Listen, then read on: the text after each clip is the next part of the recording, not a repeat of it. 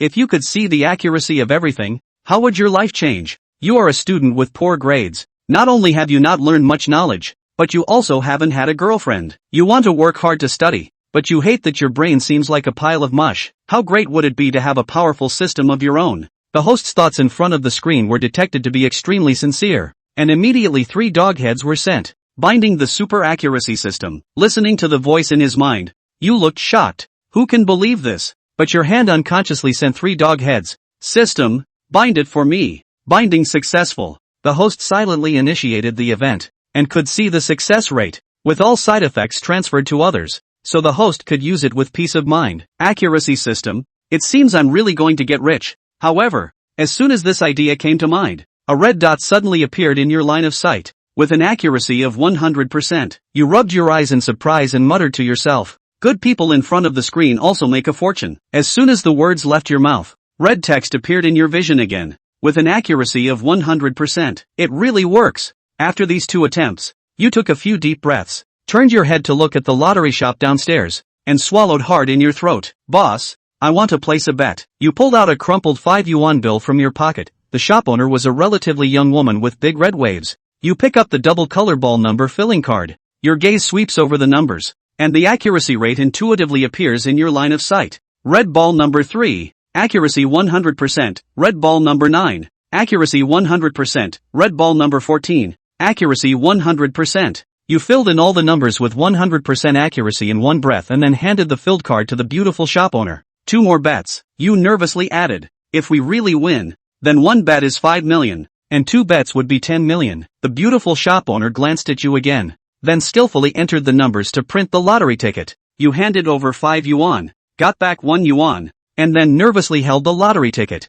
carefully stuffing it into your pocket. Today is Thursday, and the live draw will take place at 9:15 p.m. The duration of this live broadcast is very short, only about 10 minutes. A tall, beautiful host stands in front of the camera with a smile. The winning numbers for the red balls are 3, 9, 14, 16, 19, and 20, and the blue ball number is 7. Congratulations to the winners. You excitedly and eagerly look at the numbers displayed on the computer screen, comparing them with the numbers on your warm lottery ticket, 03, 09, 14, 16, 19, 20, 07. 100% accuracy. All correct. You couldn't hold back that excited feeling and shouted loudly in the room. What are you calling at this late hour? Mom said reproachfully as the door was knocked. You jumped out of bed, wanting to tell your parents this good news, but then you thought about it, with such a big prize. Given your parents' honest and simple nature, it might not be a good thing if it got out. It's okay, Mom, I just bumped my head. The next morning, you left early, called the homeroom teacher to request a day off. You didn't tell anyone the truth and set off alone on the high-speed train to the provincial capital to claim your prize. Mingyang City is not far from the provincial capital. It takes only 40 minutes to go back and forth by high-speed train. It was your first time claiming such a large prize, and you were extremely nervous. You took a taxi to the vicinity of the award building and then walked alone into the prize redemption center. Once inside, there were surveillance cameras everywhere, but it wasn't too troublesome to handle the procedures with your ID. After deducting 20% income tax from 10 million, there is still 8 million left. In the end, there is also a donation part, which you shamelessly refused. The money was directly transferred to your bank card, and after it arrived, you immediately took a car back home. Because of this matter, you temporarily do not plan to let your parents know, so you prepare to withdraw 500,000 in cash from the bank. However, just as you were thinking about whether to go to school for class in the afternoon, you ran into 2 classmates on the way. The girl was graceful and beautiful, the boy was well dressed and had a pleasing expression. Upon seeing them, you instinctively wanted to avoid them, but your reaction was still a step too slow. As soon as the girl saw you, she immediately shouted, Chan Jing, wait a minute, what is it? You sighed. The girl quickened her pace and walked over. Her name was Lu Yanyan, the class study committee member, because she often meddled in trivial matters. Although she was very pretty, she was not well liked among the boys. Why didn't you go to class today? Lu Yanyan asked with a serious expression. This doesn't seem to concern you, does it? You changed the subject. I heard the homeroom teacher say you took sick leave, but looking at you, you don't seem sick at all. You're already in your senior year, and you're still so careless, it's really disappointing. Hearing her accusations, you want to say, you are stricter than my mom. Why don't you manage so many others, always targeting me? Do you perhaps like me? However, as soon as this question popped up in your mind, The red accuracy rate immediately appeared, showing 89%. You were stunned on the spot. Accuracy rate 89%? What did I just ask?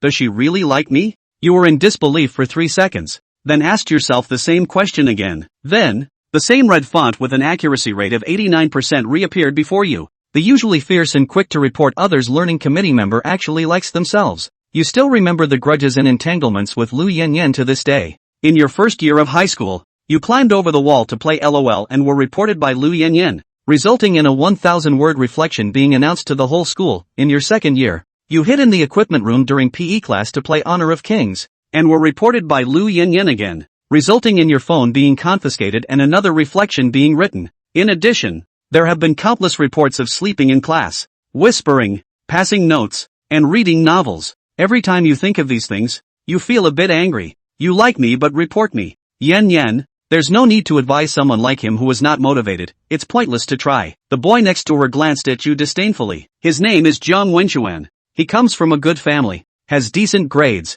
and has always felt superior in class. Only he, like a mosquito, keeps bothering Lu Yanyan. Chan Jing, tomorrow is my 18th birthday, and my dad has prepared a birthday party for me. I've invited everyone in the class. You should come too. Lu Yanyan paused and extended the invitation. You thought for a moment and wanted to refuse. After all, there were so many deep grudges, but then you reconsidered and decided not to be so petty. So you asked, is the whole class going? Everyone will go, Lu Yanyan said with a smile. Then go ahead. Thank you. Lu Yanyan thanked you. Chan Jing, actually your grades are quite good. As long as you don't slack off and review well, you should still be able to pass the first line. Pass the first line? That's not easy, you said casually. In the past, the most points lost in exams were from multiple choice questions, but now with the accuracy system, it directly kills it. What a big tone. You ranked over 30 in the last mock exam, right? With such results, you dare to say you can pass the first tier line?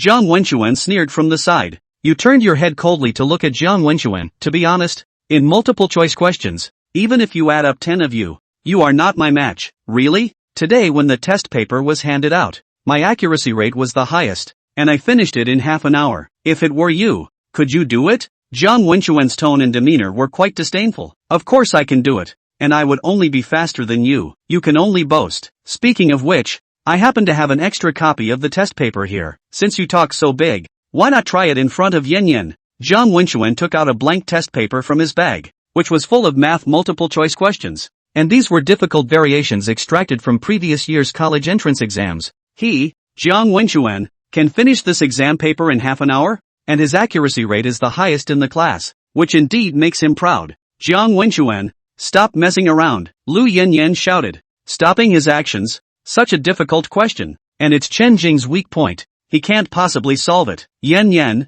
this isn't me messing around, but some people are arrogant and love to brag, and they don't even draft their boasts. Jiang Wenchuan shook the test paper. Dare to try? If you're afraid, then forget it. You sneered. If you want me to try, then I'll try. Do I care about my face? Then let's make a bet. Bet on what? With someone like you? I can only gamble. Do you dare to give it a try? This time it's your turn to ask him. Gambling? Okay. Jiang Wenchuan took out a 100 yuan bill from his pocket. I'll give you half an hour too. If you can do it and get half of it right, this 100 yuan is yours. Your expression was mocking. Just 100 yuan. Who do you think you're looking down on? Is it too little? With your family, you probably don't even have 100 yuan for pocket money in a week. Jiang Wenchuan said with a cold smile. Most of the classmates in the class know that Chen Jing's family runs a restaurant and their conditions are average. In other aspects, Jiang Wenchuan does not dare to speak, but in this regard, he has an absolute sense of superiority. However, he saw Chen Jing suddenly fumble in his pocket and took out $4,000 in cash.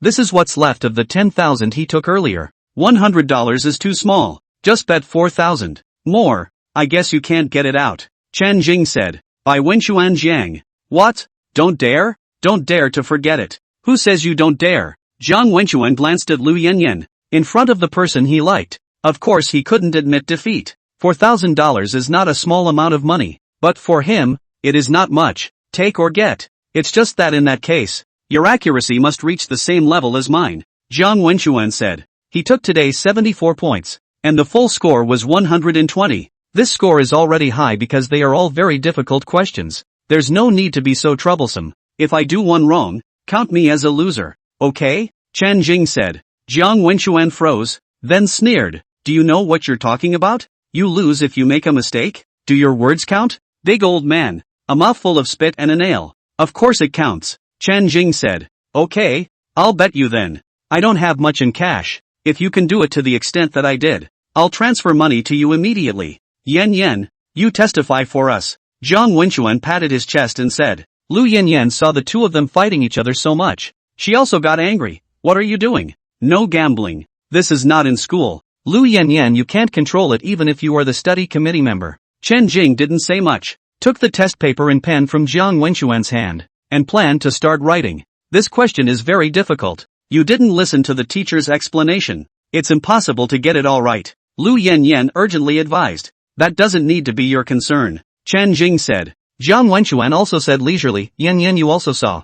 This is not me forcing him, it is his voluntary. This if he loses, I'm not allowed to renege. When he finished speaking, he also looked at the time on his wristwatch and started timing it. Chapter 14 Waiting for your transfer. Actually, seeing Chen Jing take out $4,000, Jiang Wenchuan was quite surprised. However, he thought, with Chen Jing's family condition, this $4,000 was afraid that he had saved it for a long time, right? The thought of it brought a sneer to his heart, and Lu Yan seemed to be thinking the same thing, but she was trying to persuade again, but she didn't know how to open her mouth. As Chen Jing had said, this wasn't in school, and she, the study committee member, couldn't really control this place. If I get it all right, you shouldn't be looking for excuses to renege, right? Chen Jing held his pen, and before he did the questions, he also asked, I'll renege? It's only $4,000 You do it right and then we'll talk. Jiang Wenchuan said full of concern. These questions today are extremely difficult,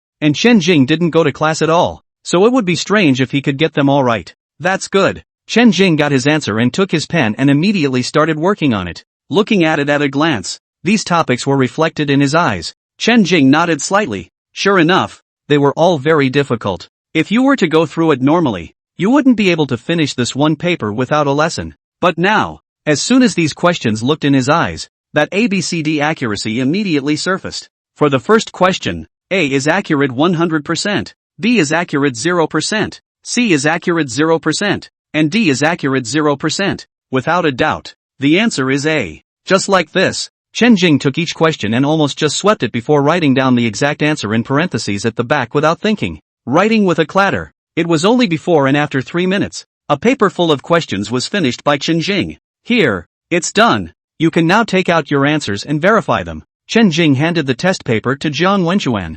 Jiang Wenchuan had wanted to see Chen Jing scratching his head in an embarrassing manner, but he didn't want to. It was only 3 minutes and he was shouting that he was done? It's not just a scribble, is it? Is this done? Just now, but we agreed that you'll lose if you do one wrong. We're all men. You can't break a bet. As you said, whoever backs out is not a man. Chen Jing smiled faintly. Okay, then I'll verify it for you. Jiang Wenchuan took out his own paper from his bag. This paper, although he had done it once, but if he were to do it again, he would not be able to do it so fast. After all, there are so many questions, some of them will be forgotten, and they need to be recalculated and examined in order to determine the results, and it only took Chen Jing 3 minutes. It would be strange if he could get them all right. Yan, come on, you come and notarize it as well, lest someone renege later. Jiang Wenchuan took the test paper and asked Lu Yan to check it together. Do you guys have to be like this? Lu Yan stomped her foot, looking at the two people who refused to back down. She was also in a dilemma. To be honest, she also didn't believe that Chen Jing could do all the questions in minutes, unless they were scribbled. 3. However, if you scribble, it means you lost the bet. With Jiang Wenchuan's personality, if Chen Jing lost, he would be unforgiving. Boys at that age like to be competitive, and she understood that. So, if she becomes the notary, isn't that tantamount to helping Jiang Wenchuan bully Chen Jing? It was not what she had in mind. Lu Yan, you just help look at it. With you notarizing it, I'm also relieved. Chen Jing suddenly said. Chen Jing Lu Yan had no choice but to follow along with the control, seeing that Jiang Wenchuan himself had already controlled it. This control down, from the first question to see the 10th question, Lu Yan more and more looked more and more shocked, only to see that those answers are actually not bad. Jiang Wenchuan, however, squeezed his eyebrows together a little bit, and his previous sneering expression also converged a little bit, and his face gradually turned black. After he finished cross-referencing the first page, He quickly turned to the second page and continued to cross-reference. Right, right, right, still right. Lu Yanyan followed along with the control. Just see that paper. All the single-choice questions are correct. Multiple-choice questions, or all right. The more Jiang Wenchuan looked at it, the more irritated he became. It was cross-referenced all the way to the last question, and it was still true that all the answers were correct. Jiang Wenchuan was so angry that he rubbed the test paper into a ball and said to Chen Jing with a black face, "You're shameless. You should have known the answer a long time ago. That's why you purposely gambled with me on this one, isn't it?" "Ha!" Chen Jing shrugged. "I should have known that you would say that if you lost. Don't gamble if you can't afford to lose. If you think you're not a man, then whatever. You." Jiang Wenchuan gritted his teeth. Chen Jing didn't go to class at all today, so it was only logical that he shouldn't know the answer, unless someone had told him. But this one paper, 60 questions, including multiple choice, even if someone had told him, he couldn't have remembered them all. Could he? Chen Jing, did you really make all of these yourself? Lu Yanyan asked in surprise at this time as well. Don't you believe it too?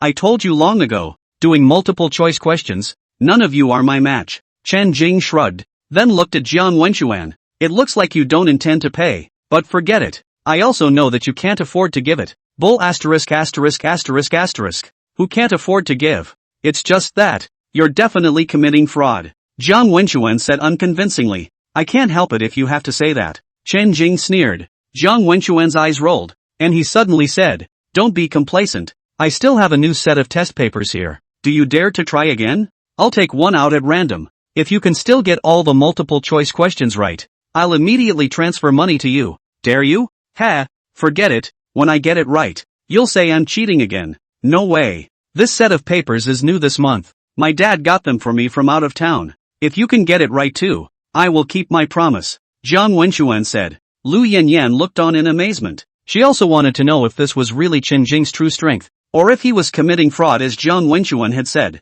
Come on. Chen Jing turned to leave without interest. Seeing him like this, Jiang Wenchuan thought that he was weak-minded, so he sneered and said, You don't dare to try, do you? That proves that you were playing a trick just now. I told you, with your level, how could you possibly do this? Chen Jing was annoyed to hear this and twisted his head to look at him. You really want me to try? Are you sure? Of course I'm sure. Jiang Wenchuan held his head high with a provocative face. Then numbly, he removed from his bag a set of unopened math papers that had matching standard answers. He casually drew one and handed it to Chen Jing. Chen Jing hesitated. Jiang Wenchuan, however, thought he wanted to retreat, so he took another step forward. Take it. Are you too weak to dare? Ha, okay. Chen Jing didn't say much, picked up the roll and waved his pen. In a normal paper, there are basically multiple choice questions lists then. And even if there are multiple choice questions, they don't add up to more than 12-16. So, Chen Jing was even faster this time. It took less than a minute before and after,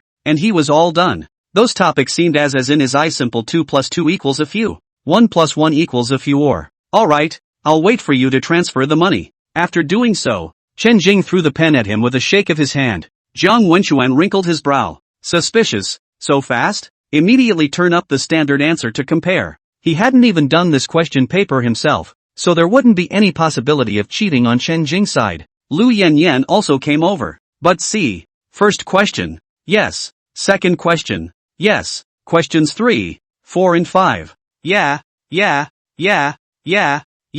Chapter 15 Intellectual Beauty. Jiang Wenchuan looked at the standard answer comparison, and only at this moment did the suspicion in his heart truly change to surprise. This paper is unopened, so there is no possibility of cheating. The only thing that can be explained is Chen Jing really did it on his own strength. How did do it? Jiang Wenchuan asked incredulously. He thought he was the strongest in the class in math, but if this were to be him, it would be impossible to do all the multiple choice questions in 1 minute and get all the answers right. Chen Jing lifted his chin slightly and looked at the floating clouds in the sky. This is the difference between genius and mediocrity. You are talking nonsense? The last time you touched the bottom exam, you obviously ranked so far behind. Jiang Wenchuan of course refused to admit that the other party was a genius. Do you understand hiding? Moving around and showing off your accomplishments is something only children do. Chen Jing didn't intend to say much either. If there's nothing else, I'll leave first. If you can't be bothered to pay, then forget it.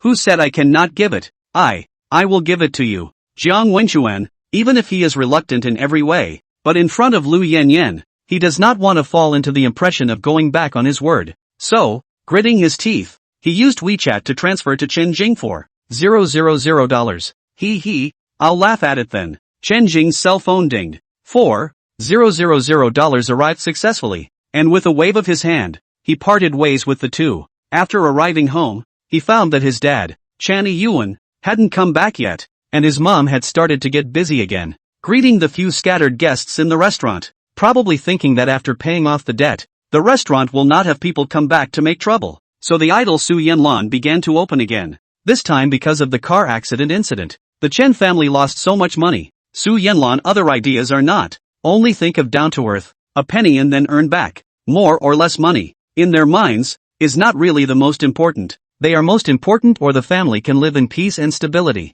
Several times, Chen Jing wanted to tell his parents that he had won the jackpot, because then they wouldn't have to work so hard. However, he also knows that the craftsman's crafts are not really just about making a living, especially for someone like his parents, who had been working as a restaurant owner for more than a decade. Even if they knew the family had that much money, they probably wouldn't stop. Many of the guests are familiar customers. Moreover, they have been familiar customers for the last 10 years. This restaurant has become a brand and sentiment in the hearts of many people. And similarly, it is the imprint and persistence of Chen Yuan and Su Yanlan to take root and survive in this city. If mom knew that the Zhangs were demanding $300,000 for the surgery, she'd probably get a headache, right? Chen Jing headed to the side table and sat down, and he didn't intend to say anything about his trip to the hospital, only looked up and shouted, "Beauty, have a bowl of beef noodles." Just a moment. Su Yanlan in the back kitchen first answered, and then stretched his head to see that it was his son. Could not help but laugh and scold, "You, this kid came back and did not come to help. How did you not go to school? What are you doing back here?" Chen Jing walked over to help while saying, "Anyway, I took a day off, so I'll simply not go in the afternoon." "How can this be? Your father's matter is also basically fine now. You can't delay your studies on your side. It's only one day. It can't be delayed. Besides, there's no class in the afternoon, so it's just as well for me to review at home. In that case, then hurry up and eat. And after you're done, send a copy of the 3 fresh noodles to MS. Song. MS. Song? Sister Yu Chen? Yeah.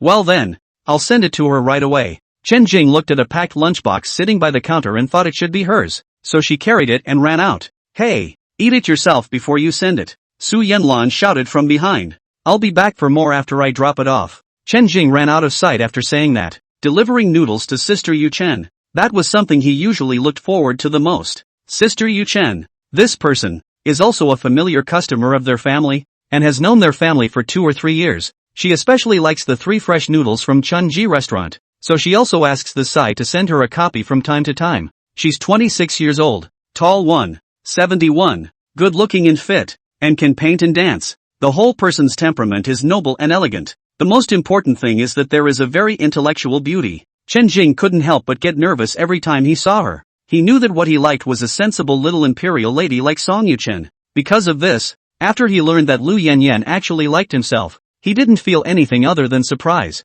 After all, in his heart, Lu Yanyan's kind of youthful type was too much less attractive compared to Song Yuchen's slightly mature type. The only pity is that she has a fiancé. From the time Chen Jing had gotten to know her, every time she ordered Sanshin noodles, as long as Chen Jing was free, he was basically the one who delivered them. So, one way or another, she was known to her. Also met her fiancé a couple times. What her fiancé did for a living, Chen Jing didn't know. Only that he drove a Bentley. He is young and rich. Today, the black Bentley was parked under her house again, and it looked like her fiancé was here again. Unfortunately, Chen Jing once again felt pity because if Song Yuchen was the only one at home, then he could have taken the opportunity to stay and chat with her before leaving, as he had done in the past. But today, apparently, it's not working. Taking the elevator up, the one who opened the door for him was none other than Song Yuchen. Today she was wearing a white chiffon blouse, a short wraparound skirt, and gray stockings, pale skin, beautifully glowing, with a natural light blush on her cheeks. She was happy to see Chen Jing's arrival. Yikes! It came so quickly. Great, give it to me. She reached for it. Chen Jing, however, said, "Sister Yu Chen, it's better if I put it on the table for you. It just came out of the pot, so don't burn your hands." Song Yuchen looked at the steaming lunchbox and accepted his kindness. "Thank you then." Upon entering the door, the familiar decor was reflected in Chen Jing's eyes. Her home was simply decorated with paintings hanging around the walls. Not Western oil paintings, but traditional ink paintings. The in a suit and tie, in his man, was also really here. 30s. In his hand he held a painting, just unfolded, on an easel. He acted as if he didn't see Chen Jing's arrival and only said to Song Yuchen, "Ah, Yuchen, this is the surprise I'm going to bring you." The painting was spread out. A turquoise painting. Ancient pines are pale and strong, and mountains and rocks are thick. This is the authentic work of Su Yang, the court painter of the Qing dynasty, he said with the corners of his mouth slightly raised. Ha, Su Yang? Song Yuchen had always been a painting nerd. One second she was attracted by the food. The next she heard that it was Su Yang's real handwriting and immediately walked towards the scroll with both eyes glowing. Chen Jing does not know what Su Yang not Su Yang. Only think it sounds not Zhang Daqian. Chi Baisher name loud. Authentic work by court painter Su Yang? Just as this doubt bubbled up within him, violently, before his eyes, the red font appeared once again. 0% accuracy. False. Chapter 16. What do you know? It's actually fake? Chen Jing couldn't help but mutter. This man is Song Yuchen's fiancé, and he's actually using a fake painting as a real one to make her happy? How could you cheat on such a beautiful woman? Probably because of the short distance. Chen Jing's muttering was heard by the man, who looked over with a stern face. What did you say? Chen Jing felt indignant for Song Yuchen, thinking that a fake is a fake. If you dare to ask, I certainly dare to say it. So it was again. I say the painting is a fake. The man said disdainfully. What do you know? Do you know anything about paintings? Do you know how much it cost to snatch this painting? Wen Bing, he was also joking. Don't mind it. Seeing that the man was angry, Song Yuchen hurriedly mediated and persuaded him. Joke? This is a labor of love for me. So many people fought over this painting. In the end, I paid double the price to buy it. Can he, a delivery man, make a casual joke like this? This is questioning my heart for you. The man was mindful. After saying that, he revealed a look of disgust. Get out. Hurry up and get out when the stuff is delivered. If you don't understand, don't talk nonsense here. Wen Bing, don't be like this. He's just a little kid. Song Yuchen persuaded the man while also kindly saying softly to Chen Jing, why don't you go back first? Ah, Jing. Chen Jing, however, was a bit secretly annoyed by that painting, which he had seen with accuracy. So that proves it's absolutely false. Accurate 0%. In no way was he making things up. But the man was all, what do you know and how much is it worth? Sarcastically and contemptuously. And also more than anything else, what Chen Jing was unwilling to accept was that Song Yuchen actually just treated him as a small child. He was years old 19 and Song Yuchen was 26, but just older 7 years. Unable to help himself, he tried to argue the point, with a flutter in his heart. Inexplicably, and somehow, when his eyes looked at the painting again, he actually found that the red font had grown some more. Su Yang was a native of Suzhou, specializing in figures, boundary paintings, birds, flowers and grasses. In the 16th year of the Qianlong Emperor's southern tour to Suzhou, he presented his paintings and was able to offer them to the inner court. In addition to these brief introductions, there are also some dense texts surfacing one after another, recording detailed accounts of the characteristics of Su Yang's personal paintings. Chen Jing looked amazed, and his heart was overjoyed. The man was a bit impatient to see him like this. Why don't you go? Why are you standing there? Only after Chen Jing quickly read through those words did he open his mouth to Song Yuchen with inner certainty. Sister Yuchen, this painting is really a fake. Ha? Song Yuchen froze for a moment, not expecting Chen Jing to still say that. The man, however, seemed to be exasperated and laughed. You're a delivery boy. How dare you make up your mind? Let me tell you, the price of this painting, even if your parents work hard for 10 years will not be able to earn. You know? That can only mean that you have been tricked and that this is indeed a fake painting. Snort. The man sneered a few times, was about to speak, then stopped. It seemed to think it was too degrading for him to bother with such a delivery boy. What is this kid? One false statement and he's left with 100 explanations? He took a few steps to the door, opened it, and pointed out, get the hell out of here. Song Yuchen was apologetic. On one side was her fiancé, and on the other Chen Jing was considered her friend. In terms of closeness, Chen Jing was definitely inferior to her fiancé. So, with her fiancé already angry, she bit her lip and passed Chen Jing a look, signaling him to go back first. Chen Jing, however, did not move and only spoke. Su Yang, the character Yun Ting. During the Qianlong period, he was an envoy of the inner court. He specialized in figures, boundary paintings, flowers, birds and grasses. Representative works include Qianlong South Tour, Shangshi Zi Shang, Beijing Shi Shang Chun Poetry Intentions, Wang Shiji writing scriptures for geese, influenced by Ai Chimam, Bohemian, and He Qingtai, French, in his early years. His work showed the first signs of realistic techniques. In his middle to late years, he refined the scattered point perspective method, combining Western realistic techniques with Chinese ink techniques in greater depth, which led to masterpieces such as Nourishing Life in a Successful World being handed down to the world. His people, among all the Qing dynasty court painters, at least can be ranked among the top 10. Who says I don't understand? As soon as these words were uttered, both Song Yuchen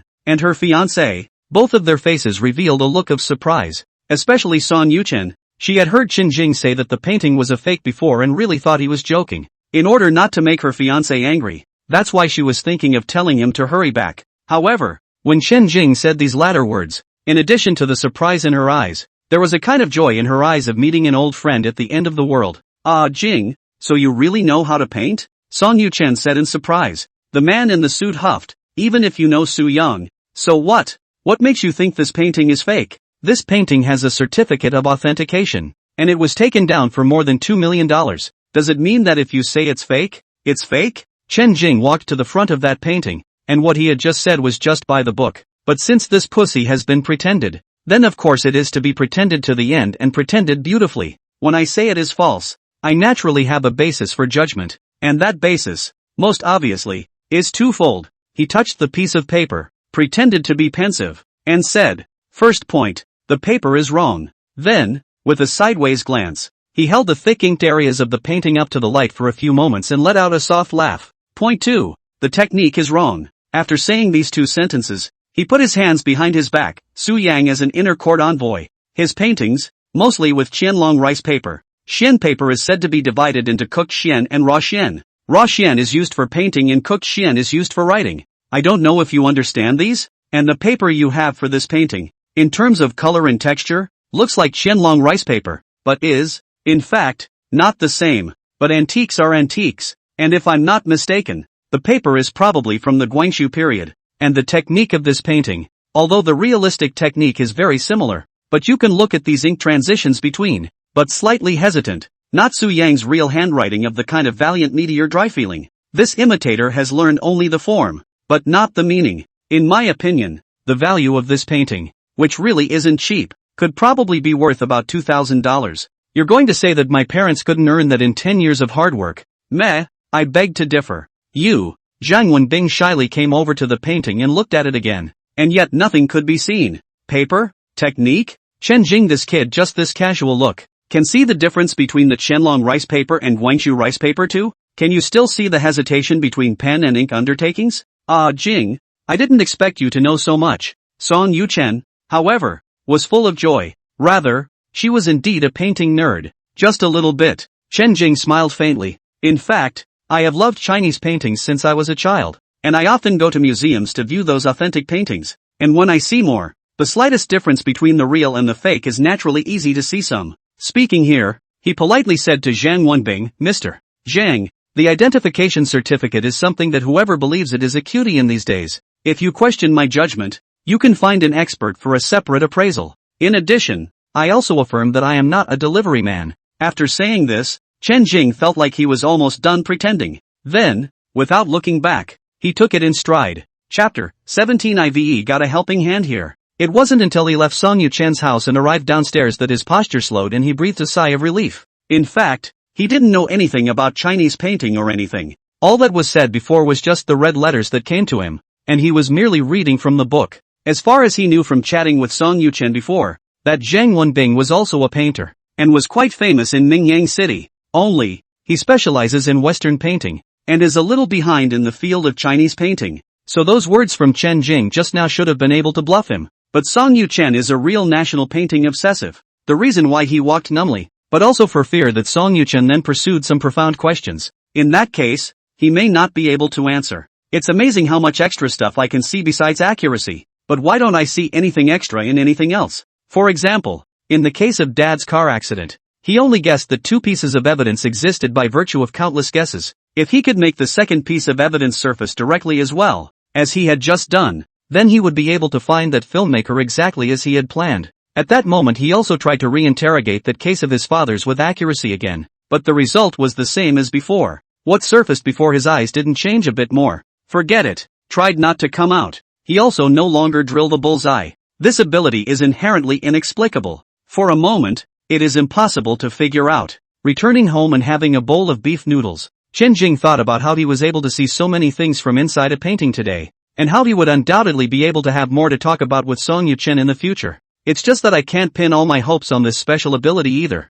I'll have to look into more of this type of knowledge myself. It's the only way I might not reveal myself. Having this obsession was also entirely due to his fondness for Song Yu-chen. Although Song Yu-chen had a fiancée now, she wasn't married after all, and in the past, Chen Jing's fondness for her could probably only be secretive. But now that this special ability existed, he felt that if he didn't fight for it, wouldn't he be sorry for the ability? If he could marry a woman like Sister Yu-chun, he would be 10,000 times more willing in his heart. Just like this thought, suddenly, only hearing a slight click, a jade piece button worn on Chen Jing's neck shattered without warning and fell down. As soon as it hit the ground, it directly turned into a puddle of pieces.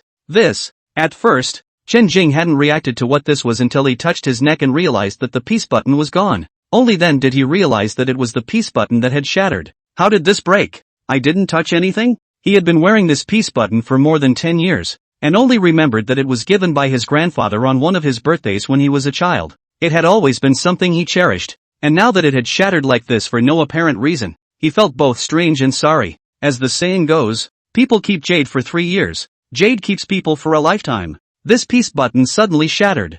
I'm afraid it's not a good sign, he pondered thoughtfully. When Su Yanlan saw that he was fuming, she asked him, "What's wrong?" Chen Jing came back to his senses and hid a smile. "No, nothing, Mom, I'm done eating, I'm going to review." "You're busy." He did not tell this to his mother. He knows that his mother is superstitious. If she knew, she might worry about this and that. Back in his room, he didn't have the heart to really review. Instead, he read up on some knowledge about paintings, and in his heart, he was looking forward to delivering the noodles to Song Yu-chen again next time. At night, it wasn't o'clock that Dad Chen Yuan returned home in a starry night. Until 12, although he came back so late, his face, however, was ecstatic. Chen Jing looked at his expression and knew that there was definitely something to be gained. Just ask him, "Dad, did someone really call you?" Chen Yuan mysteriously did not rush to say, but after the store door closed, and then called Su Yanlan and Chen Jing together to the room, which took out a memory card from his pocket.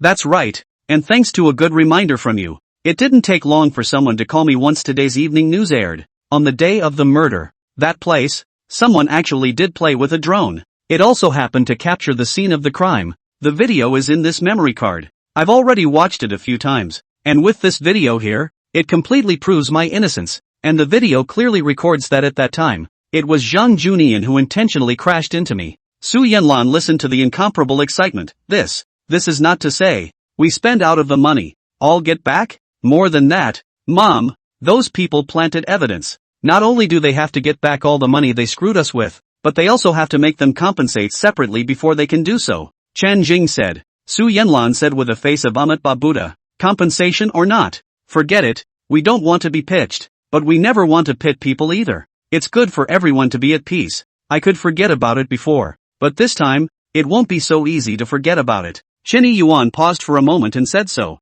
He is also a decent and generous person, but this time, that Zhang family father and son also really went too far. Even for an honest man like him, he could not bear it a bit. Jing is right. Compensation must be made to them, and they must also be punished accordingly by the law for having done these things. That follow-up if they retaliate again. What to do? Su Yanlan had some worries. Retaliation? We are not afraid of their retaliation when we walk the straight and narrow. Chen Yuan straightened his back and said. Chen Jing also cooperated. "That's right, Mom, no matter which era, it's actually the same. A horse is good at being ridden, and people are good at being bullied. If we don't let them pay a little price, they'll really think that our family is really good at bullying. Just imagine, if Dad's car accident this time had directly killed Zhang Junian, then I'm afraid that our family would not be able to keep this building. They didn't intend to make things easy for us in the first place, so why should we give in to them?" "That's right, Jing is right. We must give them a little color this time. It's just that this matter can't be publicized for the time being. We have to be prepared for everything before we can give them a fatal counterattack," Chen Yuan said. Zhang family father and son is now no longer a problem. Chen Yuan's idea is to want a Zhang family father and son behind the people to pull out together to bring to justice. "I'll go to find Officer Liu for the record first thing tomorrow morning." Well, I'll also have to hire another lawyer. In addition, my TV station classmate has also promised to highlight this matter on tomorrow's midday news. As long as a big fuss is made, the other party, even if they are rich and powerful, will not want to get out easily. Nice job, Dad. Chen Jing clapped his hands in fear. I have to say, the handling of this thing is indeed dripping. Looking at his dad's excited face, he suddenly took out his cell phone as well. Speaking of which, I, too, have a helping hand. Chapter 18, 300,000 this time. Early the next morning, before 8 o'clock, Chen Yuan opened his mouth and went to find Officer Lu. Chen Jing face expectantly want to follow to see the fun, but by the mother a stern even persuade with scolding to drive to the school. It's May, and it's already starting to get hot in Mingyang City. This is less than a month left from the college entrance examination. The senior class has actually taught everything that should be taught, and the weekday classes are nothing but review or revision. After surviving the morning class and waiting until the bell rang, Chen Jing stretched and prepared to go home for dinner. In his 3 years of high school, he had eaten in the school cafeteria only a handful of times. This is to blame for his family is to open a restaurant. Mom and Dad good hands, so since childhood mouth raised difficult, the cafeteria things really do not fit his appetite. I just got home, only to see that we have quite a few guests today. Mom, is Dad still not back yet? Chen Jing ran to the back kitchen as soon as he entered. Nope, says he's at the law firm. Should be back soon too. Here, you eat first. As usual, Su Yanlan had prepared lunch for him a long time ago. Chen Jing carried it, and headed outside, ready to find an empty seat to sit down and eat slowly. But it was also at this time that, outside the restaurant, a familiar man striding in an outwardly 80-foot step, followed by three others, blocked the doorway. What are you guys doing here again? Chen Jing couldn't care less about eating, and the chopsticks he had just picked up were put down again. There had to be 7 or 8 people gathered around the doorway by a rough count. The leader, naturally, was Zheng Hongfu, Zhang Junyan's eldest son. Yesterday he had asked the nurse for an appointment for surgery, and today he hadn't seen the Chen family send money over all morning, so he guessed that he should have come to call for money. What are you doing here again? Zheng Hongfu sneered and took a few steps towards the inside, glancing towards Chen Jing's rice bowl for a few moments. Really rich. Such a big piece of pork. Such a big bowl. You're blatantly showing off your wealth? Is this in your way? Chen Jing said. It's not like it's in my way. It's just that my dad is suffering while you guys are enjoying yourselves. My father is going to have an operation today. It was supposed to be done in the morning, but you didn't send the money, so it had to be delayed until the afternoon. Now that I'm here, if you don't pay today, well, you'll have to weigh the consequences yourselves. Zheng Hongfu took a seat right next to Chen Jing with a big horse. He also nonchalantly picked up his chopsticks and ate Chen Jing's food. Brothers, don't be polite either. Find yourself a place to sit. Zheng Hongfu ate by himself while also greeting the 7 or 8 assholes behind him. The men ganged up and swarmed in, deliberately crashing right into the 2 rows of empty beer bottles stacked against the wall. It crackled and shattered. Yo, all of you watch out. Don't break other people's stuff. Zheng Hongfu reminded and smiled on his face. The 7 or 8 men, knocking over bottles of wine, also overturned tables and benches one after another. What are you doing? Chen Jing stood up with a flourish. The assholes cocked their heads and said with cigarettes in their mouths, how can you sit on such dirty tables and stools? Is this how you greet your guests? There were a few guests in the store, but now they all hurriedly greeted Su Yanlan and left first from one side. Zheng Hongfu had a smile at the corner of his mouth, and he continued to eat the dishes regardless. It was obvious that he had brought someone here this time as a dismount. Yesterday when Chen Jing left, he was kindly reminded to ask their family to prepare money, but all morning today, he didn't wait for the $300,000 for the operation. So, he's pissed. Since he was angry, then of course the Chen family had to be subjected to his venting.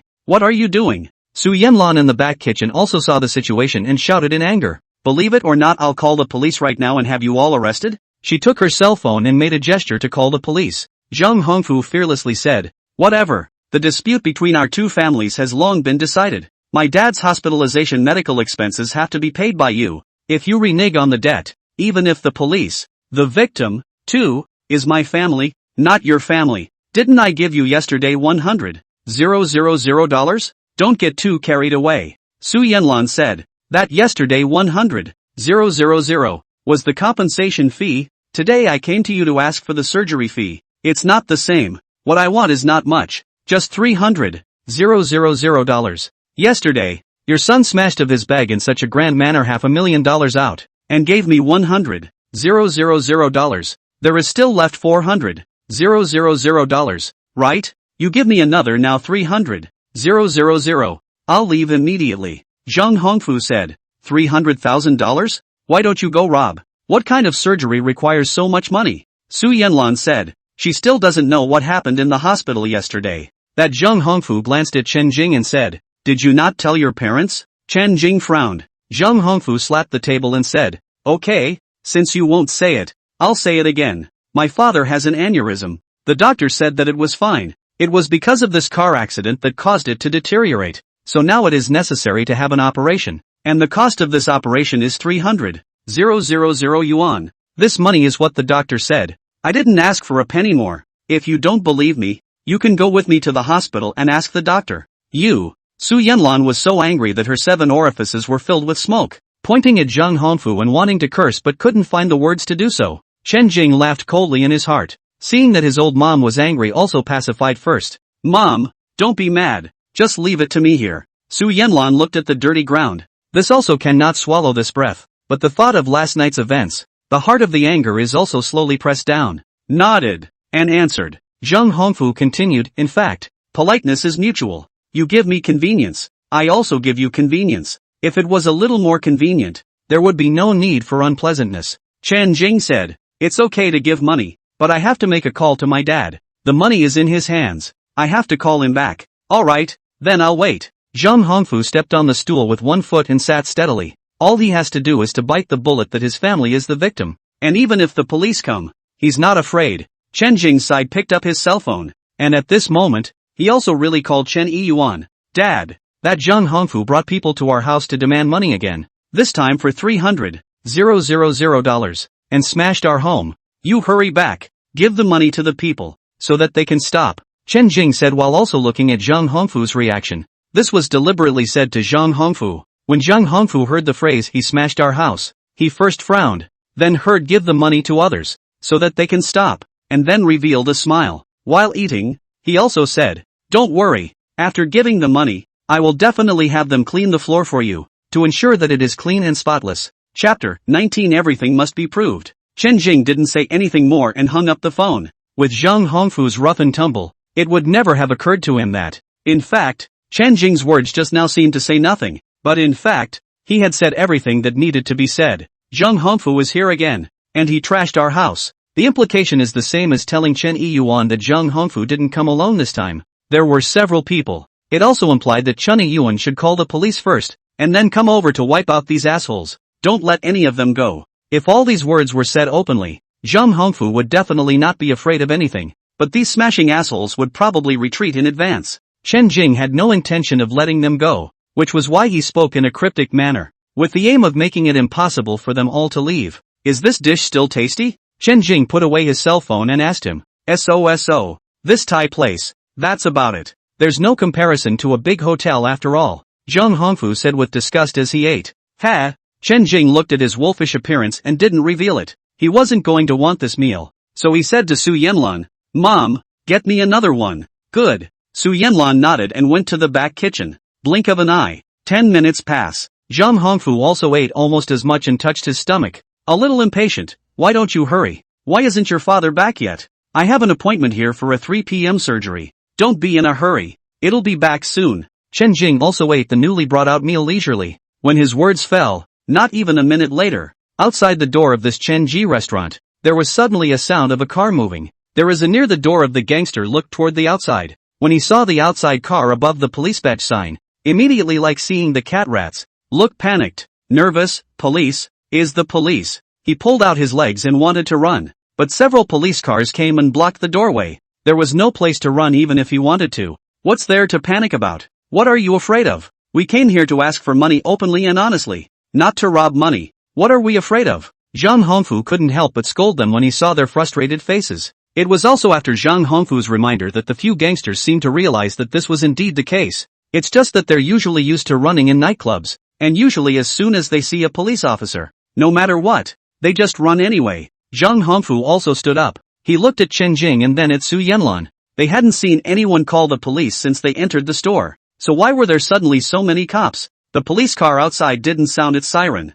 so it came unnoticed. In just this moment, more than a dozen police officers got out of the car one after another and ran into the restaurant. The leader, also an old acquaintance of Chen Ji restaurant officer Lu Qixing. Zhang Hongfu, it's you again? I didn't catch you the last few times you came to make trouble, but I finally caught you this time. What else do you have to say? Lu Qixing had his hands behind his back, all majestic. Zhang Hongfu smiled sarcastically and said, Team Lu, look at what you're saying, as if you're saying that I'm like a bad person who is unforgivable, aren't you? Of course not. This is not also anxious. My father waiting for life-saving money to do surgery this anxious. This also should be extenuating circumstances, right? You see, I did not do anything. Is that the brothers accidentally knocked down some bottles and tables? The big deal I let them clean up, to ensure that clean. This always right? Zhang Hongfu said curtly, life-saving money? What life-saving money? I heard that you came to ask for money again? Yesterday the Chen family gave you $100,000. I was the witness. Why are you here to ask for money again? Team Lu, you don't know Yesterday that money was agreed upon long ago in the mediation agreement. And the money that you want today is the life-saving surgery fee What kind of surgery again? Aneurysm Team Lu, the doctor said that the surgery for this thing is difficult, so the cost is also high. But after all, my dad was hit by Chen Yuan. Of course he is responsible for this to the end. Don't you think so? Zhang Hongfu spoke in an organized manner. Outside the door. At this moment, Chen Yuan also appeared, and following him, there was a man carrying a briefcase. He had heard Zhang Hongfu's words just now. You want $300,000, right? Chen Yuan said. Yes, just $300,000. Not a penny more, not a penny less. Take the money and I'll leave immediately. Then I'm sorry, I'm not going to pay for this, Chen Yuan said. Zhang Hongfu's face immediately changed when he heard this. What? He didn't care if there were police here or not, and slapped the table on the spot. Chen Yuan, you bumped into my dad. How dare you not take responsibility? You caused my father to be hospitalized and his life is on the line. If anything happens to my father because of the delayed surgery, I'm not done with your family. The incident? The person who caused the accident would be your father, right? Speaking of which, all that money I gave to your family, you need to return all of it to me before you can do so. In addition, the medical bills given at the hospital are also considered to be advanced by me, and your family needs to return them to me as well, Chen Yuan said. Zhang Hongfu was so angry that he laughed. Chen Yuan, you've gone insane, haven't you? This matter was decided a long time ago, and the full responsibility is yours. What kind of bull are you talking now? I'm just stating the facts. Facts? The facts are that you hit my dad, that my dad is lying in the hospital, and that you're standing here alive. That's the fact. Zhang Hongfu roared, his face red. Chen Yuan is not in a hurry, said slowly, the day of the crime. In fact, I said, that day I went to buy goods. In the halfway, is your father Zhang Junyan reverse driving? Hit me. This responsibility should all belong to him. Moreover, Zhang Junyan should have been instructed by certain people, which is why he deliberately set me up and designed this setup. You're farting. My dad's three-wheeler was knocked off the road by you. After the crime, you even destroyed the traces of the scene. Now you are saying this. Empty words. Who will believe you? And you're accusing my dad of setting you up? Humph. Team Lu, you heard him. He's pouring dirty water all over the place. My dad is lying in the hospital dying. Zhang Hongfu said. Lu Qixing face expressionless. Then your father Zhang Junyan, in the end there is no design to harm people? Of course not. How could this be possible? Zhang Hongfu decisively denied it. Lu Qixing added. I heard that the day before the murder, someone came here to let the Chen family sell their house, and the Chen family didn't agree. And the next day, something happened. Speaking of which, this is indeed some coincidence. Zhang Hongfu's heart tightened, but his face still looked indignant, slapping the table and saying, what's this got to do with my dad? Everything has to be about evidence. Team Lu, you can't just slander my dad with this kind of speculation. Lu Qixing nodded his head. Yes, everything does have to be about evidence. Zhang Hongfu also echoed a sentence. That's right. There is no evidence that is slander. Chen Yuan, if you talk nonsense, beware of me suing you for libel. Chen Yuan smiled faintly and slowly took out a cell phone. Evidence? You want evidence? That's fine. We're all present anyway, so let's hear this evidence properly. He opened his cell phone and tapped his finger to a recording file in front of everyone. Chapter 20. I still have the evidence you asked for. Old Zhang, I heard you say before that if you want to make a lot of money, it doesn't matter even if you give up your life. Is that true? That's true. My body is getting sicker every day. Look at my neck. An aneurysm, and the doctor told me a long time ago that I wouldn't be able to drag it out much longer without surgery. This aneurysm, that bad? That's true. It's similar to cancer. But this surgery is curable, but expensive. $300,000 for the surgery. How can I afford it? I do have a doorway here. And if you're willing to do it, it's possible to fulfill you. What doorway? There's a man named Chen. A nail house. Dead set on a place not to leave. My boss offered him $6 million. He actually wanted to sit on the ground. Do you think this man is greedy? $6 million? Hey, that's pretty greedy. Yes, they sell a broken building and get $1 million easily. Are you convinced? 6. Definitely not convinced. So yeah, just find a way to get him. You're all sick anyway. If you do it, I promise you on my side 200,000. Get him? What? Then you'll have to figure it out. Anyway, our purpose is to make him sell the building. It's as simple as that. At the moment they won't sell. And they're not short of money. When they're short of money, they'll probably beg their grandparents and cry out to sell. You're not kidding, are you? Do you see me trying to be funny? Don't tell anyone what I said. Why yes, I'm tight-lipped. I also know your family situation, which is why I'm taking care of you. In fact, if this is thrown out there, a lot of people would grab it.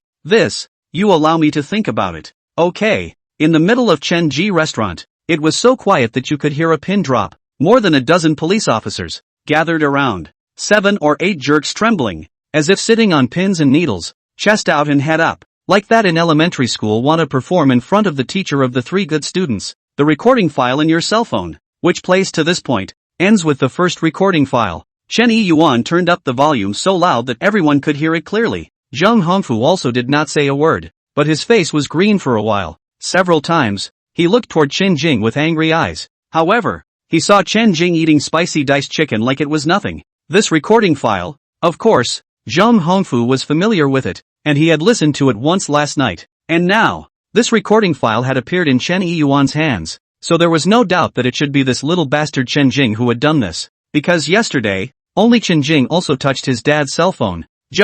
How did Chen Jing know that there was a recording in this cell phone in such a short period of time yesterday? And he disguised it as if it was nothing afterward? Zheng Hongfu, the voice played by this recording file, does it sound familiar? Chen Yuan suddenly asked. What's so familiar about it? What's familiar? What is this? Zheng Hongfu refused to admit it. Let's listen to it again then. There are 6 recording files. Chen Yuan clicked on the second one. On the cell phone, another voice soon followed. Okay, this thing I did. That surname Chen son of a, actually so greedy. 6 million are not enough. We work hard for a lifetime cannot earn that money. I can't make that kind of money even if we work hard all our lives. I don't have any psychological burden to pit him. Hey, that's right. Just do the job and say $200,000. Send it to your house immediately. That would require a note. Are you stupid? Can you make a note for this? But if you really want to do it, I can give you first 50,000 to show my sincerity. That's fine.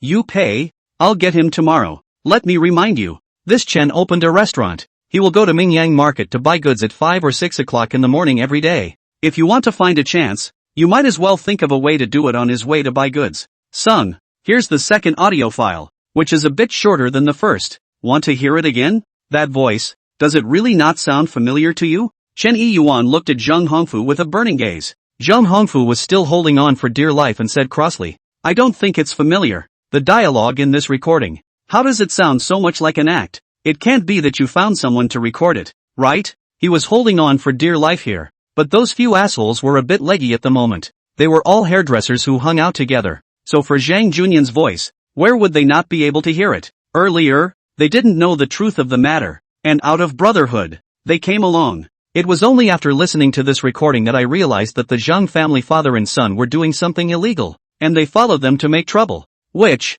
isn't that an accessory to the crime? With this in mind, several of them, all of them want to speak again and again, want to state their innocence and confess to leniency. You still have a hard mouth. Don't think I don't know the law just because I haven't read much. I've watched too much TV to know that a recording alone can't prove anything. I came here today to ask you for the life-saving money. If you deliberately delay, and my father has a long or short life, I will definitely sue you. Zheng Hongfu said fiercely. Sue me? Today? I just happened to get a lawyer to come as well, Chen Yuan said, then asked the man with the briefcase beside him. Lawyer Zhou, if I sue them in this case, what would be the success rate? Lawyer Zhou, 100% success rate, dare not say. 99% success rate is still there. Zhang family father and son intentionally framed, which has constituted a number of criminal offenses. As for compensation first and not to mention the rest of their lives, no accident should be spent in jail. That's good. Chen Yi nodded farther. In fact, he still had some regrets in his heart. That is,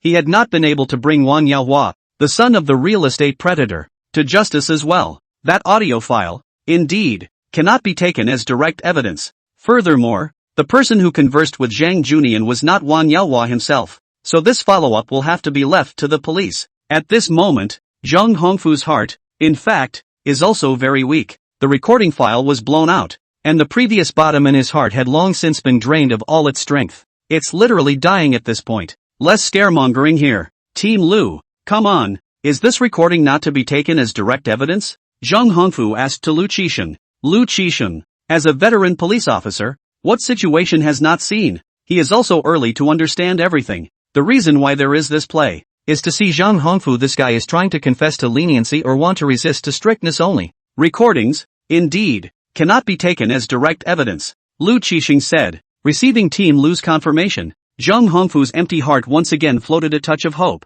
Hear that? It's no use playing tricks, claiming that my dad harmed you, but you don't have a single hair on your head, and my dad is lying in the hospital suffering. If you want to take evidence, take a decent bit of evidence. Don't pull this nonsense. Zhang Hongfu swept a cup off the table with a slap. It was also at this time that Chen Jing, who was eating spicy diced chicken on the side, suddenly counted the time and turned on the TV, turning the volume to the maximum. Dad, that car on the news looks kind of familiar. The midday news was playing on the TV on the wall of the restaurant, and the footage, at that moment, also just happened to be a clear video of a car accident. Newscast, in the early hours of, a member of the public filmed a three-wheeler driving against traffic on its way to the Mingyang Big Market, deliberately crashing into a minivan May 6. Chapter 21. No tears until you see the coffin. If Zhang Hongfu was still able to hold on for dear life before, then he was now, and his feet were starting to drift a bit. After all, audio files can indeed be faked. As long as he denies it to the end, there is nothing that can be done about him. But now, the big 65-inch TV is a new one that Chenji restaurant got last year at the suggestion of some soccer fans. It's beautifully illustrated in high definition. May 6th, Mingyang Road near the Mingyang Big Market. A three-wheeler crashed into a minivan. There's a line here that's completely right on the money. And, what's even more exaggerated is that it's not known who shot this, but it's so high definition, almost even the license plate number is photographed. So you can see that this filming equipment is not cheap. The footage clearly shows a small three-wheeler traveling in the opposite direction, deliberately crashing into the minivan. Ha, Dad, does this look like the day you got hit? Look at the license plate number. It seems to be your minivan. Chen Jing chewed the spicy diced chicken and pretended to be surprised while eating it. Chen Yuan also smiled. This should be the heavens opening their eyes. And now that things have come to this, there shouldn't be anything more to say. Zhang Hongfu. Lu Qisheng sighed at this moment and said, Zhang Hongfu, ever heard of a saying? Ha? What? What words? Zhang Hongfu's tone was starting to weaken. Confession is lenient. Resistance is strict. In fact, from the time I entered this door, I was waiting for you to confess on your own. But you chose the latter. Originally, for this matter, only your father should be held responsible. But as of now, you are also considered to be complicit in the crime. Lu Qisheng said, then took out a pair of shiny handcuffs from his waist. Zhang Hongfu's face instantly turned white. He wanted to argue, but the video on that TV was just too clear. Ironclad evidence was here, and any rebuttal from him would only pale in comparison. I don't know. Lu team, this situation is completely different from what I know. I didn't expect the original result to be like this. Zhang Hongfu couldn't argue, so he thought to at least take himself out first. All he had to do was to push the idea that he didn't know the real situation, and even if he was guilty, it would be less severe. The rest, well, let the old man carry it. As the saying goes, husband and wife are originally the same forest. Oh no, father and son are originally the same forest bird, and the big trouble seems to be wrong. Zhang Hongfu, you are not seeing the coffin without tears. Lu Qisheng said sternly. What I said is true. Lu team, I really do not know the situation. I thought that my dad was hit by him, and as a son of a man, without knowing the real situation, I definitely want to seek justice for my dad. That's right, right? Zhang Hongfu struggled to defend himself. It's good to have filial piety, but for you to say that you don't know, that's a bit of a statement against your conscience. Lu Qisheng said. What unconscionable? I'm telling the truth. Lu Qixing shook his head slightly when he saw his stubbornness. I've already listened to those My Way Here 6 audio files on. Do you understand? Chen Yuan will cooperate with Lu Qixing this time, and suddenly clicked the 6th recording file to come add money. My father was injured so seriously, and now the full responsibility has been awarded to the family surnamed Chen. You have to add at least another $100,000. Oh, are you sitting on your ass too? Don't say that. You've seen my dad's situation. We're not afraid of those with bare feet. If you don't give this money, I'll let my dad turn himself in. Everything is your father's doing. So what can you do if you turn yourself in? It can only be your family's bad luck. You don't want to push me. I'll do anything if you really push me. Forget it. 50,000. At most another for you 50,000. After this time, you shouldn't come back to me either. If not, I can get your dad to harm Chen Yuan, and I can get other people to get your whole family. Understand? Threaten me? I'm not afraid of you. 50,000 is 50,000. Bring it. A clear voice, playing in the cell phone. Zhang Hongfu, who had just gotten up, listened to the voice that belonged to him. He remembered that it was the third night after the accident. The man came to when his father recorded it. Visit. Originally, this recording, which Zhang Junian wanted to use to protect his family, turned out to be a good thing. Instead, he pitched his son, Zhang Hongfu, into a corner. Zhang Hongfu, this recording, it's your voice, right? Lu Qixing said.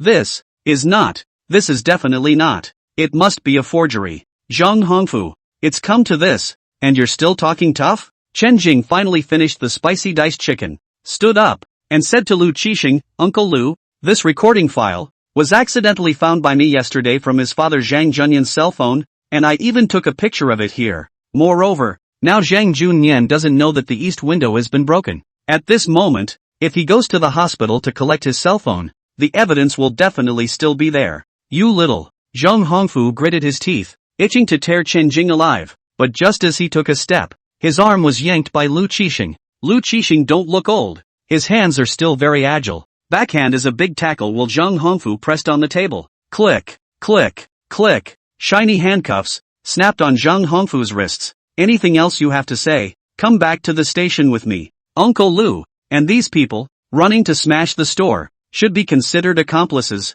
right? Chen Jing pointed at the 7 or 8 assholes on the side. The guys, long ago, were too scared to squeak. They are, more or less, guilty of something, and none of them can afford to be checked. So at this moment, none of them dared to prove their innocence either. Lu Qixing waved his hand. Cuff them all and take them back. Those young officers made their move, and in 3 tries, they handcuffed all 7 or 8 of those assholes and pushed them into the police car. After the people were all escorted to the car, Lu Qixing said to Chen Yuan, Old Chen go over there together. To overturn the case you have to go over there together as well. By the way, also go to the hospital together to check Zhang Junyan's cell phone first. Okay, thank you Team Lu. Chen Yuan thanked sincerely. Lu Qixing also smiled down. Honest families like this deserve justice, and those with bad intentions deserve to be punished. Dad, I'll go too. Chen Jing was overjoyed at this moment. Zhang Hongfu had already been taken down, and what he wanted to see more than anything else was that the culprit at the hospital being taken down along with him. Although Zhang Junian was all sick, this kind of person definitely did not deserve sympathy. What are you looking at? You still have classes this afternoon. Finish eating and get your ass back to school. Before Chen Yuan agreed, Su Yanlan had already crossed her arms and disciplined. It's enough to have your father to deal with this matter, so don't go and add to the chaos. Where did I add to the chaos? Chen Jing defended with a bitter smile. Not allowed to go anyway. Yeah, just don't go. I'll be fine. Listen to your mom and go back to school after eating. Chen Yuan also said so. With no other choice, Chen Jing could only see his dad and the others leave. After he helped clean up the store, he went back to school. Chapter 22. At the same time, in an antique street in Mingyang City, at this moment, there was a man and a woman who were in a store called Gathering Light Pavilion, greeting an old man with black and white hair cordially. The man held an exquisite box in his hand, from which he now took out a long scroll painting and spread it out slowly on the table. Professor Lin, this time I've come over. I actually have a painting that I'd like you to help give a look at and identify whether it's real or fake. Beside him, a quiet woman was extraordinarily beautiful in a chiffon blouse and hip-hugging skirt. At this time, he gently tugged on the man's sleeve and persuaded in a low voice. Wen Bing, why don't we forget about it? Don't test it. The man, however, was very insistent and said to her, Don't worry, Professor Lin is an authority in this area. He can definitely tell if it's true or not. It's also good to put your mind at ease after we have the results, or else outsiders will really think I'm lying to you. I hadn't thought of it that way, the woman said. I know you haven't thought of it that way, but outsiders can't guarantee it. No one can question my true feelings for you, including that boy. No, the man said. Earlier at home, the man had wanted to use the painting to please Song Yuchen, but was told by a delivery boy that it was a fake painting, which made the originally good atmosphere, after that, become awkward for a while. Song Yuchen actually didn't mind if it was real or not, because in terms of quality level, this painting was still considered superior even if it was a fake. But Zhang Wenbing was very mindful of this. Thus, he also brought Song Yuchen to Professor Lin's place. This Professor Lin used to work in the Capital Museum. Then after early retirement, he returned to open an antique store. He is an absolute authority in this regard. An ancient painting, if you want to know whether it's real or fake, it's absolutely right to ask him. Wenbing, you had this painting appraised by someone before? Prof. Lin was also familiar with Zhang Wenbing, and he looked at him for more than 10 minutes before he put down the magnifying glass and asked. Zhang Wenbing said, it is not looking for someone to identify. Just, hey, you cannot mention it. Mention it is a stomach fire. This painting I was entrusted from the provinces to buy down at a high price, is intended to be given to Yu Chen. But just now, a delivery man, casually looked at a few eyes, said this painting is fake. That Professor Lin guffawed. A delivery boy said that, and you took it seriously? I certainly do not believe but this painting is my heart. Was questioned this certainly not. So just found you this. Let you palm eyes. Professor Lin laughed. You're being a bit too serious here. Song Yuchen this side also whispered. That's it. I also said it's not for identification. Zhang Wenbing, however, said with a serious face, it won't work without identification. I am also worried that if you believe that kid's words, then wouldn't my intentions be worthless? And that kid just casually looked at two eyes, but also pretended to say that this painting has two doubts. In my opinion, this is completely in the nonsense. Oh, what did he say to what's suspicious? Prof. Lin asked. Zhang Wenbing also came to the side of the painting. He said that one of the doubts is that the painting technique is not right, saying that there is a hesitation between the ink transfer. But I look at this painting, the ink and pen running in the clouds and water. Where is there any hesitation? He also said that the paper of this painting is not right. You say laughable not laughable, just based on two eyes alone. Concluded that this paper is not Qianlong rice paper, but the Guangxu year of rice paper, is simply nonsense. Professor Lin kept a smile on his face and didn't jump to conclusions right away. Zhang Wenbing continued. Of course, I don't believe it. What exactly is this painting like? We still have to let you, Professor Lin, come to a conclusion. Where did you buy this painting? Professor Lin asked. Guanghai City's Guangxing Auction House bought it, and there are all the certificates and receipts. Guangxing Auction House is also one of the best in Guanghai City, saying that it should be true, but this painting is indeed fake. Hearing this, Zhang Wenbing's expression was stunned, and he thought he had heard wrong. Fake ones? Well, as you said just now, there is indeed a problem with both the technique and the paper of this painting. The material of the paper, the difference is very small. Not professional people basically cannot see. There is also this technique. Imitation is indeed very similar, but this is only similar to the form.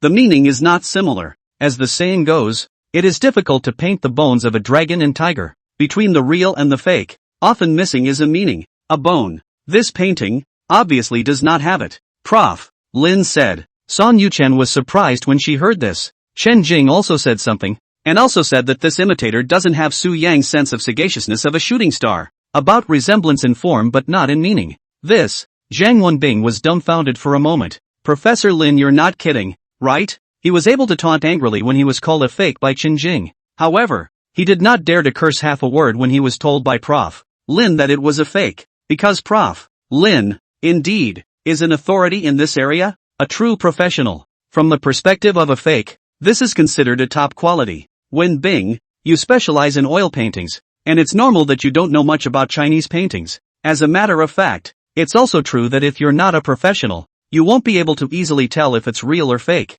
Prof. Lin said. So, I'm really being lied to? How much did you pay for this painting? Over $2 million. That is indeed a bit of a loss. The painting can be worth a few $1,000s. $2 million would be considerably less. Professor Lin also re-rolled the painting for him after he finished. Domestic antiques this thing. The water is deep. Wenbing, you do not understand. or do not just buy good. Authenticity of this thing? Where will there be so many surviving? But learn from your mistakes. Buy a lesson for you is not a loss. Zhang Wenbing froze for a while and didn't come back to his senses. Looking at the painting on the table, he almost wanted to just tear it up. A painting bought for more than $2 million is actually really worth only a few $1,000s, as that Chen Jing kid said. So, what Ah Jing said is true. So it seems that he really knows how to paint. Song Yuchen suddenly said. Professor Lin held up the presbyopic glasses on the bridge of his nose and also came to be a bit interested. I am curious as to what kind of character you guys are talking about as the delivery man. At first glance, this painting does look very much like the real thing. And I also scrutinized it for a long time before I could see the clues.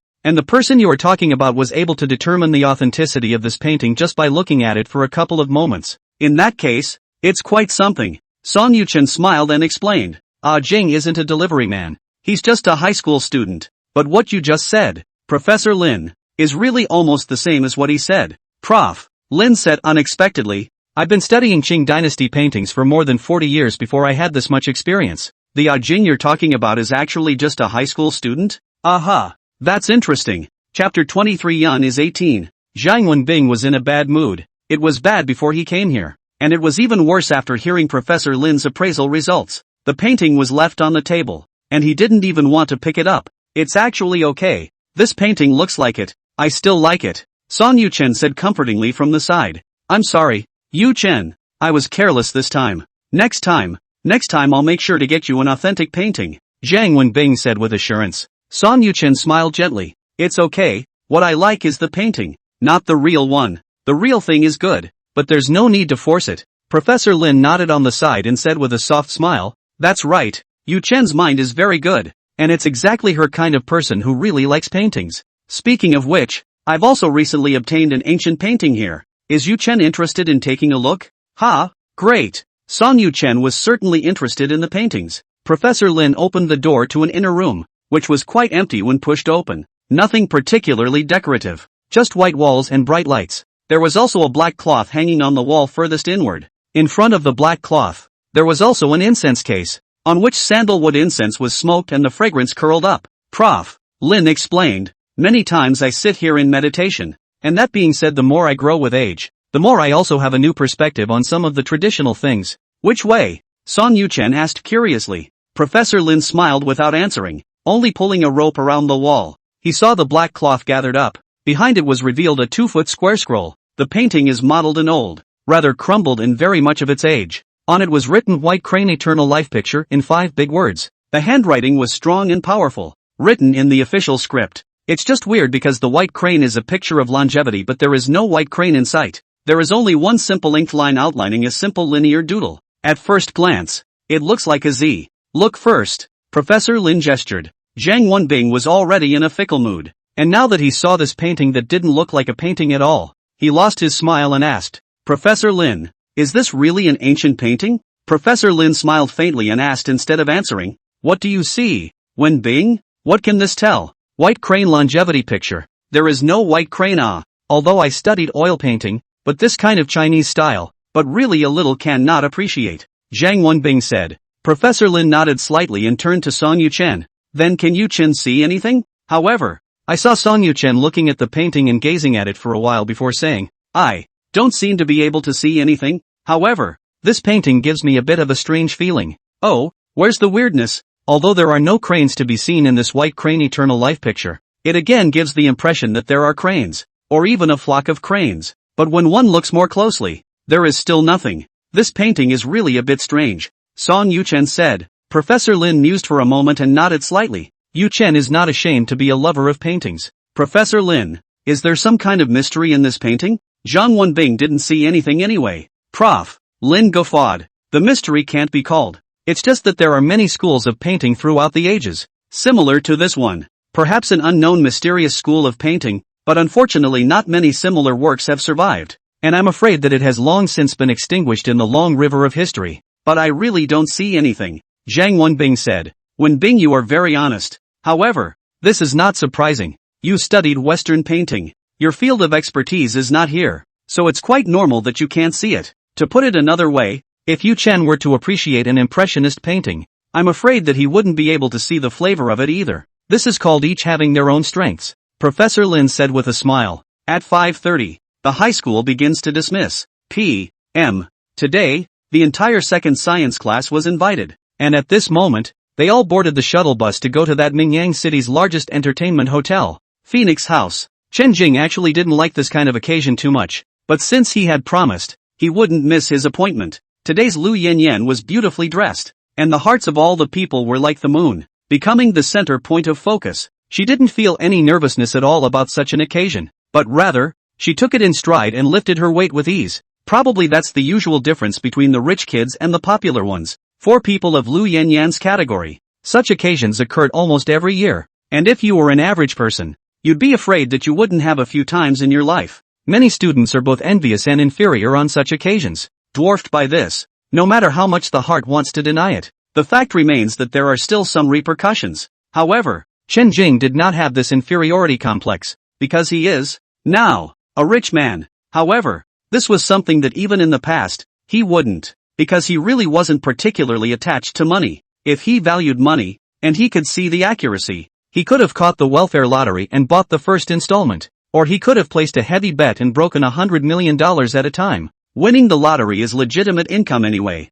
and even if people find out, at best they'll say you're lucky. But he never thought of it that way, because he was also afraid that these things, which came too easily, would make him lose and sink and lose the original self. Today is also dipped in Yin Yan's light. To come to such a high-class place to enjoy. Never been here before, right? Just as Chen Jing was eating on the side, the obnoxious vice-class president Jiang Wenchuan came again. Maybe he lost yesterday $4,000 to Chen Jing, and he's still holding a grudge. So, this time he caught the opportunity. He was ready to come over and poke twice like a teddy, hit others and delight himself. Does Vice Squad leader Jiang come often? Chen Jing returned. That's natural, but this kind of place is average. It's nothing. Jiang Wenchuan had a superior face. Another moment later, Lu Yanyan suddenly came over here as well, raising her red and orange wine glass. Chen Jing, Vice Class President, let's have a drink too. It's my birthday today. Dad said that I can properly drink a little bit from today onwards. Lu Yanyan said with a bright smile on her face. Chen Jing also smiled when he heard that. Starting today? A proper drink? But in the past, during the summer and winter vacation class parties, it was you, Lu Yanyan, who drank ferociously. Come on, this is good wine. Chen Jing, you probably have trouble drinking it unusually. Jiang Wenchuan picked up a glass of wine from the side as well. Chen Jing also served a glass. Actually, I don't like red wine too much. That's because you don't know about wine. Do you know how expensive this wine is? Jiang Wenchuan let out a light laugh. Jiang Wenchuan, why do you always speak with a sting? Lu Yanyan pouted her lips and suddenly said something about him. Jiang Wenchuan snorted. Just the truth. Chen Jing also laughed softly, only giving it a light sniff, then said with his eyes slightly closed, saying good wine. I can't actually say it's good, but in the country, it's not bad. Ha, come on, don't talk to yourself. Do you know what kind of wine this is you? Have you ever drank it you? Jiang Wenchuan held in a smile, saying that do not know anything to come to pretend to be a pussy. To do the examination paper you are very good, but in this area of wine, are you also good? Chapter 24 I am really good at this. This wine, from the flavor, should be from Bordeaux, Chateau Plamelon. A small mountain village-style mellow brew is exactly what it is. It's just that this is a slightly lighter mellow, with less of a hint of the sweetness of the blazing sun, which suggests that the year this was produced would have been rather rainy. Not a particularly good vintage, so by my guess, probably 2007. In 2007, Bordeaux had an abundance of rain, which was not good weather for the vineyards. Overall, the wines produced during the year were in the middle of the pack in terms of quality for the general winery. But in comparison, white wines from the same vintage actually outperform red wines. Just as Jiang Wenchuan sneered, Chen Jing gently tasted a mouthful, then closed his eyes to seemingly reminisce, retrospectively, and also slowly spoke these words. Chateau Clamelon is just a fifth-rate chateau by rank. That's why I said the wine is kinda average. But because it was produced in and it's really from Bordeaux, I also said that it's kinda okay in this country. 2007. Chen Jing continued. He narrowed his eyes at the red letters in front of him, and read from the same book, except that he switched to his own tone, reading aloud in an inscrutable manner. By this point, he seemed to know a bit about this particular ability. It seems that this ability is when it comes to guessing about items than a bit more detailed, when it comes to people. Just now, Chen Jing just guessed in his mind that this wine was a Bordeaux red wine. Then the immediate accuracy did come up and provided him with these details as well. In the case of the glass of wine in his hand, The information was even precise as to which batch and which number 1 vat of Chateau Clamelon. It's just that the information, which is so detailed it's a little scary. He just doesn't say it again. You, this nonsense, right you? Jiang Wenquan was bluffed. At the same time, there was a bit of amusement in the back of my mind. The wines, all of them, had been poured and placed here by the waiter long ago. The bottle of wine was not seen by anyone, and as for how old it was and where it came from, I guess no one else at all except the organizer and the waiter who poured the wine knew that either. Under such conditions, Chen Jing could say so many things just by tasting this? It also says it's from Chateau Claramillon, and even more blindly says it's from 2007. Don't blow it off. Just this one taste. You can also taste that it was produced in 2007. You can really make things up. Jiang Wenquan took a sip himself. Instead, he couldn't taste anything, but as long as he thought about it being a foreign wine, no matter how, it felt like a good wine. However, Lu Yanyan's reaction was different from Jiang Wenquan's. She yelled at her dad a couple times with a surprised look on her face when she heard those words, and then her dad came along. What's wrong, Yan? Her dad was suited and booted. Very much a gentleman. In fact, Lu Yanyan's family's affluence in Mingyang City can at least rank into the top 10. It was also why a figure like her father, except for the opening of this party when he greeted these classmates of hers, spent the rest of the time talking to some celebrities. This time, the party was not only invited from the second class of science either. It also included some of Lu Yanyan's father's business friends, who were also invited. Dad, let me introduce you. This is Chen Jing from our class. Lu Yanyan introduced. Jiang Wenquan she did not introduce, because their two families have long been very familiar. Each other's parents are also old acquaintances. Lu Jingtong smiled slightly and nodded politely. I did hear Yanyan mention you. I heard that you are a math genius. I've long wanted to see you in person, so I'm fortunate today. Businessmen are very good at talking about the scene. This not only complimented Chen Jing, but also took the polite position extremely well. Before Chen Jing had a chance to speak, he heard Lu Yanyan say to Lu Jingtong with an astonished face, Dad, Chen Jing just tasted a mouthful of this red wine, and guess what he tasted? Oh, that's not a good guess. Why don't you tell me what he tasted? Lu Jingtong smiled and patted her head with a look of favor. Lu Yanyan said, he just merely tasted a mouthful and tasted the vintage and origin of this wine. By the way, I asked you to come over, but I also want to ask to see if this wine is the same as what Chen Jing said. Oh, Lu Jingtong was slightly surprised. This classmate of yours, did he know so much about red wine? He said the wine had a rustic flavor and should be from Bordeaux, Chateau Clamarin, and said it was missing a hint of sunny sweetness and should be from the 2007 vintage, because that year Bordeaux has a lot of rain. The general quality of red wine is slightly inferior to other years. Lu Yanyan repeated what Chen Jing had said before. Jiang Wenquan watched from the sidelines. The heart boss, uncomfortable, said that Chen Jing is a meal of nonsense. Need to hold him so? He also interjected. Yan, you don't take it too seriously. He is just talking nonsense. Just that random taste. How can you taste the year and place of origin, but also really think of yourself as the god of wine? Lu Yanyan, however, ignored him and only pestered her father and asked, Dad, you arranged all this wine, so you should know about it. Chen Jing, is he right? When Lu Jingtong heard this, he seemed to resize Chen Jing. You said it was produced by Chateau Clamarin in Bordeaux? The vintage is 2007? Chen Jing also stood up at this moment and smiled. Actually, it's just a wild guess. Making Uncle Lu laugh. Lu Jingtong sked and said to Lu Yanyan with a smile. Yanyan, I didn't expect that among your classmates there is actually someone who knows so much about wine. Indeed, his sense of taste is indeed very sensitive. I heard that only those professional wine tasters have this ability. This wine is indeed Bordeaux Claramillon Chateau production. As for the year, speaking of which, he summoned an attendant and gave a command. It seemed he didn't remember much. The waiter then fetched an unopened bottle of wine. He took a look at the year in his hand and his eyes lit up. TSK, it's really not bad. It's indeed produced in 2007. Little friend, I didn't expect you to be really good at this. Wow, Chen Jing, you're so good. You actually guessed correctly. Lu Yanyan let out a cry of surprise. This is really 2007? Jiang Wenquan also came over to look at it, and when deceived closer to the bottle, he really saw the word 2007. Waiter! Lu Jingtong suddenly called out to the waiter again and whispered a few times. Not long after, the waiter brought a new glass of wine from behind the counter. Lu Jingtong seemed to be interested as well, so he took the glass of new wine and handed it to Chen Jing. Little friend, taste this again and see if you can taste anything? Chen Jing didn't push back and picked up the cup, taking a shallow sip, then closed his eyes and made a reminiscent look. Lu Yanyan looked at him with an expectant face. waiting for the moment to witness a miracle. Jiang Wenquan, however, said unconvincingly, just now, he must have happened to see it, so he deliberately pretended to act like a garlic.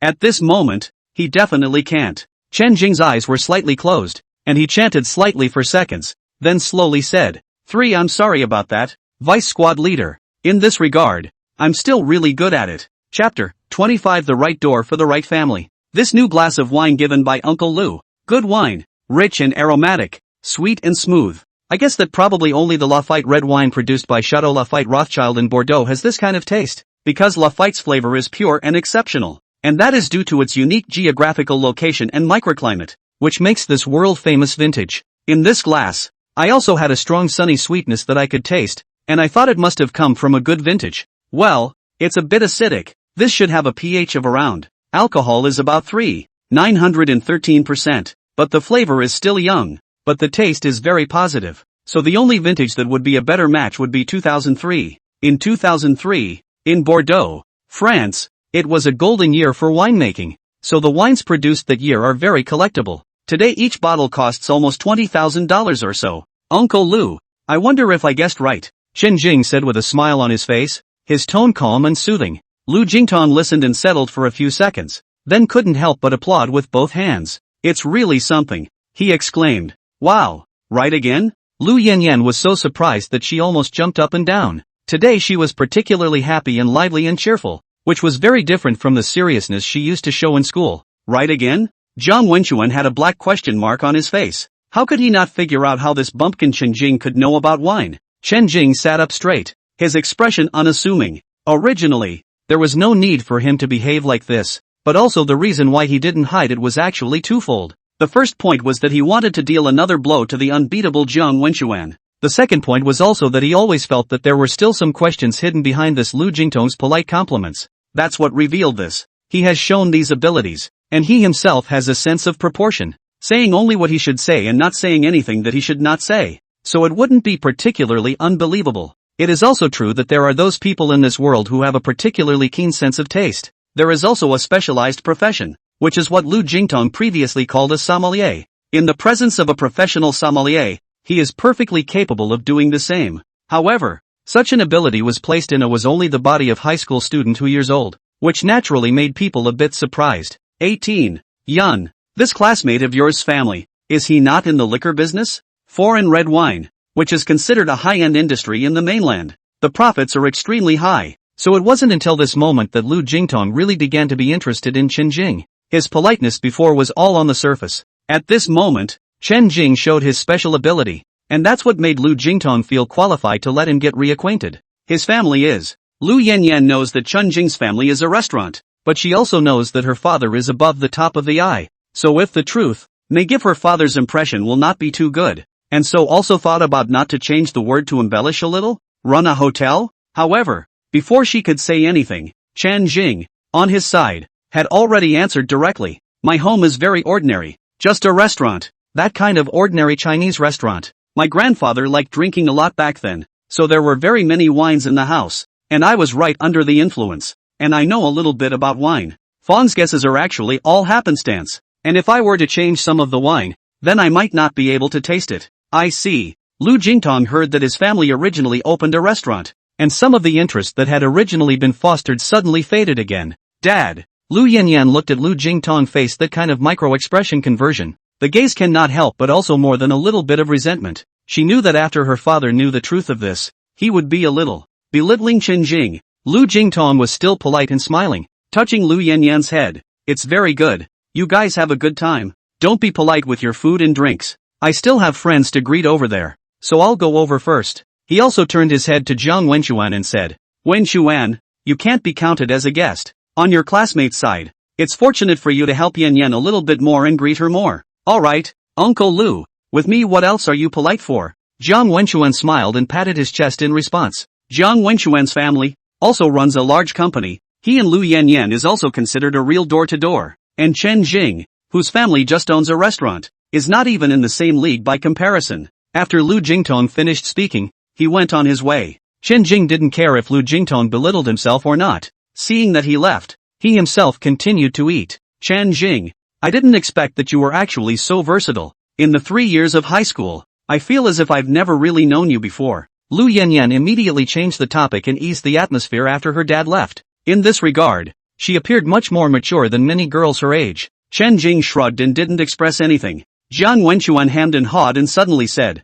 "Speaking of which, having this ability is indeed very good at. If he doesn't get into a good university in the future, he can go and become a bartender." Lu Yanyan couldn't help but blank him. Jiang Wenchuan hurriedly turned his head as if he didn't see it. Chen Jing, however, let out a laugh, then stood up and said, "There is nothing wrong with being a bartender. Well, it's almost time to eat. Lu Yanyan, I wish you a happy birthday and eternal youth. The subsequent I won't be going to.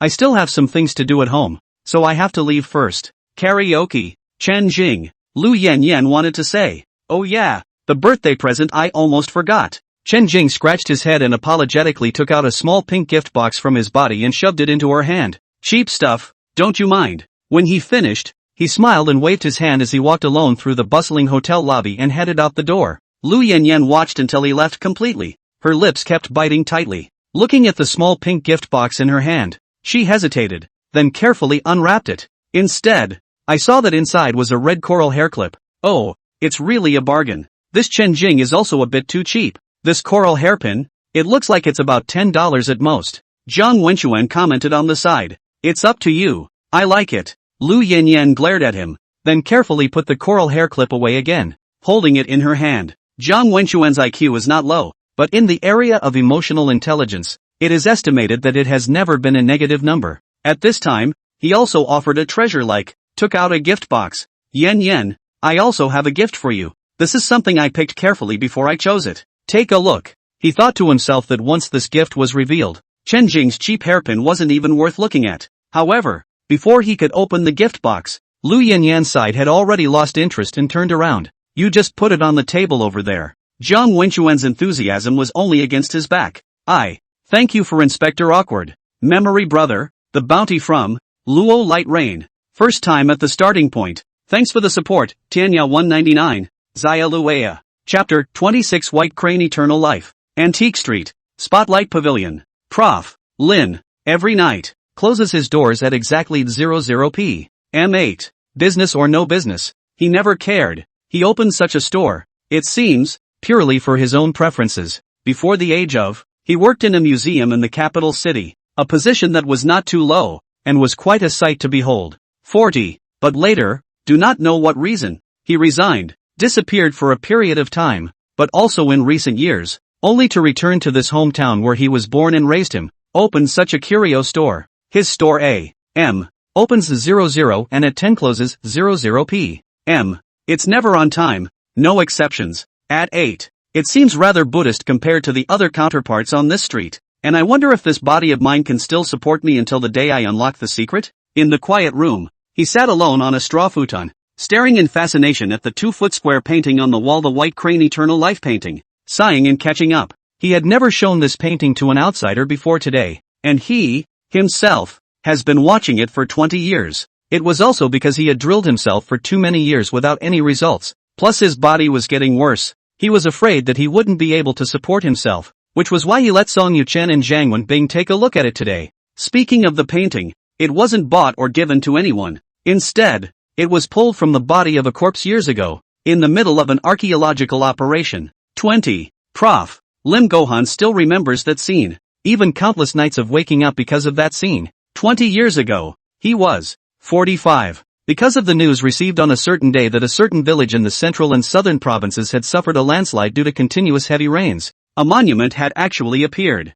After receiving this news, Lin Gaohan followed the person leading the team at that time and immediately rushed over. The rain was still pouring down when we got to the place. Wearing raincoats and umbrellas, they were in the mudslides rescuing monuments that had been buried in the soil for who knows how many years. They were very rewarding that time. A lot of the stuff you get is from the northern and southern dynasties era. The leader of the group at the time felt that in that place, there could be a huge ancient burial complex, so after salvaging those monuments that showed their heads, they made an immediate decision to divide their men into 4 groups, and spread out the survey. Prof. Lin Gohan was on a team with a young assistant, Li. The two of them made a big circle at that time and went around the back of that mountain village to do a full-scale exploration. In fact, the shape of that mountain village, when viewed from up high, especially resembles a giant turtle. The location of the village was on the back of that turtle, and the mountain where the landslide had taken place was the same mountain that the giant turtle had raised its head on. Lin Gaohan and his assistant surveyed for 3 days. 3 days every day heavy rain,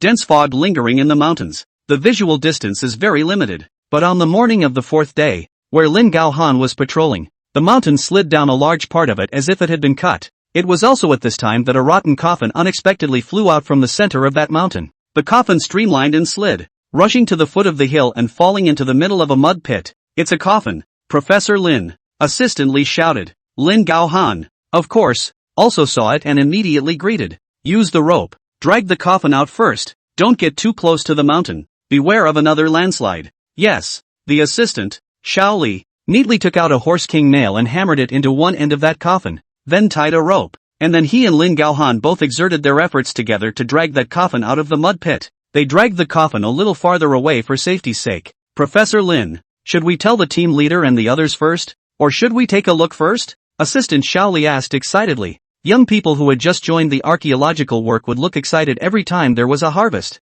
Lin Gaohan was very understanding and smiled. "Let's take a look first. This coffin is very ordinary. Maybe it's just a decades-old one." "Good." The coffins were rotting and indeed were not made to any high specification. The pouring rain from the sky continued. Little Lee picked up a steel brazier and pried the lid off that coffin. The sky, at the time, was gray. However, just as Xiao Li had opened the lid of the coffin, a burst of red light erupted from that coffin. The light stung one's eyes. Lin Gaohan was shocked. He had been practicing for many years and had never seen such a strange situation. The blinding red light, bright for only 2 or 3 seconds, disappeared. Then, both Lin Gaohan and Xiao Li excitedly and curiously pounced on the mouth of that coffin and looked inside. There was only a white bone inside, covered with a tattered black piece of cloth. That red light, it came from underneath the cloth. Assistant Li couldn't resist the urge to reach out and lift the rotten cloth. "Be careful. Let me do it." Lin Gaohan called out to him in time. Young people are not experienced enough and he is not very comfortable with them. "Oh." Xiao Li retracted his hand apologetically, his eyes filled with curiosity. Without blinking, he stared inside the coffin. Lin Gaohan reached out his hand and carefully twisted a corner of the rotten cloth, then lifted it a little. When it was lifted to the halfway point, the body of that corpse bone, the red light once again flashed, and that light once again pierced their eyes. Then, in their trance, it seemed as if they saw a radiant, stunning light, like a dragon, flying out of this coffin, penetrating into the clouds, and passing away in the twinkling of an eye. Lin Gaohan was so surprised that he couldn't keep his mouth shut. Suddenly the rest of the rotten cloth was completely removed, but then a white crane was vaguely seen descending from the sky, fluttering its wings and landing in a corner of the coffin. The white crane cupped its neck and let out a long buzzing cry. Lin Gaohan and Xiao Li both looked dumbfounded. But again, it was only a blink of an eye, and the white crane disappeared as well. All that remained was a diagram placed on the white bones in the corner of the coffin, and where the red light had just flown away, a rotting scabbard was left alone. "Professor Lin, what is this?" It was as if Xiao Li had been refreshed in his 3 views, shocking all his perceptions. "Scabbard?" Lin Gaohan picks up the scabbard, but just as he does, it breaks. The decay is too great. He went back to pick up the picture in the corner. Strangely enough, the picture could be kept out of the rain, and despite looking stained and tattered, it all looked like it had been there before. The picture was spread out, and in the rainstorm, only the could be seen 5 words on it. "White Crane Eternal Life Picture." Inside the painting, there is even a fairy Misty Danding crane dancing and singing with its neck. "Lin, Professor Lin." This, Xiao Li was so excited that he couldn't speak, and his body trembled. "Eternal Life Chart? The White Crane Eternal Life Chart? Eternal Life? Could it be that this diagram has the mystery of longevity?" Lin Gaohan also felt his mouth dry up. A scene so marvelous that it can't help but be imaginative. "Professor Lin, this is a miracle. This is definitely a miracle. No, I should say it's a miracle of immortality. Yes, it's a miracle of immortality. We have to tell the group leader that this is a major discovery, and one that can shock the world." Xiao Li shouted excitedly, turning around and about to run towards the stationing ground, to go to the Annunciation. Lin Gaohan, however, as if bewitched, muttering Chang Shang and Chang Shang. Suddenly, I don't know how, but the evil thought suddenly, he picked up a sharp stone from the ground, and smashed it towards the back of Li's head. "Thanks to my own sauce reward, the new book Seedlings, thank you for your support. You're all old supporters." Chapter 27. You'll see. Li was hit and planted on the spot, and Lin Gaohan was not half alarmed in his heart about killing someone, and it didn't even produce any waves. His attention was focused solely on that white crane eternal life painting. Everlasting life. This thing cannot be published. Absolutely cannot be published. It is mine. It can only be mine. Those magical scenes from before were heavily engraved in his heart. He believed, and was convinced, that it was indeed a miracle and a sign.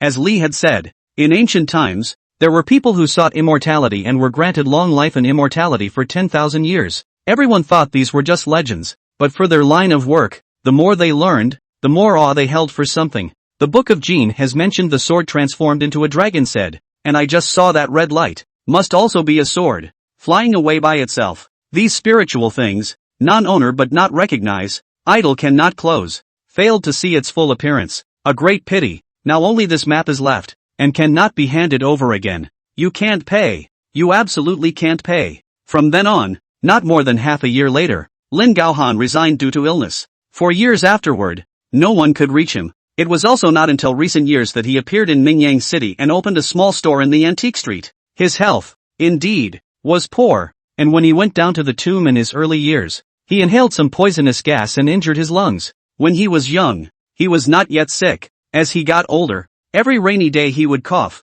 especially at night, and would cough all night long, especially this year. Since the beginning of spring, Lin Gaohan hardly slept a wink. He never married and had no heir, and his only dream was to realize the way of longevity from this white crane drawing of eternal life. He still believed to this day that there must be a great mystery in this white crane eternal life picture. Unfortunately, the frail and sickly 65-year-old, more and more feel that it is difficult to continue, and therefore, this has never refused to show the white crane eternal life today finally made an exception. He was also trying to see if he could see something if he let someone else look at it. It was only a pity that the two people, Song Yuchen and Zhang Wenbing, were allowed to watch today. Zhang Wenbing didn't see anything, but it was Song Yuchen who could slightly see something. Only, what Song Yuchen saw was not far from what he saw. It's all floating on the surface, like you're only seeing the surface of the lake where the smoke and waves are flowing, and what's underneath it hasn't even been touched yet. Does it mean that my karma really isn't enough? Lin Gaohan sighed and stood up from the futon before removing the white crane eternal life picture from the wall. Against the first thick of night, he left the house. At 30 p.m. 8. Chen Jing returned home. Mom and Dad are actually not at home. Called and asked. Said it is still in the police station to deal with things. Chen Jing asked them if they hadn't run into any trouble. They told him it went well and not to worry. This time, the evidence is so strong that none of the culprits will escape. Chen Jing let go of some of his heart when he heard that. He saw that the floor of the house was kinda messy, so I guess Mom and Dad were too busy to clean it up. So he grabbed a broom and cleaned up too. Not long after, outside the store came an old man. He looked at the signboard on the 4 words, and hesitantly looked inside. Chenji Restaurant. It just so happened that Chen Jing came out to take out the garbage and saw him. So he asked him, "Are you here to order, old man? But I have to apologize. My parents aren't home and I don't know how to cook, so I'll have to trouble you to come back tomorrow." The old man was dressed neatly, holding a long box in his hand, and smiled slightly. "I'm not here to order food. Little friend, is your name Chen Jing?" Chen Jing looked at the old man unexpectedly. "You recognize me, old sir?" Receiving Chen Jing's acknowledgement, this old man's smile thickened a few more points. "It's like this. I heard you Chen say that you know a lot about paintings. That fake painting of hers. You only looked at it twice before you judged it to be genuine and even mentioned 2 points? So you are Sister Yu Chen's elder?" "Sort of. Wenbing's father and her father are both old classmates of mine from before, and I'm now engaged in the industry of antiques. And I heard Yu Chen say that there's a magical teenager here, so I was curious to come and take a look." "You can't listen to Sister Yu Chen's nonsense. I'm just talking nonsense," Chen Jing said. That's kind of the truth. What he said at Song Yu Chen's house yesterday noon was not the goods in his own stomach. Bluffing Zhang Wenbing kind of amateur is okay, but since this old man is a connoisseur in this area, then of course he would not dare to show off his skills to show off anything. Don't be modest, little friend. Being able to tell those 2 points is also proof that you have real skills. According to my conjecture, if someone without decades of experience, it is absolutely impossible to judge the truth or falsehood with just 1 or 2 glances, but you were able to do so. This shows that you do have talent in this area," the old man said. Being praised by the old man, Chen Jing was so embarrassed that he didn't know what to say. After taking out the garbage and returning to the store, he only saw the old man put the long box on the table and waved at Chen Jing. "I came to find you this time, but I also wanted to let you admire a painting. Let's see if you can tell something from the painting." "This, old gentleman, in fact, I really don't understand this very well," Chen Jing said. "It's okay. the old man said smilingly, and at this age of Chen Jing, he knew that he wouldn't understand too much, and the reason why Chen Jing knew something about it was probably because his family liked that aspect of it. Therefore, I have learned by ear, and I understand some of it. Then, take a look at it, and don't laugh at me if I'm wrong, old man. No harm, no foul. The old man opened the box and slowly laid a 2-foot square scroll flat. He then took 2 steps back and pointed to the painting. And look, the white crane eternal life picture? Chen Jing read out those 5 words. Then looking at the whole paper, I don't see a white crane. There is only one extremely simple stroke, outlining the shape of. To say that this is the white crane is simply more than a child's scrawl. Childishly simple. However, after the 5 words white crane eternal life picture were read out, Chen Jing's eyes saw something else unusual. This is Changshentang paper? Chen Jing was a bit surprised. However, it was the old man who was more surprised. The wrinkled corner of his eye couldn't help but twitch twice, but he didn't move and deliberately asked, is it Changshentang paper? Is it not an imitation of Changshentang paper? Changshentang paper, which started in Huizhou, Southern Tang Dynasty, 5 dynasties and 10 kingdoms, has been honored as the best paper in the history of Chinese papermaking for its excellent quality. It is also one of the 3 treasures of the Southern Tang Dynasty. It is known for its egg-like membrane, firmness and cleanliness like jade, thinness and smoothness. No, the age is wrong. The imitation Changshentang paper was imitated during the Qianlong period, and this paper, obviously, is much older, and in the longer ago, then it would only be Changshentang paper, not imitation Changshentang paper. Chen Jing said. Chapter 28. Can I touch it? Can I touch it? Chen Jing solicited. Sure, the old man nodded. Chen Jing was polite enough to touch it with only 2 fingers, then said, the real Changshentang paper is delicate and silky, while the Changshentang paper imitated before the Qianlong period of the Qing dynasty was limited in the degree of imitation because the technology was lost. So this should be Changshentang paper. Speaking of this, he laughed in surprise. Old sir, not to mention the value of this painting, just the paper alone is quite valuable. With my aging body, I don't really care about money. It's just that I think that this should be a brand new genre of painting. It's just a pity that very little history has survived, and it's already very difficult to explore them more. And this painting, I have also studied it for many years, and I once also had a friend say that it has 1,000 faces. Thousands of people? Yes, it's that different people, looking at this one painting, may see different things. Most people will see nothing, others see the white crane, and others see the cranes. Is it that marvelous? And what do you see, little friend? When Chen Jing first looked at the painting, he still genuinely didn't see anything. The like sketch looks like a crane looking back, but it's mostly psychological. If the word is not mentioned beforehand white crane, who will think it is a white crane when they see it? I'll take a closer look. Chen Jing said that he was looking at the painting, but in reality, he was looking at those red characters floating in front of his eyes. But those red letters. But in addition to the introduction of the Chang Xin Tang paper, there is no further mention of other. Unable to help himself, he also began to watch the scroll in its entirety again. 2 feet square, similar to this 4-square scroll, is also rare in history. Mostly long scrolls, such as Qingming Shangha 2. This kind of white crane, everlasting life? Chen Jing recited softly, but without realizing it, a hook seemed to be sticking out of that painting. It hooked all of his sight, causing his eyes to suddenly become in a trance. Then, a ruwashi white mist began to float in all directions. Between the image twists and turns, it was as if they had come to a completely unfamiliar space.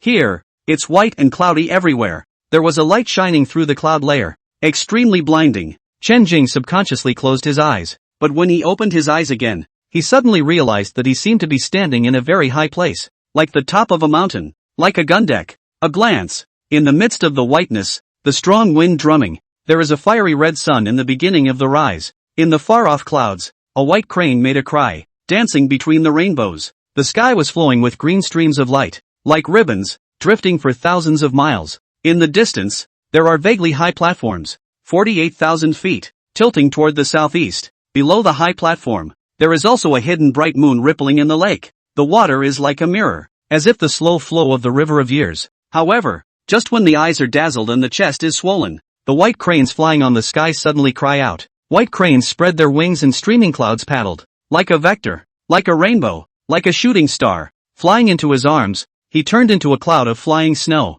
The coldness rolled in, and Chen Jing couldn't help but shiver. When I opened my eyes again, everything dissipated, only to see that one is still in one's own restaurant, and the old man was looking at him with fiery eyes. See what? What do you see, little friend? The tone of his voice was very excited, because just now the scroll had actually moved on its own. Chen Jing only felt strange and looked around blankly. If this was the real thing now, was the scene he had just seen all an illusion? No, that's not right either. That scene, so real and shocking to watch, should not be an illusion. And the icy coldness of the white crane swooping into his arms at the end was still a lingering sensation all over his body. I saw the sea of clouds, the white cranes, the high platforms, the mirror lake, and the sunrise. Also because Chen Jing didn't know what the mystery of the painting was, he told all about what he saw, one by one. You see so many things? And what else? Was there anything else? The old man eagerly pursued the question. That's not true. I only feel that my head is so high and my eyes are raw. Chen Jing rubbed his eyes and pressed his temples again. Think about it. Besides these, have you seen something special? The old man, with a face of eagerness and longing, all but walked to Chen Jing's side and grabbed his arm. There's really nothing else in sight. Chen Jingzhen felt his head swell with pain for a while. It was as if something had been forced into it. Also at that moment, headlights came on outside the door. It's a police car. 3 men got out of the car, talking and laughing, and headed toward the store. When the old man saw that someone had arrived, he let go of Chen Jing's arm and quickly put away the white crane eternal life drawing on the table. Think about it, little friend, and think about it again. I'm sorry, old sir, I really don't see anything else. Chen Jing couldn't even stand up with his headache, so he had to sit down. Outside the store door, the first to come in were a man and a woman. When they entered, they shouted, Jing, didn't you say you were partying? Why are you back so early? Chen Jing knew by the sound that it was mom and dad coming back, so he replied, I didn't like the follow-up program too much, so I came back first.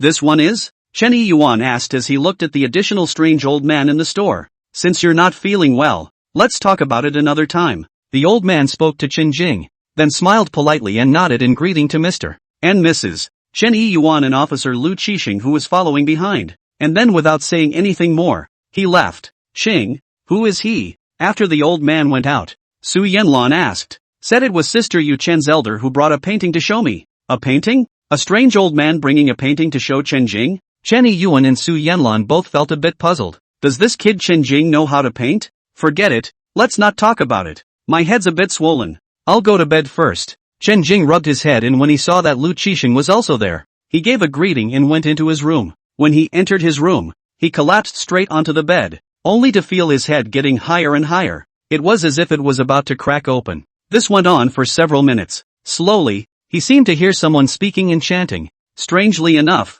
what these people were saying and chanting seemed to be etched into his memory with every sentence they recited. Into the woodwork. It's vast and sprawling. It also includes some strange symbols, seal patterns. After these fonts were formed, they kept swirling around in his head. Burn it over and over again. Toward the end, Chen Jing couldn't help but follow and recite. White Crane Everlasting Life Sutra. Dare to ask if there is longevity. White Crane sends the sutra. Chapter 29. The bed is broken. Throughout the night, the rhythm of Chen Jing's breathing, involuntarily, became long and gentle. Every breath he took seemed to have a white crane coiled around his body. As he exhaled and inhaled, the white crane's wings would follow suit. The following day at 6 a.m. He got up on time. This time he got up. His head didn't hurt. His eyes didn't rise. And surprisingly, he also found himself extraordinarily full of spiritual energy. Just as he was about to get out of bed, his hands braced on the edge of the bed, and with force, he actually heard a click, and the solid wood edge of the bed was actually broken by him on the spot. The edge of the bed snapped and he fell into a sitting position himself. Was feeling puzzled when he tried to grab a side chair and stand up, but by the time he grabbed the chair, the solid wood chair, where he had grabbed it, also clicked and snapped. If the edge of the bed alone is broken, then it may be a quality problem, but even the chair followed the break, which is Chen Jing's own problem. My problem? Chen Jing looked at his hand, thought about it, and suddenly slapped his palm on the ground. Click! The tiles on the floor, too, cracked on the spot, spreading in all directions with the place where the fist smashed in as the center. What's going on? Chen Jing sat on the ground, shocked and scared. The shock was why his power was suddenly so great. What I'm afraid of is that if this is the way I'm going to act from now on, what's going to happen? Thinking back to what happened last night, he remembered that he was also looking at that old man's white crane eternal life picture. And then his own head swelled up, and then he went to sleep. That's right. I remembered that after I went to sleep last night, my head swelled up to the extreme. And after that a strange scripture was inexplicably burned into my memory. This scripture is called the White Crane Eternal Life Sutra. Among them is the method of vomiting. And last night my body involuntarily followed that method of vomiting, which lasted the entire night. Thinking so, he also realized that until this moment, he was still exhaling at that breathing rhythm. An ordinary breathing rhythm is 1 breath in and 1 breath out. To complete a breath is about 3 seconds. And this method of exhaling is surprisingly 1 breath and 3 inhalations. It takes a full to complete 1 breath 20 seconds. So last night when he first started to breathe along with this rhythm, Chen Jing felt a lack of oxygen in his brain for a while, which was very difficult. But the body just wasn't in control at the time. It went on like this for about 2 hours, after which his body actually gradually adapted to this frequency and rhythm. Thinking of this, Chen Jing hurriedly stopped this breathing rhythm and returned to the ordinary state of 1 breath. After doing so, he felt a sudden lightness in his hands and feet, as if they were not in the same tight state as earlier. Again, try a slap on the tiles. Pop! The palm slapped down, but it hurt so much that Chen Jing showed his teeth, while the tiles were unharmed. Recovered. It turns out that just now was really the effect of this exhale method. But why did this exhalation method make me so powerful? Chen Jing was full of doubts, but this question wants to know why, and can only find the answer from that White Crane Eternal Life Sutra. The scripture, already burned into his memory, was immediately read from the beginning as well, but only see that the head of the introduction has written, gas, the source of all law also, the breath of life is vibrant and wonderful, the breath of death, decay and dying, the breath of silence is ancient, the air of movement, the wind blowing the spots. People have 2 chi of life and death, but also with the static and dynamic chi, exhale for the spit, inhale for na. When you exhale and run, you are refining. Refining? This is refining? When Chen Jing saw these introductions, it was as if he had opened the door to a new world. He was no stranger to the word. Legend has it that monks who refine their chi are able to dispel grain, control the wind, soar into the clouds, and ride the fog. They can move mountains and fill up seas and oceans, and they can live longer than the sun and the moon, and they can shine with heaven and earth. Is really chi refining? This, Chen Jing was still a bit incredulous. At once, the breathing rhythm was changed into the white crane exhalation technique, again. So much so that tightness in all his limbs reappeared. This tightness was not the feeling of being bound, but a tightness like having your hands and feet covered with iron. He slammed his palm on the ground again. Boo! Unlike all the sounds earlier, this time it was a muffled sound. The muffled sound was accompanied by the tiles falling apart. And his hand, it didn't hurt in the slightest. This is true. It actually is indeed true. Chen Jing stood up excitedly. The joy in his heart was almost than when he won more exciting $1 million. 10. Dum.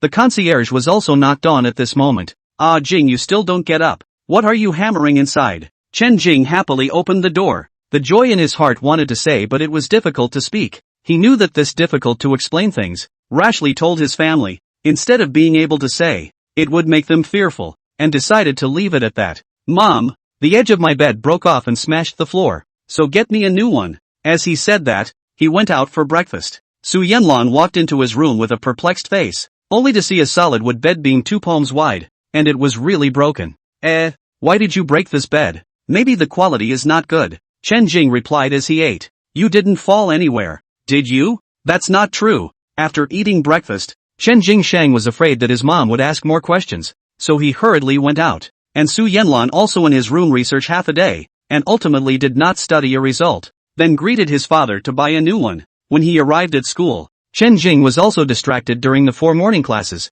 his mind filled with the white crane spitting method. It's like a child who finds a fun toy and has to dig into it. The white crane spitting breath method is the method of exhaling and luck, and the combination of exhaling and luck is what is known as refining chi. Exhaling more and inhaling less is storing chi in the body. As soon as I enter this breathing rhythm, the strength of my limbs increases greatly, which is a sign of not having mastered it thoroughly. If it is thoroughly mastered, it will also be able to put this power in and out freely. The 4 morning sessions allowed Chen Jing to become completely immersed. He didn't even notice the bell ringing at the end of the school day at noon. It wasn't until someone came to his table and called out to him that he came back to his senses. What's the matter? Absent-minded all morning? It was Lu Yan. Oh, not much. Is this the end of class? Yes. Thank you for the gift you gave me yesterday. I love it. Lu Yan said with a smile. That hair clip she had on her head today. As you like. You left so early yesterday that I didn't get a chance to thank you. Why don't I buy you lunch today? No need.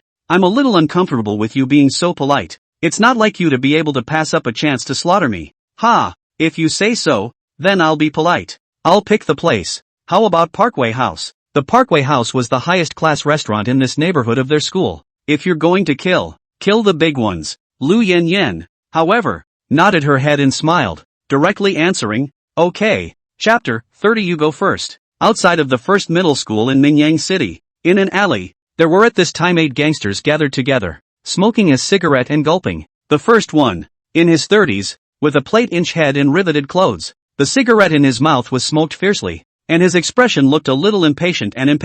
Is he really going to pass this way? The leader finished the cigarette in his hand and stubbed it out on the wall. It will be. I've asked around. This kid has never eaten at school since his freshman year of high school. He goes back every day after school at noon, and this is the place he must pass through. A sharp-tongued junior replied. Then it should be about time now, right? Yes, almost. Should be coming over soon. Then you guys have to keep a close eye on me. And this time when you do it, all of you make it snappy for me as well. I'm going to make this kid spend the rest of his life in a wheelchair at the very least. Okay, no problem, Quinn. But this leader, named Luo Kuan, he is a notorious gangster in the South City area of Mingyang City. When I was young, I spent some time in jail almost every year for fighting and intentional assault. After, and somewhat reining it in, he specialized in a debt collection and wage collection business. Turning 30, he also has an older brother named Luo Qian. The two brothers have always been good relations. His brother is also a gangster. To say that the two brothers are also considered a civil and a military.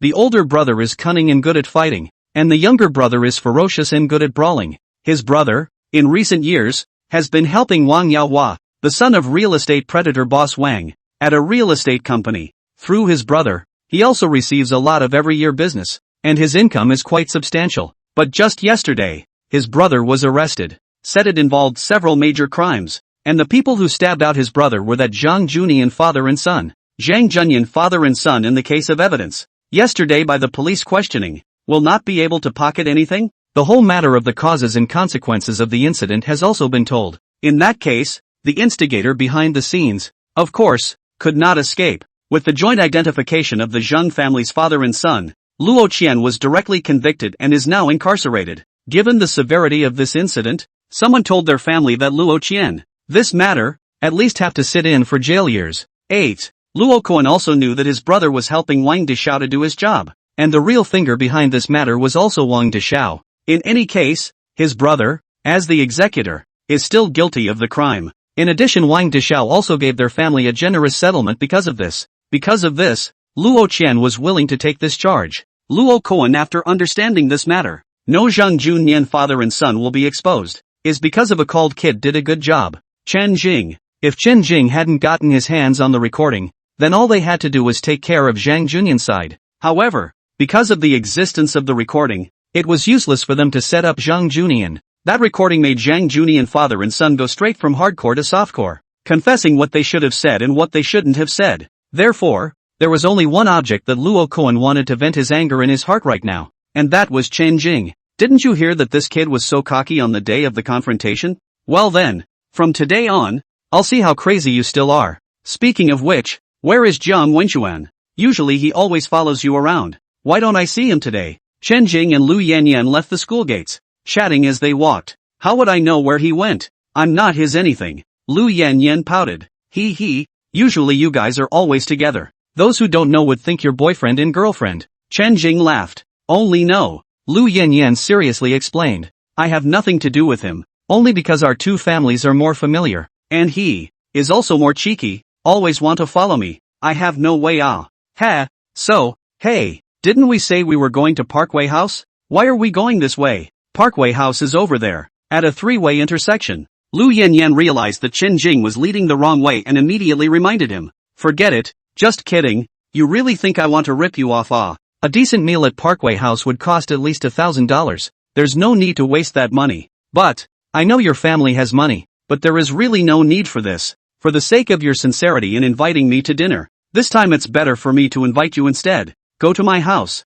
and try my mom's handiwork, right? Chen Jing said.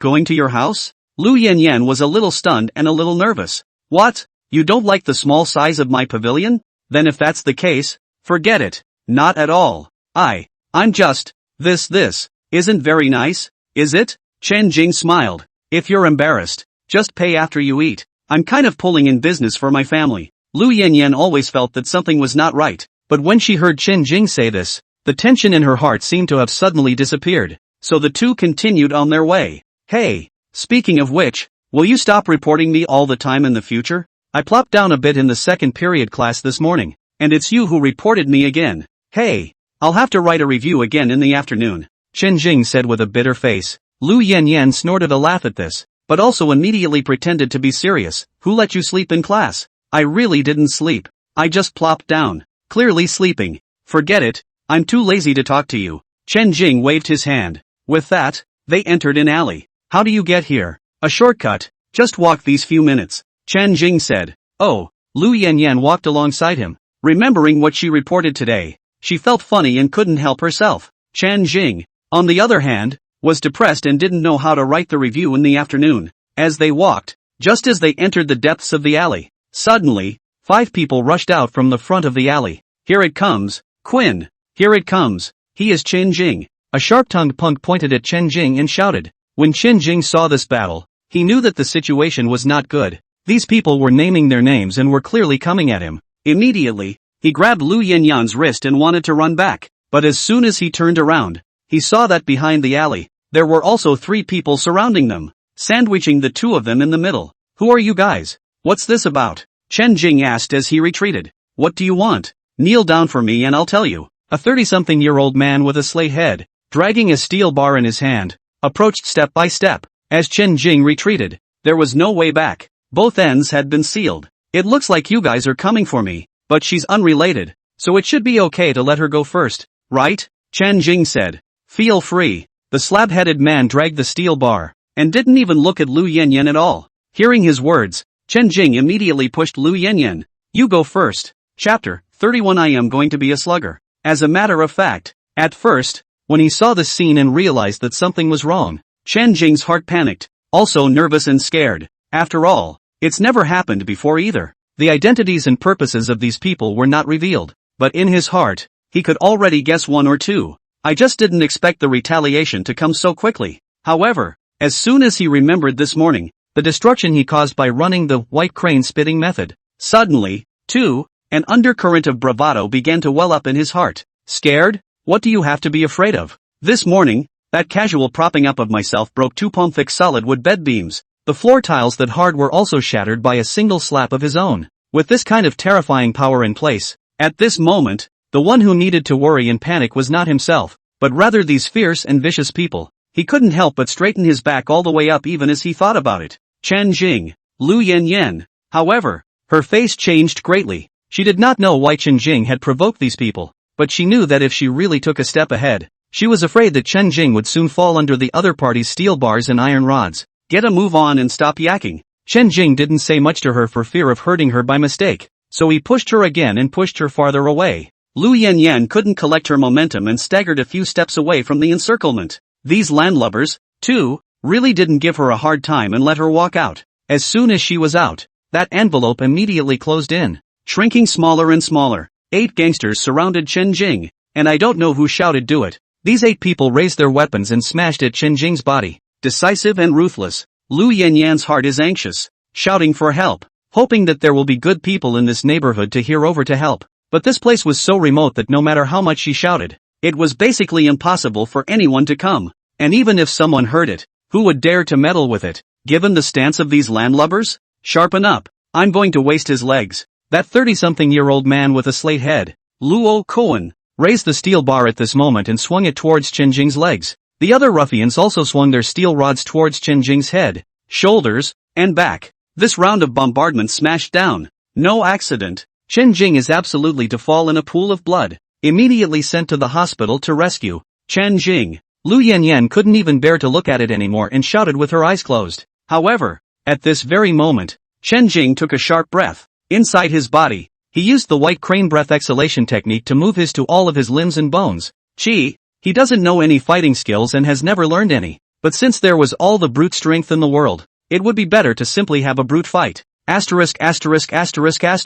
Chen Jing let out a low roar and suddenly charged towards the former tiger like a brute. The steel rod clattered down, landing on his head, back, and shoulders. However, a muffled thumping sound was heard, and surprisingly, They were all bounced off on the spot as if they were hitting a stone. That Luo Koan hand 3 fingers thick steel bar, swung viciously, flung in Chen Jing's legs, but also was shocked off the spot and flew. Then, he only saw Chen Jing like a reined-in wild horse, crashing headlong and rushing on Luo Koan's chest. Luo Koan's body could not collect momentum. Feet dragged the ground. Just like that, scraping, brushing, flying out more than 10 meters fell to the corner. Then, as Chen Jing turned back, he felt as if his hands had been bound with circle after circle of steel bars. Not only is it banging hard, but it seems to have an inexhaustible force. He swept all the way across the room, punching and kicking. Brutal fight. The posture is rather unsightly. But even so, those landlubbers simply couldn't withstand that brute force. Or a punch, or a leg. If it hit them,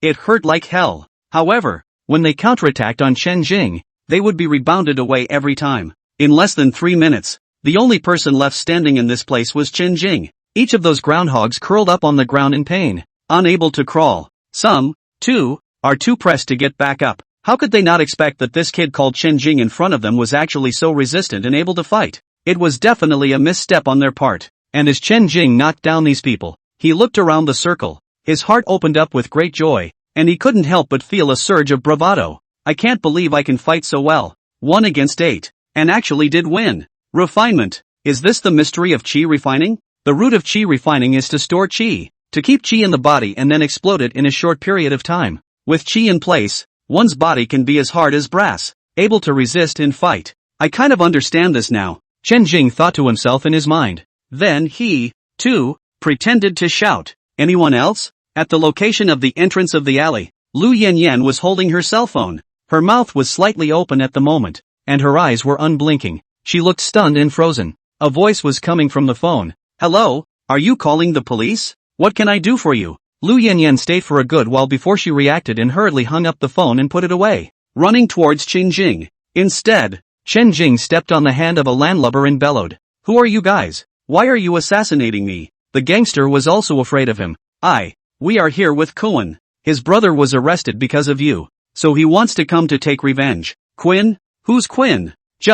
Is the one you knocked off. And who is his brother? His brother is Luo Qian, who works for Wang Dashao. Because he was reported by Zhang Junyan's father and son, it is said that he will sit in at least jail for years 8. Oh, so that's it. Chen Jing nodded his head slightly, thinking that Luo Qian should be the one who talked to the Zhang family's father and son in the recorded documents. Then he patted the dust on his body and said to Lu Yanyan as if he was nothing. It's okay, let's go. Aha! Lu Yanyan's 2 bright shining eyes were filled with surprise as she followed him with small quick steps. And that Luo Koan, his chest was hit that time before, also seems to be hurt very seriously. This moment actually also difficult to climb up. Chen Jing didn't even look at him with a proper eye as he passed by. Only one sentence was thrown in: if you still want to take revenge on me next time, remember to find a few more people. Just the few of you are not enough for me to beat. When he finished, he whisked his sleeve away, walking with his head held high and his heart darkened. I'm this strong without learning combat arts. Wouldn't this be even stronger if you learned a little bit more?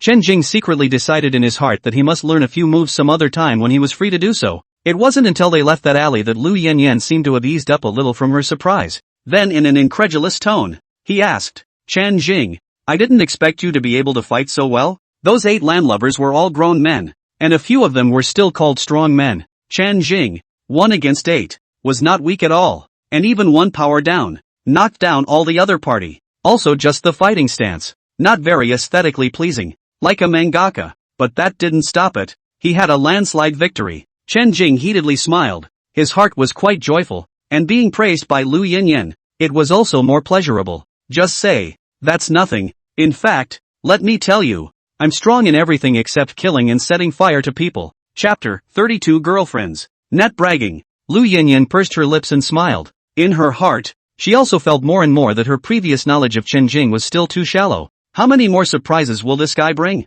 When they arrived at Chen Ji restaurant, business was also good at noon today, with several tables of customers in. Don't mention it, just sit anywhere, and feel free to say what you want to eat. It's better if you decide. Can you eat spicy food? Of course I can. Okay, I'll set it up then, Chen Jing said and ran into the back kitchen and spoke to Su Yanlan. Once Su Yanlan heard that he brought a classmate here, and it was a female classmate, she also felt surprised, and made a special effort to come out and greet Lu Yanyan. Instead, it made Lu Yanyan nervous. Immediately afterward, Su Yanlan pulled Chun Jing to the back kitchen again and asked him with a smile, "Is it a girlfriend?" "Mom, what are you thinking? It's just a classmate. She is the study committee member of our class, and she is the one who always reports me. As the saying goes, eating people's mouths is short, so I brought her back for dinner today, but I also wanted to plug her mouth with a meal, so that she won't keep reporting me in the future," Chen Jing said. "Oh, that's right." Su Yanlan smiled and dragged out a long note. Chen Jing was made old and uncomfortable by her look. "I'm serious. It's really not a girlfriend." "Right. Where's Dad? Why isn't he home again?" He hurriedly changed the topic. "Well, we're discussing compensation today, and whatever our family spends out on compensation is being refunded to us today, so he's out early in the morning." "That's good." So it seemed that the dust had pretty much settled on this one. After that, Chen Jing greeted Lu Yanyan outside. It seemed that Lu Yanyan had also never come to this kind of place to dine before, feeling both fresh and nervous, and the more enthusiastic Su Yanlan was, the more nervous she became. "Your mom is in good hands," she said suddenly, also using the talk to soothe her nerves. "It's not like you've been here before." "How do you know?" Chen Jing sipped his tea, then laughed strangely twice. "Actually, to tell you the truth, my mom cooks things that can be difficult to eat. You'd better prepare yourself mentally first." Lu Yanyan couldn't help but give him a blank look. Which person talks about their own mother like that? And you must be talking nonsense. I see the other guests eating quite happily. Chen Jing, however, raised an eyebrow, then shouted towards the back kitchen. "Mom, Lu Yanyan said she wants to eat perverted spiciness, so add more chili for her." "Good." Su Yanlan's enthusiastic response came from the back kitchen. "Lu Yanyan." After shouting, Chen Jing grinned at Lu Yanyan, as bright as the sunrise. And Lu Yanyan is thin-skinned and embarrassed to tell Su Yanlan that Chen Jing is talking nonsense, only to stare at him. Also at this moment, two more people came to the store, a man and a woman. The woman, still wearing her nurse's uniform, was also a familiar face. She was a nurse from the nearby Chinese hospital, named Joy, 21 years old, tall 167 and a very pretty girl too. The man who followed her, however, was in his late 35s, in a suit, and carrying a suitcase. Just after stepping into the place, the man's face showed a kind of dislike. Couldn't help but advise, "Joey, let's change the place. This street-side store doesn't look very special. How about going to Parkway House? I just like to eat here." Joey scowled and ignored him. Then she saw Chen Jing, and a smile finally surfaced on that stony face. "TSK, Chen Jing, did you bring your girlfriend back?" Chen Jing saw her and also hurriedly shook his head to deny it. "No, this is my distant cousin who just came from the countryside. Lu Yanyan." She glared at Chen Jing with a puff of air, her eyes seeming to retort, "You are the one who came from the countryside." Chen Jing laughed, whispered to her ear and explained, "She is a familiar guest in my house, always loved to joke about me. If I say you are my classmate, maybe she will gossip." Lu Yanyan grunted, and only then did she decide not to bother with him. "Little Chen Jing, I'll make up a table with you guys." Joey moved his chair and took a seat over here. "Good." Of course Chen Jing couldn't refuse. Joey had just sat down, and the man had no choice but to follow suit without any difficulty. But Joey still treated him as if he were air, poured tea for himself and joked as he drank it. "Little Chen Jing, so you still have such a beautiful cousin. No wonder when you were introduced to the nurse's young lady, you always refused." Chen Jing. With that, she called out to Su Yanlan to order a beef brisket noodle, which was her favorite. "Sister Joy, is this your uncle beside you?" Chen Jing suddenly also made the first move and joked about her. Joey heard it, but snorted, then nodded. "Yeah." The man, however, got anxious and said angrily to Chen Jing, "What's in your eyes? I'm Joey's friend." Subsequently, he also ignored Chen Jing and Lu Yanyan, and only said to Xiaoyi with a serious face, "Xiaoyi, I'm saying sincerely, go to Kyoto with me. There will be a better development and a better environment over there. A small place like Mingyang City really can't do much. I just like small places like this. Kyoto is no better." Joey said, "But don't you love medicine? Then you should go to a better place, receive more refined training and more experience, and going to Kyoto is the best choice." The man persuaded. Joey was unmoved and did not answer. Seeing her like this, the man hesitated again and again, and felt that he could only come up with a bit of dry goods to be able to impress her.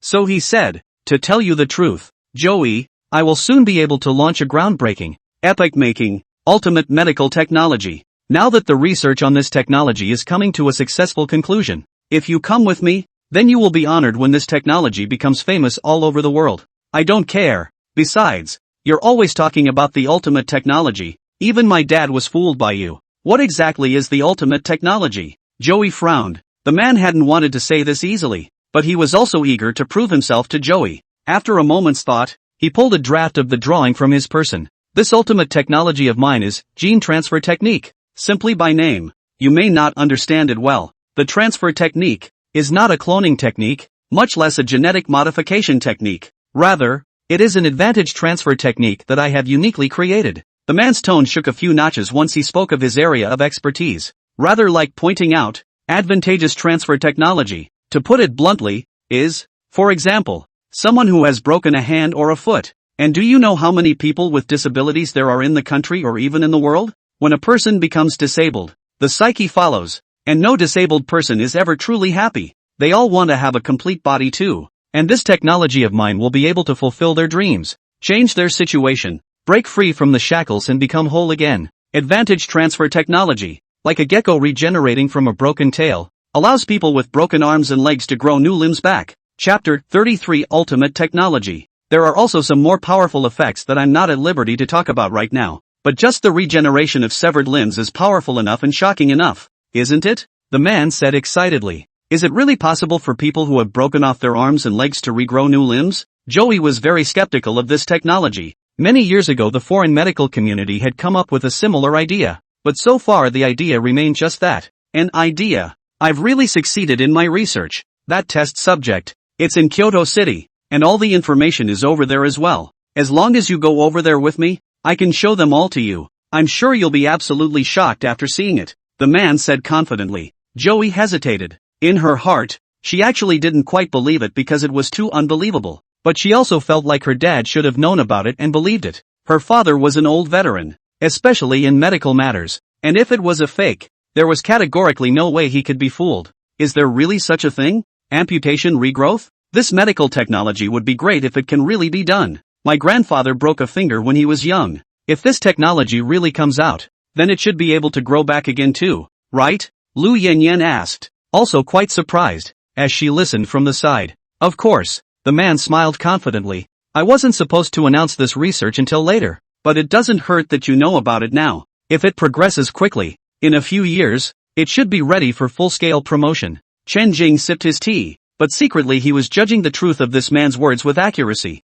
He inquired inwardly, is this some kind of gene transfer technique real? Can it really bring back a severed limb? Soon enough, the red letters in front of him emerged, accuracy 70%. Seeing this number, Chen Jing was surprised. He knows but anything over accuracy 50% means it's alright. That meant the man wasn't lying. He had actually researched the technology. Only the fact that the accuracy rate was only 70% suggests that the study was not successful. If consummated, then the result should be 100% only. It's the same as Lu Yanyan liking him 89%. If the liking degree is 100%, that's liking him to the bone. And 89% seem to like it a lot. This uncle, the gene transfer technique you are talking about, would it be just like Spider-Man and Hulk? If you transferred the abilities of other animals to human beings, would there be a lot of Supermen born in this world from then on? Chen Jing suddenly asked the man. Accuracy, the ability, sees very little when it comes to people. What's more, there were many limitations to this abilities.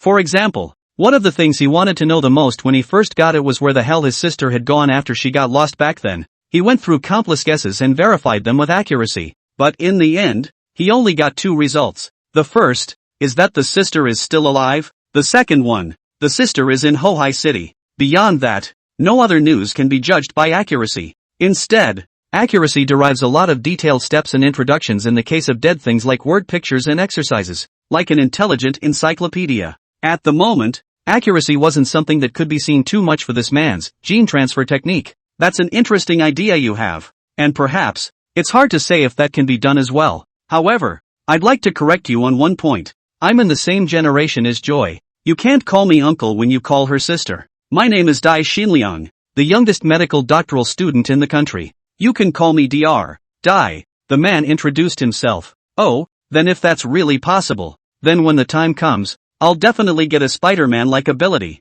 and I'll be able to fly and walk on walls without a problem. Chen Jing said. Dai Xinliang smiled. If this technique is completely perfected, then even immortality is not a concern. Everlasting life?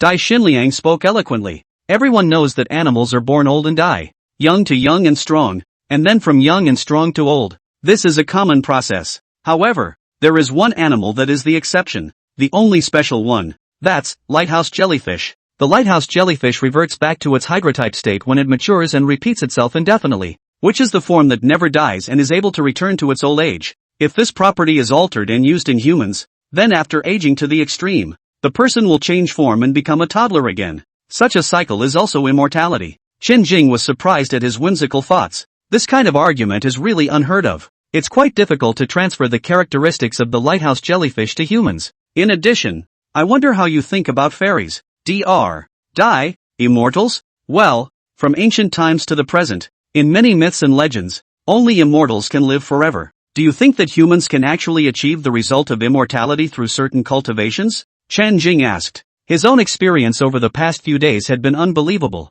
so he also wanted to hear what the so-called youngest medical powerhouse in the country had to say about cultivating immortality and refining qi. Cultivation? Oh, this is all nonsense. As for the immortals, it's all just a legend. If you want to live forever, you can't hope for those nebulous myths and legends. The only way is only science and medicine. Dai Xinliang said. What about Taoist Qigong? Isn't that a kind of cultivation? They cultivate Qigong to be able to exert power beyond the usual. So how does that work? Chen Jing asked again. That's all just deceptive stuff. And Qigong doesn't exist in this world at all. You shouldn't go believing in those things, and realize that science is the only credible one. Dai Xinliang said in a chiseled voice. Oh, Chen Jing responded. But in his heart, he laughed. If it had been before yesterday, he would not have believed this either. But today, he himself is a living example. This cultivation thing is real, and the so-called Qigong of today's Taoist sects is actually the furtive work of qi refining. It does not have the subtlety of true qi refining, but if practiced for a long time,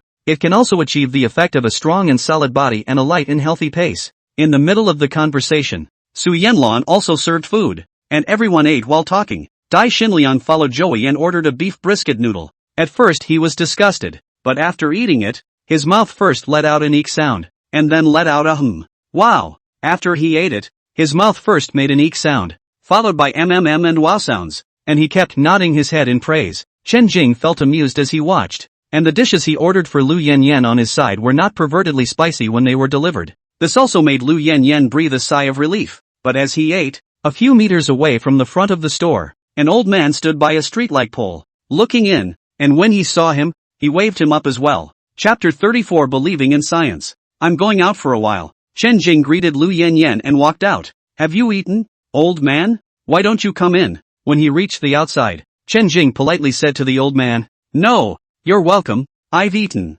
You looked uncomfortable last night, is everything alright? The old man asked gently. Oh, it's nothing, just a little sleep. That cop last night was a relative of yours? The old man asked curiously. Part of the reason he left in a hurry last night was also because he saw Lu Qixing in police uniform. Not really a relative, just an acquaintance. Oh, that's good, that's good. The old man said in a tone that seemed faintly grateful. Chen Jing, however, couldn't help but laugh a little, thinking that this was rather like the tone of a criminal. On the other hand, his mouth said, Uncle Lu is very nice, you don't need to be afraid of him. But you old man came over today, is there something you want? Speaking here, Chen Jing was curious enough to ask an additional question. By the way, old sir, what exactly is the origin of the painting you showed me last night? This painting. The old man slightly pondered and thought for a while before saying, This painting was accidentally collected from the folk, and it is precisely because it is a bit mysterious. But not everyone can see this kind of mystery. That's why I asked you to take a look at it as well. By the way, after you looked at it last night, did you really not see anything special? The old man was much calmer and more composed at the moment than he had been last night. After Chen Jing looked at the painting last night, the painting unexpectedly moved on its own. The old man was so excited at the time that he was almost incoherent as he grabbed Chen Jing's arm. Chen Jing did want to tell everything he saw, including that white crane spitting method. He felt that the white crane spitting method came from that picture, which in turn belonged to this old man. He should share it with the old man even if he had gotten the benefit himself. However, the old man's words just now had suddenly triggered the accuracy feedback. After the old man finished speaking, a few red fonts suddenly appeared in front of Chen Jing's eyes. Accuracy 0%. This situation was a bit of an anomaly. In the past, accuracy had come about when Chen Jing himself had asked questions before he could come up with a result. But this time, it came out of its own accord. What's this about? It means that what the old man just said is all false. The accuracy rate is 0. He's lying. Could it be that accuracy automatically recognizes when someone lies to themselves? This old gentleman lied? Could it be that the painting wasn't collected from the people, but came from the wrong place? Just now he also made a point of asking Uncle Lu, could it be that he has a ghost in his heart that has broken the law? Chen Jing asked 3 questions in a row in his mind. Then the red font for accuracy reappeared. Accuracy 100%.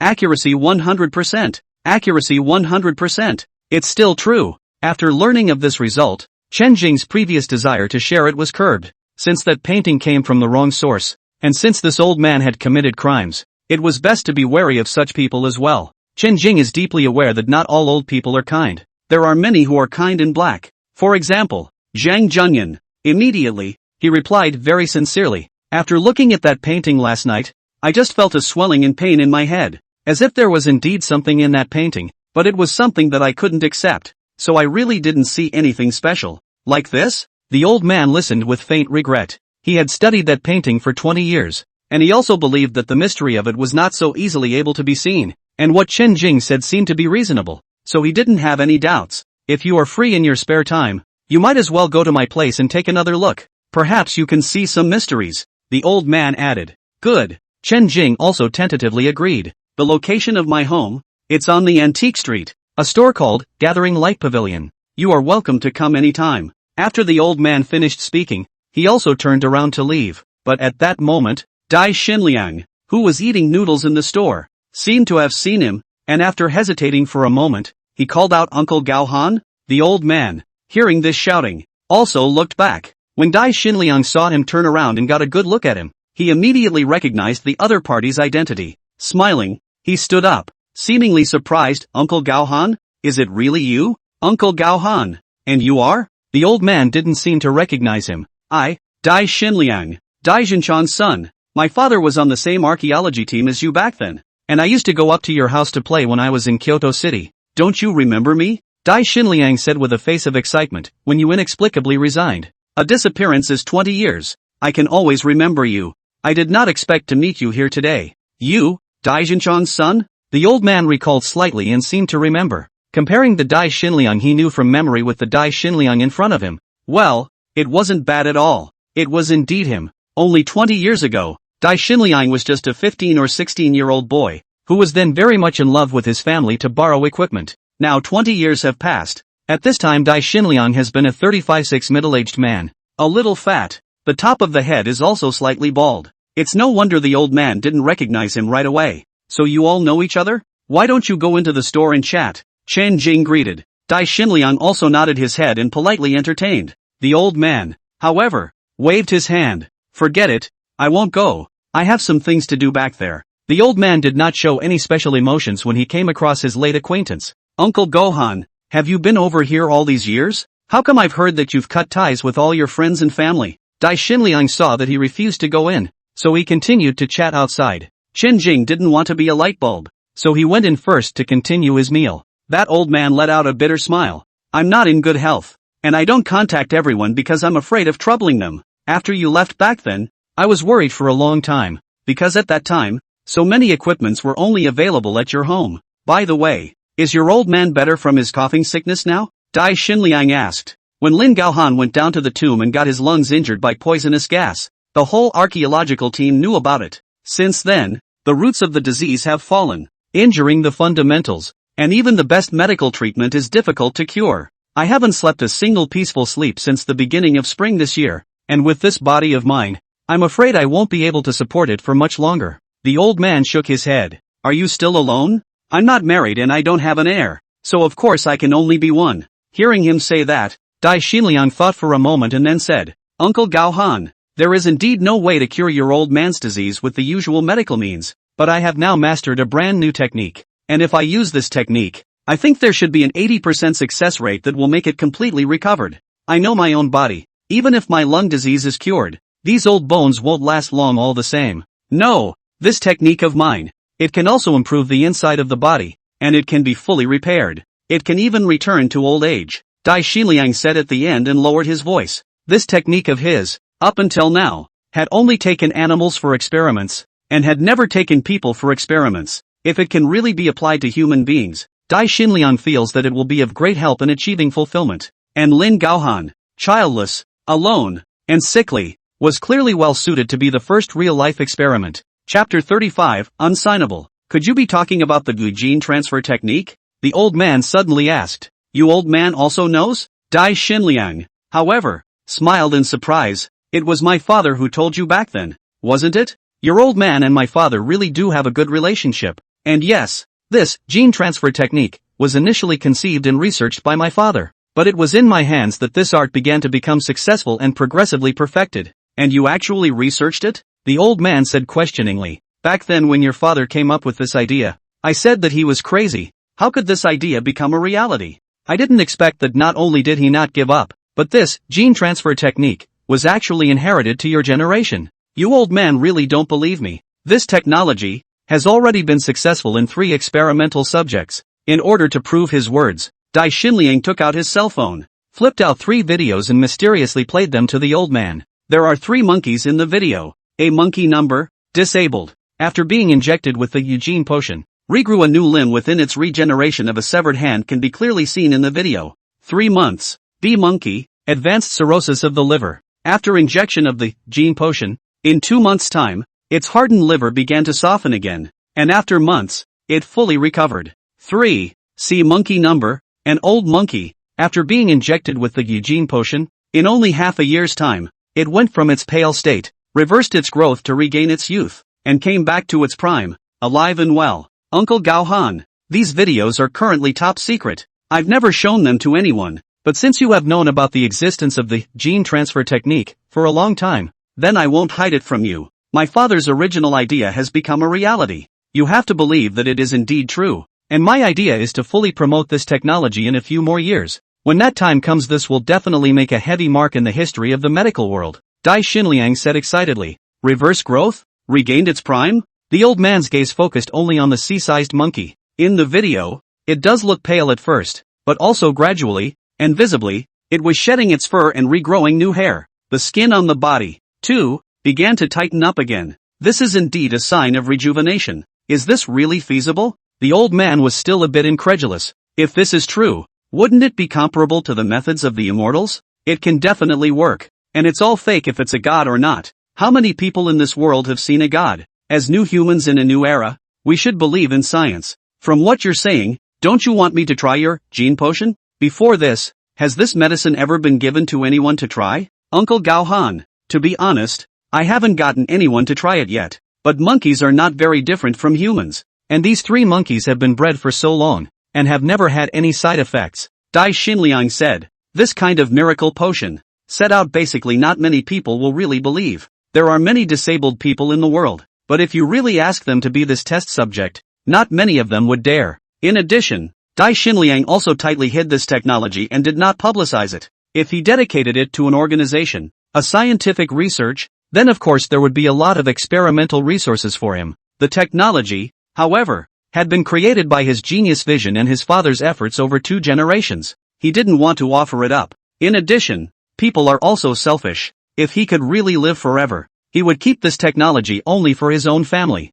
In this way, one is able to live forever and enjoy endless wealth and glory. Uncle Gao Han, if you have this intention, I think I can give it a try. After all, you helped me a lot back then, and now that I have such scientific research results, I would like to help you in turn. Between the words, in the Chen Ji restaurant, after the little nurse Joy finished her food, she went straight ahead and didn't greet him. But Dai Xinliang had sharp eyes, and as soon as he saw Joey go, he too took his leave of the old man at once. Uncle Gao Han, if you have an idea, please feel free to contact me. I will still be in Mingyang City in recent days. This is my business card. You can keep it for now. If you think of something, you can contact me anytime. Dai Xinliang slipped his business card to the old man, then went after Joey with his suitcase on his back, and the head of the store. Su Yanlan this moment also finished busy, also with Chen Jing put together a table to eat together. She greeted Lu Yanyan enthusiastically, pushing the dishes almost all the way in front of Lu Yanyan, letting her taste this for a while,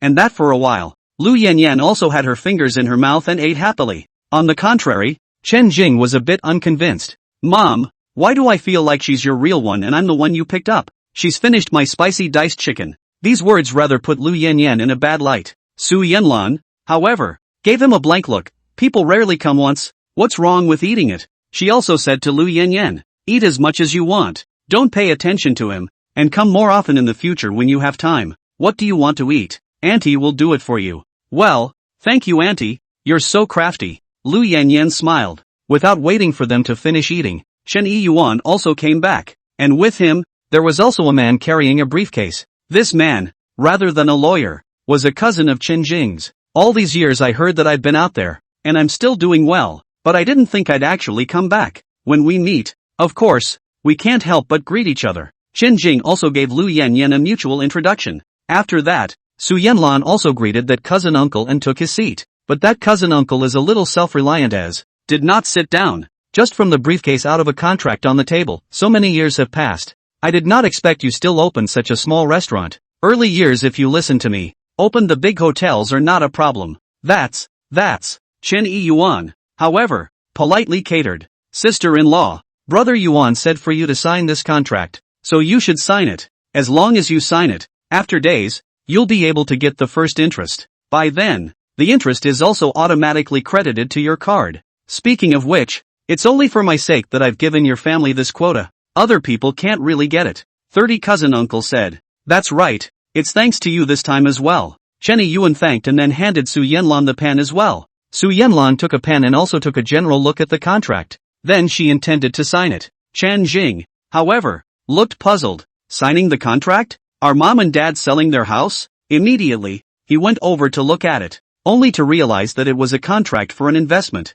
Polygon corporate finance type. A fixed term of 1 year at per annum 60%. Chen Jing only glanced at it, then hurriedly shouted, Mom, you can't sign this. Regarding this book, the author's idea is to blend multiple elements a bit. Do not want to go that set in stone system text. This is not a system problem. Like friends, please support more. Throw a recommendation vote or something. Author June's birthday today, just with you guys over. Chapter 36. What do you know? Upon seeing this contract, Chen Jing silently asked in his own mind. This thing is a scam, isn't it, with such a high APR? As a result, red fonts immediately popped up in front of his eyes, accuracy 100%. More even, a detailed description of the scam appears. Sure enough, the ability to be accurate is a bit more powerful when manifested against objects and not people. Chen Jing read those detailed information and also knew that it was indeed something that cheated people. A typical Ponzi scheme. So when he saw that his old mom was about to put pen to paper, Chen Jing hurriedly called out to her. What's wrong? Su Yanlan asked him with a smile even as she saw how nervous he looked. Mom, why are you guys thinking of getting this? After this incident at home this time, your father and I have also figured it out. Ben Benjamin hard work to make money is very good, but earned money, save not move, will only slowly depreciate. I thought that the hundreds of thousands of deposits at home, as long as you save a little use, but also enough. But after this incident, we realized that it is not enough. In the future, if there are any accidents, with our family situation, it is inevitable that we will be stretched to the limit. As you know, not many people will lend you money in times of trouble. It's good to have a sense of investing money, but if you and dad really want to invest, you can go to the bank and buy some guaranteed regular financial products. Why buy this kind of irregular product? Chen Jing said. The interest rate is high. A couple of your uncles bought it last year. What about interest? 60% $10. 000 will get you a year 6K. I've seen them get it back with interest. Su Yanlan said. And how much are you going to pitch? I've discussed it with your father. Put in firstlets. $000. That way we'll have next year with interest 200320.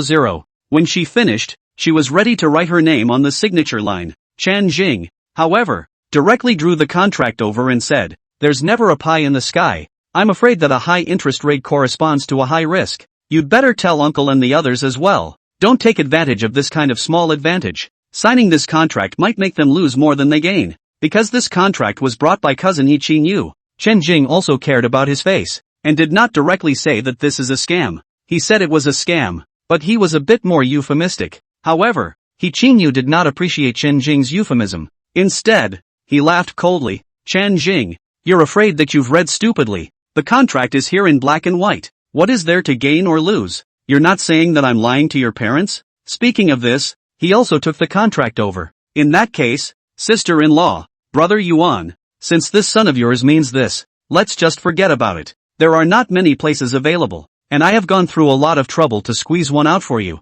If you don't want it, there are plenty of other people who do. And it's only because we're relatives that I've gone to all this trouble to help you out. But when your son says that, it's a bit insulting. Sister-in-law, you are also witnessed that your several brothers this year is even with interest have taken the money. Black and white here. Still really take me he Chin you as a liar ah? Seeing him angry, Su Yanlan also hurriedly persuaded him with kind words. Chin you, don't be general with the child. Chen Jing he is also talking nonsense. Don't you mind? Yes, Chin you, don't get on his bad side. Chen Yi Yuan also came to Chen Jing's side, trying to pull him away from him. He Chin Yu was persuaded by this. His face also slightly eased some. Readers should be sensible, although we are relatives, but also to know what words should be said, what words should not be said. All such a big man, still so ignorant? If someone else were to talk to me like this, do you believe I would immediately turn around and leave? It's not my loss anyway. Yes. Don't be angry. Small children are short-sighted. You don't pay attention to him. Chen Yi Yuan smiled and advised again. Sign. I'll sign right now. Don't mind Chen Jing. He doesn't understand. That's why he's a little worried. Su Yanlan also compensated with a smile. He Chin Yu, with a bad expression on his face, handed the contract to the table again. But Chen Jing smiled at this moment. He hadn't said it outright before to take care of this cousin's face. Euphemistic words. Also want to let this cousin uncle have a step down, so as to end the scene. Not to be embarrassed. But this is not good. This cousin uncle not only do not appreciate, but also a rake. More accusations plus reprimand. And he's been reading his brains out. Good intentions to give out 3 points of politeness. In return, but this cousin uncle's 7 points of taunts. In that case, what's the point of being polite? Mom, do you believe that as long as you sign this contract, your $200,000 will immediately go down the drain? Chen Jing suddenly stood out again, and his voice was even intentionally a few points louder as he said, You child, don't talk nonsense. Su Yanlan gave him a wink, telling him not to be unreasonable. I'm not making this up. It's a Ponzi scheme. Cousin he's a fraud. Chen Jing said bluntly. You, don't talk nonsense. Chen Yi Yuan also hurriedly pulled him back, signaling that he should not be careless. How can such words be said indiscriminately? He Chin Yu was once again annoyed, and laughed even more angrily. Well, brother Yuan, sister-in-law, you've heard it all. You've raised a good son. In that case, give me the contract. If you don't sign it, don't sign it. I'll give this opportunity to someone else. Chin Yu, don't be angry. Chen Jing, go back to your own room. Su Yanlan suddenly stood up and admonished Chen Jing. Both she and Chen Yi Yuan believed in the investment, as she had seen several of her brothers get money into their hands. As the saying goes, hearing is believing and seeing is believing, and what you see with your own eyes is naturally not fake. Moreover, there weren't many spots for this opportunity, and Yi Chin Yu had managed to squeeze one out for them, which couldn't be spoiled by a few words from Chen Jing. Mom, do you believe me, or do you believe him? Su Yanlan said. Of course I also believe you, but this is really not a scam. Your several uncles are really get the money. And this financial management company, this A-type financial products really limited quota. Your cousin uncle is really helping us. He Chin Yu also lost his temper. Sister-in-law, give me the contract. If you don't sign it, forget it, I'll leave. Chin Yu, Su Yanlan caught in the middle is also difficult. But he heard Chen Jing add, Mom, just give him the contract and see if he leaves. You this kid reading is reading to the dog's stomach, right? How come the dog bites Lu Dongbin and favors the good people? He Chin Yu pointed at Chen Jing without any good humor and said, Uncle cousin, you might as well get over it, and take advantage of the fact that there's still a step to be taken, and it's time to go. Don't wait for me to make things awkward. Chen Jing sneered. Ha, you got the words right? You say it, go ahead and say it. I really want to hear what you can say today. Don't know and pretend to know. You've only been reading for a few years. What do you know about this kind of high-end financial product? He Chin Yu said. Chapter 37 Can T get off the stage? Go ask your great-uncle and your second uncle yourself and ask them who is losing money. Since its inception, the Treasure Bowl Financial Management Company has been profitable year after year. And this A-type financial products are only available at this stage. And later when the company grows again. You just want to buy cannot buy into. Even now, do you know how many people I fought with in order to ask for this place for your family? And it took a lot of hard work to snatch it. It's not even if you don't have a thank you. You're still speaking out of turn. He Chin Yu said, once again saying to Su Yanlan, Sister-in-law, you'd better return the contract to me. Your son's attitude is too chilling for me. Mom, just give it to him if he wants it. Chen Jing said while still helping to bring the contract over and placed it in front of He Chin Yu. He Chin Yu had thought that if he made this gesture, Chen Yi Yuan and his wife would definitely be anxious. But I didn't expect that Su Yanlan really let Chen Jing take the contract and send it to him. This was making it a bit difficult for him to get on board. Brother Yuan, sister-in-law, it looks like you guys have thought about it and don't intend to sign, right? In that case, I'll have to give this opportunity to someone else. Su Yanlan actually couldn't give up this opportunity, but she was even more protective. The words that He Qingyu had just said about Chen Jing were very uncomfortable to her ears. She wouldn't allow someone to say in her face that her son had read to the stomach of a dog, so she would rather not have the opportunity given by such a person. As for Chen Yuan, he was about the same. He also felt that what He Qingyu had just said was a bit too much. Moreover, Chen Jing is so against this matter. If he really has to choose between the two, then his choice will be the same as Su Yanlan. Therefore, when Chen Jing wanted to return the contract to He Qingyu, both of their couples tacitly didn't make a sound. In that case, the atmosphere did become a bit awkward. He Qingyu grabbed the contract and made a move to leave. I can't say it in 3 seconds. You guys are definitely going to yell at me. He took a step and left. But this time, he went to the door without hearing the retention of Chen Yuan and Su Yanlan. He had no choice but to turn back again and said, Brother Yuan, sister-in-law, think it over. If I step out of this door of your house today, then next time, no matter how much you invite me, I won't come back. This is an opportunity that will be gone if I miss it. Don't say behind my back that I don't take care of my relatives when you see others making money. Su Yanlan and Chen Yuan still didn't make a sound, mainly because they didn't know what to say. And Chen Jing also knew that his parents had made this choice because they were protective, and in their hearts, what they really wanted was probably still very much to sign that contract. So, he also said, Dad, Mom, you have a sense of investment is a good thing. In fact, even if we do not play regularly, we can play the stock. There are hundreds of thousands of dollars to play hundreds of thousands of dollars. Wrestle, bike into a motorcycle. Chen Yuan couldn't help but laugh. Less nonsense. Stocks still can't be touched. Su Yanlan also agreed. The news always said whoever lost the stock jumped off the building. We still do not play well. You can try. It's better than that fraudulent contract anyway. Chen Jing said.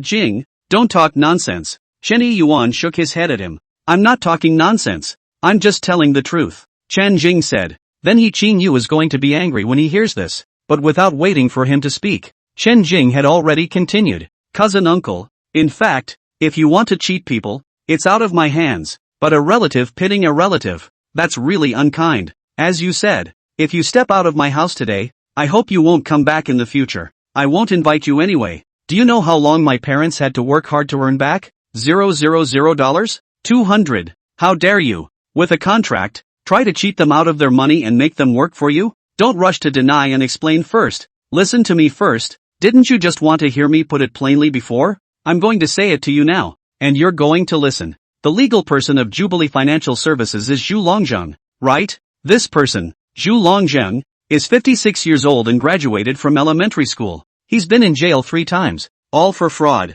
3 years ago, returned to the city of Mingyang, opened a purse company. Is the so-called Treasure Bowl Financial Company? To Ponzi scheme techniques everywhere to cheat people. The only reason my great-uncle and second-uncle were able to get the money with interest was that they invested a small amount and through them they were able to create an advertising effect. The word spreads, and even my mom believed it when she read it, so that you can absorb more money for you and cheat more people. But a scam is a scam, and if my mom really invested this money, I'm afraid that the next day, the Polygon Financial Management Company couldn't even see the ghost shadow, right? Chen Jing spoke all the detailed data he had seen with accuracy in one breath. Those who were present listened with astonishment. Chen Yuan and Su Yanlan before also thought that Chen Jing is just irrational nonsense. But at this moment he even the legal person of the Treasure Basin Company who is what age, what experience to say. I'm afraid that this is not made up out of thin air. He Qingyu's face changed when he heard it, and there was even more of a sense of weakness that he had been caught as a thief. However, he still forced himself to cover it up.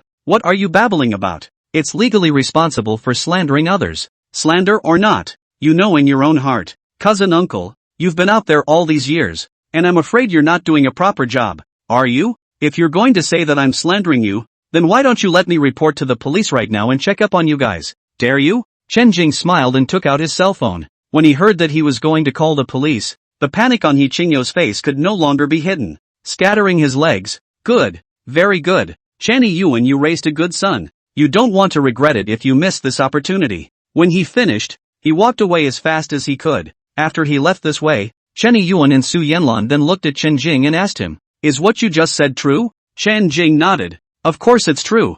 I just happened to know about this. The owner of this financial management company, it won't be long before he should be running away. So Mom, you'd better call and mention it to your great uncle and second uncle. It's up to them whether they believe it or not. Oh, okay, I'll call right now. Su Yanlan immediately made the call, but also hung up quickly. The reason was they didn't believe it at all. This in turn made Su Yanlan dry up. Chen Jing said, Mom, if they don't believe it, forget it, just remind them. If you say too much, you'll still only beg for suspicion. But if it's really a scam, it's not good to let them lose money, is it? Great uncle and second uncle, they just took the money with interest. It's normal that they don't believe you. If you keep persuading them, I'm afraid that they'll argue with you and say that you're red-eyed. So it's better to forget about it. Chen Yuan also nodded his head, agreeing. Listen to Ah Jing this time. Don't try to persuade him if you can't. Dad, Mom, what I said earlier about playing with stocks is actually really feasible. If you guys are worried,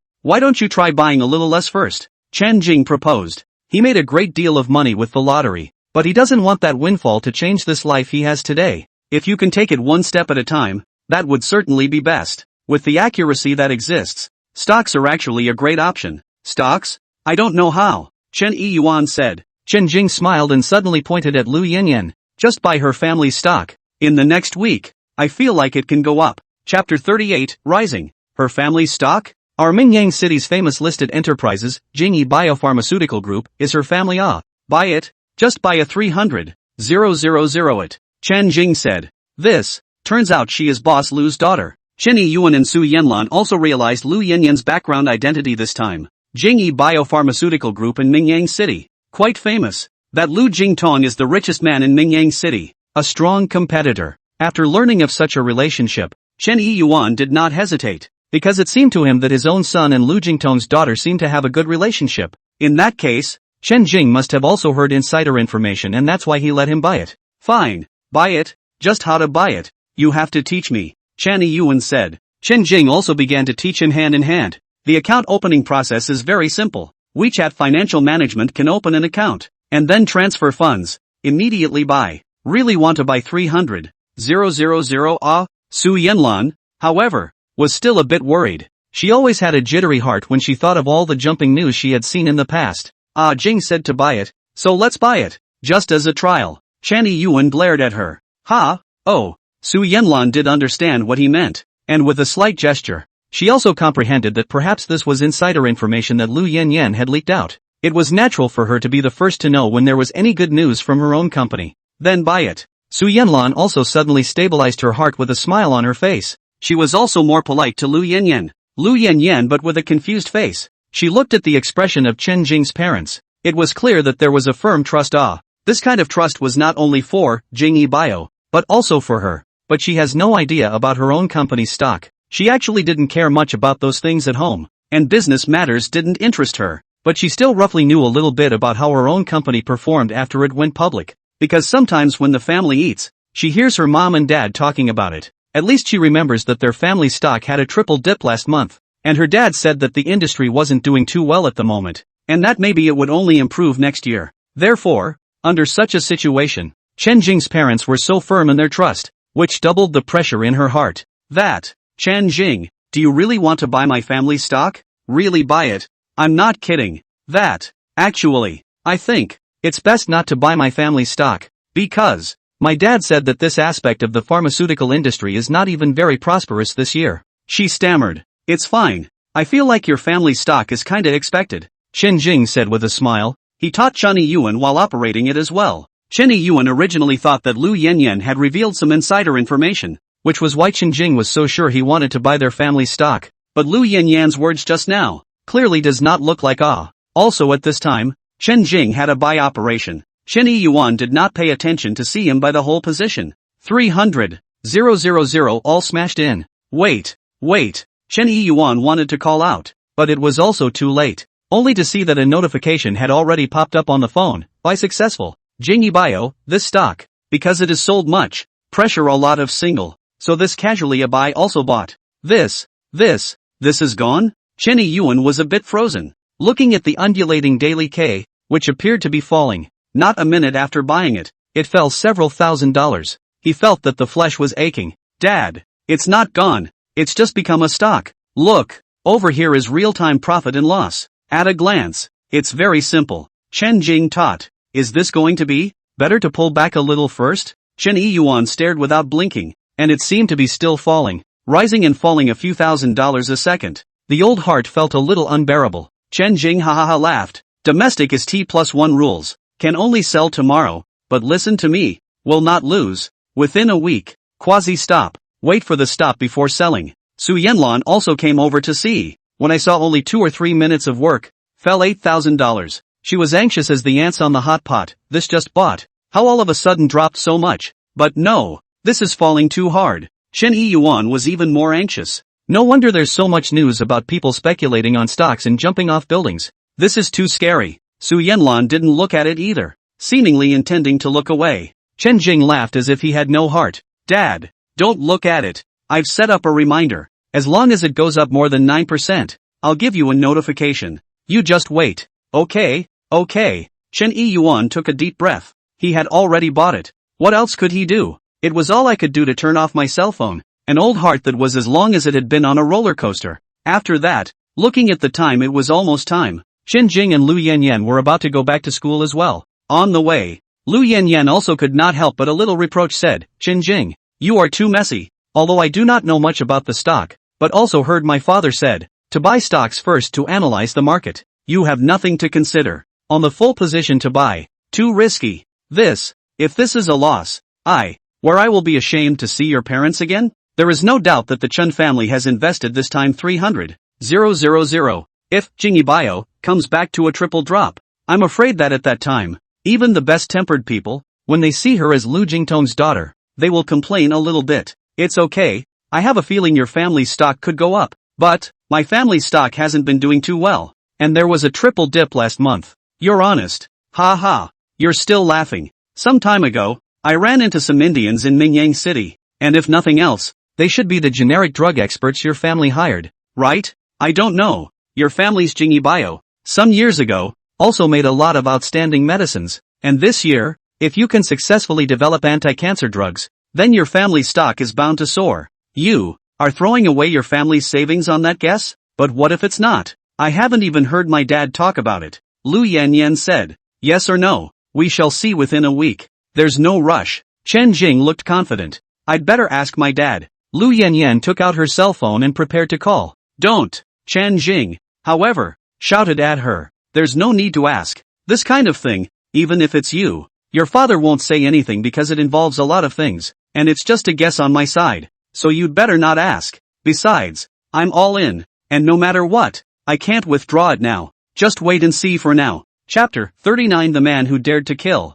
Afternoon, 1 o'clock, Mingyang First People's Hospital, Orthopedics Building, Ward 201. Wang Yaohua, with a small secretary with a short busted dress, stood at the entrance of that ward, looking at the several jerks lying on the bed, as well as including Luo Koan also among them. He lost his smile a bit. What's this you guys are doing? He was called over to pay the medical bills. Since Luo Qian was arrested, he can help him do nasty things under his hand. Really cannot find a few. It just so happens that Luo Qian's brother Luo Koan is a ruthless person. As long as he is willing to give money, his side will be willing to contribute. Also replaced his brother's role. After Luo Qian was arrested, Wang Yaohua told Luo Koan that the culprit who caused all these things to happen was that son of Chen Yuan, Chen Jing. If it wasn't for him, Luo Qian wouldn't have been arrested. Luo Koan heard, half because he had a wave of irritation. The other half is also because of Wang Yaohua's meaning. So he led the people to have this action at noon today. But I didn't expect it to turn out like this.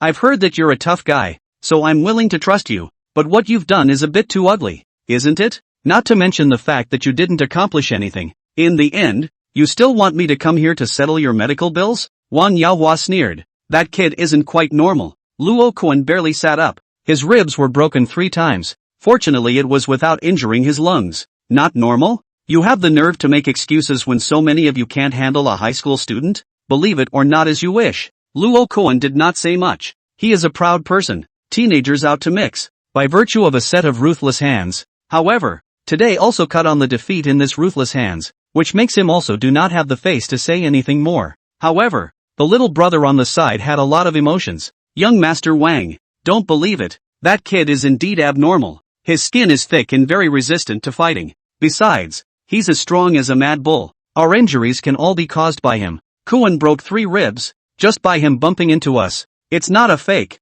The X-ray is clearly filmed. Besides, we're not stupid enough to injure ourselves to cheat you out of so little medical money, are we? Waiting for these few little brothers to finish, Luo Kuan also said. The matter was not accomplished. The agreed upon reward. I also don't want you to have a single point. After these few brothers of mine have their medication changed for the second time, I will also let them be discharged from the hospital immediately, and will not pit you against the medical fees, and you should not look at us with that kind of questioning eyes. Wang Yaohua casually picked up the on-the-side X-ray photos and glanced at them. There were a few people who were fractured and dislocated, and Luo Kuan's side did indeed have 3 broken ribs in his chest. If they say they people use self-harm to cheat on medical bills, that's too much to ask of themselves. That kid, by himself, you ***** head over all of? 8 But Wang Yaohua still felt that this was a bit out of character. If you don't believe me, you can try it yourself, Luo Kuan said. Ha! Wang Yaohua didn't answer. Of course he couldn't go personally. What's his status? What's the point of taking on a high school kid in person? Only, this time it did piss him off too. Originally, Luo Qian designed to let Zhang Junian pit the Chen family a handful of times, and this plan went very smoothly. With Zhang Junian's body, as long as the hospital to stay, every now and then a problem. The medical cost is a bottomless pit. If the Chen family is to be held responsible, it will have to use a lot of money to plug that bottomless pit, and at the end of the day, being forced to do so, it will inevitably sell its house. This was exactly the result Wang Yaohua wanted. However, just at the critical moment, Chen Jing that kid actually somehow got a recording. Better dead or alive actually people play drone just captured the scene of the crime. These 2 points made the Chen family flip out straight away. That video captured by the drone goes without saying. Let's just say it was fate. The recording, however, was the most infuriating of all. The recording could not be used as direct evidence, but with that video to go along with it, it was a different story. Zhang Junian father and son under the heart of weakness. 1, 2, 3, confessed, but also gave Luo Qian out. Fortunately, Luo Qian's mouth was hard enough to carry it, and the dirty water was not poured on his Wang Dishao. But this thing after all is not hidden from the eyes of the people. The eyes of the people at a glance to know. Behind the real messenger is his Wang Yaohua. Luo Qian is just a blocking arrow. This matter had almost all spread in Mingyang City as well since the news broadcast. Sometimes when someone talked about it in the streets, they were close to saying his name, Wang Dishao. However, as for what outsiders thought, Wang Yaohua actually didn't care at all. He cares about what his family thinks, and he has 2 older brothers at home. Both started a few years before him and are now doing a good job in this area of real estate. He's also the only one who hasn't done anything decent since he started at the beginning of the year. He had also examined it for a long time, and after choosing, he was most attracted to the old building of Chunny Yuan's family. He felt that it would be a good turnaround point for him. All he had to do was to be able to take it down and build it up a bit, and then it would be enough to prove to his family what he could do. But all of this is only a dream come true by now. So there was a gas in his heart that was getting more and more irritated. And what was originally directed at the 3 members of the Chun family was now a little more direct, becoming directed solely at Chen Jing alone. If this kid hadn't staked out that recording, at least things wouldn't have gotten this big. Also because of this matter, he, Wang Dishao, was lectured by his father yesterday and criticized him for being far inferior to his 2 older brothers. That's what made Wang Dishao, in a fit of rage, find Luo Kuan and ask him to fix the damn high school student. Don't you have a lot of henchmen? Let's not talk about it this time. You'll always get this one back, right? Wang Yaohua tossed the X-ray photo aside and said indifferently, not good to say. Luo Kuan, however, shook his head. That kid can fight and resist. Rare thick skin, and amazing strength. With today's situation, even if we call a few more people, I'm afraid the result will still be the same.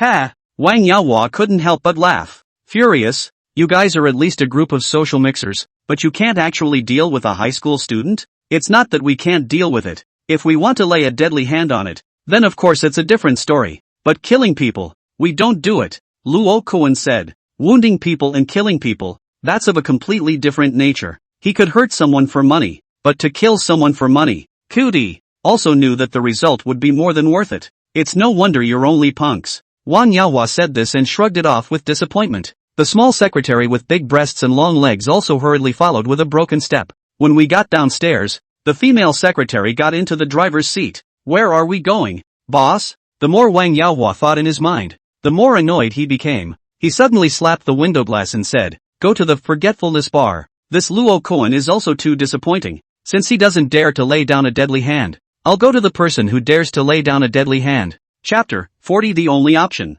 Mingyang North Road, which is the area around Linjiang. Nowadays, there are many high-rise buildings around, and it's also a busy area. On a plot of land near the river sits an old bar with stained walls. It's called Forgetfulness and it's a pure bar. In today's day and age, opening a bar without putting on a disco and hiring a couple of triple-dot babes to dance is not going to pull in much business at all. Pubs, in ancient times, were also drinking establishments and taverns where all sorts of people of all shapes and sizes would mingle. But here, there never seemed to be many guests. The owner of the bar is also very Buddhist and never initiates any activities. He is also a quiet person. Interge, boo-hoo. The black Maybach stopped in front of the bar. Wang Yaohua opened the door and walked straight in towards the bar. Inside, it was empty, and behind the bar, the only person there was the owner, with long hair, wiping glasses meticulously. Still not a single customer. Bleeding money, right? Such a good place. My father actually rented it to you for 10 years at such a low price.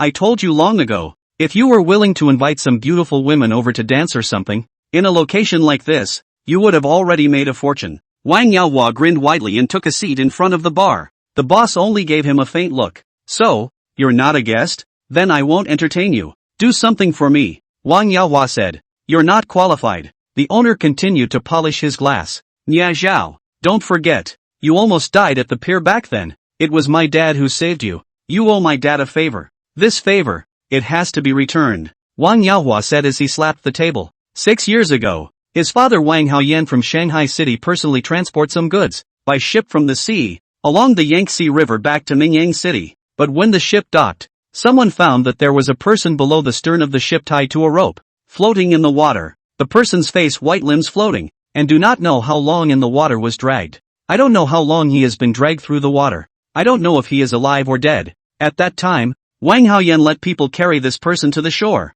A check actually found that this person still have gas. So Wang Haoyan made the main send him to the hospital for treatment. This person who was rescued is also the owner of the Forgetful Bar today, Nian Zhao. He had also been remembering this favor of Wang Haoyan saving him, and had also said that he could do one thing, anything, for Wang Haoyan. Wang Haoyan saw his straightforward nature, and know that he drifted here, no place to settle. So he rented this place to him, but also borrowed a sum of money to him to open the bar. Wang Yaohua was at first puzzled as to why his father would treat a vagrant so favorably. It was also not until one time when someone was drunk and disorderly here, and Wang Yaohua also happened to pass by the place, that he witnessed the reason why his father favored this homeless man. That time, there were more than 20 troublemakers, but they were crushed by Nia Zhao alone, with his bare hands and fists. The hands he displayed were severe and vicious. Almost anyone who fought with him was put on the ground by him in a single move. Later on, Wang Yaohua also asked his father what this Nia Zhao was all about. His father laughed and told him,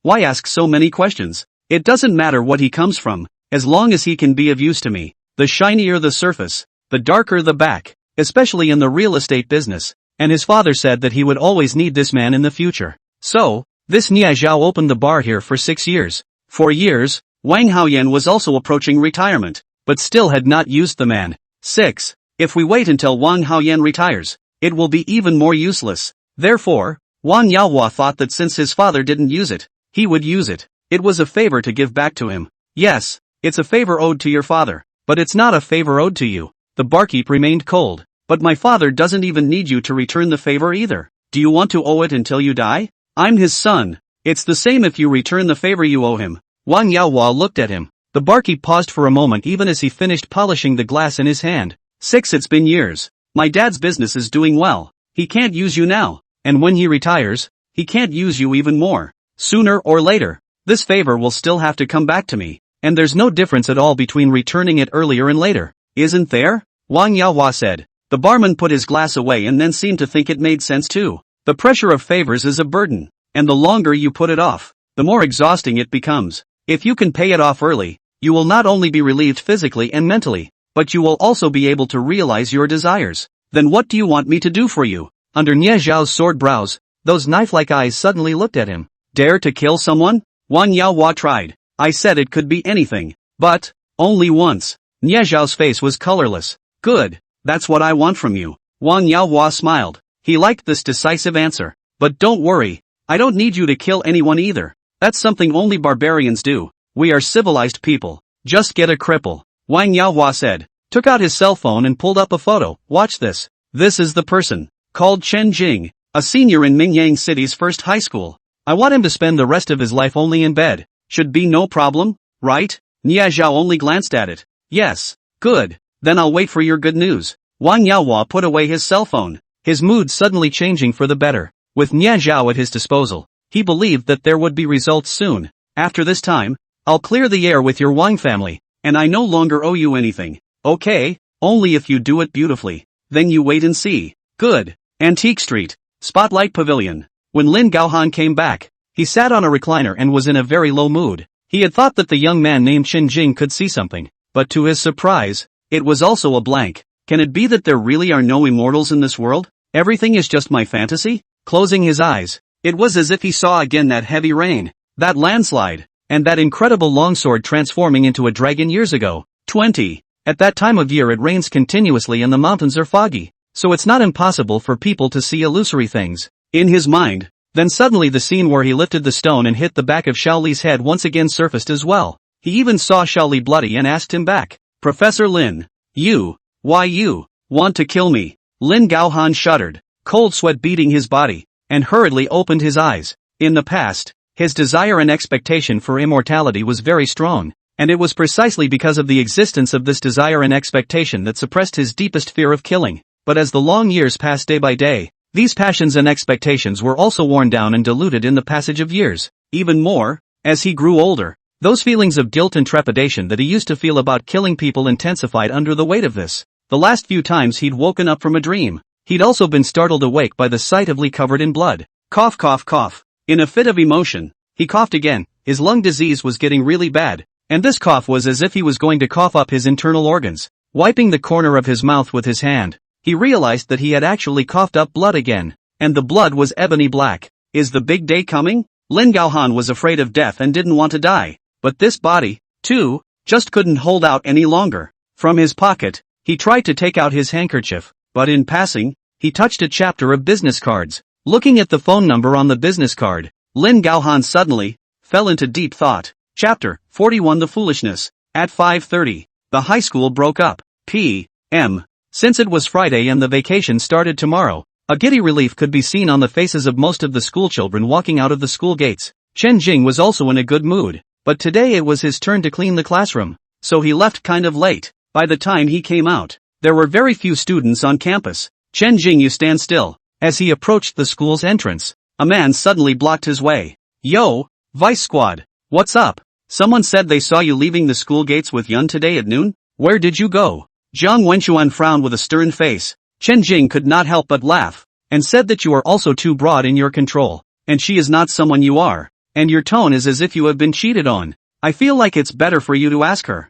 because if I come and say it, you might not believe me. Chen Jing said. Then you say it. Jiang Wenxuan looked angry. Today at noon he had invited Lu Yanyan to go out to eat with him, but Lu Yanyan politely declined, saying that it would be fine to go to the cafeteria to eat something. Once he heard this, he said to go to the cafeteria can also, but the cafeteria is too many people. Go late will not be able to occupy the position. So he volunteered. When Lu Yanyan was still doing her duty as a class representative in the collection of homework, he went ahead and ran to the cafeteria to take up space. As a result, he occupied to the cafeteria to eat. People are gone. He did not see Lu Yanyan appeared. Called Lu Yanyan phone. Also cannot get through. When he came out of the cafeteria in depression, he happened to meet an acquaintance who said he saw Lu Yanyan and Chen Jing leaving the school gate together. He was so annoyed at this. He also certainly wouldn't be angry with Lu Yanyan. So this bellyful of stifling fire could only be spread on Chen Jing's body. Went to my house. Chen Jing wasn't uninterested in joking,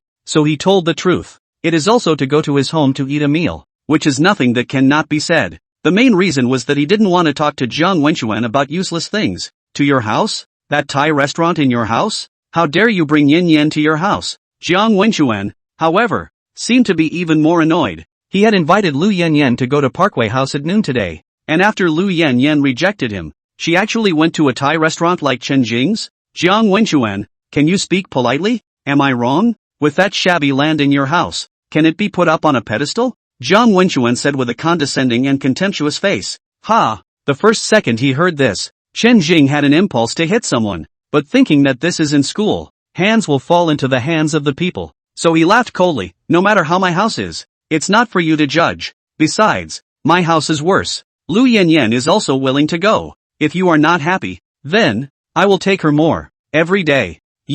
This time it was Jiang Wenxuan's turn to make him so angry that he wanted to hit someone. However, the security booth was right next to him. He was not a reckless person. After calming down for a few seconds, he said, Chen Jing, I'm warning you not to get too close to her. You're not on the same level at all. Ask yourself, are you worthy of you? You think I don't know what you have in mind when you secretly curry favor with her?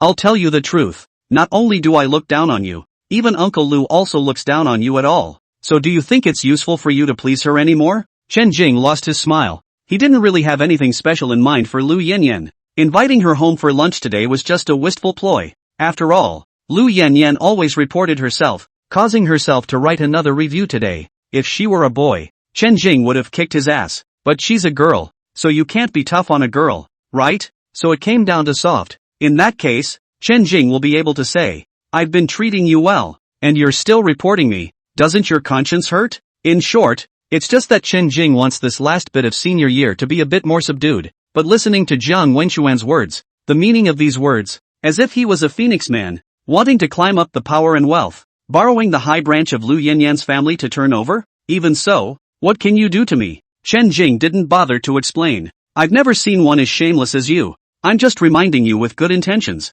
If you don't listen, forget it. Anyway, I'm not the one who will be humiliated by then. After saying this, Jiang Wenxuan put away his scornful eyes and turned around. Cut. Chen Jing felt good and funny. In front of the kiosk, he stopped to buy a bottle of water. It just so happened that a neighbor also happened to be here. His name is Song Yinbua. His family lives on Pedestrian Street and his family sells roasted goose. Just because he was born when his father was printing Wang Bo's preface to the Tingwang Pavilion, with such a coincidence, also simply gave him the name, Song Yinbo. He was also a senior, but not in the same class as Chen Jing. Chen Jing's science class, his arts class. Leaving so late today, you're on duty too? Neighbor Song Yinbo said. Yeah. Chen Jing laughed a little. Every time he saw Song Yinbo, he couldn't help but smile, because he always thinks hard and erect. Laughing my ass. Tomorrow is vacation. Go to the internet cafe 5 in a row. No? Song Yinbo said. Forget it, it's only half a month or so until the college entrance exam.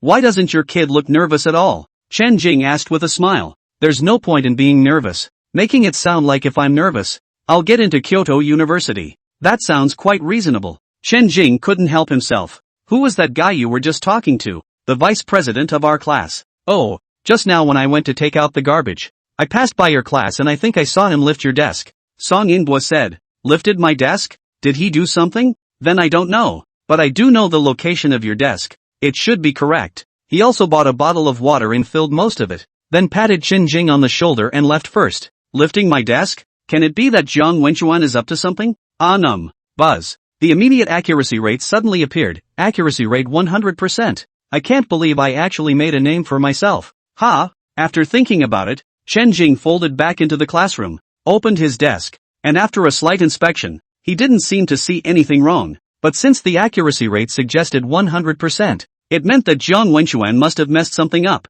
So, he too, took everything out of his desk and counted it all. But get to the end. He was in the corner and actually found a ring. Diamond rings. It's pretty small and kind of familiar. Isn't the class teacher's ring? This. Chen Jing recognized the ring's origin after a few more glances. And the accuracy gave another hint that it was indeed the homeroom teacher's. The classroom teacher hurt her finger this afternoon during all the cleaning and then. This ring. Jiang Wenxuan is trying to harm me. Chen Jing didn't know how Jiang Wenxuan had gotten his hands on the ring. But when he thought of Jiang Wenxuan earlier's look, it was clearly premeditated. We'll see. This kind of tactic is also used. Jiang Wenxuan, you're really good. In that case, I can only return it to you. Chen Jing picked up the diamond ring and shoved it into Jiang Wenxuan's desk with a twist. Chapter 42. One word. Tactics like these seem actually quite shallow. Knowing that tomorrow is the weekend and school is closed. Even if the homeroom teacher suspects who picked it up, it will be Monday before she asks. If this is really picked up by people who love to take advantage of small gains,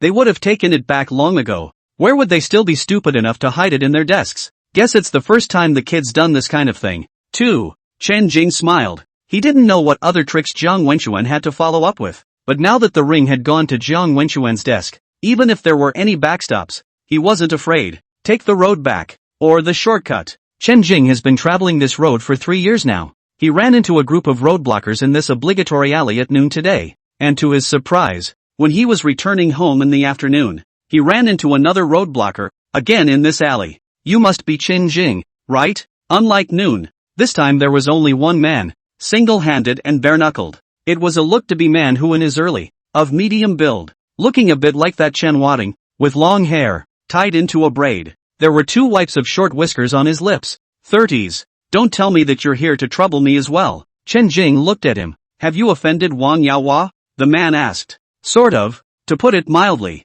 he entrusted me to do it so that you can only spend the rest of your life in bed. If you want to hate, you can hate him, the man said as he started walking towards Chen Jing. Chen Jing, however, laughed. This is the first time I've seen someone as direct as you. You should at least cover up a little bit when you're doing something for someone, right? You just told me so bluntly. Is that really good? There's nothing good about it. Your feud with him is none of my business. I just do it. The man's face was expressionless. Okay, in that case, let's do it. Chen Jing moved his limbs and pumped his fists. Speaking of which, he hadn't had a good time fighting today at lunchtime, and now he had another one delivered to his door, just so he could practice. Immediately, it secretly took a deep breath. Then the breath in his body circulated in accordance with the white crane exhalation method. The man began to speed up his pace, rushing towards Chen Jing. 10 meters, 8 meters, 6 meters, 4 meters. With each stride he took, he was 2 meters away. At nearly 2 meters, suddenly, popped up and jumped up, and a ferocious fist like a cannonball was smashed towards Chen Jing's chest. So fast, Chen Jing's pupils suddenly condensed, and only then did he feel that this person, and those who appeared at noon, were completely different. Those who are at noon, are all grounded jerks. Footsteps are frail. Even if they fight, they are all hooligan stance, hammering a mess. But this man, with his strong stride and quick, agile hands, was as agile as the wind. Intuitively, Chen Jing could sense that this person was not ordinary. But, no matter how unusual, it's useless. Chen Jing activated a surge of energy and did not dodge. He directly charged forward. It was also trying to use the move that knocked Luo Kuan away to knock this person away as well. Under the mode of inner breath through body, his body could fight and resist, and he was not afraid of a hard fight. Boo! Needing it, the man's fist indeed landed on the centerline of Chen Jing's chest ribs. The punch was heavy, like being thrown with a hammer, but Chen Jing also unsurprisingly carried on.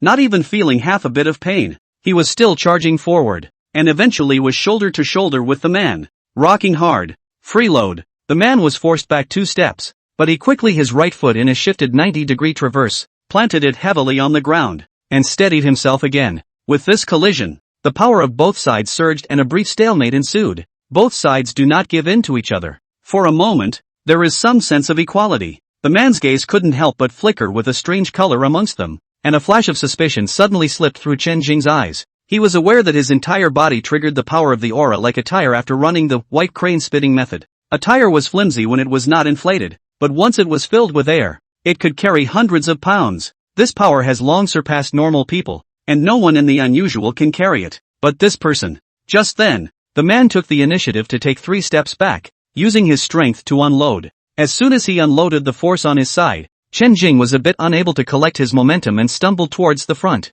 The man also suddenly stretched out his feet on the ground to block, and at the same time, in a Luohan clash of bells stance, both of his fists suddenly struck out and crashed into Chen Jing. Chen Jing's entire body flew out 7 or 8 meters, hit the wall, and rolled down to the ground with a loud bang. This fall caused Chen Jing's head to go a little bit all over the place. Good strength, poor technique, the man suddenly said faintly. Chen Jing balked and defiantly rushed forward again. That man also took the initiative to usher in, suddenly striking out, grabbing Chen Jing's wrist, and with a slip of his feet on the ground, he circled around to Chen Jing's back, and then was about to launch an over-the-shoulder slam with a deft force, and Chen Jing at that moment also immediately zipped away from the horse stance, even more reverse grabbing his hand. Then with an explosive roar, he actually used absolute brute force to forcefully drag the man back from behind. Then the right hand takes the center, grabs the waist, and lifts the opponent high in the air in the form of a tripod, throwing it forward again. He flung it 16 meters, also hitting the wall, then rolling off. The technique is good, the strength is too poor. Chen Jing followed his example and shook his head slightly. The man didn't seem to be as relaxed as Chen Jing after being dropped. He touched the back of his head and a bit of slight crimson blood seeped out. He was actually in a good mood, though, and suddenly grinned, smiling. I can't imagine that in the middle of a small backward mainland city like Mingyang City, I can still come across such a young chi refiner. Again. After the man finished speaking, he once again rushed at a fast pace, as he did at the very beginning, as if he wanted to repeat the same trick. 10 meters, 8 meters, 6 meters, 4 meters, 2 meters, leap. When he leapt up, this time it was a somersault in the air, spreading his hands in midair like an eagle striking the sky, and then bowing down, ruthlessly dropping his foot towards the top of Chen Jing's head in the sky. Seeing this, Chen Jing crossed his arms and blocked them above his head. The bow crashed down and managed to land in his hand, but he also seemed to be underestimating the man's strength. The power of this man's move was stronger than any of his previous moves. Chen Jing's arms dropped slightly, causing the man's feet to slightly touch the top of his head. With a jolt, the head buzzed with a ringing in the ears, but Chen Jing also reacted very quickly, immediately tilted his head, grabbed the man's ankles with both hands in reverse, and with another explosive roar, yanked it downward smoothly, and smashed it fiercely to the ground. When you're done smashing on the left, smash on the right. After 2 consecutive smashes, he threw the man like a sandbag, throwing him out another 16 meters and slamming him back into the same wall as earlier. Come on again. Chen Jing clenched his fists, and the more he fought, the more his blood boiled. It was true that he didn't know any tricks, but he knew that as long as he had this brute force in his body, that was it. The man struggled on the ground for a long time this time, not getting up immediately as he had done the previous time. It took over 10 seconds of slowing down before he braced his hands on the ground and sat up.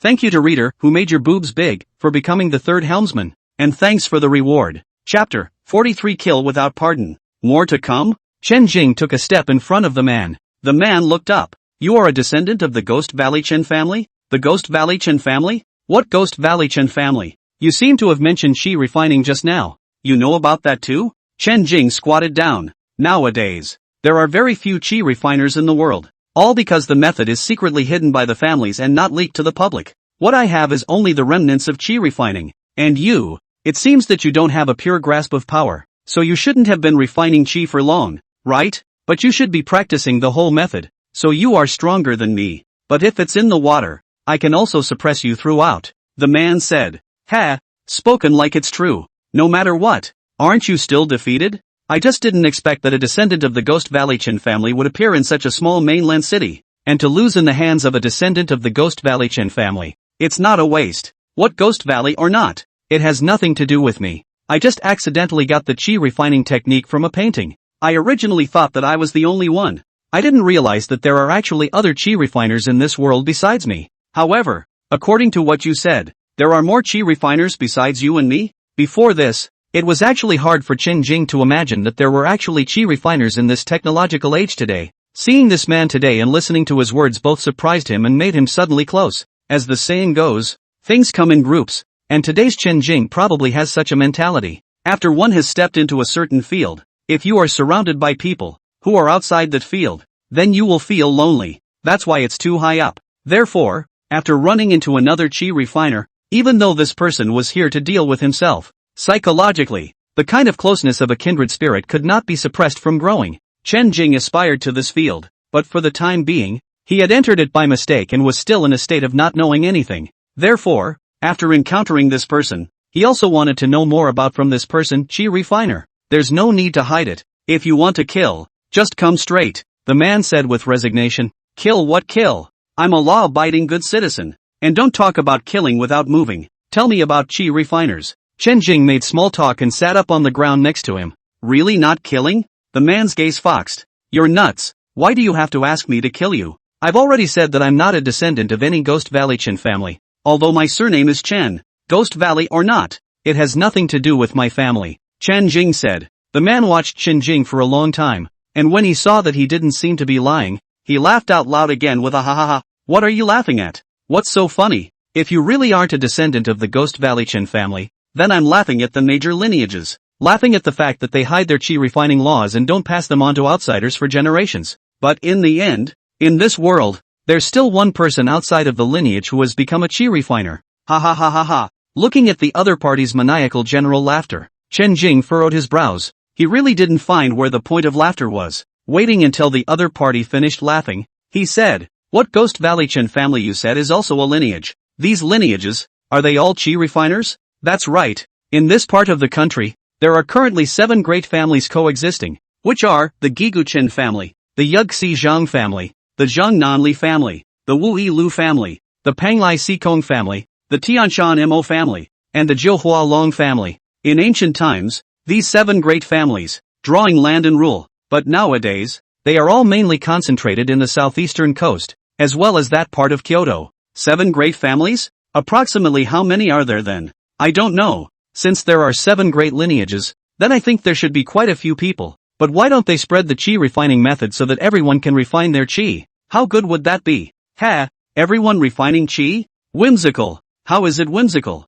Isn't it good? The secret collection of qi refining methods in the lineage is the same as the ancient lineage's collection of books. Throughout history, for a long period of time, most of those who could serve as officials in the imperial court and who could wield great power were the sons of the world's families. Even after the Sui and Tang dynasties, there were imperial examinations, but the proportion of the children of the world's families who went out to work was still greater than that of the humble families. The fundamental reason for this is that books cannot be popularized, and the humble people cannot afford to read or buy books. First of all, not everyone can refine qi either. It's like placing a foreign language textbook in front of an ordinary person. Do you really think you can learn it just because you have the textbook? Qualification and enlightenment have long since decided everything. Secondly, a dharma like qi refining, once practiced, can become a person above people. All people have selfishness. After you become a human being, do you expect everyone to be able to compete with you? The man said. Hearing you say that, it makes sense. Chen Jing nodded. Let's not talk about anything else. But English is taught in every school and every grade. But how many of them can really learn it and learn it well? Even if you can pass the exam, how many of you can speak fluently? Such an analogy is quite graphic. Besides, when it came to the piece of selfishness, pushing oneself against others, even Chen Jing himself was not exempt. If you are not a descendant of the Ghost Valley Chen family, then you should be careful. Ha! The man suddenly laughed, smiling rather meaningfully. Careful of what? The lineages mastered the art of qi refining, and also formed a tacit understanding long ago that outsiders are not allowed to practice. But if they find out that qi refiners outside of the 7 lineages have appeared on this large piece of land in Huaxia, they will all be killed without amnesty. Why? Because it facilitates them to stabilize their own position only. Huaxia is not big in the first place, and none of them want an 8th lineage to appear, much less any spoilers. Therefore, all loose cultivators, kill without pardon. What about you? You shouldn't be a son of a family either, right? Chen Jing asked. The man was honest and admitted it as well. Yes, I am indeed not. So it was only by luck that I was hunted down and almost died in the Huangpu River years ago. I retrieved a life and lived on. 6. Chen Jing thought for a moment. Since there are qi refiners in this world, are there also the kind of people who possess supernormal capabilities? Extraordinary? Yes, it's like a Spider-Man, Hulk kind of thing. It's not clear, but it's certain that there is indeed nothing strange about the size of the world. Even if there is, it's not strange. Even qi refiners have them. What are supernormal capabilities? Chen Jing secretly thought for a moment and said, if according to what you said, the loose cultivators will all be killed without amnesty, then won't we be in the same situation? Since this is the case, why don't we make an alliance? Mutual aid for mutual benefit? Alliance? Mutual aid? Ha!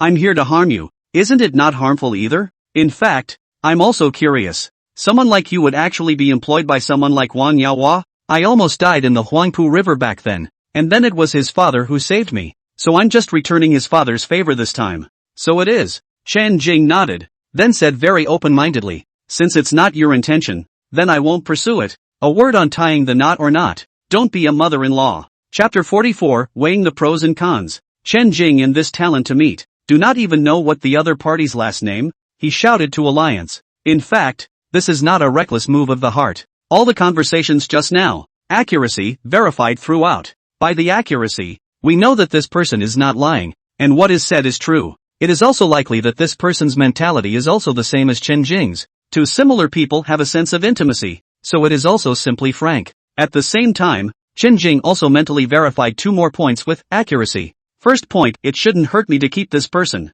right? The second point, he's not supposed to be a scumbag if he can be so honest. Is he? The feedback on accuracy after these 2 questions were sent was for the first one 90%. The second was 100%. It was precisely because of this result that Chen Jing decided not to pursue the matter and also proposed an alliance. After all, such a person would do more good than harm by staying. In addition, The main thing was also that Chen Jing wanted to learn more from him. And if the accuracy rate of the 2 questions asked before was less than 50%, then even Chen Jing, who claimed to be a law-abiding good citizen, felt that he should be able to kill this person with his own hands. Aren't you afraid I'll victimize you again? I have a feeling you won't. Why? Because you can't beat me. The man's brow furrowed, and he finally let out a laugh in return. Releasing it, that would be a good reason. What do you call it? Nia Zhao. Leave a contact. Chen Jing took out his cell phone. Nia Zhao paused for a moment and took out his cell phone as well, adding contact with him. Chen Jing then patted the dust on his body and stood up. That's all for now then. I'll find you to nag me sometime. I'm going home now. Nia Zhao gazed at him for a while and said, like your character? If you really want to step into the realm of chi refiners in the future, I'm afraid you won't be able to live long. Chen Jing looked back at him. What then? Is it hard to have to kill you and turn yourself into that kind of cold-hearted person in order to live for a long time? Theoretically, yes. Nia Zhao said. That would be a pity. I just want to be as I am. If one were to make oneself cold and heartless simply to be able to live a long life, then what difference is there between that and someone who becomes smooth and sycophantic for the sake of profit? Losing my heart and putting the cart before the horse. This is even less what I wish for. Chen Jing said in an expansive and spontaneous manner, and after finishing, he was already far away with his back. Nia Zhao watched him go. A long time. Fong mocked a smile. Mouth lamented, lost the heart. The cart before the horse? At the end of the day, I'm actually not as good as a high school student at thinking straight. Even if he had thought about it, he would not have thought that the reason why Chen Jing could show such open-mindedness was that he had made this decision only after analyzing the pros and cons again and again. And to the uninformed eye, the young high schooler had a rare and bold disposition. At 6 p.m., the small store on Antique Street called Gathering Light Pavilion closed early in a rare occurrence today. Before the door closed, a man in a white coat carrying a medicine chest seemed to be seen entering. At this moment, in that secret room in this store of the Gathering Light Pavilion, Lin Gaohan was lying weakly on the bed. He rolled his sleeves up high, as requested, and his entire little arm was exposed. Uncle Gohan, you're ready for this, right? If you are, then I'm really going to have to put the needle down? Beside him, the man in the white coat was Dai Xinliang, who now had a strange excitement on his face. The gene potion is finally going to take people for experimentation for the first time. It is not yet known what will happen to this agent once it is injected into the body, and what side effects it will have. But this is also because there is no precedent. Today as long as the first step, the subsequent road, will certainly be much better. Therefore, Dai Xinliang also wore a white coat to add a sense of ceremony. Cough cough cough. Lin Gohan was still coughing, each cough with a violent wet babble. Come on, let's hope your gene transfer technique has an effect. This afternoon, Lin Gohan also thought about it for the whole afternoon.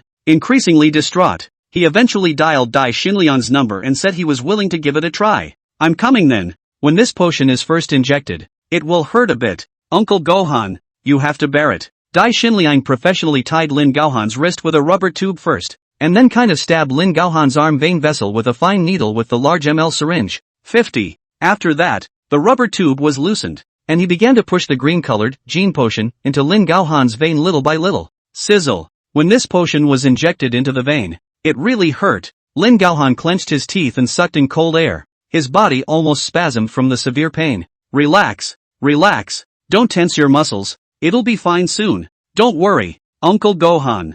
This gene potion that I injected you with has added the sea cucumber gene and the lighthouse jellyfish reverse growth gene. Just wait and see. In less than 3 months, you will definitely be shocked and delighted by the changes in your body by then. Dai Xinliang said excitedly. Why did add the sea cucumber gene? The sea cucumber. Lin Gaohan in severe pain still asked. For the biological field, he is slightly less than that. He was afraid of death and of accidents. Dai Xinliang patiently explained. Uncle Gaohan, you don't know. In Indonesia, West Asia, Sulawesi Island, there is a strange sea cucumber. When it encounters danger, it will eject the internal organs of its body from its tail and use it as a weapon to repel the enemy. Without its internal organs, it doesn't die, but rather a new set of internal organs will grow back in its body in the next few weeks. So, my conception is that Uncle Gohan, your lungs have been broken for a long time. In that case, you might as well replace it completely. And with this gene, your lungs will grow back. And the reverse growth gene of the lighthouse jellyfish,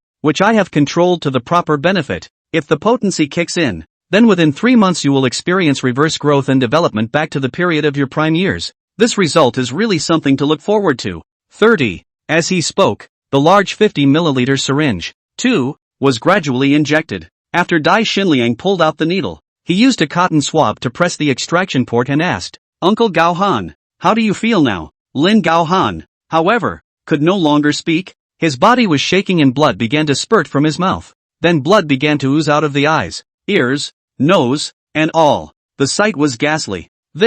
Such a result, Dai Xinliang did not expect. Immediately took out another syringe, added 80 cubic centimeters of adrenaline, and injected it into him. "Uncle Gohan, you have to hold on. This should be fine. Hold on. You must hold on." After the adrenaline injection, Lin Gaohan's eyes suddenly bulged outward and his pupils condensed to the size of a needle. Then, his chest rapidly dipped while he kept bulging at the throat, and his mouth grew bigger and bigger. Dai Xinxin looked at him nervously, and suddenly felt as if something was about to come out of Lin Gaohan's mouth. Chapter 45 Genetic Mutation. Lin Gaohan's mouth was open to the limit at this moment, and a bloody mass was going to click out a little bit along his throat. Ka. Lin Gaohan, like gagging, suddenly rolled over and got up, and those bloody things in his mouth were finally spit out. A fishy mess. Dai Xinliang hurriedly put the mask on, resisted the urge to retch with nausea, and hurriedly asked, "Uncle Gaohan, how do you feel?" Lin Gaohan, however, only glanced at him,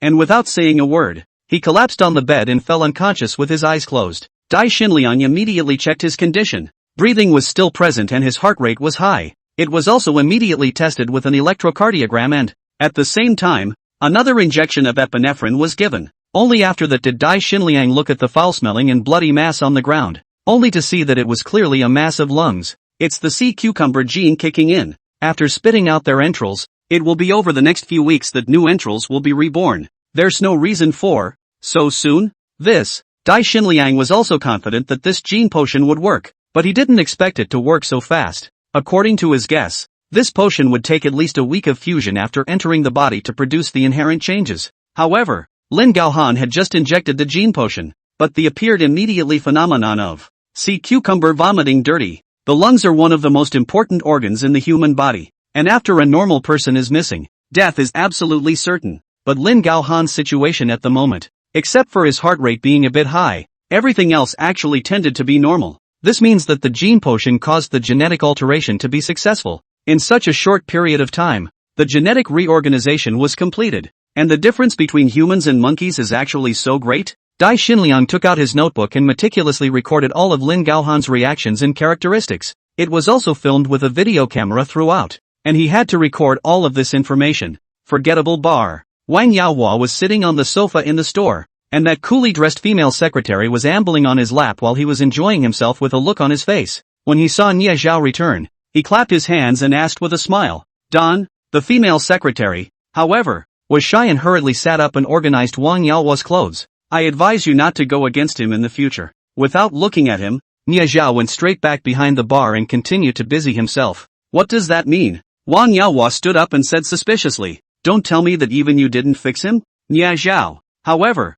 stopped answering, but this reaction of his was already indicative of the outcome. If he had already taken care of Chen Jing, then he wouldn't have said this, and only if it's not fixed. Wang Yaohua grabbed a bottle of wine and smashed it on the ground. "Nie Zhao, is this how you return favors? My father saved your life, and I thought you could really do what you said, but now it seems that it's all bull asterisk asterisk asterisk asterisk. Even this little thing can't be done. What do I need you for?" After saying that, he kicked the table stools, all of them, and also knocked over all the cases of beer placed in the corner. Shards of glass were all over the floor in no time, and liquor filled half the venue. "The reminder just now has already been considered a return of your father's favor. If you drop anything again, I will be rude to you," Nie Zhao said indifferently. He could almost be said to owe his life to the Wang family, but the reminder he had just given was indeed the same as returning a life, because if Wang Yaohua were to provoke further, although the Wang family was wealthy and powerful, it was still within the realm of ordinary people after all. That Chen Jing is not an ordinary person. If he wanted to retaliate, even if the entire Wang family was added up, it would not be enough. "Go back and tell your father that I have returned the favor and remember what I said. If you don't listen, that's your Wang family's own business." Nie Zhao wiped down the bar. Wang Yaohua was infuriated and wanted to smash the whole place, but he didn't dare to ignore Nie Zhao's warning. He had seen Nie Zhao's power with his own eyes back then. After standing there for a while, he also calmed down a bit and also started to feel that something wasn't quite right with Nie Zhao's personality. Since he had promised to do the job, he shouldn't have just acted perfunctorily. To be able to make Nie Zhao say these words, I'm afraid that there's something else going on here. Why did you tell me not to go against him? Gotta tell me a reason, right? Nie Zhao glanced at him. He is not someone your Wang family can afford to mess with. Not something my Wang family can afford to mess with? Wang Yaohua first paused for a moment, and then could not stop himself from laughing. Ha ha ha ha ha. It's just a ragtag family that owns a small restaurant.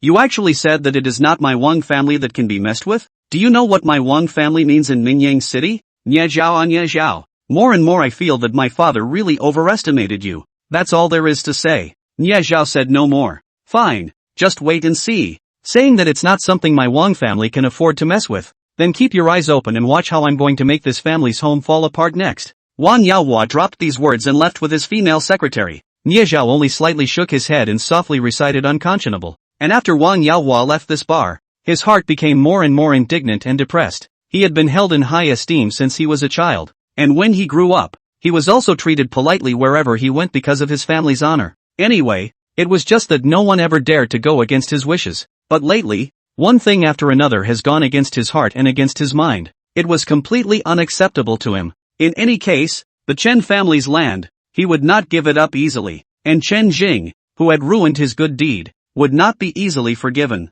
Real estate industry, the development to date, especially in Mingyang City. This place, in fact, there are not many valuable places to develop. The Chen family's old 3-story building, covering an area of 600 square feet, but also in the pedestrian street side, which if he can be taken, and then encompass some of the surrounding area, it can be a new selling point in Mingyang City. New highlights. It's also the best shortcut he can use to prove himself. Callie, what do you say if I get someone to run over that kid? Wang Yaohua took out his cigarettes and spiked one. The female secretary knowingly then lit the fire for him, and then analyzed for him. Not too good, boss. This matter of Zhang Junyan is already a foretaste of the past. In case the person he is looking for doesn't have a tight wind, he might even get himself into trouble at that time. Makes sense. Wang Yaohua glanced at the female secretary and slapped her on the thigh. Then contact old dog for me. Okay, boss. The female secretary responded sweetly before dialing a number. After she got through, she reached out her white hand and handed the phone to Wang Yaohua.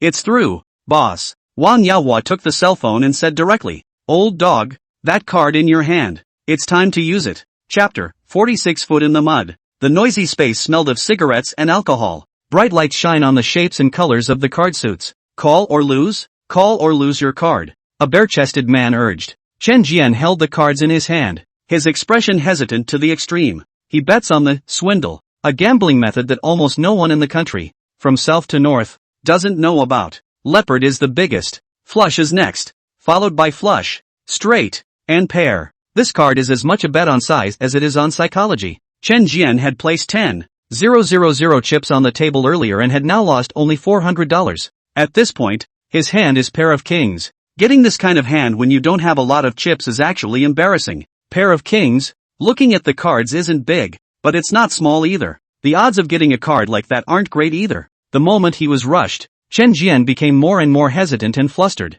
Call or not? If you don't call, you'll lose your card. What's the point of thinking? If you think again, can you change a flower? The bare-chested man urged Chen Jian, saying impatiently. Chen Jian looked at the man, who had been this hyped up in the last game. He was in such a state of panic that he ended up losing his 3, 4, 5-inch straights, but in the end, this man is the 7, 9-inch card face, successfully stole a chicken. This time, listening to the same tone on the other side, Chen Jian felt that his opponent was stealing the chicken again, except that the cards in his hand had changed from a straight from the previous hand to a pair. Damn it, die and follow. As soon as Chen Jian gritted his teeth, he last in front of him threw in all the $400. The bare-chested man saw this and laughed, just waiting for you to follow. After that, he threw his cards on the table, but it was a straight. 9, 10, J. What's your card? If you're bigger than me, then I'll admit it. The bare-chested man laughed. When Chen Jian saw his opponent's card face,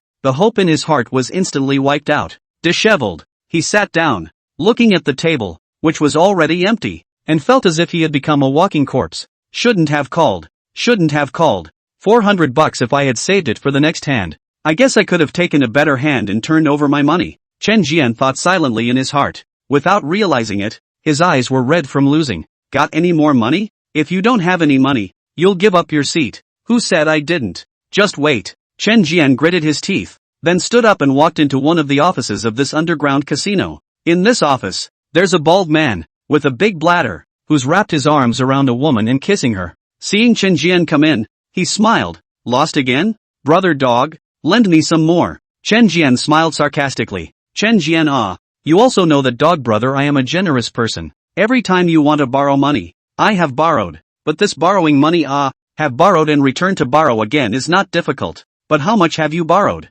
Do the math yourself? The bald man let go of the woman in his arms and then pulled out a ledger. Read it out to Chen Jian. The day before yesterday, I borrowed 20,000 yuan. Yesterday I borrowed 30,000 yuan. And today I borrowed 10,000 yuan. This total adds up to $60,000. It's time to pay it back. Chen Jian, I'll borrow another 10,000. And I'll pay you back as soon as I turn over my money. Brother dog, you also know that I won't default on my payments. Chen Jian said. Chen Jian, it's not that I don't want to lend it to you. It's just that you already owe quite a bit. Speaking of which, it's actually time to return the first installment today. I don't have any money now. Dog brother, lend me a little more. I can definitely turn over my capital. Chen Jian, you should also know the rules here. If you borrow money and don't pay it back, you have to chop off your hands. That I won't borrow it. I'll find a way to make sure I pay it back. Tomorrow, just one day, you must pay it back. One day? One day is too short. This is at least a week. How about it? Chen Jian discussed. A week? Fine. Beyond the stipulated time, $10,000 a day interest. You don't have a problem even if you delay for a month. Dog said with a smile. Chen Jian instantly turned ashen. Brother dog, one day is really too short. I just stole from my dad before $100,000. It's not too good to start lately. I don't care about this. The loan note is clearly written. If you don't pay it back, then I will go to your father and make him pay it back. Dog said. Chen Jian's face instantly turned white. If this matter was known by his father, he would have to beat him to death. Also at this sudden moment, infinite remorse welled up in his heart. Gambling is really like a quagmire, and after stepping into it, it's really hard to get out. He had also admonished himself countless times, and the reasoning was clear to him, but the thrill of each win and the resignation of each loss compelled him to ignore his admonitions again and again. Every time I think, I'm only going to play one hand,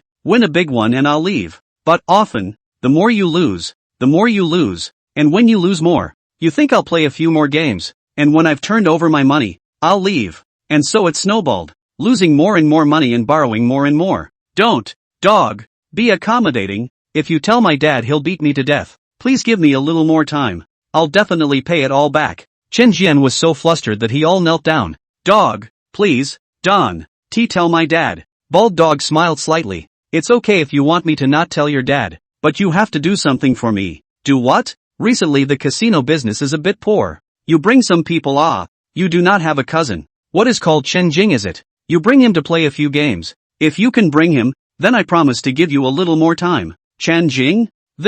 Him. I'm not very good at shouting at him. My family recently had a little conflict with his family. I'm too embarrassed to go shout at him. Oh, then pay it back tomorrow. If you can't pay it back, then you only have two choices. The first choice is to chop off your hand. The second choice is for me to personally find your dad to pay back the money. Brother Dog flipped through the ledger and said indifferently. Dog doesn't own the casino. He's just a nice guy who lends money. He here written in black and white IOUs. All valid, even to the surface. No one can rely on the account. Dogs, get out. Don't, dog. I'll try. I'll try to bring Chen Jing. That's the right thing to do. It's good to know what's good for you, and it won't hurt you to bring him here. And there are benefits. Why not? So, if I bring him in, how long can dog give me grace? A week tops. A week? Provided that you succeed in bringing him. And if you can't, then it's off the table. All according to the note. I am on my way. Chapter 47 takes you to a nice place. Half an hour later, Chan Ki restaurant. Jing, go out and play. It's so easy to get to the weekend. It's only efficient to revise during the day. Don't get busy at night. Go, take you to play. Chen Jian arrived at Chen Jing's house with a warm face. Although it was true that the two of their families had recently fallen out, but after all, the ones who had fallen out were Chen Yisong and Chen Yunchun, and it still had little to do with Chen Jian. Therefore, even Chen Yuan and Su Yanlan, seeing Chen Jian arrive, were still in the same attitude, calm and gentle. Ah, Kin, why are you suddenly thinking of looking for me to play? Chen Jing was a bit surprised. All in all, his relationship with this cousin was neither good nor bad, since they rarely ever hung out together during the week, but at least they didn't flip out. They were pretty much like normal friends. Both were in their senior year of high school, and Chen Jian was older than Chen Jing 7 months, so he was considered a cousin. Chen Jian also started out in Mingyang City's first high school, and then because his family was getting richer and richer, he also transferred to a private high school that claimed to specialize in high class. The two of them, generally not until the New Year's holidays, basically cannot meet together. So, this all of a sudden, Chen Jian ran to the house to find Chen Jing to play with, which was very surprising to him. It's not a long time since we got together. Go or not, give a word, Chen Jian said. Alright, you've come in person. I can't not give this face. So let's go. After leaving the Chenji restaurant, the two of them made small talk on the way. Ah, Jing, speaking of which, don't blame my parents. In fact, my family did have stolen before $100,000, and that situation in your house at that time was just too coincidental. So, I hope you understand too. I know. Chen Jing just smiled. It would be hard to say forgive. Mr. and Mrs. Chen Yisong wrongly accused him of stealing $100,000. This matter can be left aside. But the fact that Chen Yisong actually colluded with Wang Yaohua and helped outsiders get their own family members is something that Chen Jing cannot forgive in any way. Got a girlfriend? No, it's still early. Early what early? Ah, not early. Now if you do not find, when you go to college, you cannot see a few original. Chen Jian had the expression of a man who had been there and smiled. It's not that exaggerated. And I'm not as charismatic as you are. So if I wanted to find one, I wouldn't be able to. Chen Jing said humbly. In fact, Chen Jian looks a bit frustrated, not inheriting his parents' strengths, but instead gathering all the weaknesses. Sharp-tongued. On the contrary, Chen Jing is very good-looking. Chen Jian was complimented by this, and was also a bit pleased. What charm is not charm? In this day and age, money is charm. Have you been to the club? As long as you have money, even the prettiest beauties will open up their one-liners to you. Chen Jing lost his smile a bit, feeling the topic getting meatier and meatier. He also hurried to stop. It's dark. Where to go to play? Ah? Let's jerk off first. Chen Jian opened up and then took him to a barbecue stand and rubbed him out. After eating, he climbed onto Chen Jing's shoulder and said,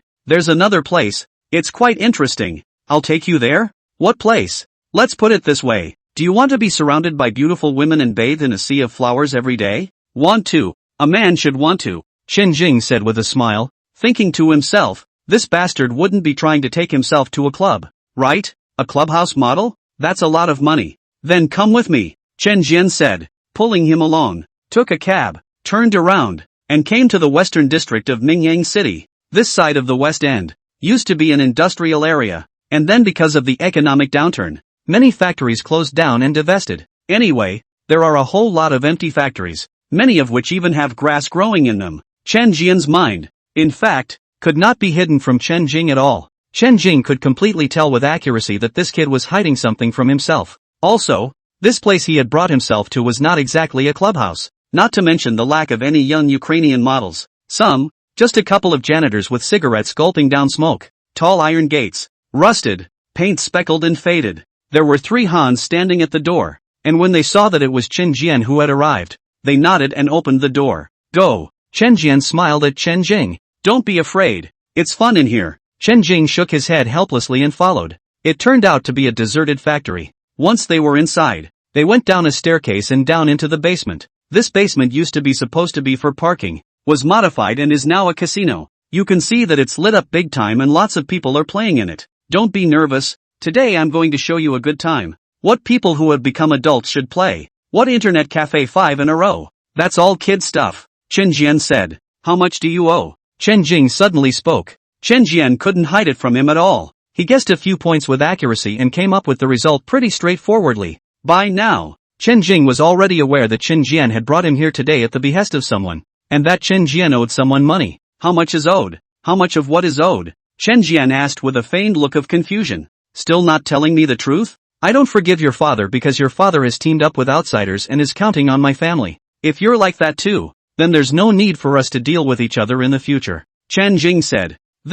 Chen Jian's heart is very weak. He was actually wondering. He had only just brought Chen Jing here. Nothing had been expressed yet, and this Chen Jing was actually able to guess that he owed money. Have I exposed so much? But I haven't said anything yet. Ah, Jing, don't be imagining things. There's no such thing. After thinking about it, Chen Jian still chose to deny it. Not being honest with me? Then I'll leave. When Chen Jing said he was leaving, he really was leaving as soon as he turned around. Don't Chen Jian immediately pulled him. Looking really also can't hide it. Also this will be the truth spilled out. It's true that he's not like his dad. He doesn't have the same kind of shrewdness and duplicity that his dad had. The heart also cannot hide things. Once panicked, there is what to say. What should be said should not be said. But also with Chen Jing said, including the fact that he stole the money. In the back of his mind, he was probably thinking that if those owed money weren't paid, he'd either get his hand chopped off or stabbed in the back to his dad. Either way it turned out, he didn't want it. And Chen Jing,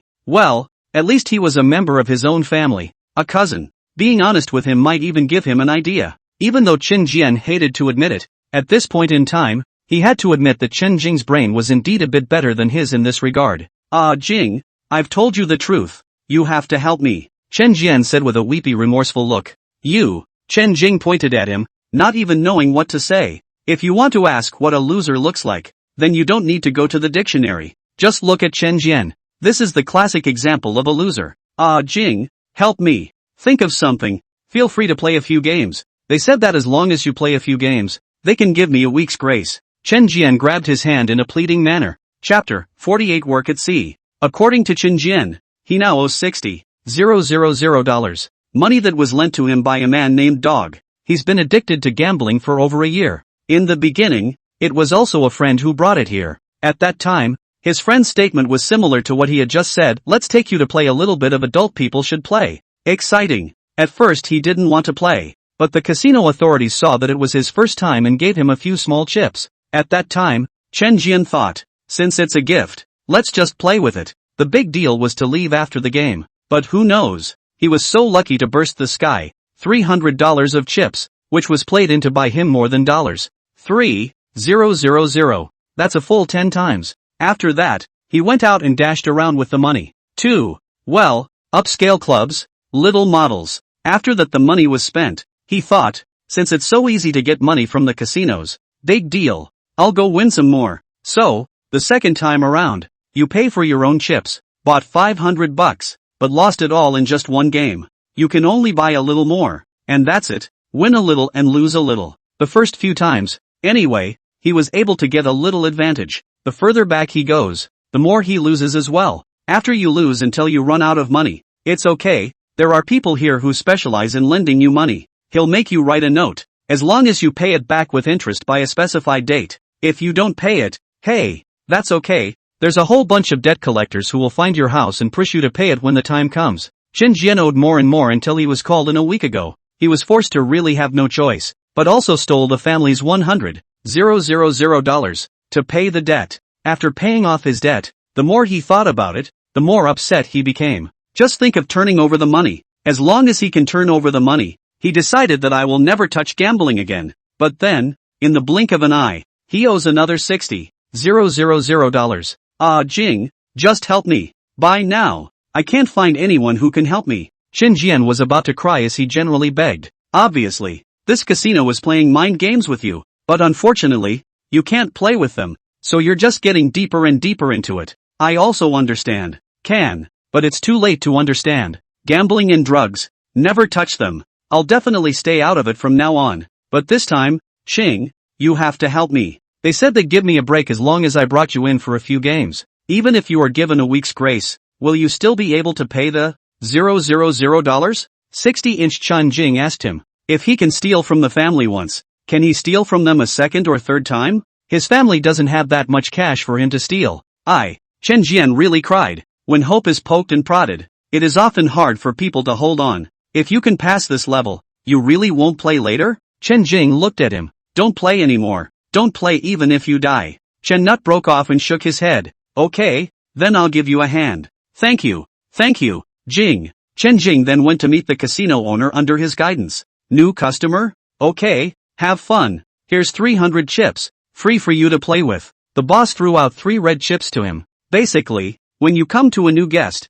you get this treatment, but those 300 complimentary chips can't be cashed in. They can only be used for fun. You still have to deduct the if you win and want to cash out $300. And if you lose, It's considered a freebie. Chen Jing held 300 chips and smiled. That's not a bad marketing tactic. Chen Jian, however, had a somewhat tangled expression. In the past, $300 would have allowed me to play 3 times, but now I guess I can only play 1 time. Also have to pick those who do not raise the bet to play. Oh, what's the play without the raise? Bullfighting, betting on dice. Those are the only 2 ways to play. Chen Jian knew his business, and took him to see it as he spoke. After looking at it, Chen Jing said, bullfighting is hand-delivered and has a tricky nature. Betting on dice, on the contrary, is relatively stable. Betting on dice is not a good buy either. It used to be just betting on size, but now there's an extra medium, and when you bet on it's hard to win. Large, medium and small. Chen Jian said, if he had to choose, he'd go for blackmail.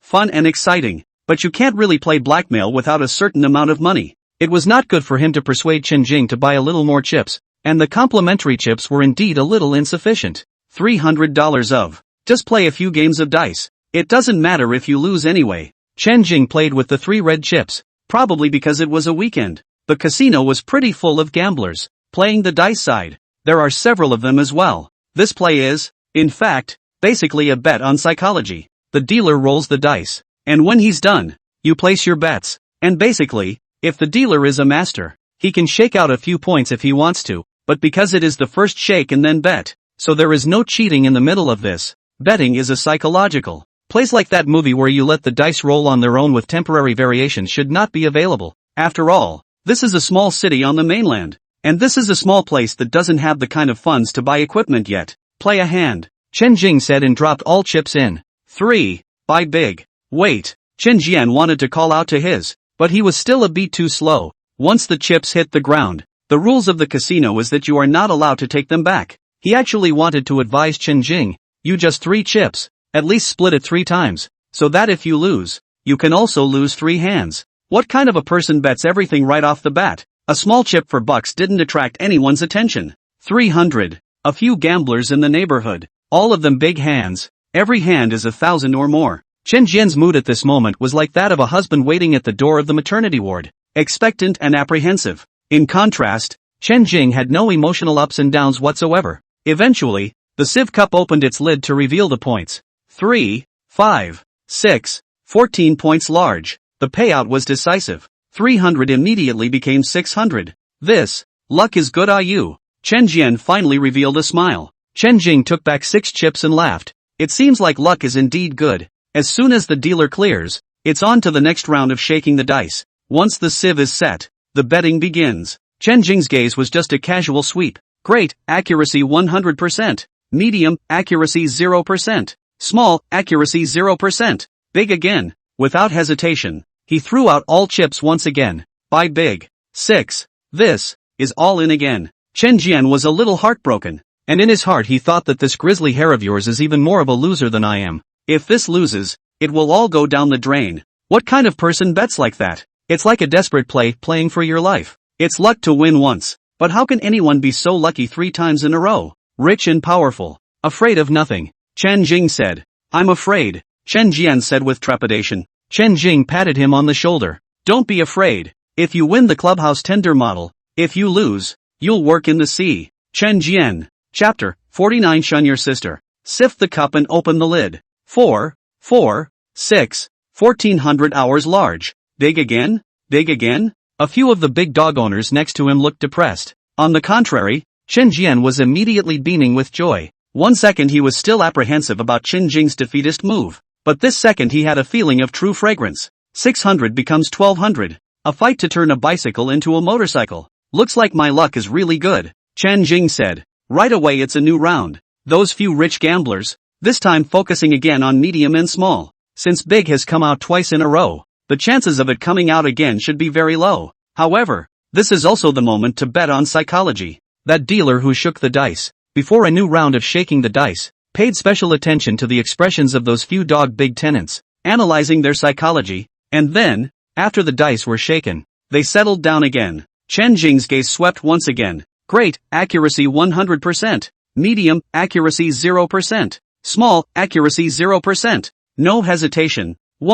200 bucks. Another total loss. Buy big. And this time, Chen Jian didn't say anything anymore. Winning 2 in a row. and he kind of believed in Chen Jing's luck. At the same time, he also clenched his hands into fists, presumably in his heart should be silently shouting, big big big big. The previous two hands didn't attract much attention because Chen Jing was betting small, but at this point, he's at chips 1,200. Therefore, there were a few people who looked at him, but no one was buying big with him. I guess they all think that the newbie is lucky, but things don't come in threes. How can you buy 3 big ones in a row and win 3 in a row? Da-da da-da da-da. Chen Jing shouted softly as well. It's still a good idea to put on a look. A newbie has to look like a newbie. The dealer, rather somewhat unexpectedly, looked at him as well. The sieve cup was then opened in 5, 6, 16 points was still big indeed. A couple of the dog owners let out an ouch and slapped the table in pain and remorse. Chen Jian, however, jumped up in joy.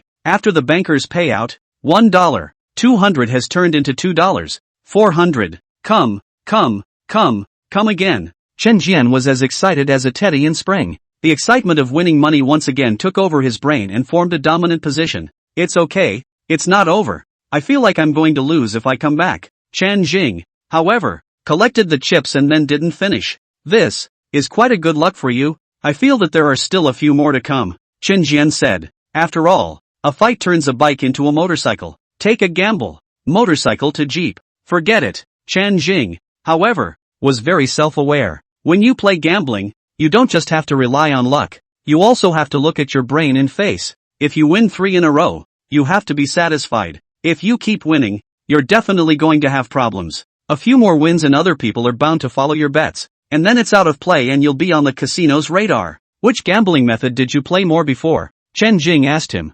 Swindle. Okay, let's play blackmail then. But you can't play more than a few games with that amount of money. Play around. Scams are also hand-dealt, but the good thing is that there is no dealer. It's all played between players. The casino side only collects the reserve. Just because this is simple and exciting to play, there are many people playing it. After Chen Jing took his seat, Chen Jian stood on the side. In the opposite direction, a bare-chested man saw Chen Jian and couldn't help but sneer. Chen Jian also gave him a hateful look. The money he lost today was basically won by this man. The scam betting method, where each person is by giving issued a deck of cards base of $200. 3 sheets. If you look at the cards, they are clear. If you do not look at it, it is a dark card. If the dark card doubles the bet, the bright card has to call twice. Chen Jian spoke to Chen Jing about the rules of the gambling law, and after listening, Chen Jing chose to look at the cards. 3 cards, 2, 7, J. It's a lousy hand. Just throw it away. He uses accuracy and can directly determine if he can win or not. There was a 0% accuracy that he could win this round, so he went straight to the cards. 3 hands in a row followed, and he lost his cards as well. Even with a pair of 5s, he lost it. Chen Jian did think that he could put up a fight, because for 5, that's not small. What if we win? Instead, Chen Jing told him, I'm the one playing now, so keep your mouth shut and just watch. Chen Jian had to shut up. In another hand, Chen Jing took a 7, 8, 9 straight. This time, he finally chose to call the bet. With calls and raises, by the end of the day, he had his almost all of bucks smashed in. 2, 400. The final present card was a solid to win the whole game. 7, 8, and 9. By the time he gathered his victory chips back, he counted them and won on just this one hand $18,000. Chen Jian's eyes were filled with sparks, and he kept rubbing his hands together and shouting. Chen Jing is slightly shaking his head. This kind of gambling, money comes so fast. No wonder it will call so many people to sink hard to extricate themselves. And the way he had just gambled seemed to make it clear to a few of the other gamblers, this kid was a man who wouldn't call without a good hand, a cautious gambler. Newcomers to gambling are so tender that veterans can easily discern the basic cards in their hands by paying more attention to their demeanor and habits. Another round, and Chen Jing is still looking at his cards. The 3 cards are 5, 6, and 9, which are bad cards, the biggest being a 9. Theoretically, this kind of card should just be discarded. Chen Jian was all disgusted, but Chen Jing chose to call and raised. Chen Jian was shocked and thought, is this about stealing chickens? The risk is too great, right? 5, 6, 9 and you dare to steal a chicken? Chen Jing, however, had a confident look on his face. He had just decided with accuracy that the biggest card in the house was just a pair. It's just a pair of 3s. It was a small pair, so he just decided to give it a go. Spell it out. Jeep to Martin. After 2 rounds of betting, everyone looks at this cautious kid so confident. They think he should have a big hand. So what was to be thrown away was thrown away. After all, no one has a big deck. In the end, and quite coincidentally, only the bare-chested man remained. He chose to follow one anyway. Chen Jing smiled faintly and suddenly raised his bet times. 5. That's the beauty of scams. You can double up at any time, and if the other player wants to call, then they have to double up along with them. That's for it at this point. 6,000 bucks.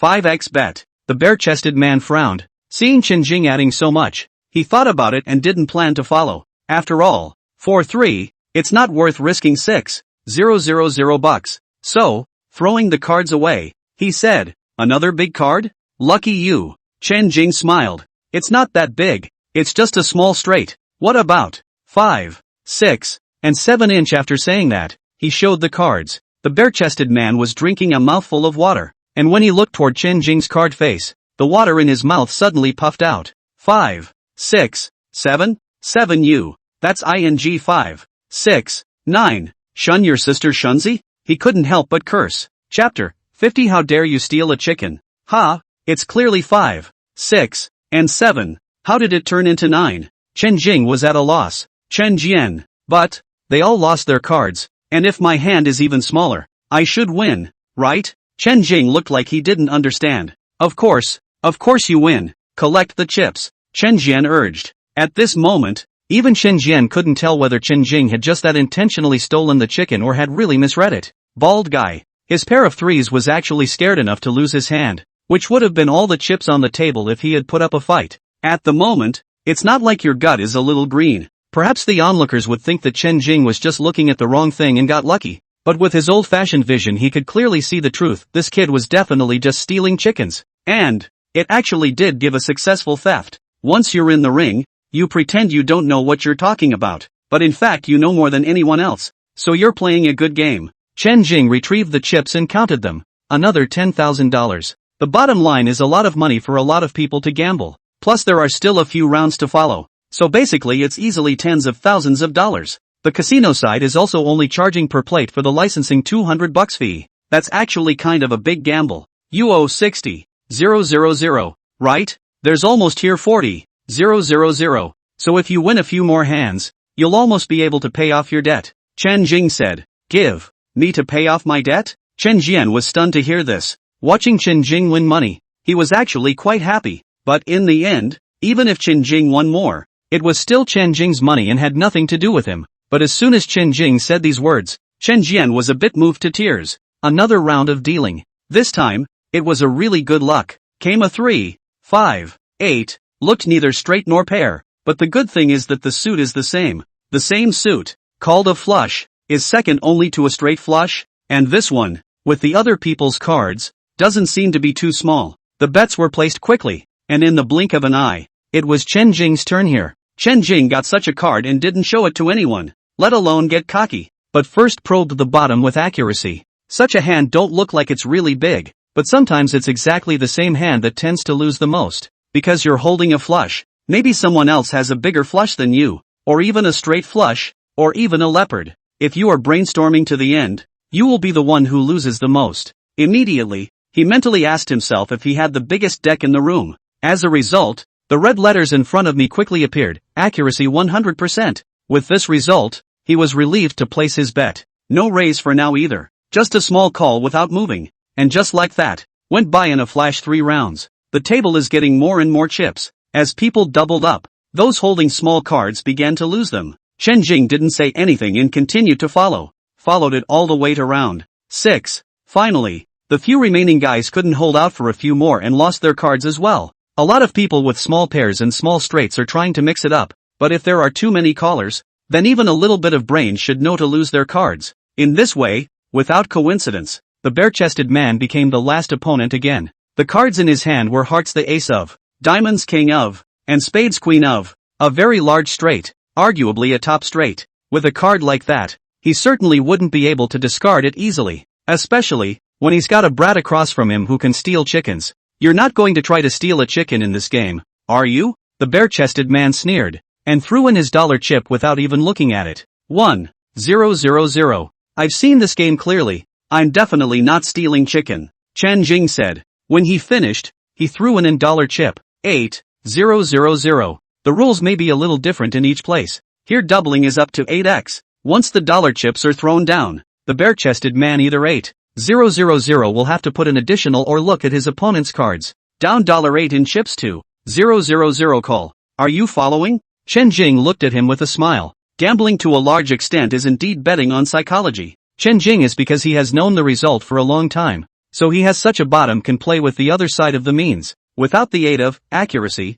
he would not have dared to be like this at all. The bare-chested man hesitated. Repeatedly, he looked at Chen Jing several times. Does this kid really have a big name? Or is he stealing chickens again? Mainly because last hand, this kid even had the guts to steal a chicken with so what else can't he do? 5, 6, or 9. Kid, you're still young enough to play chicken thief in front of me. After a second thought in his mind, the bare-chested man's mind was made up. Follow. I'm not opening, so I'll follow up with 2 more and see who panics first.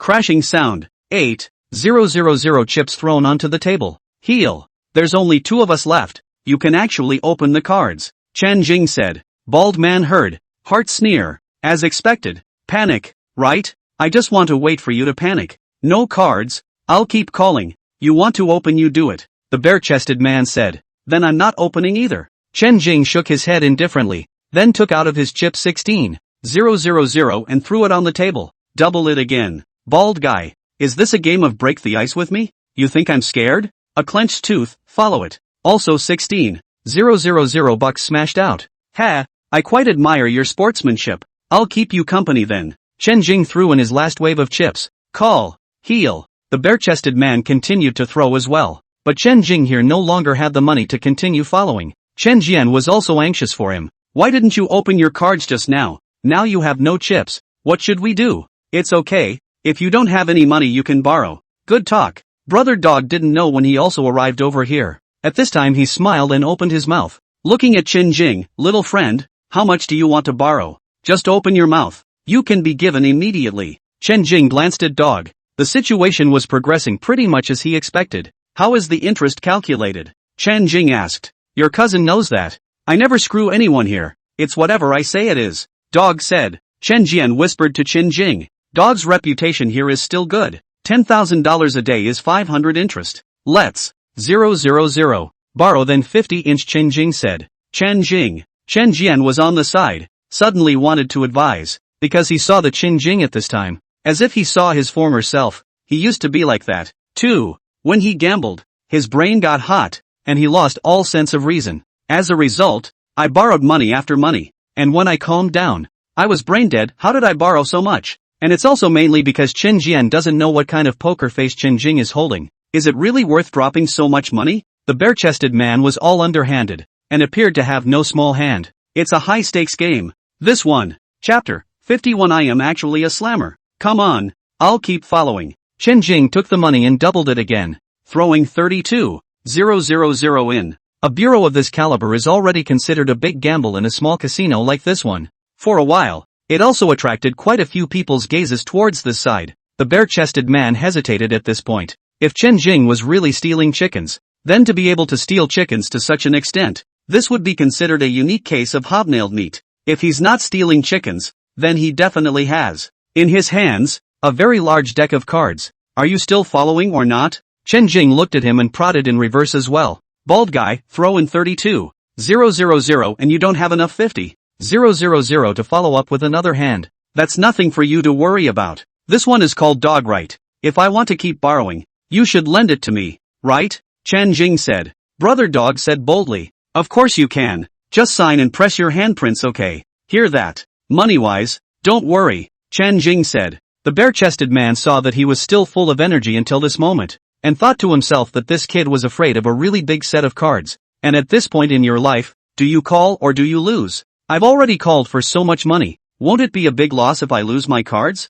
In case this kid is stealing chickens again, then his own intestines are going to swell with remorse. Thinking so, he gritted his teeth and took out as well 32,000 and threw it in. You're continuing to follow? Follow the hell out of it. I'll open your card. The bare-chested man stood up and whipped out his 3 cards. Ace, King, and Queen. I'm a straight. What are you? Chen Jing let out a laugh, then unhurriedly opened the 3 cards in his hand. Unfortunately, I have a flush. Seeing 3 of the same suit, the bare-chested man's limbs seemed to suddenly go a little limp.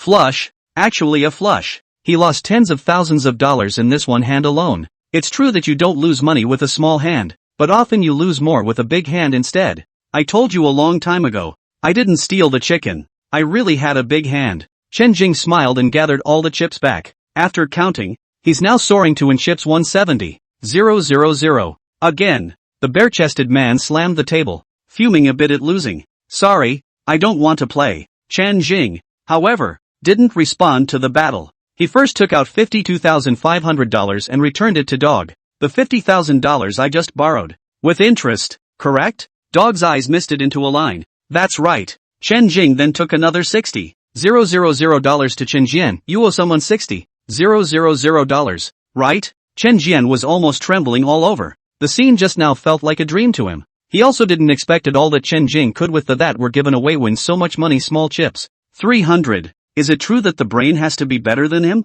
In fact, to put it mildly, Chen Jing's luck wasn't very good. At least it's a lot worse than when he first started gambling, because he had even taken a leopard and a flush before, but collectively they had never made this much. Through just now, he also finally knew the true meaning of gambling. Whether or not to get a good card is one aspect. Whether or not to know how to play tactics is also one aspect. Both are indispensable. No, that's right. It's 60,000. Chen Jian took the money and also immediately returned it to Brother Dog. Remember to ask for an IOU back. Chen Jing reminded. He had just borrowed money, but hadn't written an IOU yet. Dog also accepted Chen Jian's $60,000 chip and then gestured. And his very large-breasted female assistant brought an IOU over from her office. After Chen Jian got his hands on it, he nodded. Just this one. After saying that, he immediately tore it off. As the note tore, the burden and pressure in his mind seemed to be torn away along with it. The whole thing breathed a sigh of relief as if it were a complete relief. On Chen Jing's side, after removing this money, he still had left more than 000 chips. 50. Chen Jian was all relaxed after paying off his debt, and looking at how much money Chen Jing still had left, he seemed to want to encourage a few more rounds. Chen Jing, however, said not to play. Remember the desperation you felt when you were in debt. I can help you once. I can't help you every time. Gambling will make people lose their money and their families. It's not a joke. Being lectured by Chen Jing, Chen Jian didn't dare to retort and only nodded his head in response. Then, he was going to exchange it for cash as well, but the bare-chested man stood up, and following him, a number of handsome men, side by side, now gathered round. You want to leave after you win? Ha! The bare-chested man cocked his head and scowled. What? People who are allowed to lose money and not allowed to win? If that's the case, what's the point of having a casino? Chen Jing wasn't afraid of him and said in a loud voice. As soon as that was said, the casino owner came over and simply waved his hand and told the bare-chested man to back off. Something like making things difficult with people is certainly not something that casino owners would allow to happen in the open. And if it did, it would hurt their credibility. Don't mind it. You've won so much. There are always some people who will be jealous, the casino owner said with a smile. Chen Jing shrugged his shoulders before throwing the $300 chips in his hand to the casino boss. These 3, back to you. Then, he weighed the remaining chips in his hand, and without warning, he suddenly sprinkled them toward the sky, scattering them everywhere like a heavenly maiden scattering flowers. Actually, seriously, I don't care about all this money. Now that I haven't won or lost, I guess there's no one who will look at it with red eyes, right? Chen Jing smiled. He didn't ask for a single chip, and over 000 said he'd spill it. 50. This move took everyone by surprise. The casino owner's eyes also looked more surprised as he showed nothing and said nothing. The gamblers in the room cheered as the chips hit the floor, all crouching to grab them. Chen Jian heart is a burst of meat pain. More than 000 which has to go to a few clubs, called a few times the young model 50. No need to look. This kind of money, no need to be greedy. Chen Jing advised him. But this, 50, 000 more than said Chen Jian shedding. You can pick it up if you want. Forget it. Chen Jian wanted to go in his heart, but looking at Chen Jing's expression, he didn't dare to go for fear that Chen Jing would look down on him. After leaving the casino, Chen Jing was about to part ways with Chen Jian. That's it for today. Next time if there's this kind of trouble, you shouldn't come looking for me again, and I won't help you if you look for me. No. Chen Jian owed a big favor this time, and in his heart, he secretly decided to change his ways. Go. Separate at the door and go back to your homes. Chen Jing also took out his cell phone at this moment to send this position to Lu Qixing. The report of course is to report. He took the situation of this place and described it briefly. In the form of a message, it was all sent over, and he believed that Lu Qixing should bring his team over soon. By now, it was very dark. Time 21:03. Also because this side of the west side is full of factories and deserted. On many roads, even the streetlights are out. That's why the perimeter seems so cold and secluded. Chen Jing was planning to take a casual walk along the dark road. But suddenly, a sharp whistle came from somewhere in the direction of the darkness. And then the footsteps were hurriedly refuted. Chen Jing followed the sound and saw more than a dozen people, carrying guys, rushing out from the back door of a factory, rushing towards his side. This again? But looking at your physiques, you're even worse than the group from today's noon. Chen Jing squeezed his fist, unconcerned. You weakling. You're crazy. Show me another one? The leader, a gangster, had an explosive temper. Drawing a watermelon knife, he charged like a mad dog. A weakling? Actually, I have to tell you, I'm a slugger. Chen Jing shifted his left leg back in place 45 degrees. His right fist stored up its strength, and when this leading gangster slashed his knife, he suddenly bowed forward and moved, sensitively avoiding the other party's knife, and punching the other party's chest. Boo! With just one punch, the opponent flew out in a straight line across the room like a sandbag. Chapter 52. Chop him up. Out of this move, Chen Jing turned around and ran, sending his feet into a frenzy. While he could fight and resist, it was only to the extent that the opponent's weapon wasn't a sharpshooter. For example, the gang at noon today, the guys they took were iron rods and steel bars. This type of weapon is not sharp, and a few more blows would not kill them. And now this group, many of them with machetes, this is clearly to the death. Chen Jing didn't think that his qigong could block a sharp knife. Under two fists, once you fight, you will more or less take a few cuts. So, in this scenario, the best thing to do is to run. It seems that it's really necessary to learn some fighting skills to be able to do so. If there is empty hand into white blade kung fu, these dozen people will not be a problem. Chen Jing ran as fast as he could. After the white crane spitting method was running, his body was importantly much lighter than usual. This run is comparable to a sprinter. As we all know, the world record holder for the 100-meter track sprint has been both set at the 2009 Berlin Athletics Championships record of 9:58. No one has been broken so far. And Chen Jing's speed when he ran at this time, he was afraid that it was no less than Bolt. The dozen or so assholes chased after them, yelling and shouting. However, from the beginning of the interval of 2 or 3 meters, chasing, the interval became 5 or 6 meters, 7 or 8 meters, a dozen meters. After chasing half a street, they could not see Chen Jing's silhouette. On the top floor of that factory building where the casino was located, Dog was talking to Wang Yaohua with his cell phone. When Chen Jing had just left earlier, this phone call from him connected. After telling Wang Yaohua a little bit, Wang Yaohua was very unhappy. One after another he asked people to do things for him, and one after another he couldn't do it right. The mood is very poor. At that time, Wang Yaohua said to him in a very hard manner, "Dog, you are the one I helped up. Usually I didn't let you do anything, but this time, just letting you do such a little thing, you gave it to be done like this?" To say that he has a relationship with Dog, there is indeed a layer of support that exists. Dog was just an ordinary gangster leader. 3 days fishing and 2 days sunshine net. A year to the end cannot mix a few money of the kind. Then he met Wang Yaohua, who helped him, gave him financial backing, and then he took a stake in this casino and started his own lending business. Over the years, it's gotten better and better. Therefore, with such a layer of relationship in place, Ago still had a sense of gratitude towards Wang Yaohua. That's why he listened to Wang Yaohua and devised a setup to try to lure Chen Jing in.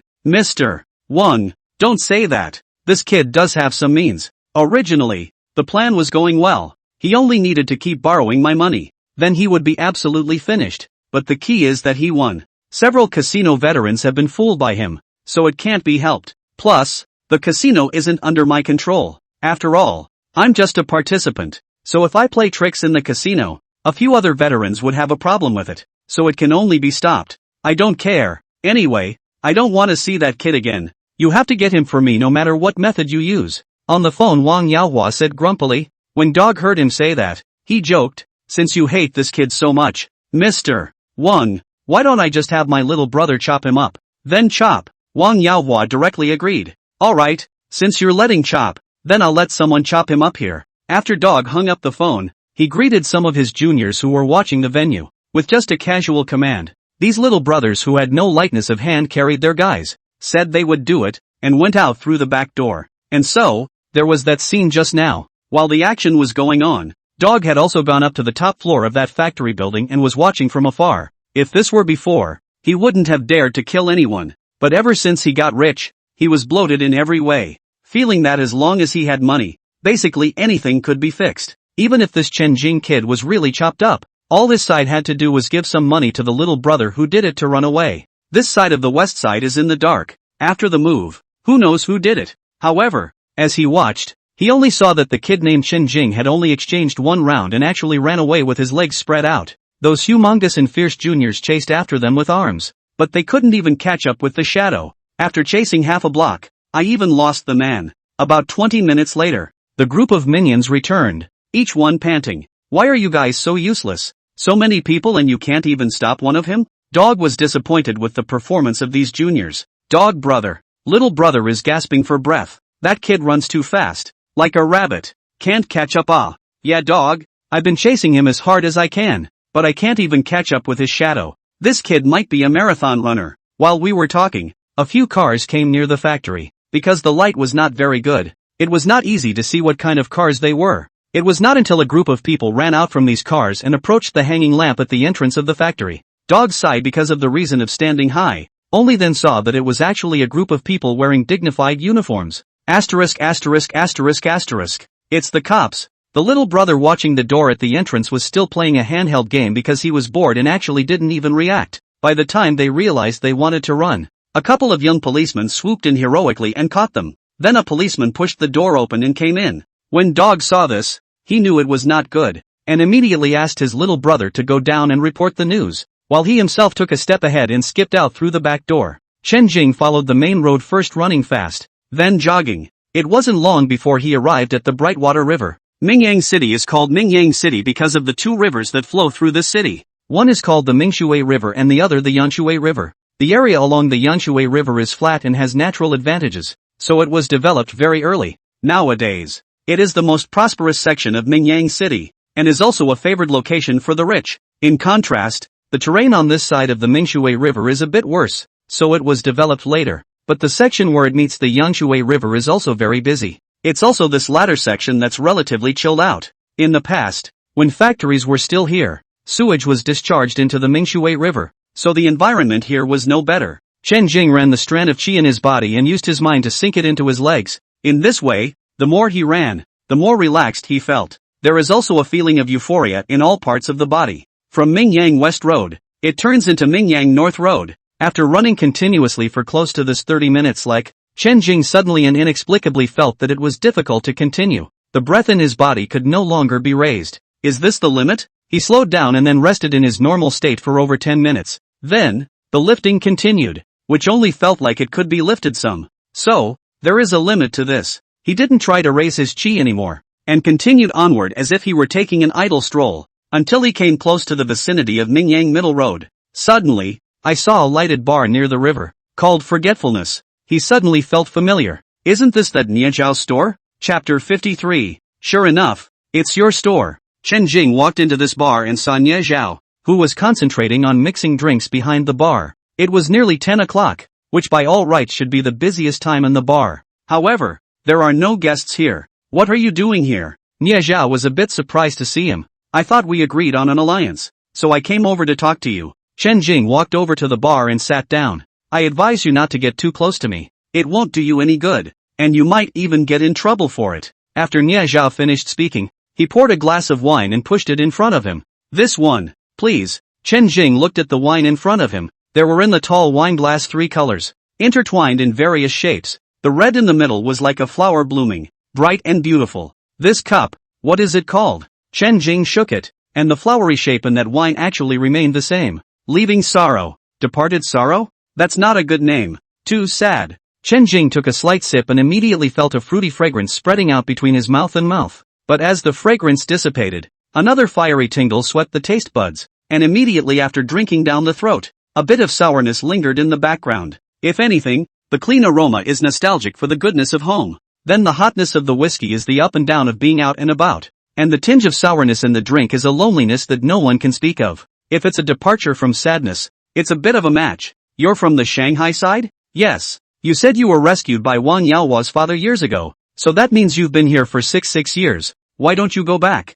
Nia Zhao didn't answer. Is there any bitterness that you don't want to go back? Or you can't go back? Chen Jing asked again. Curiosity. It's not really a good thing. Nia Zhao poured himself a glass. Since we're allies now, it's only right to get to know you, Chen Jing said with a smile. There's not much to say. Both the bitterness of not wanting to go back, and also as you said being unable to go back. Nia Zhao finally answered. So you're homesick? Chen Jing looked at the wine in his glass. Nia Zhao didn't answer again as he took a drink himself. Chen Jing smiled slightly and said, the sourness of this wine is quite strong, which means you're quite lonely too, right? Nia Zhao glanced at him. Don't pretend to be deep. You're just a teenage brat. What do you know about loneliness? Age doesn't really mean anything, does it? Those who are foolish even when they are old. Those who are wise are equally wise even when they are young. Although I am not the latter, at least I am not a fool. The feeling I get from this wine is one of loneliness. I don't think highly of you, Nia Zhao suddenly said, but I think that I should live longer than you.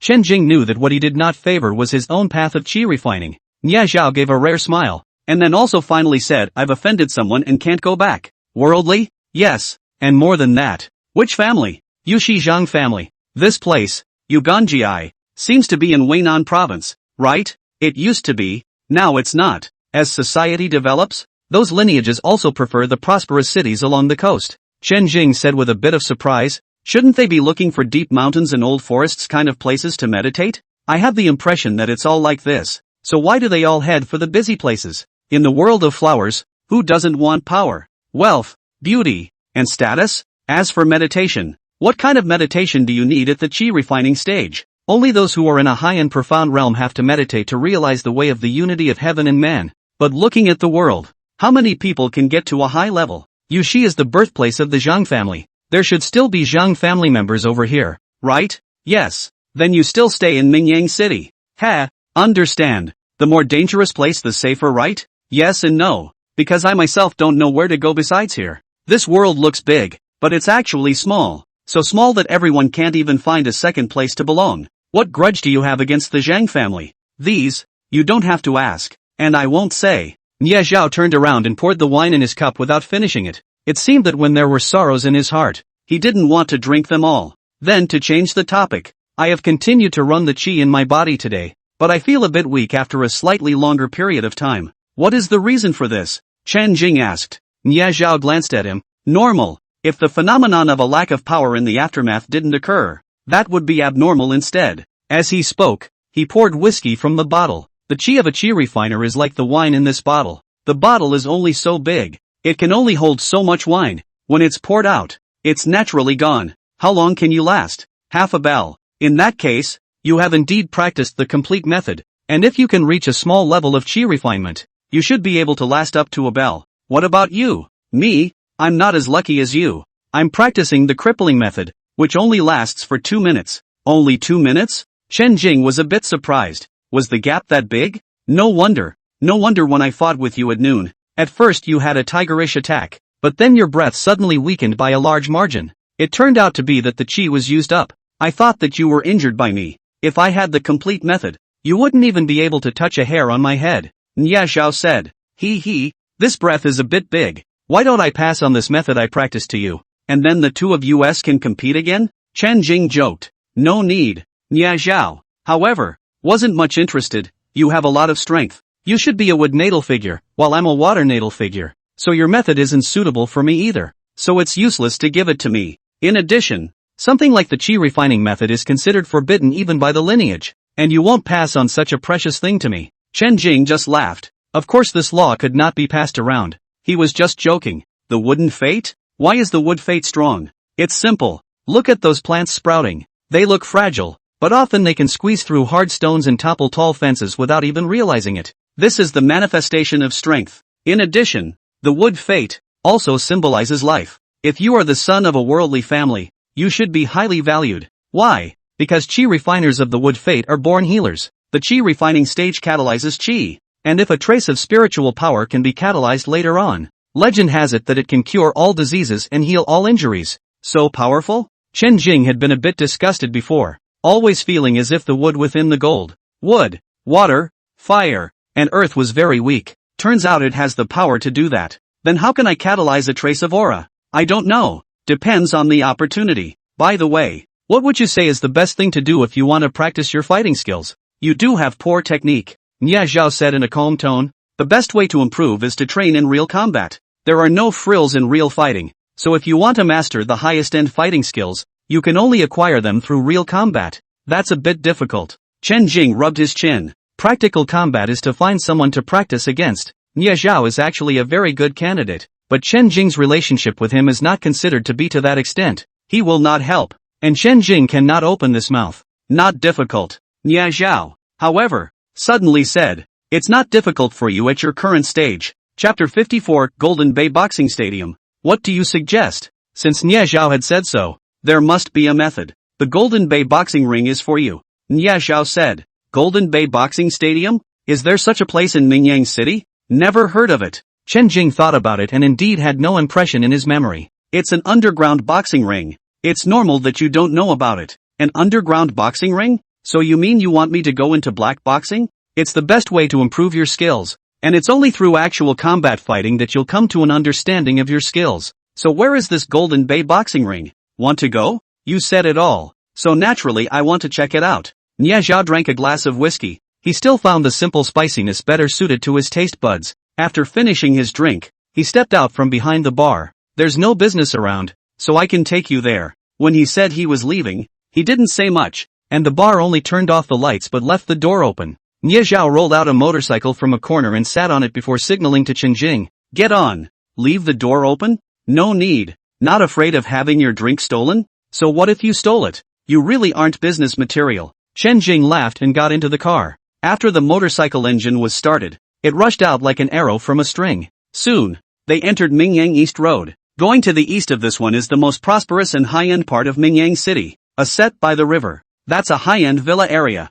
That kind of place is out of reach for the poor. This area is called Golden Bay because it is in the Bay Area and the sand along the river is golden. A long time ago, it was also a marina, but now it is ruined. After that, they came to a mall entrance. This mall, which could also be said to be the largest mall in Mingyang City, Yiman Department Store. Nie Zhao led him up the side of the mall, down a steel staircase, all the way up. It climbed what had to be 7 or 8 stories high and then opened a door behind which there was an elevator. Put this on. Standing at the elevator entrance, Nie Zhao took a disposable mask and gave it to him. What for? It doesn't matter if you don't wear it. If you want to be recognized by everyone, the elevator doesn't go up, only down. After entering, Nie Zhao pressed the -1 button and the elevator descended to the bottom floor. This should be right at the bottom of the YMCA department store down here. When Chen Jing had just come out of the elevator, he heard a chaotic cacophony of whistles, shouts, applause, chants, and shrill whistles of all kinds. Out of the elevator,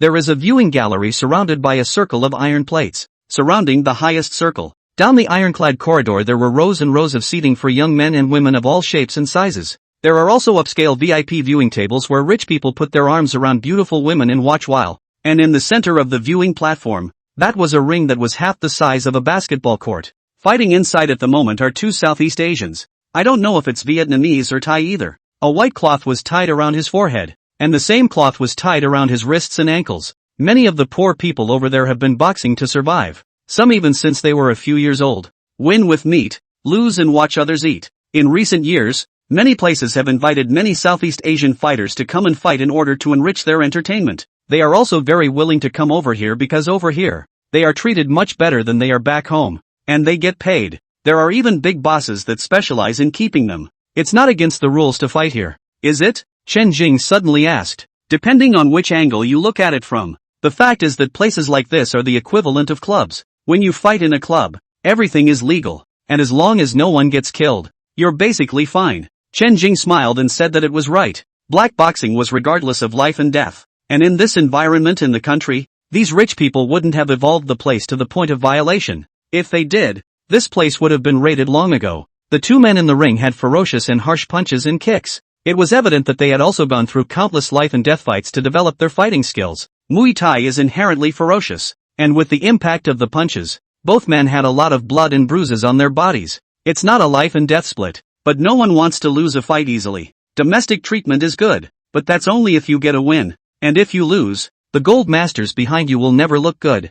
Drink. Inside the arena, suddenly a fighter popped up and slammed a knee into his opponent's jaw. Under this collision, the opponent directly tumbled backwards, and after falling to the ground, he could no longer get up. Bluff the victor raised his hands and roared excitedly to the audience. Then, in the audience, There were a lot of people throwing money into the arena, and the victor, with hands folded in thanks, set off to pick up the money. Those who failed were dragged down. That's it? Chen Jing couldn't get enough of it. There are at least 3 shows a night, starting at the 00, and this should just be the first one. 10-inch. This ring, can anyone get in it? Of course, if you want to go on, you can challenge the winner now, but be prepared to get a good beating. Muay Thai is indeed fierce enough. If you really want to improve your skills, then it would be best if you don't utilize your chi refining abilities once you get into the ring, and instead use your normal stance to deal with it, and that's the only way to get the best results, without using the ability to refine chi. I reckon that if I don't go up for more than a minute,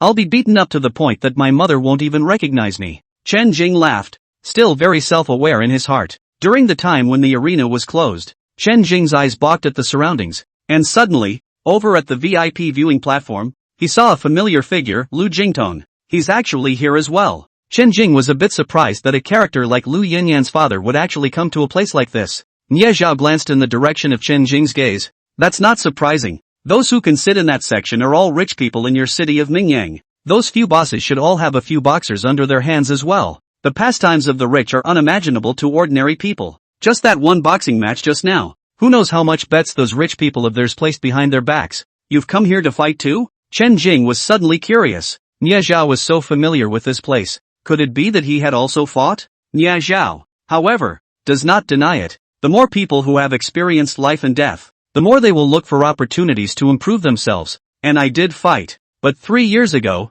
there was no more fighting. Why? Because no one can beat me here anymore. And there's no room for improvement naturally. Ha! Chen Jing let out a laugh. But on second thought, Nie Zhao's fighting skills were indeed good. If strength was excluded, one would never be his opponent. You must be pretty famous around here then? One of the nice things about this place is that you can go into the ring masked, and whether you lose or win a fight, no one knows who you are. So even though I've fought here before, basically no one knows me. Chapter 55. Then try it. However, in a ring like this one, the average person wouldn't challenge it, right? Chen Jing said. The audience's enthusiasm is only in the aspect of watching, and anyone in their right mind shouldn't be stupid enough to fight those Southeast Asians. These fighters, the skill they feed on is grappling, and even a professional boxer may not be able to make a dent here. Some, even quite a few, Nie Zhao said. Right after he finished those words, he only saw that somewhere in the audience, there was really a tall man who jumped from the audience and landed into the ring grounds. The man was large,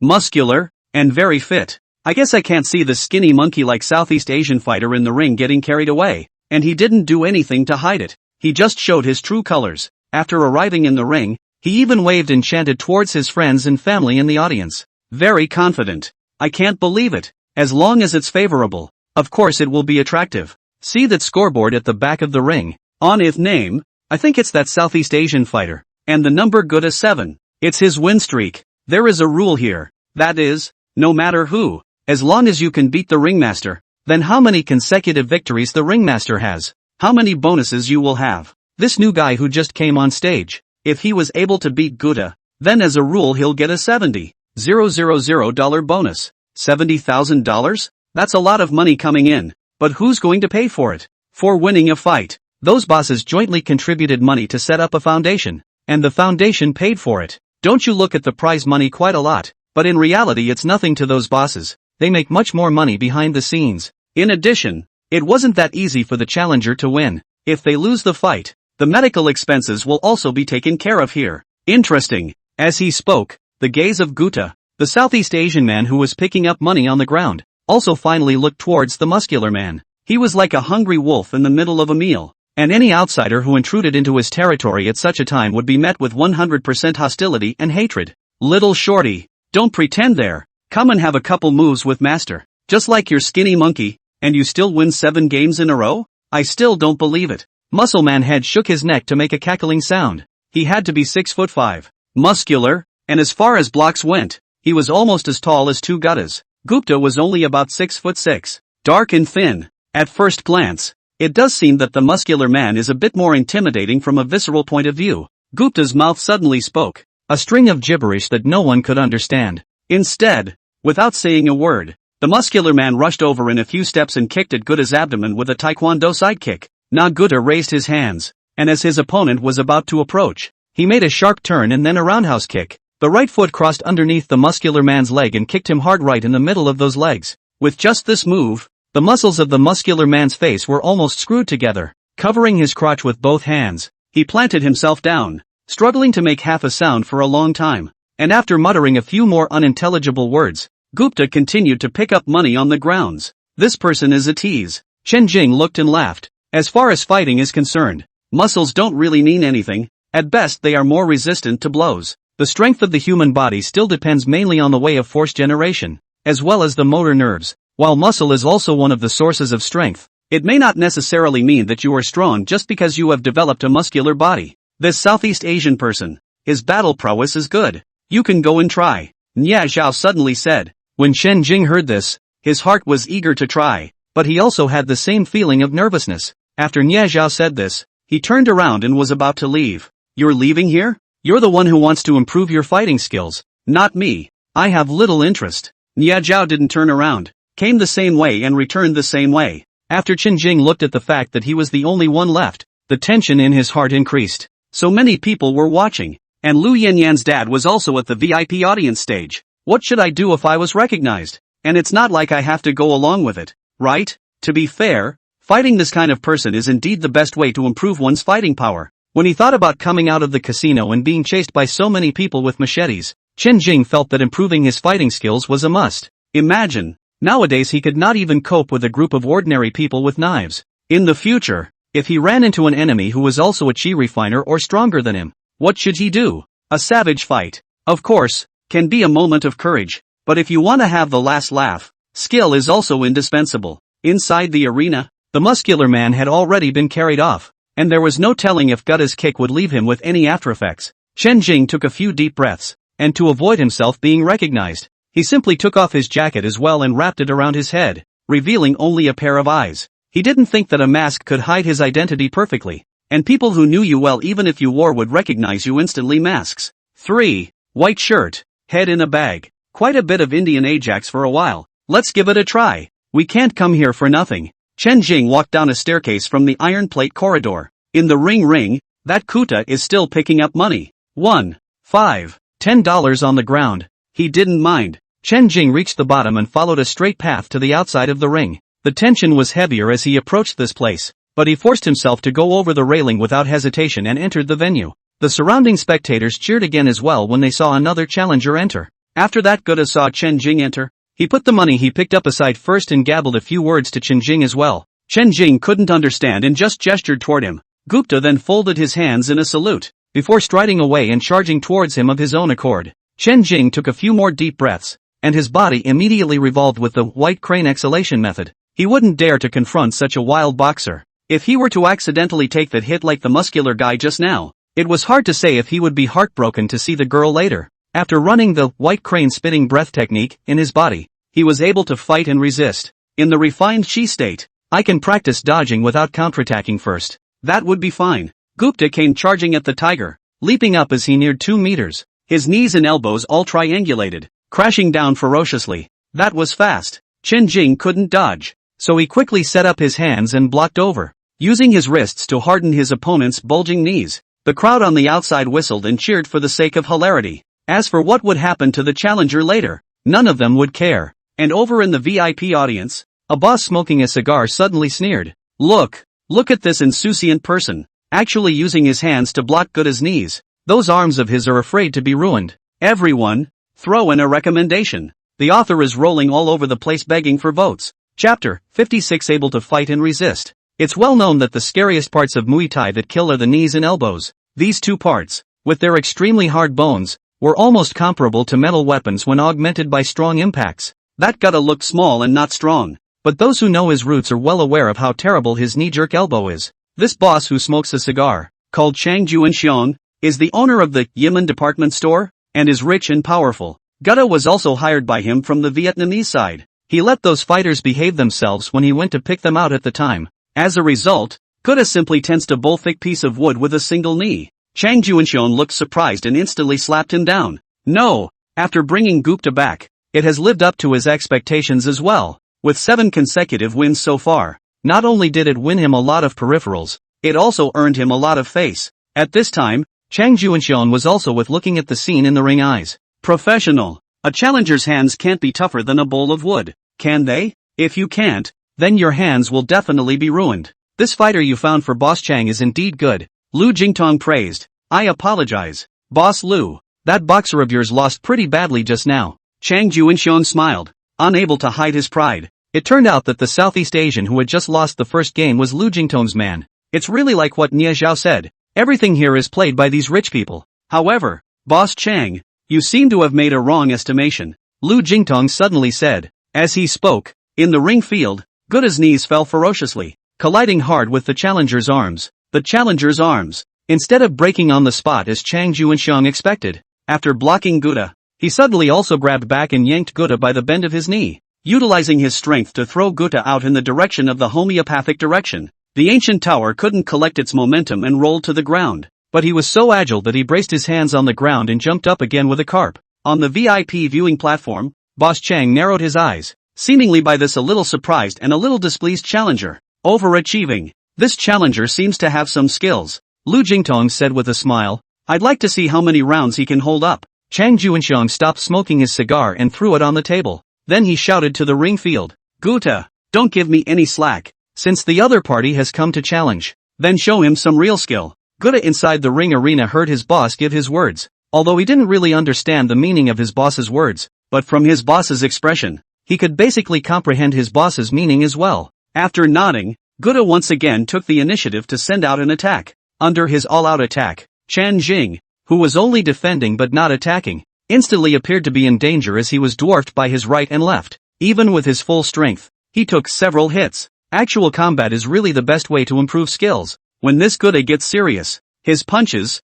elbows, and knees are all fast and accurate. If I were to deal with it in my normal state, I should have been lying in an ambulance long ago. After taking more than 10 blows in a row, Chen Jing gradually found his senses as well. Since the refining of qi, his body's reaction degree should have been better than that of an ordinary person's, just that he didn't have the experience, so naturally he was a bit overstretched to cope with it. And the thing about experience is that it's not hard to come by, and once it's accumulated, it comes quickly, too. Guda's ferocious and overpowering attack lasted for a few minutes before it too slowed down, showing slight signs of fatigue. Obviously, as long as one is a normal person, one's physical strength is limited. Even qi refiners are no exception. He'd had a fight before, muscle men don't count, and his stamina had long since been depleted. And when he fought with Chen Jing, the more he fought, the stranger he felt. He had clearly hit his opponent several times, but why was the other party acting like nothing was wrong? For example, he had just punched Chen Jing's arm biceps very hard. With his experience, he knew that with this punch, the other party's arm would not be able to use its strength for at least a short period of time. I'm afraid, but in the next follow-up attack, Chen Jing's hand did nothing. It was as flexible as ever. And the more Gupta couldn't over this challenger, the more cranky that Chang Boss got. Gupta, what are you doing? Give it to me seriously. At this moment Chang Boss shouted again. Gupta was once again revitalized by this prodding from Boss Chang and launched a second wave of attack. Chen Jing, however, dodged more and more freely, and at the same time, he was learning the merits of Gupta's offense. The essence of fighting is actually bravery. Before I was nervous in my mind. This would cause my actions and reactions to slow down. And as long as put aside these, the word courage, it is not difficult to dodge, and even still have the opportunity to counterattack. Only, this kind of courage, only in the state of refining qi. If it is to return to the ordinary state, I am afraid that it is inevitable to be afraid again. Having come to these conclusions, Chen Jing also made a targeted effort to overcome the problems in his heart. Gradually, he also tried to break away from the state of qi refining to deal with the Gupta's attack. As a result, he found that he could really still cope with it, which also greatly pleased him. In fact, what he didn't realize was that after refining his qi his physical quality would have improved without him realizing it. Reactions, strength, flexibility, and resistance to blows were all a whole lot better than normal people. It is also why his realization and mastery of experience is so quick. This fight lasted a full 20 minutes or so. Gupta was panting with exhaustion, and Chen Jing was also quite tired from dodging around. In the end, he still didn't put up a counterattack either, and he retired with a leap from the side of the ring as Gupta rested. When he left, the audience couldn't get enough of him, and they all shouted and screamed for him to go back again, but he ignored it and hurriedly climbed the iron stairs, got into the elevator and went out. By the time he got outside, he glanced at the time and it was close to 2,300 hours. There were several missed calls displayed, Some from Mom and some from Lu Qixing. Lu Qixing's harvest tonight should not be small. And when the phone call didn't go through, he sent a message. In the message, he praised Chen Jing's reporting behavior, but also reminded Chen Jing to be careful about his own safety. Chen Jing was secretly relieved to see that he didn't ask any questions. In the end, Uncle Lu is an experienced veteran police officer who knows that if he asks too much, I won't be so direct with him the next time there's a situation. And the less he asks, the more I'll look for him the next time there's something similar. Near the Yiming department store, Chen Jing didn't rush to take off the jacket wrapped around his head. He decided to take it off after walking a little farther. And he had only taken 10 steps or so when a white Land Rover suddenly caught up slowly behind him. As they approached him, the window landed a little. A well-dressed, gentlemanly man in the back seat of the car reached out of the window and suddenly handed out a business card. Chen Jing glanced at him, knowing that he was handing it to himself, so he casually took it. And the man closed the window right afterward, and the car slowly drove past him. The man's voice coming faintly as the window didn't close. If you want something better, you can find me. Chen Jing's mood was a little complicated. Looking at the business card in his hand, Jingyi Biopharmaceutical Group, Lu Jingtong, the author rolls over and asks for recommendation tickets, and also says that the update time, in the future, try to at update a 30. These 3 time points, 15:30, 17:30, 20. Chapter 57 Mysterious Powder. Unable to help himself, Chen Jing lost his smile a little. Lu Jingtong actually threw an olive branch at him. That's probably seeing what he just did in the field. And while he didn't win, he didn't lose either. From start to finish, Chen Jing had never counterattacked during his response, but he was able to hold on to Gouda for so long, and that alone was already much better than the other players. At least, much better than those who lost in the first 2 rounds. Chen Jing smiled. The business card in his hand was not lost. As for contact, he would not contact, because he remembered very clearly. At Lu Yanyan's birthday party, Lu Jingtong's kind of eye-catching politeness simply looked down on people with his kind of background. However, Chen Jing did not mean to blame, because if one thought about it differently, to be able to reach such a high level as Lu Jingtong, there was indeed no need to be courteous to anyone with an ordinary background. But having said that, Chen Jing, who was the person involved, was still a little bit uncomfortable in his heart. Recruiting me is nothing more than trying to get me to work for him, but I don't want to be recruited by him as a boxer. Through tonight's trial, Chen Jing detected many of his shortcomings. The improvement of fighting skills is like 3 feet of thick ice, which can never be facilitated by a single day's cold. Keep it coming tomorrow night. In fact, tonight, there were 2 more boxing matches to follow up, but Chen Jing had been more consumed before, so this would have to do for tonight. Tonight was still a great night, and the skills that were mastered will have to be practiced more when we get back. Took a big walk around the neighborhood, and at this time of day, there are no more buses. He also simply turned back on a shared bike. Upon arriving home, he found his parents still awake, but there were few customers at the store. Chen Yuan was fretting with his cell phone, and Su Yanlan was fretting along with him.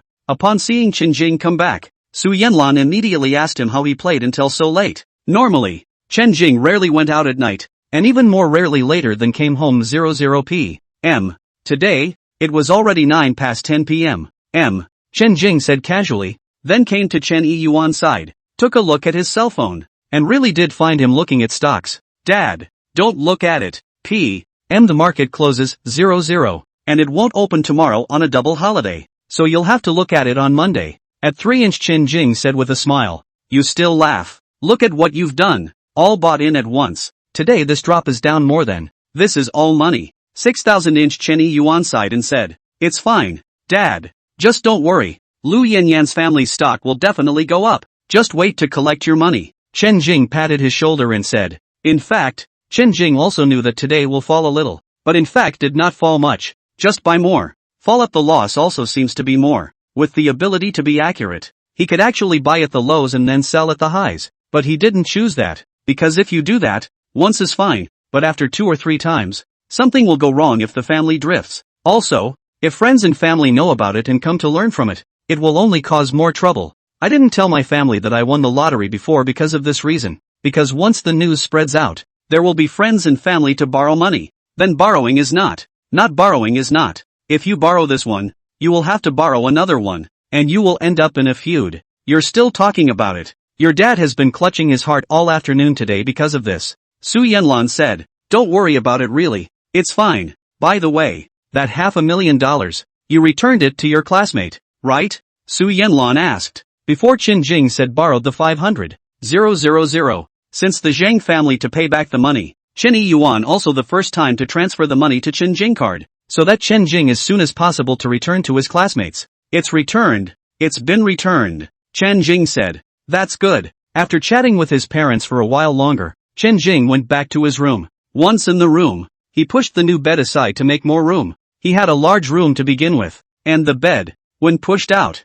gave way to space 20 square feet of. Then he began to recall those fights with Gupta. For some reason, he had recently felt that his memory was much stronger as well. Now that he had closed his eyes, as long as he deliberately recalled it, then all those processes of his fight with Gupta could reappear in his mind like a movie replay. Just like this, Chen Jing practiced dodging and blocking again and again with the images of Gupta's attack from his memory. Practice defense first, then offense. And when the fundamentals of defense have been practiced, you can practice offense. At the same time, Antique Street, Spotlight Pavilion. Dai Xinliang had been keeping watch, and he hadn't even bothered to eat dinner in order to observe Lin Gaohan's changes. In his opinion, there was also no way for the district's mouth and stomach to compare with the validation of this scientific research. After these several hours of waiting, the changes in Lin Gaohan's body were indeed quite shocking to Dai Xinliang as well, because all of it was more than he expected. He had thought that it would take at least a week for the gene potion to fully fuse with the human body, but he hadn't expected it to fuse in a very short time in Lin Gaohan's body. Lin Gaohan's heart rate is now stable and the skin all over his body has turned grayish-white. This grayness is like wrapping a plastic wrap around the surface of the skin. Actually, Dai Xinliang wasn't being truthful with Lin Gaohan. The gene potion he injected not only added the sea cucumber gene, the lighthouse jellyfish gene, but also the gecko gene. The gecko's ability to reborn from a broken tail was also the focus of his research and development. So, since this has already been tested on Lin Gaohan's body, it's just as well to add one more gene into the mix. This was unknown to Lin Gaohan. So far, the gene transfer has been surprisingly successful. Dai Xinliang was so excited that he glanced at the heart rate undulation line on the display and then at a box placed on the table next to him. Inside that box, there were 3 more clear capsules. Inside that capsule, a green powder was stored. When he had injected the gene potion before, Dai Xinliang had used this powder. At the moment, he carefully put away the box and then stored it close to him. Afterward midnight, at 12, Lin Gaohan, who had been lying in bed, finally moved. The limbs trembled slightly, showing signs of awakening. Dai Xinliang immediately used a portable X-ray to check on Lin Gaohan's condition. And when this light shone on Lin Gaohan's chest position, Dai Xinliang realized with a sudden shock that in Lin Gaohan's chest cavity, it seemed that instead of lungs, there were 2 air sac-like things growing out, like a swim bladder. Is a genetic mistake? Sea cucumbers could spit out their internal organs when in danger and then regrow new ones. This technology applied to humans should not be wrong in Dai Xinliang's vision. But why is it like this? Chapter 58 Vertical Pupils. Then, Lin Gaohan's eyes were also moving, seemingly about to open. Dai Xinliang immediately turned off the equipment and withdrew. He didn't want Lin Gaohan to find anything out of the ordinary. Uncle Gaohan, are you awake? Dai Xinliang asked softly. Lin Gaohan's eyes were moving, but even so, he waited close to more 2 hours before opening them a little. By this time, it was in the morning 2:30. He opened his eyes, and his eyes were shining. Only that pupil actually became a vertical pupil, and it was a golden vertical pupil, which clearly looked like the eyes of a cold-blooded animal. Dai Xinliang froze, his heart getting lost. None of these experimental changes that occurred today were expected. In fact, he'd experimented with it a few times on the monkey's body, and it didn't seem to be a problematic one. But why is the same potion used on people so different? Uncle Gaohan, how are you feeling? Dai Xinliang managed to smile, not letting his expression reveal a crack. Lin Gaohan tried to open his mouth, but his throat made a gurgling hoarse sound. It seemed that he could not speak. Dai Xinliang immediately calmed him. Don't worry, your lungs are reorganizing. It's best to keep quiet for a short time. You take it easy. Lin Gaohan then struggled to sit up. Dai Xinliang also immediately reached out to help him. As Lin Gaohan got up, the layer of grayish-white folds on his body that were like cling film suddenly screwed together layer by layer. Dai Xinliang didn't know what this was, and it didn't seem to have been seen on monkeys before anyway. And when Lin Gaohan saw these grayish-white membranes, he frowned and thought about it without even thinking about it. So he just went ahead and tore off a piece with his hand. As he tore away the layer of grayish-white membrane on the surface of his skin, he then saw that a layer of young and tight new skin was revealed underneath the membrane. Dai Xinliang was also shocked. Cold-blooded animals molt this property he knows. Like snakes, geckos, all molt, and the frequency is about a year 3-4 times. As for Lin Gaohan's body, in the gene potion he added, He had clearly only added that part of the genetic characteristics of the broken tail rebirth. But why does the characteristic of also manifest itself? Molting. Dai Xinliang had been worried that Lin Gaohan would be furious when he saw this. But what he didn't expect was that Lin Gaohan's eyes were suddenly filled with excitement. His whole body, too, trembled with this excitement. He continued to tear until he had removed all of the grayish-white membrane from the surface of his body, and then hurriedly he ran to the mirror and looked into it. In the mirror, he saw himself, a younger version of himself. Originally, he was 65 years old, and his hair was all gray and gray. The appearance of a dragon's age had long been obvious, and there was no avoiding the age spots on his skin. Even the creases at the corners of the eyes are thick and the wrinkles on the face are very visible. But now, the skin on his body is so tight that he seems to have really returned to the peak of his prime at years old. 30. Lin Gaohan's excitement is hard to describe. Looking at the mirror, as if obsessed, Dai Xinliang also followed over and said with a smile as if inviting credit, "Uncle Gaohan, you should believe me now, right? The gene transfer technique is really successful. Look, the changes in your body are the best proof. You are than you were even younger years ago." 20. Only then did Lin Gaohan look at him and nodded at him with a strong look of gratitude in his eyes. Afterward, Lin Gaohan glanced towards the white crane eternal life picture on the wall. The eyes were no longer in awe or fervor. Yourself in the mirror is the best proof of faith. The gods are not to be trusted. What I saw back then must also have been an illusion. In this world, all that can be believed in is indeed science, and only science. It was also thanks to the fact that he had studied that painting for whole 20 years. In the end, it was not as practical as a tube of gene potion. Uncle Gaohan, inside your body, do you feel any discomfort? Dai Xinliang asked tentatively while taking notes with his record book. Lin Gaohan shook his head, unable to speak. So he picked up a pen and wrote on a piece of paper as well. It feels very good. That's good. Dai Xinliang smiled and nodded. In your heart, you are muttering, good for nothing. Your lungs are turning into fish bladders. But if you feel good about yourself, then so be it. Closing the transcript, Dai Xinliang meditated as well. This gene potion, other than not restoring Lin Gaohan's lungs, all the other effects are up to standard. It seems that this isn't a failure. At most, the sea cucumber gene should be used with caution in the future. Turning back and looking at Lin Gaohan who had become younger, Dai Xinliang was actually envious. The year-old man turned into 65, a strapping year-old. 30. If the lighthouse jellyfish's genes were strengthened a bit more, his youthful state would definitely be better. If this technique is completely successful, then when the time comes, I will also be able to stay in my early every year to mid-20s. A man is 20 years old, in his prime, with good stamina, and that's the most enviable age. Uncle Gaohan, since you've woken up, I'll be going back first. If you have any problems, you can call me anytime. Dai Xinliang was ready to take his leave. He had to go back and organize these notes. In addition to being tired after a long day of hard work, there were also some special changes in Lin Gaohan's body that he hadn't thought of a good explanation for yet, so he had to go first. Lin Gaohan nodded and also personally escorted him out the door. When they parted, Dai Xinliang smiled again and instructed, "In these few days, Uncle Gaohan, you'd better not go out. Your current youthful state would be a shock if you were seen by a familiar person. It's better for you to recuperate, and I'll come over from time to check on your health." Lin Gaohan smiled and agreed. After that, Dai Xinliang followed the green stone path of the antique street in the starry night to the parking lot to get into his car. He didn't even wait to go back, so he started organizing the information in the car. Keep the good key markers, and throw the bad ones aside for now. Also key markers. This made for over 2 hours of work in the car and the time was 5 a.m. It was also at this time that he suddenly received a text message on his cell phone. From Lin Gaohan. Lin Gaohan's generation. Still not used to WeChat. The usual contact is either a phone call or a regular text message. The text message was short and urgent looking. Why have my pupils changed? This text message had just been sent, followed by an MMS message with a photo attached. It was a picture of an eye, a vertical pupil, and such an eye appeared on a person's body, which was particularly eerie. Lin Gaohan was so delighted and excited by his youth before that he didn't notice this. When he sent Dai Xinliang away, he went back to the mirror to scrutinize the changes in himself. And that's also when he realized that his eyes didn't seem to have the same pupils. From the round pupils of the past, they've changed to the vertical pupils that only cold-blooded animals have. Dai Xinliang read the text message and said that he was lucky that he left quickly, and also lucky that Lin Gaohan did not find out in time at that time. Otherwise, he couldn't even explain it.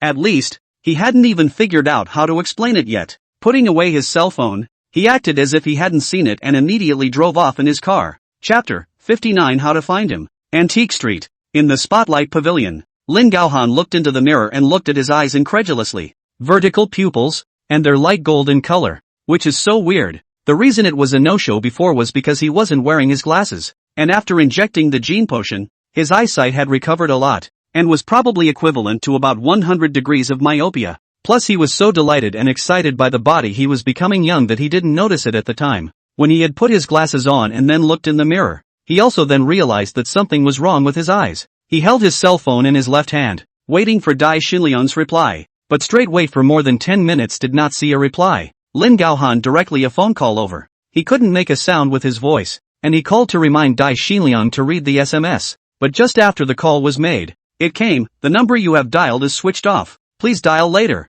Lin Gaohan was a bit raw and annoyed. The more he looked into his own eyes the weirder he felt. In this hurry, he suddenly felt a slight headache, and held his forehead with his hand, but he felt a sudden stabbing pain in his forehead. The tingling seemed to originate in his hand, so he glanced at his palm. Before, he had just felt his palms a little grayish-black and thought he'd just gotten them dirty and ignored it. But now that he came up to his eyes and looked closely, he was surprised to find that the heart of his hand, and the tips of his 5 fingers, were covered with a dense growth of a kind of small fine hairs. "It's short, dense, and rough. It scratched at my face. What's going on here?" Lin Gaohan's heart once again panicked. He hurriedly put his hand on the wall to wipe it, trying to rub the fine hairs away. But as soon as his hand grasped the wall, suddenly, he felt as if he had grabbed the handrail. His palms were actually able to suck on the walls like suction cups. This, shocked, Lin Gaohan placed his other hand all the way on the wall, and also sure enough, he found that the palm of this hand was able to suck steadily on the wall. Could this be a bristle? Lin Gaohan was at least a professor, and even though he was a history major, he didn't know much about biology. These fine hairs on his palms were like the hairs on a spider's legs, and the hairs on a gecko's paws. Many people may think that geckos can swim around on walls because of the 5 little suction cups on top of their paws. This is actually not the case. What really allows the gecko to roam the walls are the tiny, impenetrable bristles on top of its paws. In 2000, the United States of America Lewis Clark College Autumn professor and colleagues through experiments to confirm that the gecko's super-strong adhesion originated from the paws of a large number of bristles and the surface of the object intermolecular forces. That is, van der Waals force. Theoretically speaking, the gecko paws of all the bristles, if the force together, can produce more than 100 kilograms of adhesive force, but the gecko itself weighs about 100 grams or so. So the calculation of the gecko feet on the bristles at best only to play the effectiveness of 0.5%. The gecko's paws are only so small. Lin Gaohan's hands are so big. I don't know how many times the gecko's, and its adhesion is naturally self-evident. Why did I grow this? Lin Gaohan clearly remembered that Dai Xinliang had said that only the sea cucumber gene and lighthouse jellyfish genes had been added. The genes of these two animals could never produce such characteristic changes as vertical pupils and bristles. This kid Dai Xinliang is lying to me? He definitely added something else. Lin Gaohan gripped the wall with both hands and couldn't even let go for a moment. It wasn't until his anger relaxed a little that the adhesion on his hand this seemed to lessen. After that, Lin Gaohan took off his shoes and checked his paws, and sure enough, he also realized that they were similarly covered with bristles. After he took off his shoes, he got on his hands and knees and realized that he was actually able to roam the walls like a gecko as well. However, such an ability was not what he had in mind, and instead of any happy emotions, he was quite angry. He wanted to be healthy and young, not to be a monster capable of swimming the same way a gecko swims the walls. After that, he went crazy calling and texting Dai Xinliang's cell phone, but Dai Xinliang also remains off. And so, 2 days passed. Lin Gaohan had wanted to wait until Dai Xinliang came to find himself, and then he would settle the score with Dai Xinliang. But Dai Xinliang pressed on and never came back. Text messages have not responded to one. The phone probably has long been directly pulled black or blocked. So, that morning, Lin Gaohan went out, ready to make a personal entrance to him. This matter was made by Dai Xinliang, and it can only be solved by Dai Xinliang. The day was Monday, around 6 a.m. Lin Gaohan was wearing a long coat and pants, gloves on his hands, a hat on his head, and a pair of black sunglasses on the bridge of his nose. He showed up at the Chun Ki restaurant and ordered an early breakfast. Chen Jing was also helping out at the moment, and the store would be slightly busy in the morning. Mostly students who are going to school and often eat breakfast here. After 7 o'clock, it's better. When he saw this familiar old man, he was also quite surprised. Professor Lin, good morning. Good morning to you too. Lin Gaohan smiled slightly. His voice had been able to speak, but it didn't sound quite the same as before. Hoarse and low. Professor Lin, why has your voice changed? Occasional wind chill. No wonder. Chen Jing saw that he was wearing quite a thick long coat and pants, as well as a hat and sunglasses. This outfit was not very suitable for this season now. It's slightly cooler in the mornings and evenings now, but basically a inside t-shirt and a shirt outside will do. It's not often that you see a thick, long coat and pants like Prof. Lin. But Chen Jing thought, Professor Lin is an old man. It's normal for him to be afraid of the cold. What's for dinner? Beef noodle bar. Okay, right away. 2 minutes later, Chen Jing brought out the noodles from the back kitchen and delivered them to Lin Gaohan. Your noodles. Thank you. Lin Gaohan didn't rush to eat, but asked, Little friend, could you have seen Dai Xinliang in the past 2 days? He came for breakfast on Saturday morning and hasn't been seen since. Chen Jing said. At this moment, because of the closer distance, Chen Jing suddenly had the illusion that this Prof. Lin seemed to have gotten a lot younger. However, he didn't know Prof. Lin well, so he didn't pay too much attention and casually said a few words before greeting the other guests. Chen Jing wasn't tired of such busyness, but rather quite enjoyed it, because that's what life is all about. Simplicity and fun in the mundane. Lin Gaohan greeted Chen Jing when he finished his noodles and came over to settle the bill. $18. Chen Jing said. Lin Gaohan took out a 20 and handed it to him. No need to look for it. Are you familiar with Dai Xinliang? Not familiar. I've only seen him twice. Chen Jing said. Then could you know if there is any way to find him? Lin Gaohan asked. Chen Jing smiled. Aren't you old enough to be more familiar with him? Familiarization that was before. He gave me a business card on Friday, but I lost it. I have urgent matters to find him now. Lin Gaohan said. Dai Xinliang's old home in Mingyang City. He had visited long ago. No one. And that's why he's here, casually asking to see if there's any news. However, he heard Chen Jing suddenly say, although I don't know how I can find him, Sister Joy should know. Who's Joey? It's the nurse from the Chinese hospital. You can ask your old man. Chen Jing said. Lin Gaohan nodded and revealed a smile. Okay, thanks a lot. Chapter 60 Unclean Hands. At 7 o'clock, after helping the family with the last wave, Chen Jing went to school. At 7:40 it's early morning reading for 20 minutes, with a break 10-minute followed by first period. Speaking of which, there's also a scene that Vice Class President Jiang Wenquan prepared for me today. Kinda looking forward to his performance. Before entering the school, Chen Jing confirmed 2 things with accuracy. The first was that the class teacher's ring was still in Jiang Wenquan's desk and hadn't been discovered yet. The second is that Jiang Wenquan is indeed ready and waiting for him to come to school. As the saying goes, you can't sing an opera by yourself. But Chen Jing wasn't in a hurry. He just walked around the campus until it was close to 7:40 before he slowly went to the classroom. When he entered the classroom, Jiang Wenquan even glanced at him with a mocking gaze. Study committee member Lu Yanyan, however, is again put on a stern expression staring at him.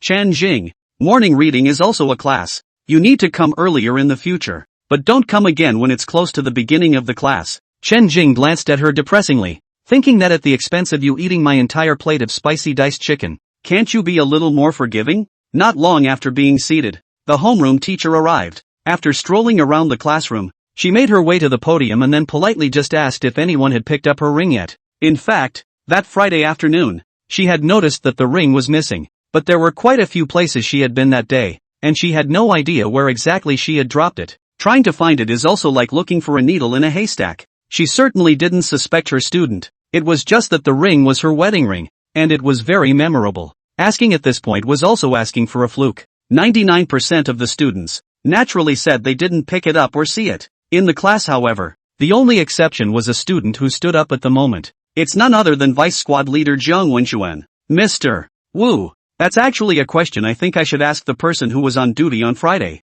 he said. The homeroom teacher is also a generous person. Since no one in the class has picked it up, she is not going to ask again. Originally she did not have much hope. Hearing Jiang Wenquan's words, she waved her hand and signaled him to sit down. But at this moment, another student stood up. Teacher Wu, Chen Jing was on duty on Friday, and I saw him being a bit sneaky that day, so maybe your ring was picked up by him. This student who stood up was called Zhou Tai, and he was usually very close to Jiang Wenquan, and was considered to be in the category of a die-hard friend. I didn't realize that he ran out as an assist today as well. Chen Jing, however, laughed in his heart. This kind of calculation is really clumsy and the acting skills of these two people are also very worrisome It's a little too obvious a sense of targeting to just spearhead it directly. But that's campus. No amount of hooking up on campus can be stronger than the escalating social tug-of-war. Zhou Tai-san, don't say such things, the class teacher, Wu Shanfeng, said. Although Mr. Chen Jing was indeed on duty that day, I also believe that if he had really picked it up, he would have told me. We are all in the same class and should trust each other. But I really saw him sneaking around that day as if he was stuffing something into his own desk, so there's no guarantee that it was your ring. MS. Woo. Shoto continued to power assist, to put it mildly, but that day he was simply the fastest of the fastest after school. Mr. Woo. You're right. We do have to trust our own class. Since Jotai's classmate said that Chen Jing sneakily had hidden something into his desk on Friday, why don't we let Chen Jing's classmate lift up his desk and see if there's anyhow in there or not? Jiang Wenchuan said. Chen Jing was not the least bit flustered, and thought to himself, you two sing together and match up really well. The homeroom teacher didn't respond directly. As a homeroom teacher she naturally treated the whole class equally, even though Jotai said it in a serious manner, but in the end, there was no conclusive evidence, which if he really went to search Chen Jing's desk, no matter if he did or didn't find it, it would ultimately be bad for Chen Jing. Teenagers, with their high spirits and high self-esteem.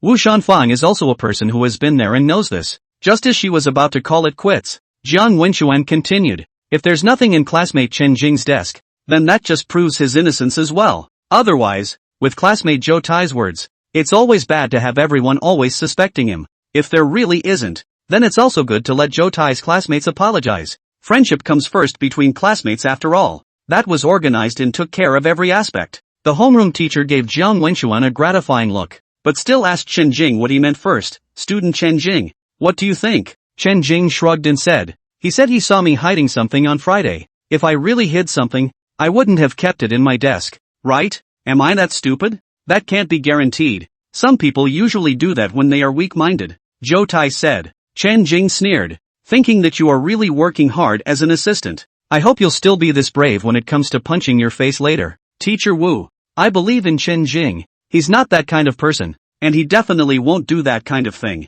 Lu Yanyan suddenly stood up. She usually always targeted Chen Jing in school, and this time she actually stood out to speak for Chen Jing, which surprised a lot of people. Chen Jing also couldn't help but glance at her, and in his heart, he then felt that the plate of spicy diced chicken hadn't been in vain. Lu Yanyan is a girl, and a girl's mind is generally more delicate, so she also knew that once she really searched Chen Jing's desk, whether or not she had it, her face would be a bit unsightly, because the people who watch the show don't always care what the outcome is. They only remember the people who were suspected. Once you are suspected, you will be more or less labeled in your mind as dirty. That was why she took the initiative to stand up and defend Chen Jing. When the class teacher saw Lu Yanyan say this, she also nodded, and in her heart, she was no longer going to ask. But Chen Jing said at this moment, actually, it's nothing to search the desks. The clear ones are clear and the turbid ones are turbid. If I can prove myself by searching, I'm willing to cooperate. Just I feel that you two are also sneaky. So to search also can't just search me alone.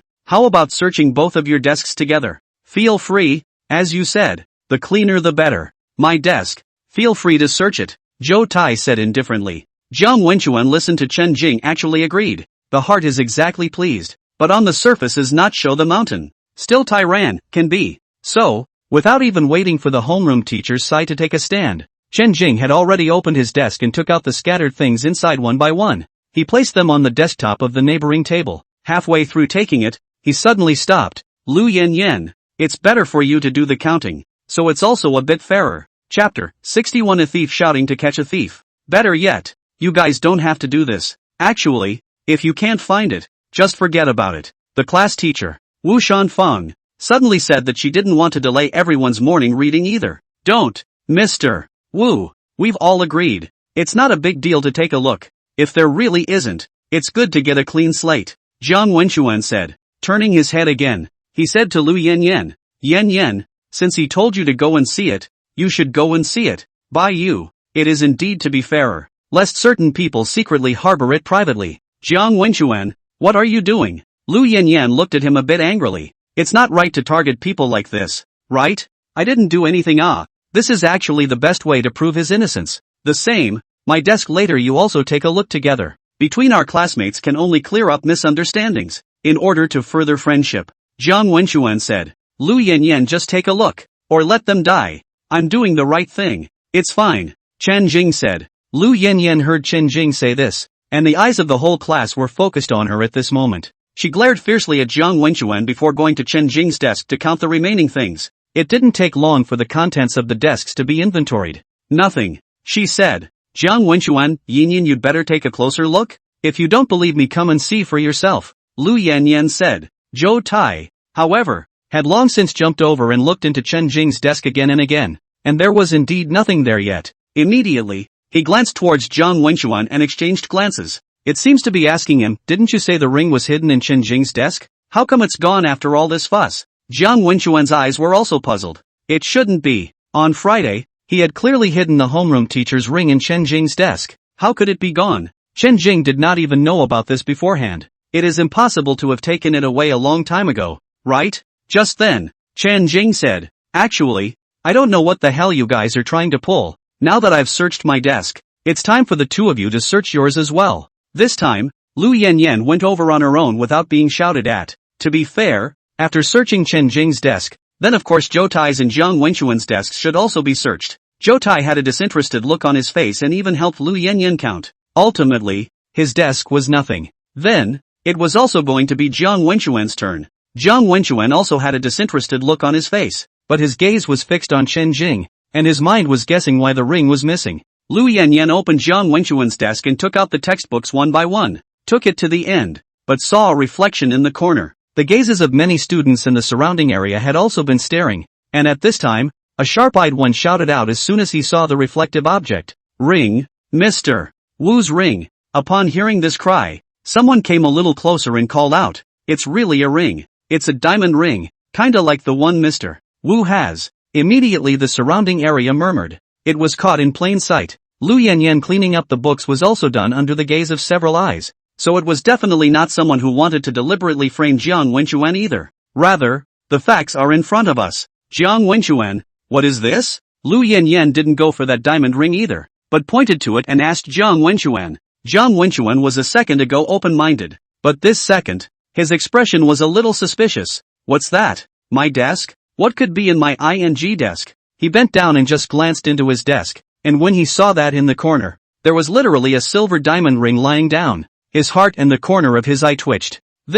What's this ring doing here? Lu Yanyan took the ring out and handed it to the class teacher Wu Shanfang. Teacher Wu, can you see if this is your ring? Wu Shanfang also looked at the ring with disbelief. It was exactly the same as the one she had lost, and it fit just right on her hand, and the ring was engraved on the inner ring, and it all matched up. Exactly. Yes, it is indeed mine. After Wu Shanfang finished speaking, her gaze also fell on Jiang Wenquan. Student Jiang Wenquan, what's going on here? Jiang Wenquan's face was green for a while, and once he got nervous, his tone stuttered a bit. What's going on? I'd like to know what's going on. 2. This ring was in Chen Jing's desk. Why is it here? Under the excitement of his heart, he pointed at Chen Jing and said, Teacher Wu, it's not me. It's Chen Jing who set me up. It was him. Who must have done it? Chen Jing shrugged his shoulders. You are afraid that you are nuts. I didn't even know about this. According to me, you are a thief shouting to catch a thief. Also thanks to some people boast that their family is a rich man who owns a company. I didn't expect even pick up the gold not to hide this kind of basic character or not. Not to mention that the ring is our beloved class teacher Wu teachers. Jiang Wenquan, you love to take advantage of this kind of small advantage of the mind not to be. In the future to change. Jiang Wenquan is going to explode with anger. Want you to teach me a lesson? I'm taking advantage? That piece of diamond ring is less than carat. It's only $4,000 or $5,000. And I'm gonna take advantage of that? However, at this point, the evidence was so overwhelming that whatever he said would seem to pale in comparison. The gazes of the entire class towards him had changed from the he had shown earlier as the vice class president impartial admiration, to a kind of barefaced disdain. The eyes of that one carried words as if they were substantial. I didn't expect him. Jiang Wenquan, to be such a person. That's right. I don't usually see it, but I actually even took advantage of my homeroom teacher's little advantage. It's better to draw a line with this kind of person in the future. Jiang Wenquan felt these disgusting gazes, and in his heart it was like a ball of dynamite had been ignited, and he couldn't help but roar. It's not that I didn't do it, but the ring was found in your desk. Everyone was watching. A student on the side said, I said it wasn't me. Jiang Wenquan yelled at him. At this moment, Jiang Wenquan had already lost his temper and his emotions were a little difficult to control. Jiang Wenquan, you're still the vice class president. Even though you're a vice, you should basically have both virtue and behavior. People like you,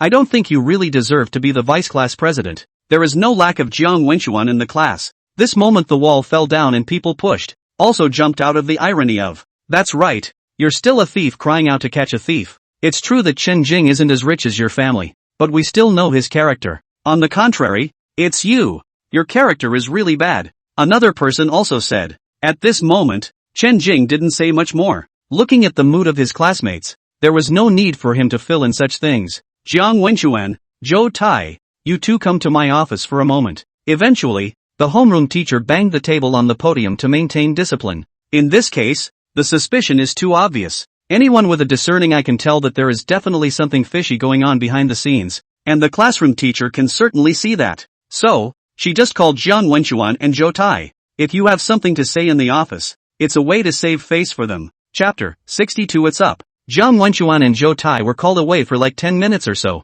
and in the end, only Zhou Tai came back. No one knew what they said in the homeroom office. Anyway, that afternoon, Zhou Tai wrote a very long review and handed it in, and Jiang Wenchuan never came back since he was called. But not many people cared if he came back or not. The day's lessons, too, soon came to an end. In the afternoon when school was over, on the crossroads on campus, Lu Yanyan called out to Chen Jing, who was ready to go home. "What's wrong, Chen Jing? Do you and Jiang Wenchuan have any private conflicts?" she asked. "No. So today's the day. As you can see, I don't know anything. He transferred." Jiang Wenchuan? Transferred? Aha. Chen Jing was a bit surprised at first hearing, but a little thought could be understood. Oh, yeah, that's like his style too. Jiang Wenchuan's heart is high and proud, and this time he failed to trap Chen Jing, but instead, he lifted a stone and smashed his own foot. Even the homeroom teacher won't do anything to him. At most he will be asked to write a review or something, but he definitely couldn't get past himself with his face.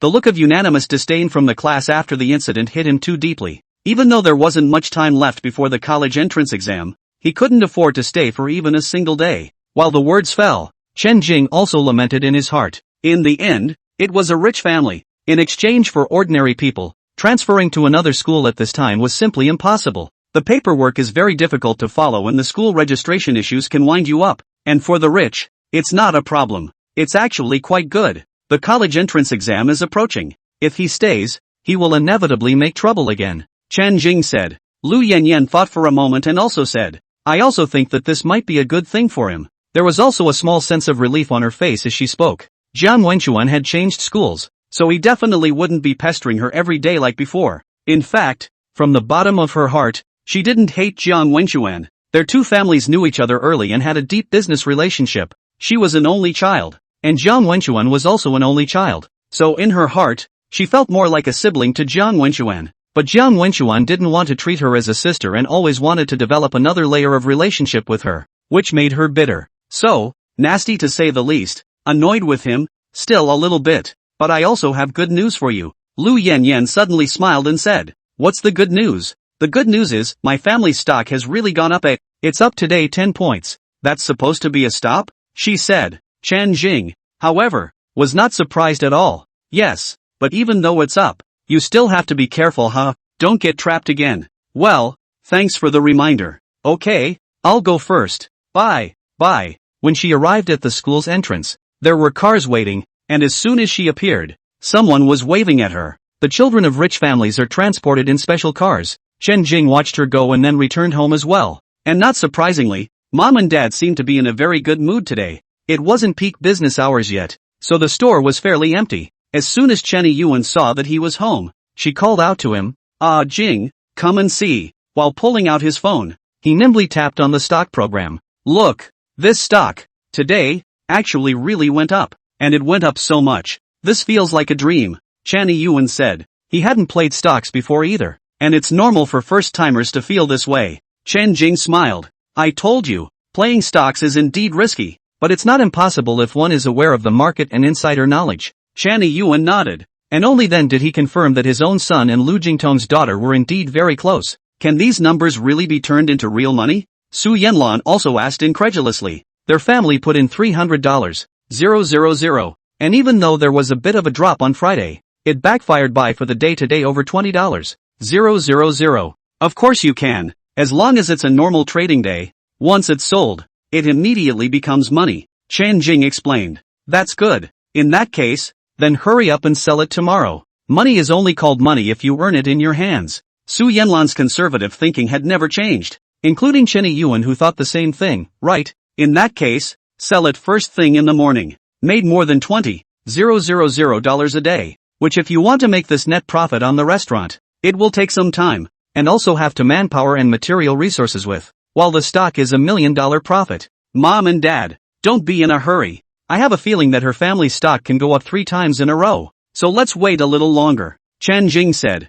3 in a row? What do you mean? Su Yanlan didn't understand. That is, the follow-up may have 2 stops, Chen Jing said, and then also lowered his voice to tell them. You cannot tell others. Our family own muffled on the line. Oh, good. Su Yanlan immediately nodded and exchanged glances with Chenny Yuan. Smiles melted. Chenny Yuan also smiled and nodded his head, estimating in his heart that this should all be said by Lu Jingtong's daughter. So, he paused for a moment, then said, our family has earned a lot this time. You find it time to invite your classmate to come over and sit down. We will give her a good reception again. We don't have anything else in our family, but your father and your mother's handicrafts are still outstanding. Seeing that they were in such a good mood and unwilling to go against their wishes, Chen Jing agreed. After that, he went back to his room, too, and never came out again, except for a little while he was eating dinner. Chenny Yuan and Su Yanlan knew that the college entrance exam was approaching, and assumed that he was studying in his room, so they never bothered him, but in reality, Chen Jing was practicing dodging and blocking in his room. He's also been to that Golden Bay boxing ring since that Friday day, Saturday and Sunday. Aside from Friday, which was a 1-game only game, he played 3 games on both Saturday and Sunday. In each case, there was no split. He also specializes in picking new opponents to practice his dodging and blocking. After practicing in the Golden Bay boxing ring, he returned home to continue to review, feeling that he is making rapid progress. At least now when he meets those from Southeast Asia wildfighters, he can handle them in his normal state with calmness. Moreover, even if he didn't use his refined chi state, he could dodge freely. That's the experience. After taking a lot of beatings in the early stages, it's not so easy to take another beating when you have summarized and analyzed it in the later stages. As of today, I feel like it's about time to practice my offense. As the saying goes, offense is the best defense. But having said that, basic means of defense are still necessary. That was why Chen Jing had started with dodging and blocking, and now that he had learned about as much as he could, it was time to choose offensive training. At 9:20 p.m. Chenki Restaurant sees the peak of the late-night snacking season. At this time, Chen Jing, however, opened the bedroom window and sensed the surrounding movement. Realizing that no one was paying attention, he also clattered and jumped down from the second-floor window, slipping away without realizing it. A few quick runs and he disappeared into the darkness. Chapter 63. The Girl with the Long Legs. Black sweatshirt, black sweatpants, black board shorts. Chen Jing, who was dressed in black, quickly walked through the dark night, just like a lone wolf chasing its prey in the middle of the jungle. After these days of familiarization, his mastery of the state of chi refining was becoming more and more comfortable. Still, the time limit of the refining state could not be increased. As that Nie Zhao had said, the initial chi refining, the limit could only be half an hour, and only after reaching the small success of chi refining, could it be raised to 1 hour? Note that it is possible to increase to 1 hour, but it is also possible that the increase will not be much, or even no increase at all. If you ask why, it's about each person's qualifications and potential. It's like the same teacher teaching the same group of students. It's unlikely that every one of those students will be good, and it's unlikely that everyone will have the same amount of knowledge when they graduate at the same time. Running is very neat to pay attention to the rhythm of the pace and breathing. These days and nights, Chen Jing also run on foot to the side of the Golden Bay Plaza. At his speed, the run from home is about at normal speed 30 minutes. If it was the chi refining state, then the limit could be shortened to 12 minutes. He happened to have pinched the time and calculated it when he came back last night. A few hundred meters after leaving the house, he slowed down. It was just after 9 o'clock, and there were still often passers-by on the streets outside, so it was not suitable to use the state of refining chi to run out of wind-like speed. After turning down the familiar alley, he entered Mingyang Middle Road, and then from Mingyang Middle Road, he could directly enter Mingyang East Road, and after crossing the bridge, he could go straight to Golden Bay Plaza. There are also often runners along the river at this time of night. There are older people and younger people. Chen Jing had often come across it in the past 2 days. At this time, at the first end of the Mingyang Bridge, there is a pair of grandchildren doing warm-up exercises. The old man is almost in his prime and is still in good health. The granddaughter was no more than 17 or 18, and she wore several glow sticks on her wrists that flashed. She was wearing a pink short-sleeved body shirt, gray sweatpants, and white running shoes. Both legs looked very long. The girl was only tall 1. 70. But those legs look like they were the wrong side of 1 meter too. Grandpa, why don't we have a race? Let's see who runs to the bridge first, the girl said with a smile as she rubbed her legs. However, the old man smiled bitterly and shook his head. Grandpa's old bones can't compare to yours. I'll run slowly. You can run first and I'll slowly chase from behind. Grandpa, let me tell you, I got on the girls' track team at our school last week, first place in the meter middle distance run. Even the boys in our school couldn't beat me, and my teacher even recommended me to participate in the provincial track and field competition next month. 800, the girl said proudly. The old man said happily, that's great. I'll be sure to see you play then. Grandpa. Aha. On a whim, the girl took out her cell phone and called up the stopwatch function. Grandpa, why don't you help me time it? The walking path of the Mingyang Bridge happens to be not much crowded. I'll run it once now to show you. This end of the bridge to that end just happens to be as well 800 meters. My score in school is 2 minutes and 11 seconds. Today I'm going to try to break the record. Yeah, I'll time you. The old man took the cell phone with interest as well. Then, Grandpa, you have to time it right. I'll raise my hand when I run across the bridge, and you'll have to press pause in time when you see me raise my hand. The girl shook the glow stick on her wrist. Holler, sure, pinch it, the old man said smilingly. When he finished, the old man shouted ready, set, go. As soon as the stopwatch was pressed, the girl ran like a runaway horse. She was indeed fast. The Windy Maiden. After she ran for 7-8 seconds, Chen Jing also arrived over here. The sidewalk on the Mingyang Bridge is indeed empty of people at this moment. Chen Jing thought that if he could arrive at Golden Bay Plaza earlier, he should still be able to take a rest, so he suddenly sped up slightly. He didn't enter the state of qi refining, but even so, his speed was still fast. Refining qi had transformed his sinews and muscles,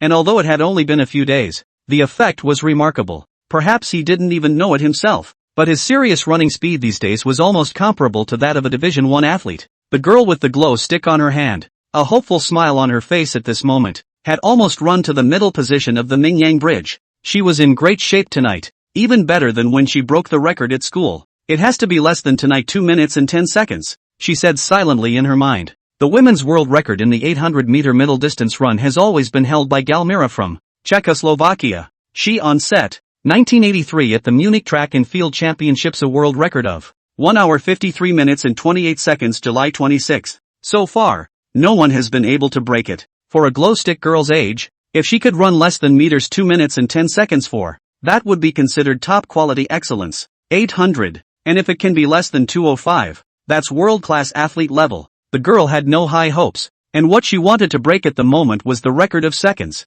2 minutes and 10. The feet moved quickly, the girl's 2 legs becoming more slender and straight as she ran. But it was also at this time that a wind was vaguely about to blow behind her. The girl vaguely seemed to hear a footstep looming, but she didn't turn around. She couldn't be distracted if she was going to break a record. And this wind, when it first appeared, was about behind her 3 meters, but in less than the blink of an eye, the wind was suddenly flush with her. It was then that the girl realized out of the corner of her eye that the wind was actually a boy. A boy in black attire. He's so fast. Again, in the blink of an eye, the boy passed her directly. The girl gritted her teeth, not to be outdone. When she was in school, none of the boys' team could outrun her, and this boy, at this moment, was obviously coming up behind him, setting off after her and actually running faster than her. I won't be left behind by you. The girl gritted her teeth and accelerated, sprinting after her, desperately trying, but the boy's feet, it was as if they were fitted with springers. She clearly saw that every time he landed on the palms of his feet,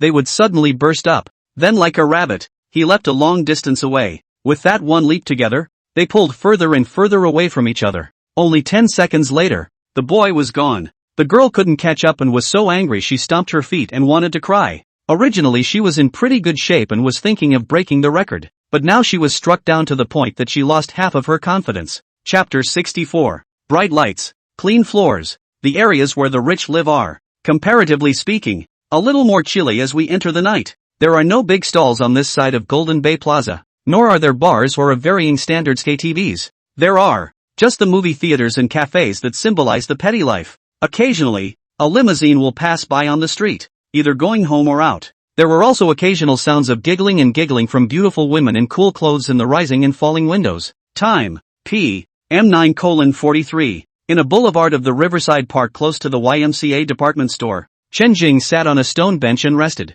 The fight starts in 17 minutes, so you can take another break before you go in. Except for the first time he came unprepared. Chen Jing had come prepared for the past 2 days. In addition to this black sports outfit on him, he had a black anti-terrorist mask in his pocket. With this mask on, even if you stand in front of your own mother, you won't be able to recognize her. With that kind of dress, he was also really able to fight with confidence. The location of the Golden Bay boxing ring was hidden and not many people knew about it. Chen Jing had thought that whoever it was could go in and take a look. The truth is that this is not the case. The rules of entry here. There is also a membership system, and anyone outside of the membership who goes in will basically be asked to come out again by the security guards as well. And there are 2 exceptions. The first is that a member may be authorized to bring in a non-member. The second can also be accessed directly if you are here to fight. Nie Zhao was a member here, so Chen Jing's first visit here was in his honor. And when he came alone that Saturday night, he was stopped by security just as he got to the bottom. It wasn't until he said he was here to fight that the guard let him in.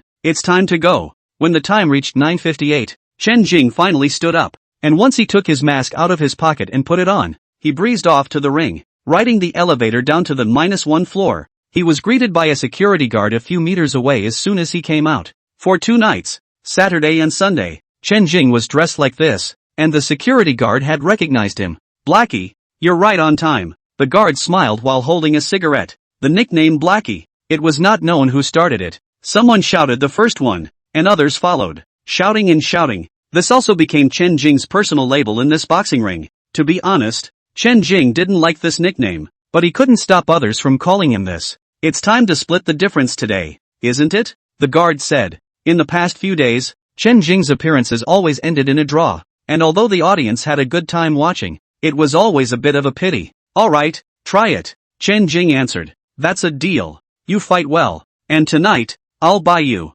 The guard said. I'm not responsible for losing. Hey, if you lose, I won't let you in next time. The security guard said and also went down that iron plate corridor towards the VIP viewing platform. Looks like you can place your bets over there. Just as Chen Jing was planning to go down, a voice behind him suddenly called out to him. You've come quite diligently. Chen Jing turned around at the sound and was a bit surprised. Why are you here? Actually, I was there yesterday, only you didn't notice me. The person who came was Nie Zhao. Still the same cold face. You're improving fast. He added an additional cry. Yeah, however, in general, it's still very weak. It only defends and blocks, and it's not very useful when you run into a real expert. Ha, then I'll show you what offense means tonight. I'll wait and see. Nie Zhao didn't go down either. He just stood up here and watched, because Chen Jing was the one who fought in the ring. The seat he sat in after he went down was also different from the audience's seat, a row of red seats close to the ring. With this appearance, he was spotted by the audience present and cheers suddenly rang out. The various rich big bosses on VIP viewing platform also paid attention after seeing him.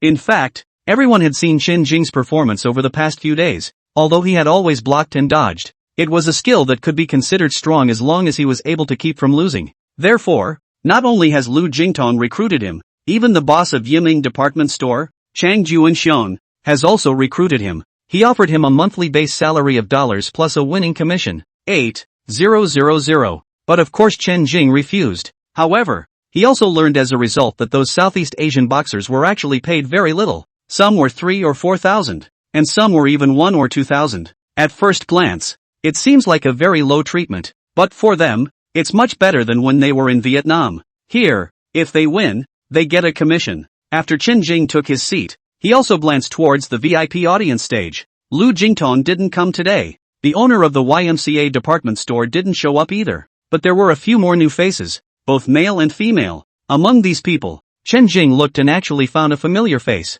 A familiar face that surprised him to the point where he almost thought that he had misread them. The man had his arm around a young red-skirted woman, joking and kissing as he did so. It's actually him. This man, no one else, was none other than that Song Yuchen's fiancé, Zhang Wenbing. In Chen Jing's impression, although Zhang Wenbing had a small heart, he seemed to be quite good to Song Yuchen. However, at this moment, the actions that this Zhang Wenbing had displayed had instantly overthrown his initial impression in Chen Jing's mind. This guy is really something else. Chen Jing took out his cell phone and snapped a few pictures that way. But unfortunately, the lighting in here is a bit dim and cell phone shots don't give good results. Even when it was photographed, the characters were not very clear. If you want to get a clearer shot, you'll have to go over to the VIP stands to get a closer shot. With such a thought in his mind, Chen Jing also immediately moved and prepared to go over. But as soon as he stood up, a dark, Skinny Southeast Asian boxer yelled up at him from above that center ring. That fighter is Gupta. He and Chen Jing had fought several times already,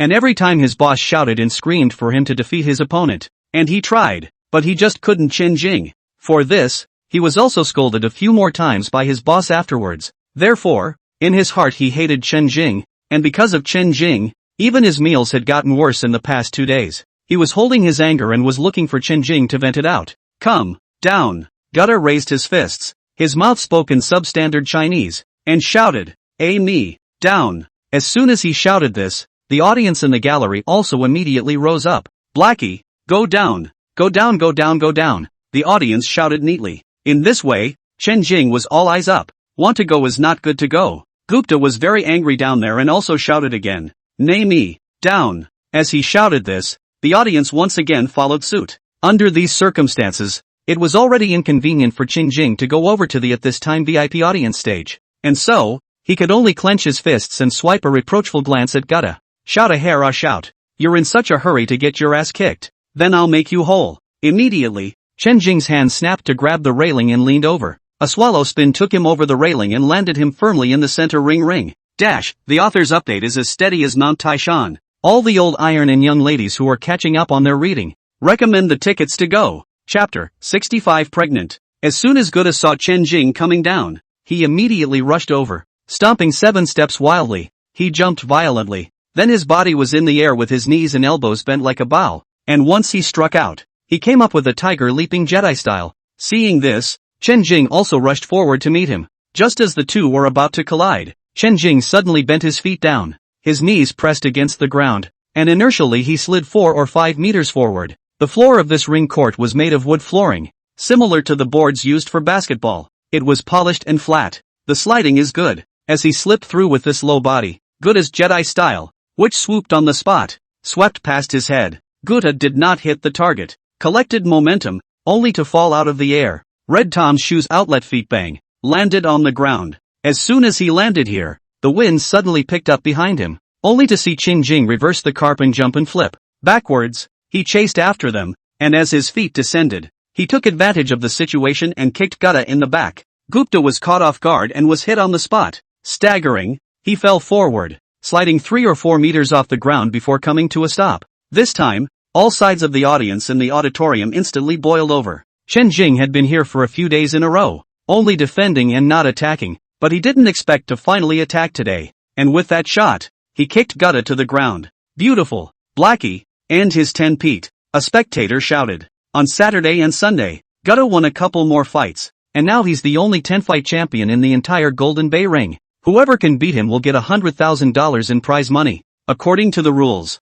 get him, crush him, kick him in the nuts. The crowd cheered, shouted and drank, and for a moment there was a cacophony of noise, with whistling being particularly shrill. Gupta angrily got up from the ground right away, and with a swing of his hands, he also did 3 consecutive cartwheels and flipped to the near side. The first move is a sweeping kick. Once again, Chen Jing advanced instead of retreating and met his sweeping leg, his body spinning twice before closing in. There are 8 techniques in Muay Thai, and of the 8 techniques, punches and kicks are medium-range attacks. This Gutta had fought with Chen Jing several times and knew that Chen Jing's dexterity was high and that it was hard to catch a chance when trying to get close and pester him. Therefore, he focused his attack this time, favoring both fists and legs. However, at this moment, Chen Jing had actually bullied his way back in and took the initiative to stick towards him in order to avoid his sweeping leg. This was exactly what he wanted. Muay Thai 8 techniques. Although the fist and leg work is also strong, but in terms of lethality, of course, the knee and elbow is more powerful. A square inch can put a man to death. Gutta's stomach was full of anger, and now he finally caught the opportunity, and without hesitation, he wanted to vent it out as much as he could. His left hand quickly went to the right, and after building up his strength, an elbow swung back to the left. But Chen Jing had also just gotten close at this moment, but he suddenly hugged his waist with one hand. Then his right foot reached behind Gupta's heel and with a sudden burst of force he pushed him backward hard. Earlier Gutta had used a sweeping leg, and now the body's point of focus was mainly centered on a left foot. When Chen Jing pushed so hard, his body lost balance on the spot and fell down like a green onion. Boo! Gupta fell again, and the crowd erupted in another wave of high chants. Woo! Gutta's facial expression twisted as if he was feeling immensely humiliated, and he was like a thoroughly offended African leopard, his eyes burning with rage. quickly sprawled and slammed in a series of quick strikes, and Chen Jing skillfully dodged and blocked. After 1 to 2 times, Guda's patience was more and more worn down, and suddenly, like a drum, he attacked Chen Jing's waist and ribs with a frontal kick. Chen Jing stood still, and only when he was about to kick, this time he snapped to the side, avoiding the kick. Then, he repeated the trick, waiting for the opportunity when Gupta's kick landed in the air. A roundhouse leg sweep, a surprise attack on the lower body. In doing so, Gupta's body also fell to the ground once again. Gupta was even angrier, but the angrier he got, the more he lost his temper. On offense, it's even more disorganized. This is the fundamental difference between professional and wild fighters. In fighting, skill is important, but so is mindset. Chen Jing repeatedly used softness to overcome hardness, and did not fight hard, but just wrestled him once when the opportunity was seized. That ancient tower could find a way to target him, and he could certainly find a way to target the ancient tower. Muay Thai is certainly ferocious, but the shortcomings are equally obvious. As the saying goes, rigidity is easy to break. The more ferocious he attacks, the weaker he is on the defensive side. As long as his attacks don't work, then it's extremely easy for me to catch the opportunity to strike back. Chen Jing had thought that he would have to practice for a few more days to get the hang of it in terms of offense as well, but now it felt as if he was comprehending it quickly. Fighting is actually the same as the beast of prey. No species has a set method of victory, only to find out the weakness of the prey, to target, so as to secure victory. Guda's lower body was unstable, so Chen Jing specialized in attacking his lower body, over and over again. After more than 10 consecutive falls, Gupta was also dazed. Didn't you yell before? Get up and come back. After he climbed up once more, Chen Jing watched that the time was almost right and did not delay. Suddenly, he took the initiative to attack, following Guda's previous offense, and with a single leap, he did a tiger leap Jedi style. Then it landed in a sweeping style, whiplash style, straight punch style, punch and kick style. As it is, it's almost exactly the same as it was before the Guda. Guda had used these moves to hit Chen Jing before and couldn't hit any of them, while Chen Jing used these moves to hit him. He was finding that he couldn't even avoid any of them, even though he was very familiar with these moves, almost to the bone kind of level. But familiarity was familiarity. Experience he didn't lack. What he lacked was the sensitivity to be able to avoid these moves. Chen Jing was sensitive enough to avoid them all, and his lack of sensitivity meant that he couldn't avoid any of them. Chen Jing connected with a series of punches all the way through, and finally added a hook to Guda's cheek, which spun around and flew backward. After this last fall, Gupta never got up. The shouts and yells from the audience boiled over to the extreme by this point. Whistles also rose and fell. However, Chen Jing was not enjoying these cheers and applause. Standing in the ring arena, he now towards the again looked VIP table, but he saw that the people he wanted to see were actually gone at this moment. Immediately, his eyes ranged over the entire room, and it was at the topmost corridor of the iron plate that he finally saw Zhang Wenbing and the red dress girl. The two of them had been earlier kissing on the VIP table, but now they looked like they were fighting. Zhang Wenbing was coaxing the woman in the red dress with a very low posture, while the woman in the red dress was not listening and was still losing her temper. After the two of them pulled at each other for a bit, the woman in the red dress walked away, and Zhang Wenbing followed along, explaining as she walked. Seeing this scene, Chen Jing didn't have the heart to continue fighting. Zhang Wenbing, this scumbag, obviously had a fiancé and was still hooking up outside. This matter, Chen Jing felt that he had to tell Sister Yu Chen before he could do so. Then he immediately tumbled out of the ring field and chased after them towards the top. And over at the VIP desk, there were a few bosses who were shouting at him at that moment,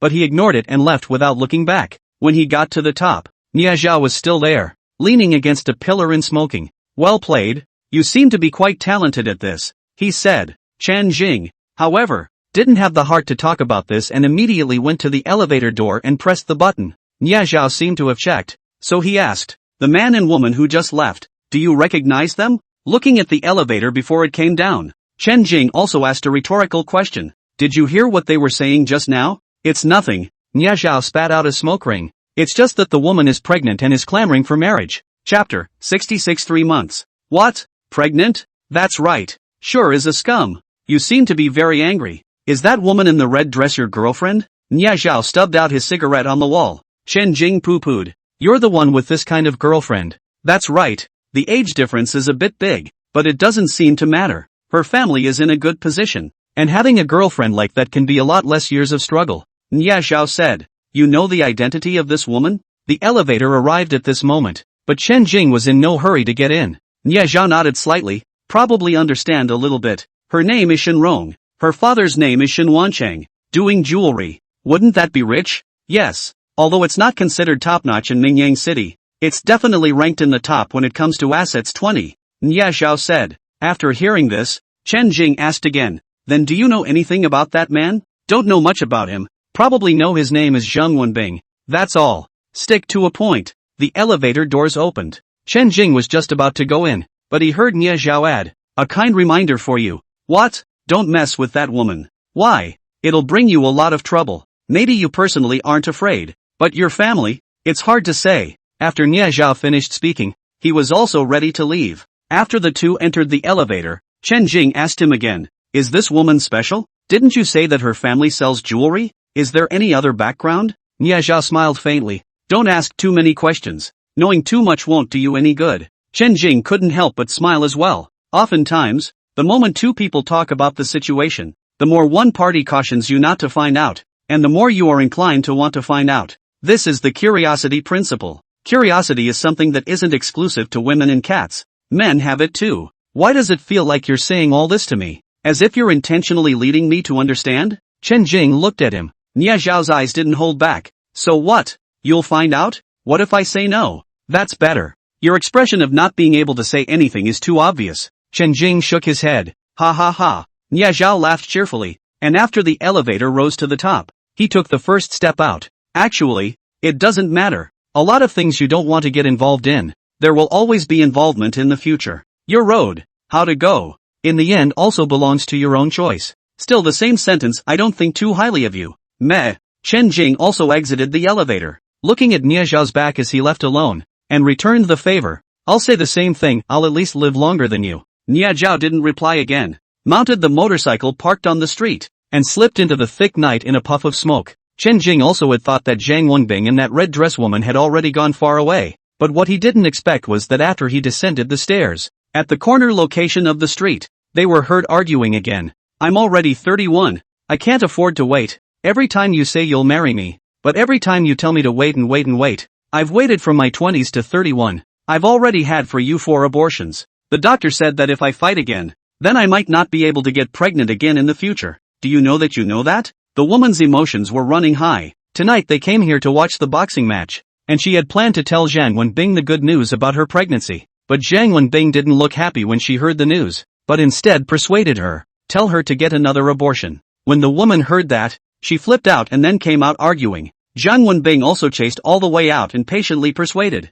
By now, the woman was crying as she spoke. Wrong. As you know, at this stage, we really can't get married. Once we get married, then my previous efforts will be in vain. Zhang Wenbing's voice also rang out at this moment. What about me? I'm carrying your child in my belly. It's already 3 months old, and you really bear to bury him with your own hands? The woman sobbed. In that case, if you really want to keep the child, then you can. It's just that you really can't rush the marriage. In the end, you just dislike me, don't you? Is it that you don't have me in your heart anymore and only have that Song Yuchen? Isn't it? The woman said excitedly. How can that be? You also know that Song Yuchen and I are just playing along. If it wasn't for the sake of getting her family's company into my hands, I wouldn't have even looked at her squarely. Wrong. You know me. You're the only one in my heart since the beginning. Then you'll marry me. Wrong. Why are you being unreasonable again? This matter is a plan that has been set in motion for a long time. If you insist on messing up like this, in the end it will only put everyone's efforts down the drain.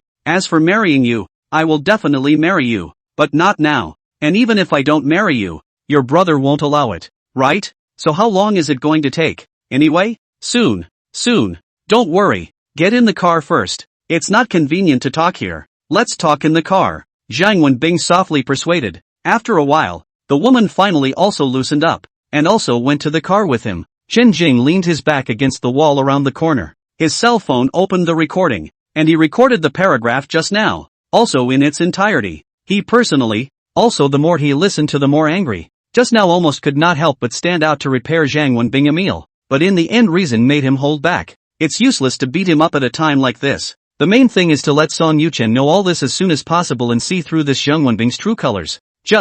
I am afraid that this recording alone is not enough. I have to get more powerful evidence. Otherwise, with Sister Yuchen's soft-hearted personality, I'm afraid that he'll be easily coaxed over, and he'll be wary as a result. With a slight analysis in his mind, Chen Jing put the phone away. At this time, Zhang Wenbing's car also started, but it drove in towards the villa area inside Golden Bay Plaza. The car didn't drive fast, so Chen Jing quietly followed behind and kept tailing. After about half a kilometer of driving, the car turned a corner and entered a villa courtyard with a garden. The car stopped in the courtyard. Then Zhang Wenbing got out of the car with the red dress woman. Zhang Wenbing was still comforting her, wrapping his arms around her in a hug. Chen Jing, who was across the fence, also took the opportunity to take out his cell phone and take a few more pictures. This time, because of the bright lights in the yard, the photos were finally clear. Those two hugged for a while and kissed again. Chen Jing thought it was too troublesome to keep taking pictures, so he simply recorded it directly on video so that no detail would be missed.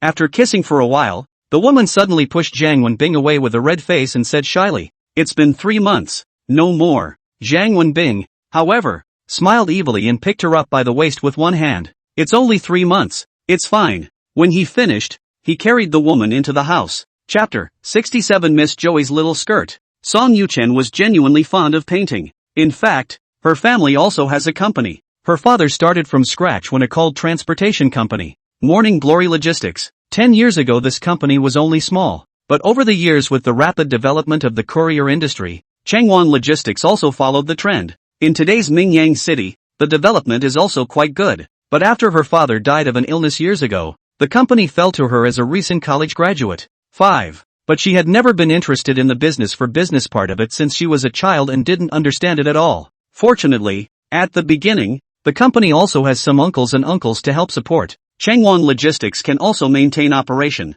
but since 3 years ago, those uncles in the company are also retiring one after another and can't help her. After that she shouldered the entire company by herself and was almost overwhelmed and exhausted. It was also around this time that the son of one of Morning Glory Logistics patriarchs returned home. He is Zhang Wenbing. Used to be an alumnus with Song Yuchen as well, and was her senior. The two of them from the beginning of their encounter. This Zhang Wenbing intentionally began to pursue her. He gave up a better, higher-paying career and dove headfirst into Changwon Logistics, which, with his help, is back on track and becoming more and more stable. After his 2-year-long pursuit, Song Yuchen was beginning to accept him in her heart. So, just last August, the two got engaged. After this engagement, Zhang Wenbing also worked harder, and Song Yuchen simply detached herself from the company at this time. She wasn't good at this in the first place, so it was decided that her fiancé would take over the company and manage it for her. So far, she'd been feeling pretty good about it. The company was handed over to Zhang Wenbing and she was very relieved.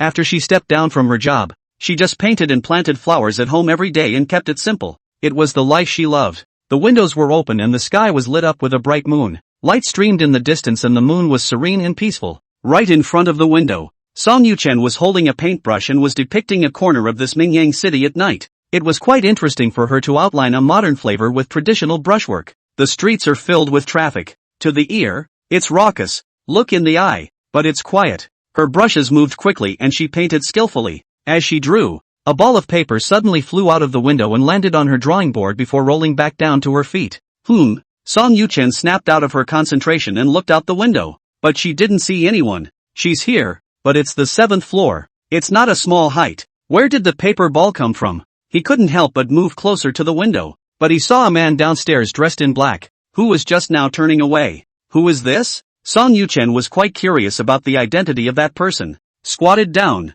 picked up the paper ball, opened it and saw a small stone, and a USB flash drive. In addition, that paper was accompanied by the words, "Look at what's on the flash drive and you'll understand." Song Yuchen thought for a moment, and out of curiosity, she too got up and went to her work desk and opened her computer. Chen Jing also didn't know how Song Yuchen would react after this evidence was given to her, but at least this way she wouldn't be in the dark. He thought, come back some other time to see how she's doing. In fact, it's reasonable to say that if Song Yuchen and Zhang Wenbing's relationship breaks down, then for Chen Jing who likes Song Yuchen, he should be happy. But the truth was, he was not in a happy mood. There's nothing wrong with a teenager liking a woman, and it's normal to have some fantasies, but if he is actually asked to take the step of trying to get that step, he feels a sense of confusion and overwhelm. At the end of the day, he was indeed young, or not mature enough for a woman to rely on. For example, in many women's minds, the best love words are actually "I love you, let's get married." He, on the other hand,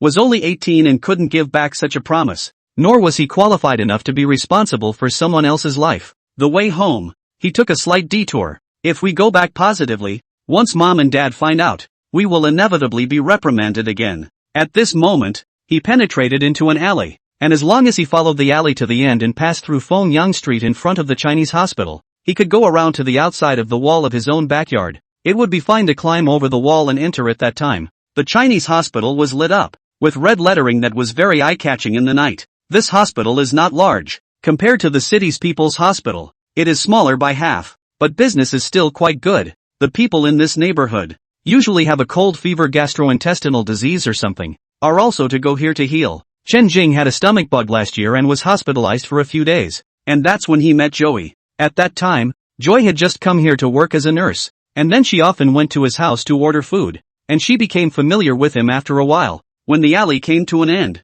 just before entering the in front of the hospital Fengyang Street, Chen Jing suddenly saw Joey by coincidence. She was talking to a man down the street about something. The man seemed to be asking her questions and she shook her head several times in a way that indicated she didn't know. There were very few people on the streets of Fengyang at this time. Those pharmacies on the side of the road, too, had long since closed. Joey wasn't wearing her nurse's uniform, so she should be off duty. I don't know what the reason is, but I got off work late today, and usually I should have turned in a 00 or so. At 8. She was also very tall and dressed fashionably, with delicate little leather boots, white stockings, and a little black skirt. It was very youthful and pretty. As the distance got a little closer, Chen Jing suddenly realized that the man seemed a little familiar as well. He wore a long coat and pants and a cap on his head, even at night, with a pair of dark sunglasses.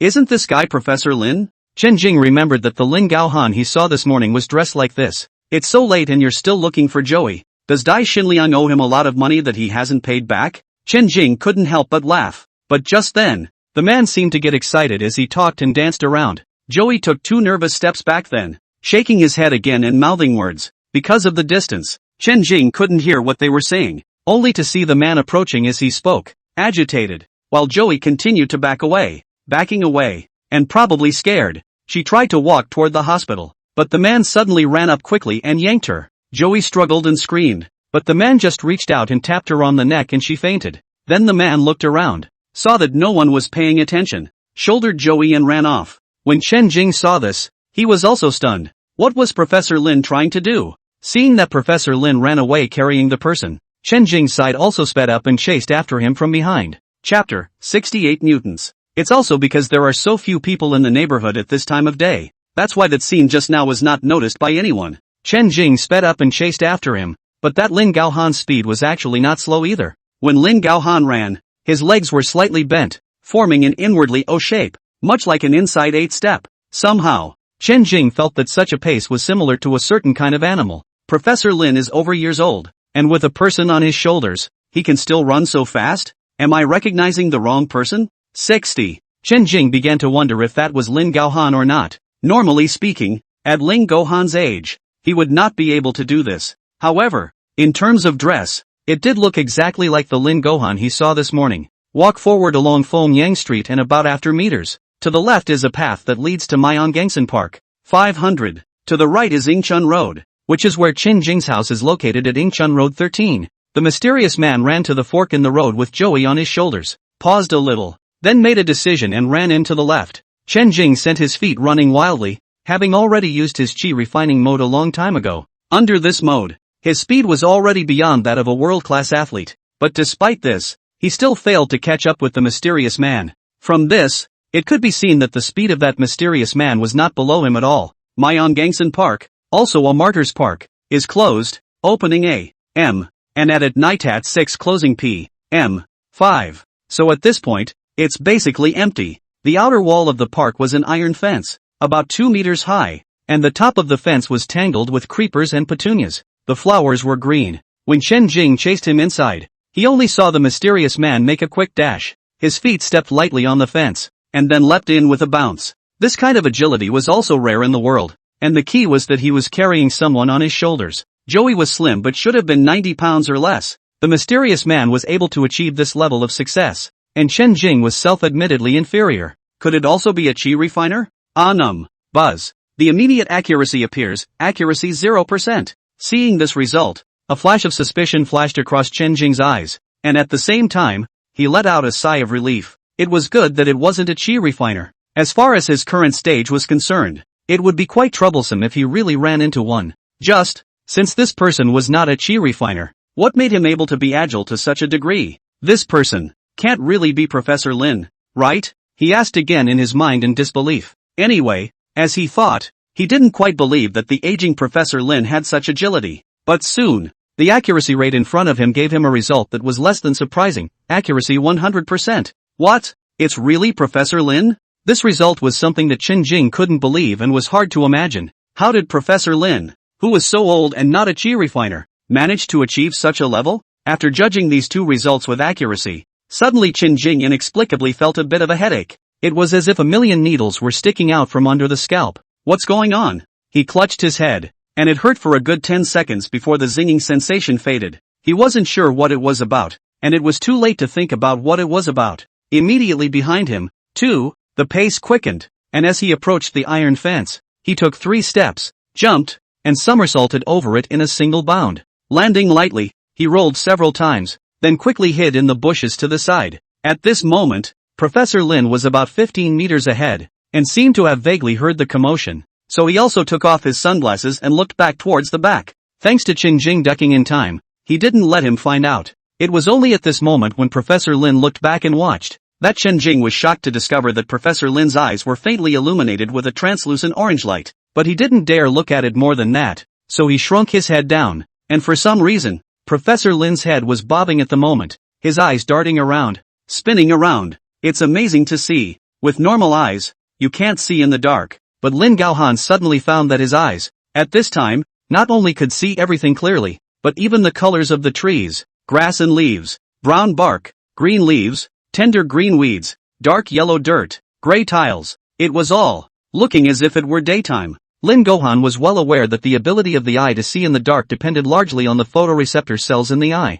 The light-sensitive cells in the human eye are so weak that when the darkness reaches a certain level, you can't see anything. In nature, such as crocodiles, cats, geckos, leopards and other creatures, their eye photoreceptor cells are very powerful, and it is this characteristic that gives them the natural ability to kill in the dark. Lin Gaohan felt and guessed, and by this point, could probably guess what the gene he had been secretly implanted with was. He passed a roadside trash can late this evening, and when he saw the mosquitoes flying around on it, he accidentally found himself feeling a desire to taste it, and the more he went to look at the mosquitoes, the stronger that feeling of wanting to taste them became. This scared him at the time and caused him to deliberately avoid places with garbage cans far away from the evening onwards. Has a particular penchant for mosquitoes, being able to see everything in the dark. The eyes were vertical pupils, almost forming a line. When these traits are combined, there are only a handful of animal genes that can be matched, and the most similar is the gecko. Ah! Lin Gaohan roared in anger at the thought. Although his eyes could see everything, he could beyond not see much meters. The visual distance is very limited. 5. Damn Dai Xinliang, damn asshole. Lin Gaohan carried Joey on, climbed the hill, entered the maple forest, and at a gazebo, he set Joey down. Then he took off the small bag that Joey was carrying and fished her cell phone out of it. Using Joey's fingerprints, he easily opened the cell phone lock, and then he used Joey's cell phone to make a call to Dai Xinliang. Damn thing, if you don't answer my calls, you'll always answer hers, right? Lin Gaohan muttered to himself with a hoarse voice, and between his words, he suddenly twisted his head and opened his mouth, and he sucked a blood-sucking mosquito flying in the air into his mouth. The action is unconscious, like a natural conditioned reflex. After the mosquito ate it in, an indescribably delicious feeling suddenly spread in his heart. This morning, he ate noodles at the Chun Ki restaurant. Originally, the noodles were supposed to be very tasty, but they tasted like chewing wax in his mouth and were very unappetizing, and it wasn't until then that he finally got another taste of what it meant to be delicious. He trembled with excitement, and his eyes couldn't help turning in all directions. Then he opened his mouth again, sucked to the right, and swallowed in another mosquito. The delicious sensation spread through his mouth and he enjoyed it. But he also quickly realized that he was a human being, not a gecko. So how could he eat these things? Gritting his teeth, he closed his eyes and forced himself to endure. And Joey's cell phone beeped at that moment as the call connected. A man's voice, joyfully, came through. Joey, you finally bothered to call me. New book Fights to Fight. All the beautiful ladies, the mighty big brothers. Recommend tickets go up. Help a hand. Chapter 69 Side effects appear. Listening to the sound of stepping through the iron shoes, Lin Gaohan's teeth gritted. It seems that this woman is indeed someone you value. Lin Gaohan's hoarse voice said coldly into the cell phone. Who are you? When Dai Xinliang heard that it wasn't Joey on the other side, he immediately asked, Where's Joey? Why is her cell phone here with you? Joey? I'm asking you right now, do you want her dead, or do you want her alive? Lin Gaohan said through gritted teeth. Who the hell are you? What do you want to do? I'm telling you, don't mess around. I'll call the police. Dai Xinliang said sharply. For Joey, he cared in his heart. Dai Xinliang, you asshole, can't you even hear my voice? You are. Even though the voice sounded unfamiliar, the tone of the other party was clearly quite familiar. In the past 2 days, you've made me look for you, hiding and not coming out to see me, even pulling my number black. If I hadn't found this woman, I'm afraid you wouldn't have come to see me again, right, Uncle Gaohan? Your Uncle Gaohan? Gao. When Dai Xinliang heard this, even if his reaction was slow, he could guess who it was. The genetic potion you injected me with. What exactly did you do to it? Lin Gaohan asked angrily. Uncle Gaohan, don't get excited. I didn't mean to not answer your call, but I've been doing research for the past 2 days. The genetic potion that was injected to you, it seems that there is indeed a problem. But this problem is not that it can't be solved at all, so I am also thinking of a way. Before the solution is not figured out, I am also embarrassed to see you. Cut the crap. I'm going to ask you one thing right now. Do you want this woman to live, or do you want her to die? Don't.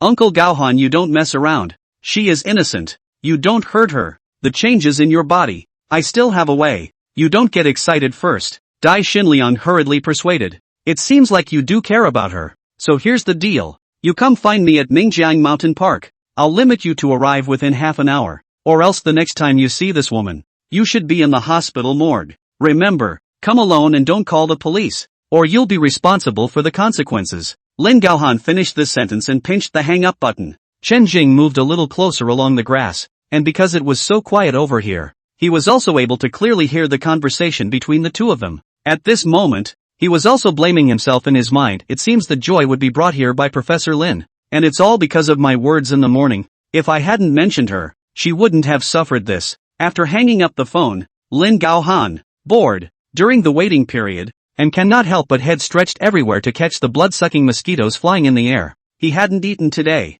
at lunch or in the evening, because eating normal human food tasted like chewing and he didn't have an appetite for it. Now eat mosquitoes. Taste, that is, want to hold back cannot be held back. In the phone call just now, they mentioned a gene potion. Can it be that this Professor Lin will become like this all because of that gene transfer technique of Dai Xinliang? Chen Jing had an impression of the gene transfer technique, because Dai Xinliang had mentioned it the first time he went to his family's restaurant. At that time, Dai Xinliang even boasted about how powerful this technique was. Just as this doubt rose in his mind, the red font of the accuracy rate appeared in front of Chen Jing's eyes again. Buzz.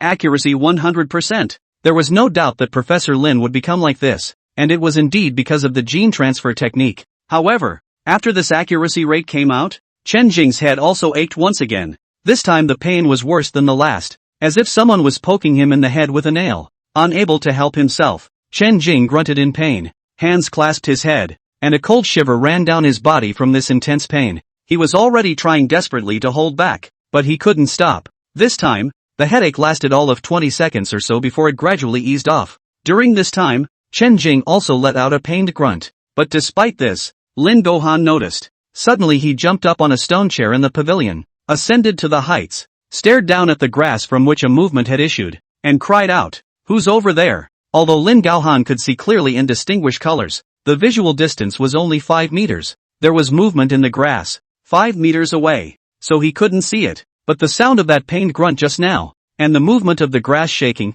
were enough to indicate that there was someone there. "Come out!" Lin Gaohan shouted. Chen Jing stroked his temples, and after the feeling of pain completely receded, the tense nerves in his body relaxed a little. He was never like this before. This time, why did you suddenly get a headache? The first headache, before entering the park, and the second just now. What caused the headache? After recalling these two headaches, Chen Jing also suddenly realized that both the first and second time seemed to be after he had used the ability, accuracy. Is it hard to believe that it's because the ability, accuracy, is having side effects? The thought came together, and once again he was deliberately judging with accuracy. As a result, his head hurt again before the red font even appeared. This one hurt more than just now. It hurt so much that he rolled right back in the grass. After that, it was also a full 30 seconds before the pain slowly receded like a tidal wave. Sure enough, Sure enough, it's having side effects. Just this time, Chen Jing's body was already drenched in cold sweat. Lin Gaohan, who was standing in the pavilion, finally saw it for real at this moment. There was indeed a man in the grass below where there was movement. Get out here. Who's sneaking around? Lin Gaohan asked as he approached down the steps. And Chen Jing lay on his back in the grass and didn't move. He maintained a deep breath. And in his mind, he also decided that he would never casually use his accuracy ability again. This ability will work if he deliberately asks questions in his mind. As long as you don't deliberately ask, it won't take effect. Now every time he asked, his head hurt like this, and he was worried that if he asked again in the future, his head would hurt so much that it would just explode. Come out. I've seen you. Why hide? Lin Gaohan approached a little bit closer and shouted coldly with his mouth. Chen Jing stared at him closely through the grass as well, while his body remained motionless. Lin Gaohan was curious as to who the man in the bushes was. The less Chen Jing responded, the more curious he became. And so, too, the closer they got. By the time he followed the steps and came to the side only about 4 meters away, that Chen Jing who was lying in the grass suddenly jumped up violently without any warning.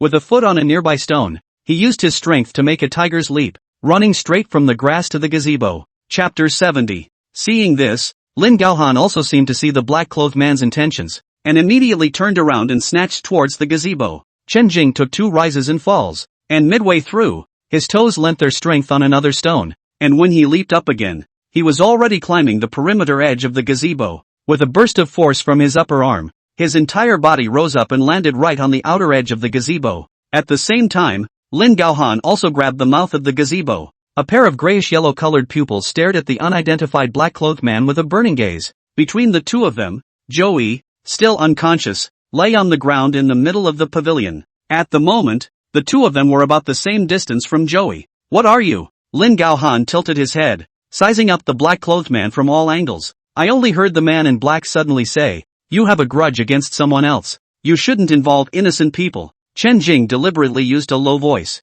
What's it to you? Lin Gaohan took a step forward. There were a few murderous auras among his eyes. It wasn't that he hadn't killed before. When he was younger, he'd gone so far as to kill his own assistant over a painting. Now he's just as willing to do whatever it takes to take out anyone who gets in his way in order for him to turn back into a normal person. I don't want to be involved in your affairs. But her, I have to take away, Chen Jing said again. What kind of grudges and conflicts Lin Gaohan and Dai Xinliang had? Chen Jing indeed did not want to care. But Joey had been approached by Lin Gaohan because of his words this morning. So he had to take the blame. Take it away when you say so? What kind of a thing are you? Lin Gaohan's volume suddenly increased by a few points. His feet bent in an inside-out position. And with a jerk, he jumped towards the front. He picked up a stone in his hand at some point and smashed it towards Chen Jing's head. He was fast and athletic. Chen Jing couldn't even react in time before he was slapped in the head by the rock in his hand. For a moment, the head buzzed. That's a lot of power. Much more than normal. However,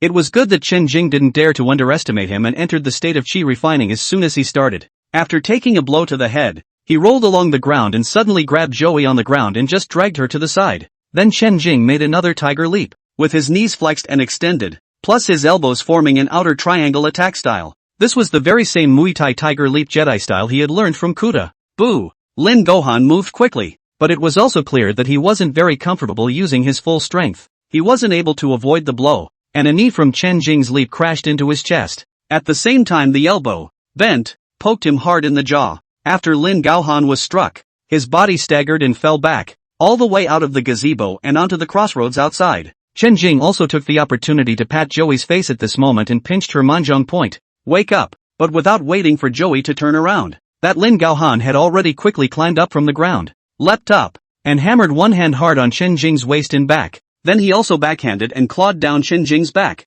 Rustle! Chen Jing felt a stabbing pain on his back as if someone had scratched against his skin with rough abrasive paper. He immediately twisted around, only to hear the clothes hiss. Was Lin Gaohan tore off a large piece. Lin Gaohan landed on all fours, scored a hit, and leaped up once again, calling towards Chen Jing's face door with his palm. Chen Jing certainly wouldn't give in to him, and at that moment, his left hand went up to block. Lin Gaohan's big hand slapped over, just as Chen Jing blocked his wrist, counteracting the downward momentum. Taking advantage of this moment, Chen Jing burst out with a punch kick from the 8 techniques of Muay Thai, and kicked Lin Gaohan in the chest. Once again, he kicked Lin Gaohan out of the gazebo and rolled down to the grass outside. It was important to know that at this time, he was in a state of qi refining. and he had a lot of strength in his hands and feet. An ordinary person wouldn't be able to take a few hits from him. Those assholes who were ready to assassinate him in the alley in the first place were a good example. But for Lin Gaohan, Chen Jing's previous tiger leap strike style and the punching kick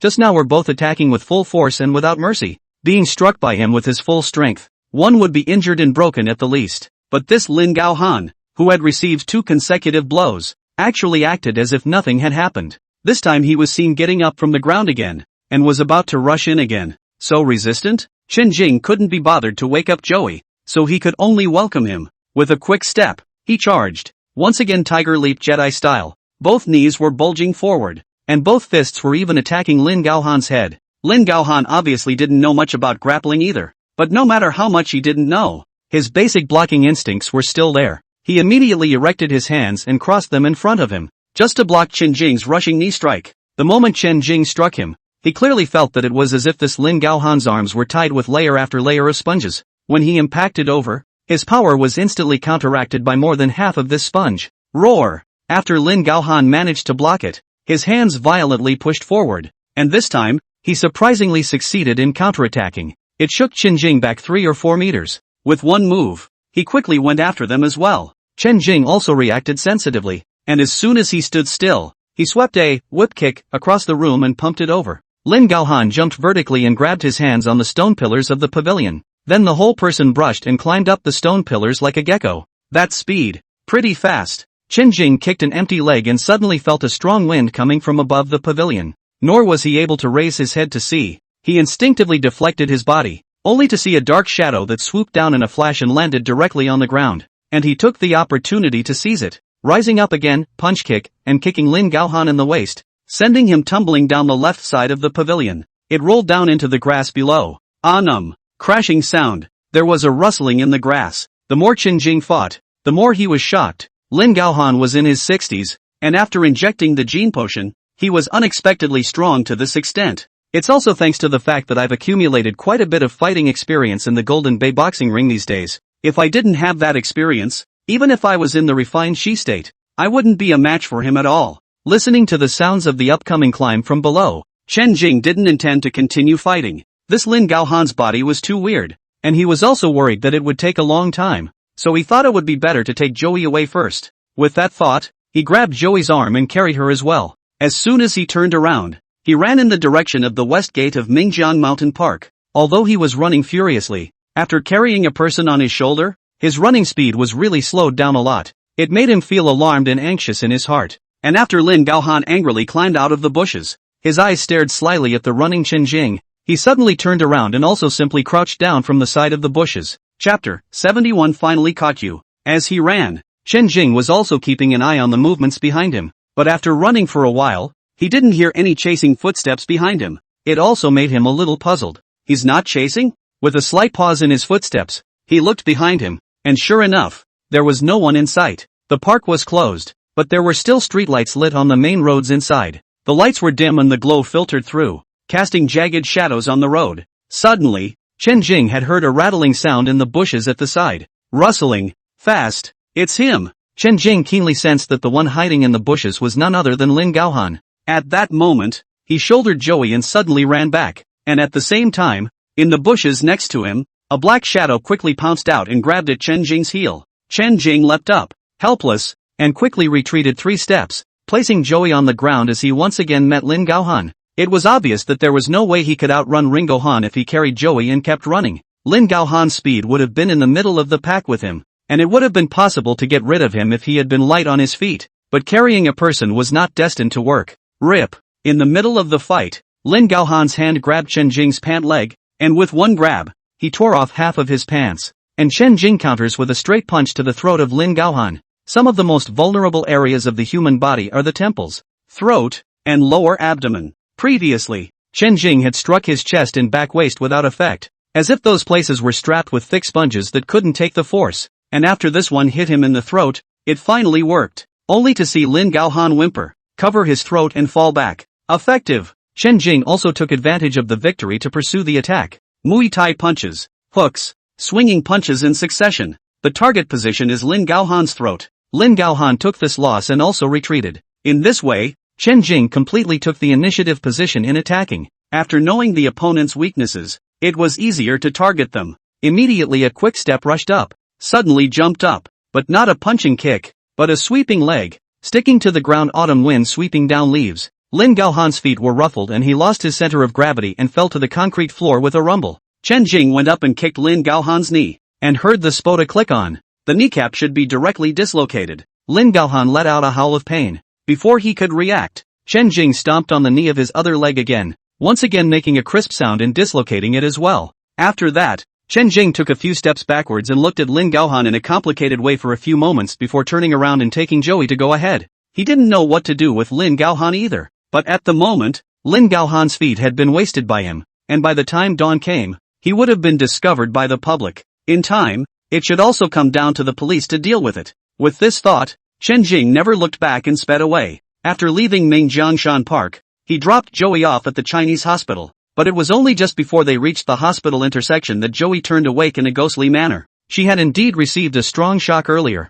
and when she woke up this time, she pounded and punched Chen Jing. Chen Jing also had to put her down. Don't misunderstand. I'm not a bad person. Joey quickly broke away and ran a few steps away, looking at him cautiously, only to realize that this man did seem to be something other than the strange man in sunglasses and a fall coat. I saw you being taken away by a strange man earlier, and I stopped him, and that's how I managed to save you. And without waiting for any further reaction from her, Chen Jing turned around and waved his hand in farewell. In the future, remember not to talk to strangers at night? Joey watched this mysterious man in black leave in a daze, his mouth opening, but ultimately no words came out. More than minutes later, 20, by the fence of Mingjiangshan Park, Dai Xinliang carefully and with much effort climbed into the iron fence and got inside. As he watched the time approaching for the appointment, and fearing that Lin Gaohan would overreact to Joey, he immediately made a phone call. Joey's cell phone, still on Lin Gaohan's person, had been stuffed into his pocket long before. As soon as Dai Xinliang's call went through, Lin Gaohan, who was struggling on the concrete road, also took out his cell phone and pressed answer. Uncle Gorum, where are you? Where's Joey? You mustn't hurt her. Your problem can be solved. You mustn't get excited. Dai Xinliang advised as gently as he could. Lin Gaohan gritted his teeth. Joey had already been taken away by the mysterious man in black, and he had run out of chips here a long time ago. However, it sounds like Dai Xinliang didn't know about it. With a twinkle in his eye, he also endured the sharp pain coming from his knee. Come over here to Maplewood. With that, he hung up the phone. Then gritting his own teeth, he wrenched his hands around the joints of his knees and jerked them together. Click. The joint is back in place. Then there was another click. The joint of the knee of the other leg, too, returned to its proper position. This process was incredibly painful, but Lin Gaohan desperately endured it, and Nim didn't make a single sound. The powerful genes in the body are also repairing the damage to the joints at this time. Anum. Creaking. After stretching and flexing his legs a few times,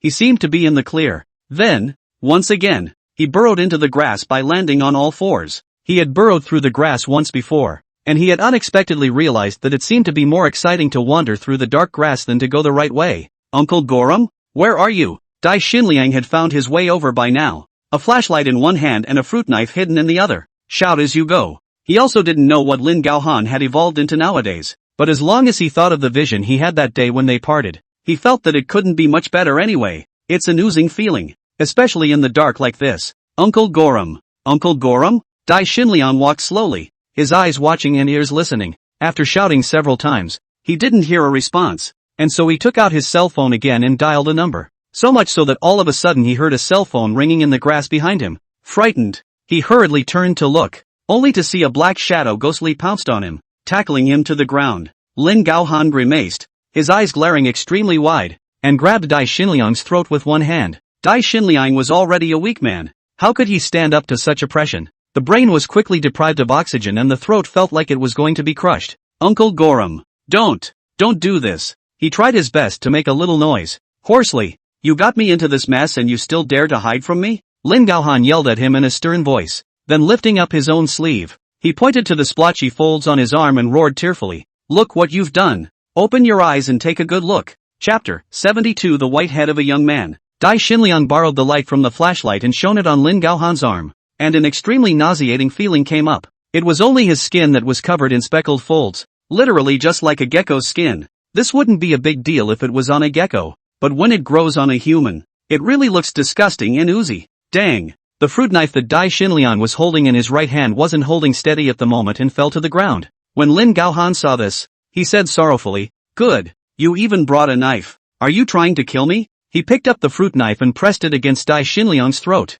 Don't do this. Uncle Gohan, you've misunderstood. Misunderstand what? What's there to misunderstand? Uncle Gohan, without mentioning anything else, ask yourself, your lung disease, is it not recurring? Dai Xinliang was wise in his haste and quickly changed the topic to change Lin Gaohan's attention. Lin Gaohan also decidedly thought for a while and said, "It's true that the lung disease is no longer a problem, but I've become inhuman and ghostly, so what's the use of that? Besides this hand of mine, there is also this body of mine, so open your eyes and see clearly." When he finished, he lifted his shirt up again, revealing his abdomen and chest. Under the light of the flashlight, Dai Xinliang saw that his chest and abdomen were swollen and black with spurs of flesh. It also clearly looks like a giant sea cucumber. It was no wonder that Chen Jing's previous attack did not do much damage to him. So it turned out that his body had turned into a sea cucumber body with a strong stretching function, and the power of the attack that came over was able to be easily dissolved. Tell me yourself, what's the use? I'm like this, wearing late fall clothes before I dare to go out in these May and June days. You say, what's the use? Lin Gaohan roared. Dai Xinliang spat furiously and trembled in fear. Uncle Gaohan, don't get excited. This is something that can be changed. You have also seen the video of my 3 experimental subjects. There can't be any mutation on their bodies. This time there is such a change. I have thought about it for a long time. I think it should be the dosage. It's something that can be changed back. You have to trust me. Trust you? I can still trust you? Uncle Gaohan, you can only trust me as well. If you kill me, there will be no one to solve this problem of yours. Isn't that right? Dai Xinliang grasped a key point. The gene transfer technique, which is currently only mastered by 2 people, him and his father. Once Lin Gaohan killed him, even if he found his father, there was no way he could help. Then, what exactly do you think it will take to get me back to my original state? Lin Gaohan pondered for a while, and in the end, he loosened the knife. Dai Xinliang breathed a sigh of relief, his eyes looking around. Where's Joey? Joey, is she alright? She's already been taken away. You don't have to worry. Lin Gaohan grunted. Taken? Who took it? Don't talk to me about anything else. Answer my question first. Lin Gaohan snapped. Dai Xinliang, Uncle Gaohan, let me get up first. Let's talk slowly. Why don't I take you to my lab and I'll show you the results of my experiment? Lin Gaohan thought for a moment, but also let him up. I'll tell you what. I'll give you one last chance. If you can't restore me back to my original state, then I'll definitely make your life worse than death. Definitely. I can definitely help Uncle Gaohan restore you to your original state. You must please rest assured. Dai Xinliang said gently. The stone in his heart also gradually fell to the ground. The fact that Lin Gaohan could say this meant that there would be no more overreaction. On the other hand, Chen Jing also returned home. At this hour, the restaurant was also closed, and the parents seemed to be still resting, with the lights still on in their room. Chen Jing took off the black sportswear, walked to the mirror in front of a light, but found that his back really is off. A layer of skin also seems. What exactly is that thing growing on Professor Lin's hand? The friction is so terrifying. Chen Jing also did not dare to be careless. Took out the medicine box. First used iodine vapors to decontaminate the poison, and then laid a layer of Yunnan Baiyao. Then he removed the hood. To be honest, his head still hurt a little when he came back until now. He really didn't think that the ability to be accurate would bring on such an intense headache sickness. I guess Chow Chow's head wind disease of yesteryear was nothing more than that. As he pressed and rubbed his temples, he unintentionally glanced in the mirror again. This look was what froze the whole thing. It was only after a full 10 seconds or so that Chen Jing suddenly stood up and walked over to the mirror. Looking into the mirror, he grabbed his hair, his gaze filled with disbelief, because he saw that his hair actually turned all white, a pale color. How come? It seems to be more than just the hair. Even the eyebrows, they're kind of gray and white. Why is that? He'd even dressed up in the mirror before going out tonight,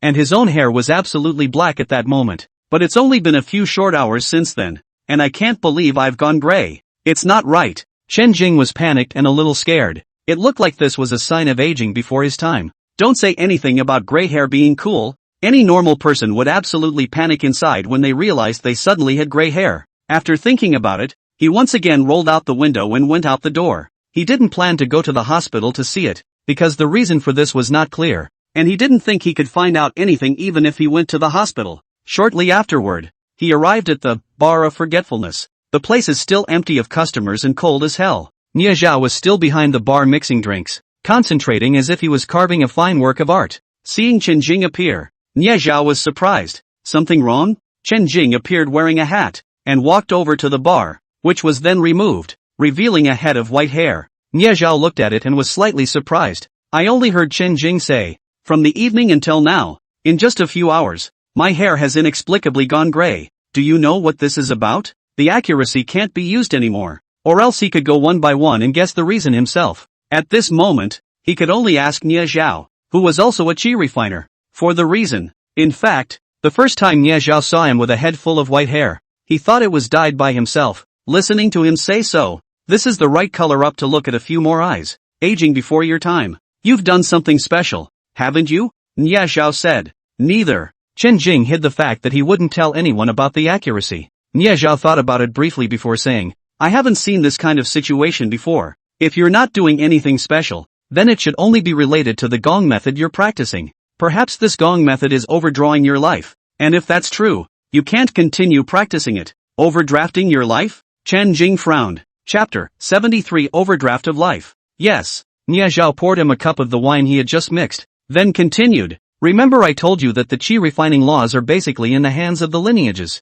and they also strictly control them from being leaked out, but there will still be a few parts that will flow out, and sometimes these flowed out laws are crippled. Speaking of which, he poured himself a drink, a simple whiskey. For example, I am practicing the crippled method. The power of the crippled method is limited. My state of refining chi can only last for 2 minutes. This is the biggest flaw, but there's also a slight benefit in that there are no side effects. There were also those who were not satisfied with such a short time frame and also delved into it themselves, and as a result, there were also those who perfected the originally crippled dharma according to their own ideas. A few parts of these perfected methods have been heard to be truly comparable to the effects of a complete chi refining method as well, but this law, after all, is a dog's dinner with very fatal side effects. An overdraft of life is one of them. Some, moreover, die of blood exhaustion. Strictly speaking, the chi refining method, anyway, can't be practiced indiscriminately. Then what do I have to do to get back to my original condition in my current situation? Chen Jing asked urgently. Nie Zhao said, I'm not too sure, but in principle, it should be the lack of spirit power that causes it. Because of those perfected dharma doors, they are fundamentally missing the most important link, which is the spirit gathering link. Spirit gathering is the core of all feats. It is not something that others can just make up out of thin air with their pie-in-the-sky imaginations. Once this link is missing, it's like an air conditioning fan and an air conditioner. To use an analogy, an air conditioner has a core component that cools itself, but an air conditioning fan doesn't. It requires you to use ice or water to achieve the air conditioning cooling effect. So, on the same principle, if your gongfu is made up of raw materials and is missing the spirit gathering link, then it is unable to gather spirit by itself. It can't actively absorb the outside world's aura, so it can only use your life force to achieve this effect. At first you may not feel anything because you are still young and your life force is strong, but if you continue to use it for a longer period of time, the loss of life force is increasing. So much for aging before your time. As for, if you want to return to your original state, according to my guess, you either have to make up for the spirit gathering link or give up cultivation. You just need to stop practicing, then the situation shouldn't get any worse. And if you can make up for the spirit gathering link and absorb more of the essence of heaven and earth's chi to make up for yourself, you might still be able to return to your former state. Chen Jing listened attentively. He felt that what Nie Zhao said made sense. Are you saying that by absorbing more chi of heaven and earth essence, you can make up for the deficit in vitality? Not necessarily. As I said, I don't know much about it. I myself practiced a crippled method, so how could I possibly know too much about it? It's just that, in terms of principle, this guess of mine is more in line with reality. It can only be said to be possible, not necessarily correct, Nie Zhao said. After that, Chen Jing pondered for a long time. He knew that the gong method he practiced should be fine. The White Crane Eternal Life Sutra, contained in that White Crane Eternal Life diagram, was very subtle. Again, it entered his mind in that incredible way, and it definitely wouldn't be a mutilated method that was pieced together. And the ability of accuracy, it is supposed to be the source of psychic drain. Since getting this ability, Chen Jing had indeed used it many times. It was also just as Nie Zhao said. In the beginning, probably because he was young and strong and had a strong vitality, so he didn't have any special reaction. And nowadays, as they are used more often, the drawbacks become apparent. Picking up the wine on the table, Chen Jing muffled it in one gulp, then turned around and went home. After arriving home, He sat on his bed and sat cross-legged, refining his chi all night long in accordance with the white crane exhalation method. If it was truly possible to make up for life force through spiritual energy, then cultivating all night like he did should be able to see results. Soon it was dawn. Chen Jing immediately opened his eyes just as the morning sunlight revealed its head. Although he hadn't slept all night, the nourishing effect of going to meditate with the white crane exhalation technique seemed to be better than sleeping. He went to the mirror with gusto and took a look into it, anticipation thick in his mind.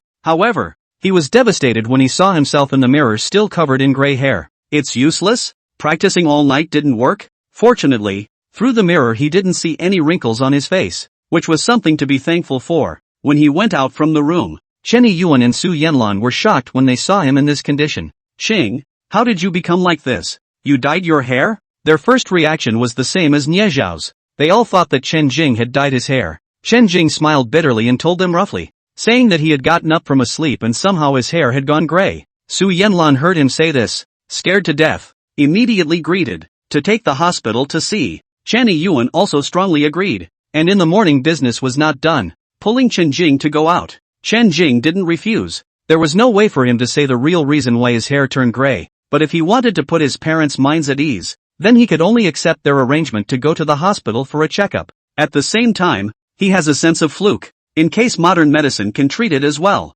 For this reason, Chen Yuan even personally called to ask his homeroom teacher for a vacation. The hospital they went to, which is the Chinese hospital in the back, because many of the doctors and nurses here are familiar with the heart, also feel more at ease. So, Chen Jing was set up, blood was drawn and was taken CT. After waiting 2 hours for the results, the ER doctor told him that there was no specific medical condition. The body was normal. But why did his hair go white overnight? This just doesn't look normal, Su Yanlan said worriedly. As the saying goes, children are the meat of their parents' hearts. And looking at Chen Jing out of this situation, she was more anxious than Chen Jing himself. The doctor took the lab sheet and said, the test results are completely fine. Generally speaking, when a teenager has a white head, it's either a lack of micronutrients, albinism, or albinism, but even if that's the case, it's only partially white. It's not going to be all white like this, and albinism isn't like this either. Chen Jing's condition is estimated to be the result of long-term stress.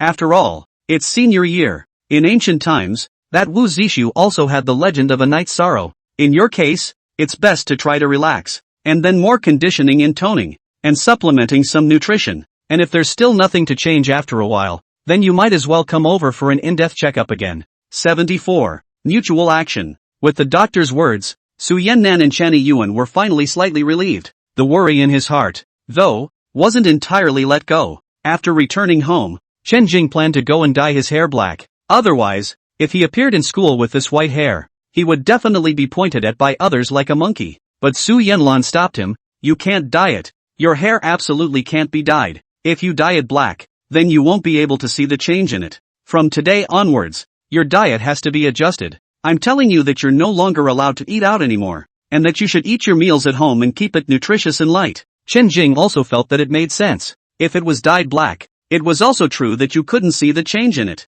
But when he heard the word, he grumbled, like Mom, make me some spicy chicken for lunch. You still want some spicy chicken? Don't even think about it from now on. Su Yanlan replied decisively, just as Chen Jing was depressingly preparing to go to school. In front of his house, a car slowly drove up, a very familiar and unhappy car to them. Black Maybach. Judging from the license plate number, this is Wang Yaohua's car. What's he doing here at this hour? Chen Jing just stood in the doorway coldly watching the car stop and then the door open. Sure enough, it was Wang Yaohua, who got out of the car with a sultry little secretary and walked over. Chen Yuan and Su Yanlan also saw him at this moment, and a look of displeasure immediately appeared on their faces. Even if this Wang Yaohua had come as a guest, they would have simply said that they were not welcome or entertained. What are you doing here? Chen Jing didn't make way, which meant he had no intention of letting them in. I've thought about it. One price, $8 million, no more. At this price, your family should be satisfied, right?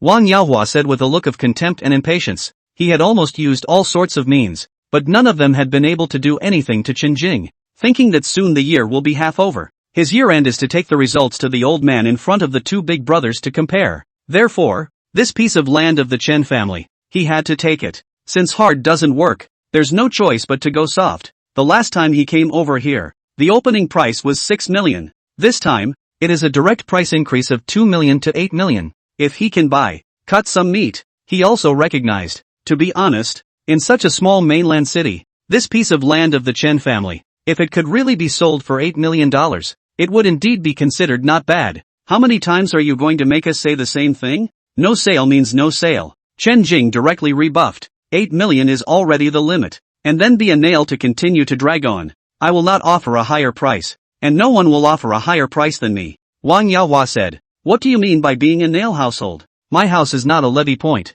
Much less a demolition point. So what kind of nail household is it? You personally want to buy by force. Do you want us to sell by force? Chen Jing sneered. It's like if I want to buy your wife. And if you don't sell, aren't you also considered a nail? Wang Yaohua didn't even look at Chen Jing, probably thinking that it was a waste of time to talk so much to such a hairless teenager. Then his eyes avoided Chen Jing and looked at Chen Yiyuan and Su Yanlan inside. Chen Yiyuan also walked out at this moment and said, Get lost. My house never intended to sell. My house is not short of money, and from now on I don't want to see you appear in front of my house again. I don't want to see you in front of my house from now on. Do you really think that others don't know what you did before? You have to know that if you do too many things with a bad heart, you will have ghosts knocking on your door in the middle of the night. Su Yanlan even brought over a pot of pot washing water from the back kitchen. If you don't roll, I'll be rude. Wang Yaohua hadn't even opened his mouth to them before he received such a cold reception. At once, his expression became a bit unsightly. That enchanting female secretary came up at this moment and said,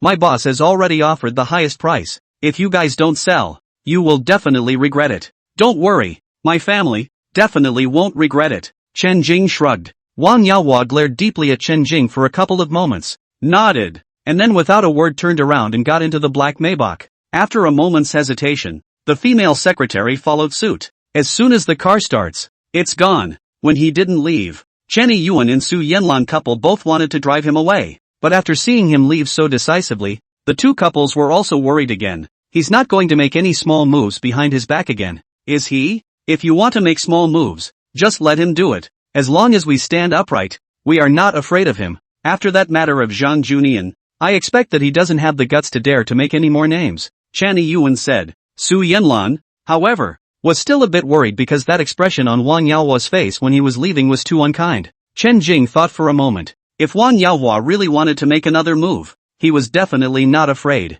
But what about mom and dad? What if this Wang Yaohua has a brain fart and hires someone else to do something out of the ordinary? Mom and dad both didn't have his kind of ability, and in the case of the last one, the family would have been screwed without his ability to be accurate. It's not good to prevent thieves for 1,000 days like this. Since this Wang Yaohua is still a thief until now, I'll have to find some time one night and teach him a lesson. As soon as this thought rose, Chen Jing also decided that it would be better to choose a day and strike tonight. In the black Maybach that had already driven away, Wang Yaohua couldn't help but curse, grabbing the drawn-up contract and tearing it to shreds. What the hell? Give face. I really shouldn't have gone to them today. That family is a stone in a latrine. What the hell? Bah! The female secretary hesitated for a moment and suddenly said, Boss, both of your brothers' performance this year is quite good. If we can't take this place then we'll have to think of another way, and we'll have to catch up with our speed. We're almost halfway through the year already, and it's time to compare grades at the end of the year. It is true that having many brothers in the family is sometimes not a good thing,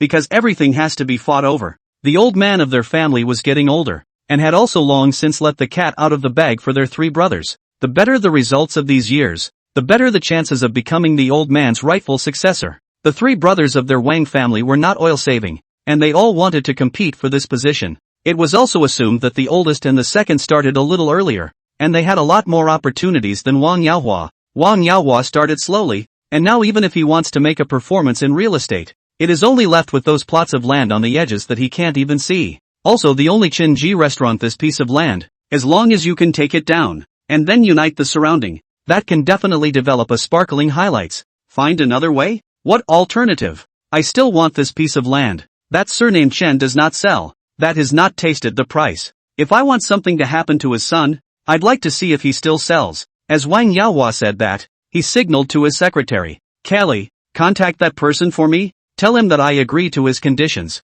The secretary bit her lip and froze slightly. Yes, I'll call him. Chapter 75 Meteorite from Heaven. Obviously, Wang Yaohua also knew that Chen Jing, as an only child, would definitely be valued more in the family than the house. He had thought about taking action against Chen Yiyuan and Su Yanlan before, but Chen Yuan had already been in trouble once before. Furthermore, if something happened to the two adults, then the only one who would be able to take charge afterward would be Chen Jing. However, with the attitude Chen Jing has shown today, it is even more unlikely that he will sell his house when the time comes. And at that point, it couldn't be all of their family, could it? It would be a bit of a big deal if all three members of the family died. Therefore, he could only target the Chen family's weaknesses, using Chen Jing as a point to make Chen Yuan and Su Yanlan taste the cost, after which he might be able to make them recognize the reality and obediently bow down. Meanwhile, in the old neighborhood of Mingyang City, the mansion number, Lin Gaohan followed Dai Xinliang into a laboratory filled with bottles and jars.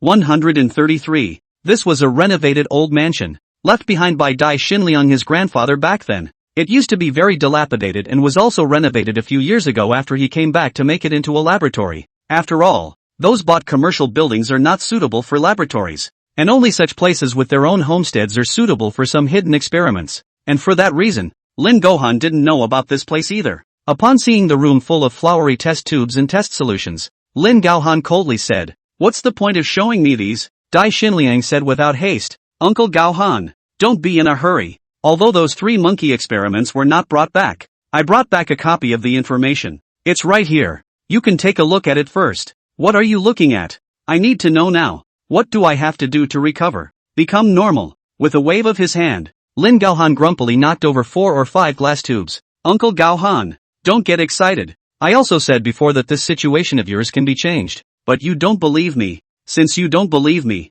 I can only take the information and show it to you first. As long as you understand the wonders of the gene transfer technique, you will also naturally believe in what I said." Dai Xinliang said sincerely. Lin Gaohan's eyes were gloomy, but at this point, he could only choose to believe. There was no second choice. Soon, Dai Xinliang took out a password box, and after opening it, he took out a stack of information. "You see, from those 3 monkey experiments, my gene transfer technique is problem-free. And when you had this problem, I thought about it, but I still think that the dosage should be wrong. As we all know, there is not much difference between a human and a monkey, but the size of a human is completely different from that of a monkey. So in terms of dosage, there has to be an adjustment as well," Dai Xinliang said as he took the paper and calculated the formula. Then he showed the result to Lin Gaohan. "From the calculation, I know that the amount I injected into you last time, Uncle Gaohan, was slightly too large. If the dosage had been smaller, this problem would not have occurred. Then how in the world can we solve this problem?" Lin Gaohan didn't even bother to look at it. He couldn't understand too much of those scientific research profound problems even if he was shown them. Yes, the way is to add a stabilizer. The stabilizer is the core agent of the gene transfer technique. As long as this stabilizer is added, it will definitely improve, Dai Xinliang said. In fact, at the moment, his heart was in a panic, because Lin Gaohan always held that fruit knife in his hand. When his life is about to be threatened, he can only make a clinical and nonsense statement. As a matter of fact, he hadn't even thought of a solution to this situation of Lin Gaohan's. What's more, he even felt that a solution was no longer possible. The gene transfer technique does have major pitfalls and flaws that can't be solved in a short period of time, but such a fact, he definitely couldn't say it out. Once he said it, the knife in Lin Gaohan's hand, I'm afraid, would stab him a few times without mercy. "Stabilizer? What's that again?" Lin Gaohan asked. Dai Xinliang carefully took out a box from his personal pocket, which also contained 3 capsules. In fact, this box, Lin Gaohan saw last time. He remembered that Dai Xinliang had added the powder from this capsule when he injected the potion. To be honest, this is a magical extraterrestrial meteorite medicinal powder, and the success of the gene transfer technique is almost entirely dependent on this thing. Without this thing, the gene transfer technique would only be a pipe dream. Dai Xinliang didn't lie this time. What was in this capsule was indeed the core of the gene transfer technique. A meteorite from heaven? That's right. In the eyes of us humans, the Earth is so huge that it is unimaginable, and human beings are so small that they are just a grain of sand and a grain of dust. But as you also know, to the entire universe, the Earth is also as small as a grain of sand and a grain of dust. The wonders of the universe are beyond our imagination, although technology has developed to a very high degree. In my opinion, we human beings are still only frogs in a well, and what we can see is only the sky that is the size of the palm of our hand. I also know that you have a lot of questions, Uncle Gohan, but I can do an experiment now to show you. Dai Xinliang took a sharp scalpel from the box and flicked it across his finger. A cut is a wound. Red blood flowed quickly, and he then suddenly took one of the 3 capsules, opened it up and took a little bit of the powder and rubbed it on the wound of his finger. After that, he rubbed it gently like that. After roughly 2 minutes of rubbing, he let go of his hand, only to see that the place that had just been scratched was already as good as new, not even leaving a scar. Lin Gaohan saw it with his own eyes and was shocked at this time. This meteorite from the sky has such a miraculous effect? See, Uncle Gohan, I didn't lie to you, did I? It's just that this stabilizer also needs to be adjusted in dosage. More won't work, less won't work either. With your current condition, half a capsule of the powder should be enough to improve it. Dai Xinliang said. Really? You've seen it all. I'm not above lying to you. And besides, I've brought you here, so I don't have to lie to you. Even though Dai Xinliang's words weren't quite convincing enough, but Lin Gaohan also really had no other choice. In that case,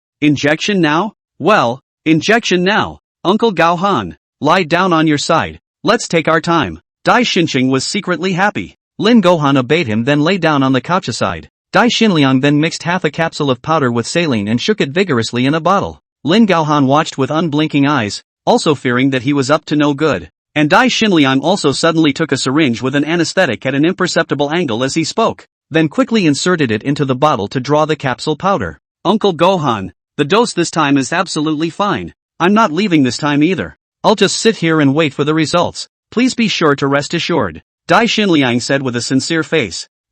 All you pretty big boys and girls. Recommendations go Chapter 76 Shaking It Up. Go, even if you don't say anything, I won't let you go. This time, if my situation doesn't improve, the knife in my hand won't spare you. Lin Gaohan coldly warned. He exposed his left hand and continued to hold the knife in his right. He wasn't worried about Dai Xinliang running either, because even if he did, Dai Xinliang wouldn't be able to outrun him. And Dai Xinliang was coy and honest. After sterilizing the back of his hand with alcohol, it was time to stick the needle in. This time, the potion was prepared by Lin Gaohan, who had watched with his own eyes, so he was also quite relieved. There might be a bit of swelling or stinging pain, just like last time. Uncle Gaohan, you just have to bear with it a bit. Dai Xinliang was already pushing the syringe as he spoke. The light green potion entered Lin Gaohan's vein little by little, and the tingling sensation came as expected. But compared to last time, Lin Gaohan's patience had been much higher. The last time he was injected, Lin Gaohan was weak, but this time he's already strong. In seconds, the syringe was pushed all the way in. About 8, when he had just pulled the needle out, Lin Gaohan suddenly shot out and grabbed Dai Xinliang's wrist. Dai Xinliang just stood up, but could not help but sit down again. A bitter smile. Uncle Gaohan, I didn't leave. Don't worry, you wait for me to lose this needle first. Don't go anywhere, just sit here and wait. Lin Gaohan demanded commandingly. Fine, I'll just sit and wait. Dai Xinliang helplessly threw the needle right to the ground, then shrugged his shoulders and waited really patiently. He looked calm, but the sweat on his spine had long since drenched his clothes. At this time, he was also praying silently in his heart. Anesthesia drugs take effect soon. Anesthesia drugs take effect soon. He was using a strong anesthetic, and not a small dose, which should theoretically take effect a minute after it was injected, and then the whole body would be anesthetized and unconscious. However, Lin Gaohan now had a special physique, so how long it would take effect would depend on the actual situation. I'm not leaving. Uncle Gaohan, you take it easy. Put the knife down first. Dai Xinliang smiled sarcastically. Lin Gaohan didn't say anything and didn't put down his knife. He just stared at him coldly. And just like that, passed in a flash 3 minutes. It's not going to stop working, is it? Dai Xinliang spat furiously, his heart in turmoil. If the anesthesia doesn't work, then he's really screwed for the day. Because the problem with Lin Gaohan is not something that can be fundamentally changed with a little stabilizer injection alone. Once Lin Gaohan realized that he had been cheated, he would inevitably have to go in with a white knife and come out with a red knife against him. After another moment, Lin Gaohan's body seemed to finally react. Dai Xinliang had been watching closely, and his heart was once again glad. Was it finally going to take effect? Uncle Goram, how do you feel now? He asked tentatively. Lin Gaohan opened his mouth to speak, but couldn't, and his eyelids were blinking heavily. Uncle Goram, Dai Xinliang shouted twice, but saw Lin Gaohan's exhaustion becoming more and more obvious. In addition, the right hand that Lin Gaohan had grabbed his wrist with had its strength suddenly relaxed at that moment. It's working, it's time. Taking advantage of this moment, Dai Xinliang suddenly struggled with all his might, and was also sure enough to break free from Lin Gaohan's grip. Without hesitation, he scattered his legs and ran outside. Lin Gaohan was also awakened as if he had been electrocuted by this breakaway. Still, the anesthesia took effect and he couldn't move. But as he watched the scene of Dai Xinliang's escape, His heart directly exploded with rage. You! Stop right there! In his violent rage, Lin Gaohan suddenly secreted a sticky white mucus all over his body, and his paralyzed state only lasted for about 10 seconds before it seemed to fade away. He supported himself and tumbled off the sofa, rolling and crawling to chase to the outside of the courtyard. Dai Xinliang, if you run again, the next time I catch you, is your death. At this moment, Dai Xinliang had also run to the entrance of the courtyard. This way out. He knocked over many things to block Lin Gaohan's pursuit. When he heard Lin Gaohan's voice, he was so scared that he closed the outer door of the courtyard with a clang and locked it. Then he scattered his legs and ran. He knew that he couldn't stop Lin Gaohan like this, but at least he could delay a little bit of time. He had to go now, and he wasn't going to stay in Mingyang City anymore. It would be horrible to remain here. It was a wild ride that went on, and he ran in a straight line for a while, then decided it was too obvious a target. So he turned around and crossed several streets. Cabs were scarce around the old neighborhood and he had to run on foot. Finally, he came to Mingyang New Road, a street that was finally crowded with people. Looking forward, he also saw a school, Mingyang City No. 1 Middle School. There were a number of cabs pulling up in the square in front of the school. Dai Xinchen was overjoyed and ran even more desperately that way. But also at this time, a red light intersection. Suddenly a white-haired teenager in a hurry to hurry over. Just right. With the flying Dai Xinliang collided together. This teenager looked at the body type thin, but this strength is a thief. After the two collided together, the teenager acted like nothing, but Dai Xinliang fell back 5 or 6 steps in a row and tumbled to the ground on his back. I'm sorry. The teenager apologized first. Dai Xinliang, however, didn't have the heart to bother with him, climbed up and ran. Hey, aren't you? The teenager recognized him as well, but Dai Xinliang didn't even look at him. Panicked as if he had played with someone else's wife and ended up being chased all over the street by their husband with a knife. When Dai Xinliang ran to the cab, as soon as he got in, he immediately greeted the driver and ran away. The white-haired boy looked toward the street in wonder. And no one's chasing you? What's the point of running so fast? This teenager is naturally Chen Jing. Just now looked at the sidewalk, green light still has 4 seconds time. Do not want to wait for him, also rushed over at a fast pace. Who knows? It actually bumped into Dai Xinliang. He was actually quite surprised to see Dai Xinliang appear here. Last night, Lin Gaohan asked Dai Xinliang to meet him at Mingjianshan Park, and he didn't know what happened afterwards, much less what Lin Gaohan's situation is now. Professor Lin's legs were broken by me, and at this time, it should already be under the control of the police, right? Chen Jing would guessed, but suddenly he looked at a delicate box left on the ground. This should have fallen out when Dai Xinliang just fell, and he was running so fast that he actually didn't notice. Chen Jing picked up the box, and then looked in the direction of the cab. It was long gone. In a moment of curiosity, he also opened the box, but he saw 2.5 green capsules left inside. Dai Xinliang engaged in genetic technology. It's not like this thing is some kind of potion, is it? Chen Jing took out the half capsule and looked at it from all sides, but he didn't see any markings or fonts. But also at this time, Chen Jing felt a tingling sensation coming from his fingers. The sensation was like an electric current, starting in the fingers and quickly spreading throughout the body. After that, and somehow, it was as if every cell in his body was suddenly all awakened. One by one, they were manic and excited. It's as if a traveler walking in the desert almost dying of thirst has finally found an oasis, refreshing and instantly washes away the fatigue of traveling. Chen Jing couldn't help but shake a little bit, relieved a breath, and then look at the capsule, only to see the green powder inside. This moment actually turned white. Chapter 77 Green. What's about? This, although this feeling was just a burst, the feeling of being left with Chen Jing's body tingling was just like having a full-time massage. It's hard to describe the feeling of relief as the pores of my body stretch. To this point, he hadn't figured out what was going on. But is the powder in the capsule in your hand, which has changed from green to white, related to this feeling? There won't be any side effects, right? Chen Jing muttered to himself. But I didn't take it or inject it, so I don't expect there to be any side effects, right? With that thought, he went back for a second capsule. It was also not surprising that after the second capsule was held in his hand, a tingling and smooth sensation once again struck, rippling throughout his body. Oh, Chen Jing shivered again, feeling comfortable by the spring breeze. After that, the green powder in that capsule also turned white again. The few passers-by in the neighborhood were now looking at Chen Jing with contemptuous eyes, probably because his screaming just now was a bit evocative. Chen Jing blushed and embarrassedly hurried away a little, sliding his newly purchased hat onto his head. He took out his school license and entered the school. At this hour, which also happened to be class time, there were not a few people walking around the campus that could be seen. Chen Jing couldn't help but take out that third capsule again as he passed through the small bamboo forest on the stone path. The crunchy sensation hit once again, and Chen Jing shivered with pleasure. Sitting on a stone bench, his eyes narrowed. The look was like that of a heavy smoker in a recent smokehouse. After having a good time, looking at the 3 white capsules, Chen Jing's heart was tasteless. He didn't know if the powder in this capsule was still useful, and he didn't lose it, stuffing it into his pocket. Then he reported straight to class. After class, he kind of missed that feeling. I don't know what this is, and that Dai Xinliang doesn't know if he still has it. This stuff should have no side effects, right? Anyway, this whole class came down, and Chen Jing didn't feel any discomfort in his body.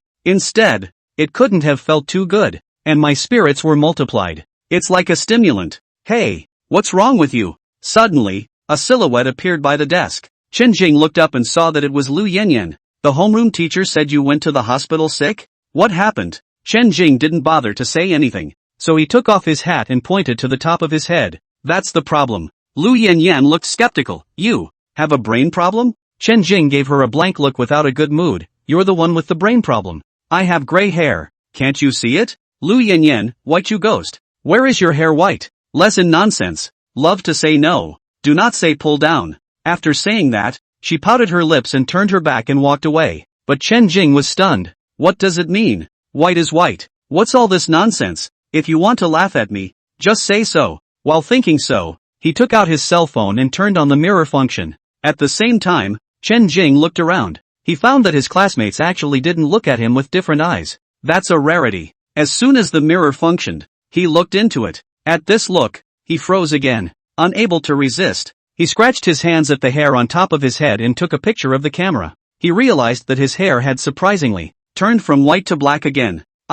What's going on here? Chen Jing scratched his head, associating himself with the fact that he had just walked from home to school and attended a class, before and after about an hour or so. No, when I went to buy a hat earlier, my hair was still gray. He remembered looking in the mirror where he bought the hat. It's only about from where I bought the hat to the school 10 minutes, and with half a class, it's half an hour tops. All of a sudden your hair is black in the space of half an hour? What's the reason? His hair turned gray as a result of overdrawing his life force by using his supernormal capabilities too much, and hair darkening. It can't be this powder, can it? To say that anything happened in this process from the time I bought the hat to the time I attended the school, it was only the 2 half capsules of powdered medicine. Could it be that the powder not only gives a crunchy feeling, but also has special energy effects? Hair turning gray is a sign of life being overdrawn, and being white and black again. Does that mean it's a sign of life force being made up for? With such a thought in his mind, Chen Jing was a bit eager to use the accuracy to verify it. However, he didn't dare to try it easily when he thought of the intense pain he felt last night.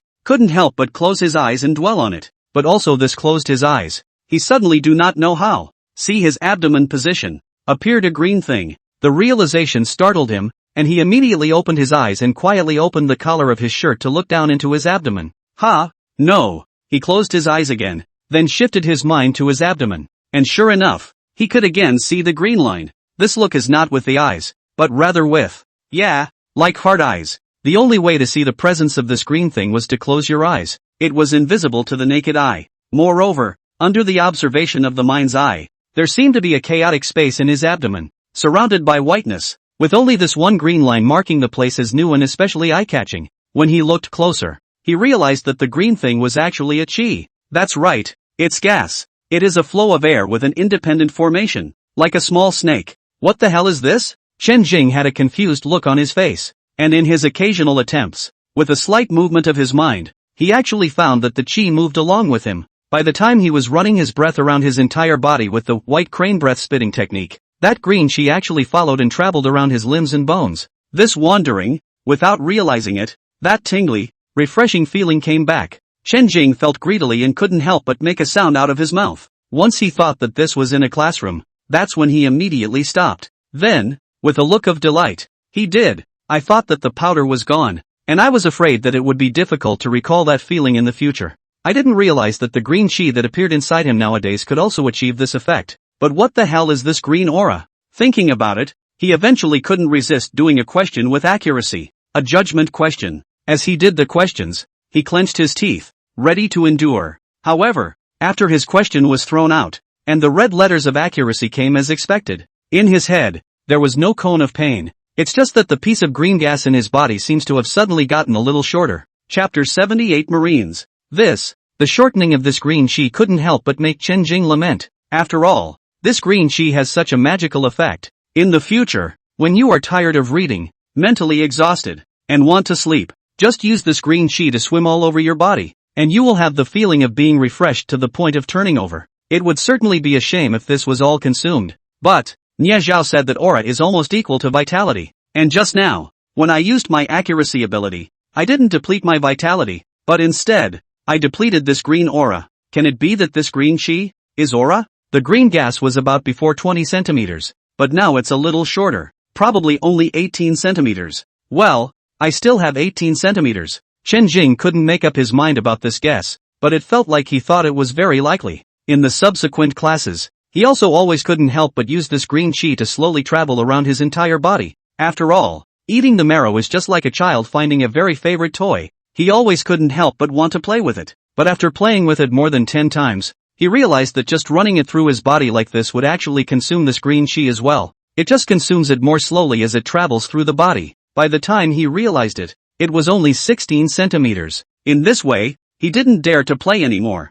He also pondered about going back to the forgetfulness bar after school at noon to ask Nie Zhao what aura was really like, and only by figuring that out could he truly feel at ease as well. And at that moment, in the square outside the first middle school in Mingyang City, a very old van drove over and parked next to those cabs that were soliciting for passengers. In this car, there's heavy metal music playing, moving times. A dark-haired but blue-eyed man lounged lazily in his car, looking at the time on his wristwatch with a bit of impatience. The man's name is Zhang Huqiang, an expatriate Chinese. His father was a foreigner, and his mother was a Chinese female university student in the most foreign-oriented period of her life. At that time, she also followed the foreigners and ran abroad. She thought that this trip was a walk into heaven, and when she arrived abroad she realized that she had fallen into hell. Soon after, his mother was abandoned, along with was only him, 2 months old and not yet born. 8. Despite this injustice, the laws of the foreigner do not even bother him. His mother ended up dying in childbirth in a rented house, and he counted his blessings that he survived and was sent to an orphanage. Growing up, he joined the army, went into the Marines, got out of the service, hung around, and did some jail time.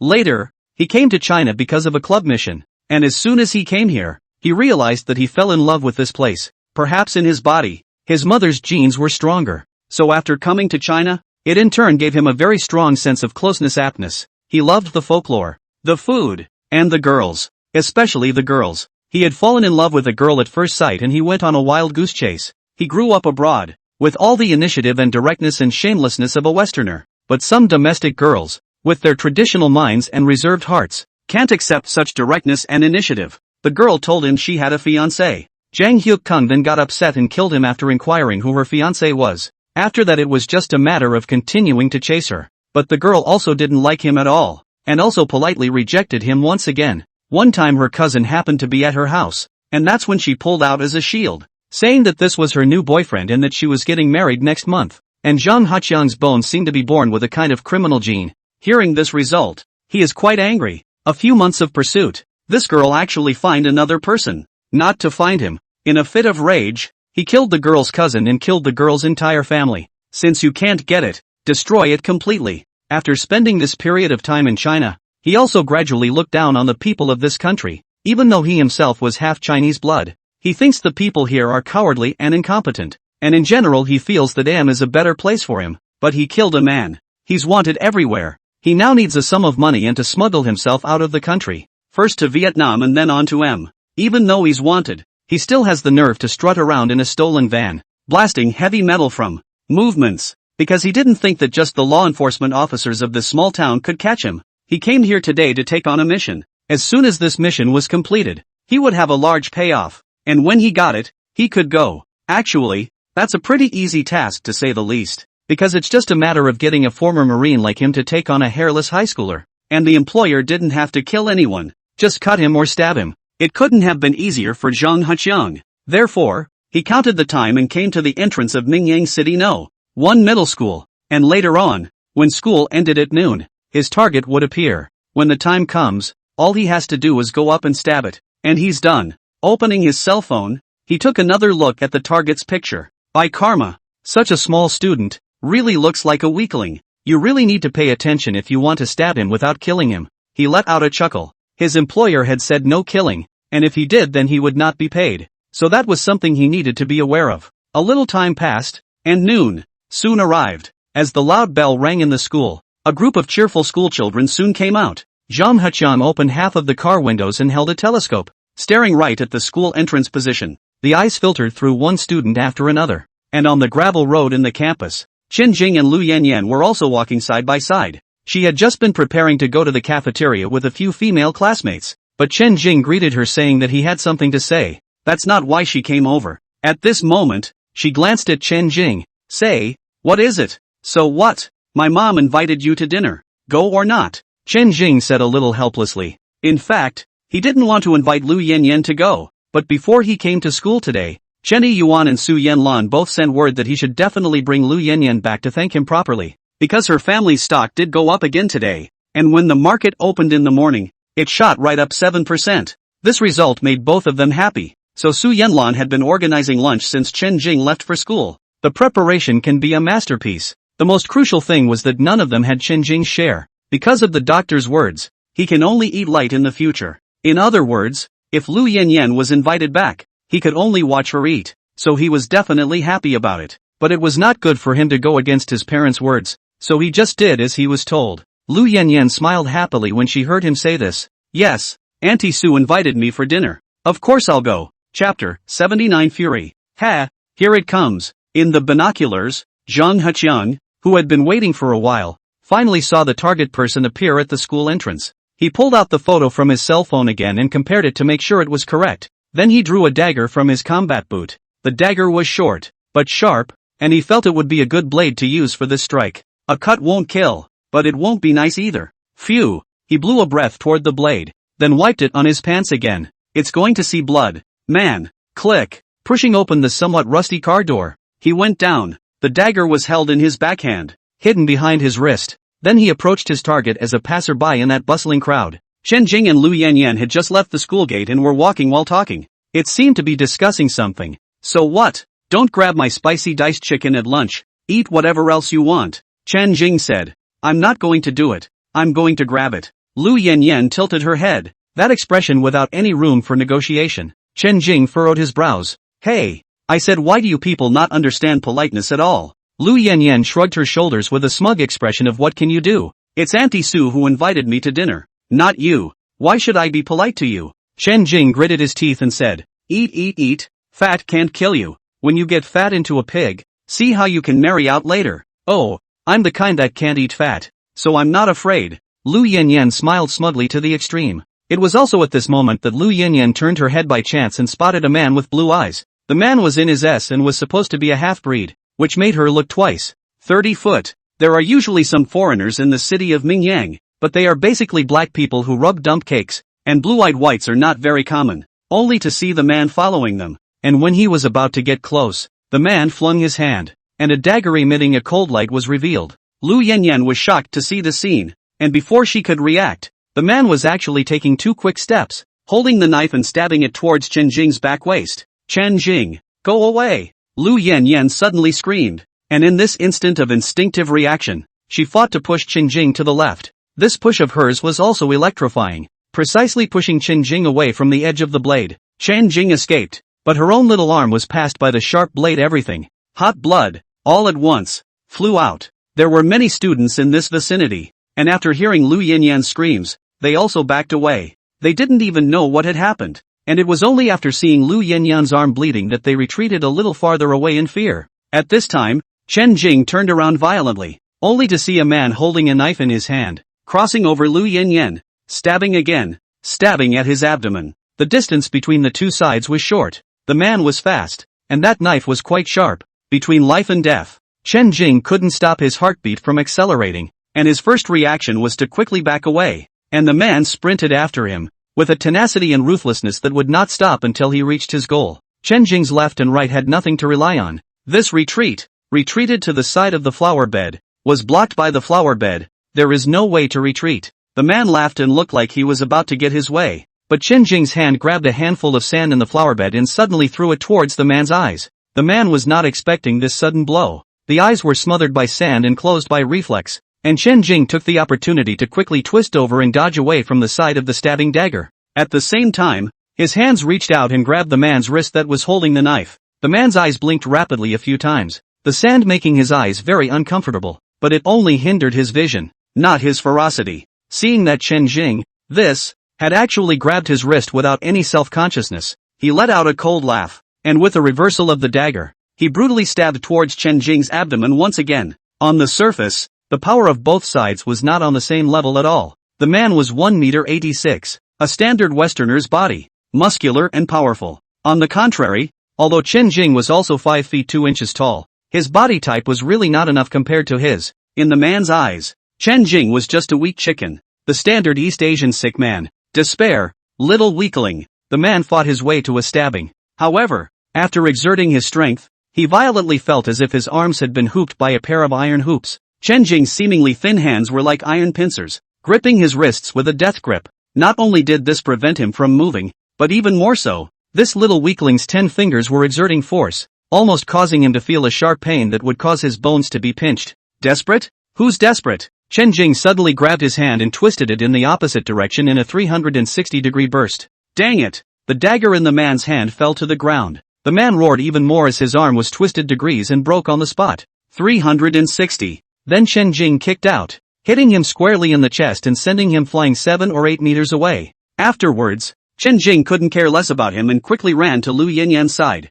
Lu Yanyan had already been scared to tears by the wounds on her arm. Without hesitation, Chen Jing tore off half of his shirt and then wrapped it around her arm. No matter what, to stop the blood first, call 120, call 120. You guys help call 120. Chen Jing roared and shouted to the onlookers next to him. Instead, some students responded and helped to call 120. Looking at Lu Yanyan crying, Chen Jing's chest also burned with a furious rage. She was a very timid girl, but at a time like that just now, she actually stood up to him and pushed him at the risk of getting herself hurt. It was a wound sustained in order to save him, and that man, hitting so hard. In this instant, Chen Jing moved to kill. This man came to strike at himself at a time like this, and it didn't even take a second thought to figure out who had assigned him. Wang Yaohua, I have repeatedly tolerated you, but you have repeatedly bullied me too much. Do you really think I don't have anger? Chen Jing bandaged Lu Yanyan's wound and softly comforted her. Don't be afraid, the ambulance will be here soon. After saying that, he immediately stood up, anger burning in his eyes, and looked towards that damned man. The man was seen howling in pain, but also reacting quickly. After he was kicked off by Chen Jing, both in his eyes and in his heart, he was filled with shock and fear, not daring to believe that such a high school student could have such a terrifying power. He braced his body with one hand, and without stopping for a moment, he turned and ran for the car. By the time Chen Jing saw him, he had already run to the van and opened the door to get in. Seeing this, Chen Jing, without a word, sent his feet running wildly to chase after him. Run? I'll have to drag you out of the car and beat you to death today. Short distance fast sprinting, Chen Jing ran out of extreme speed, and the van started up at that moment, and with a twist ran down the highway avenue. Chen Jing sprinted to catch up, and with a flying leap as he neared, he jumped onto the roof of the car, grabbing both sides of the roof with both hands. With that, the van sped along with him and disappeared into the traffic in a matter of moments. Chapter 80 The Beast in the Heart.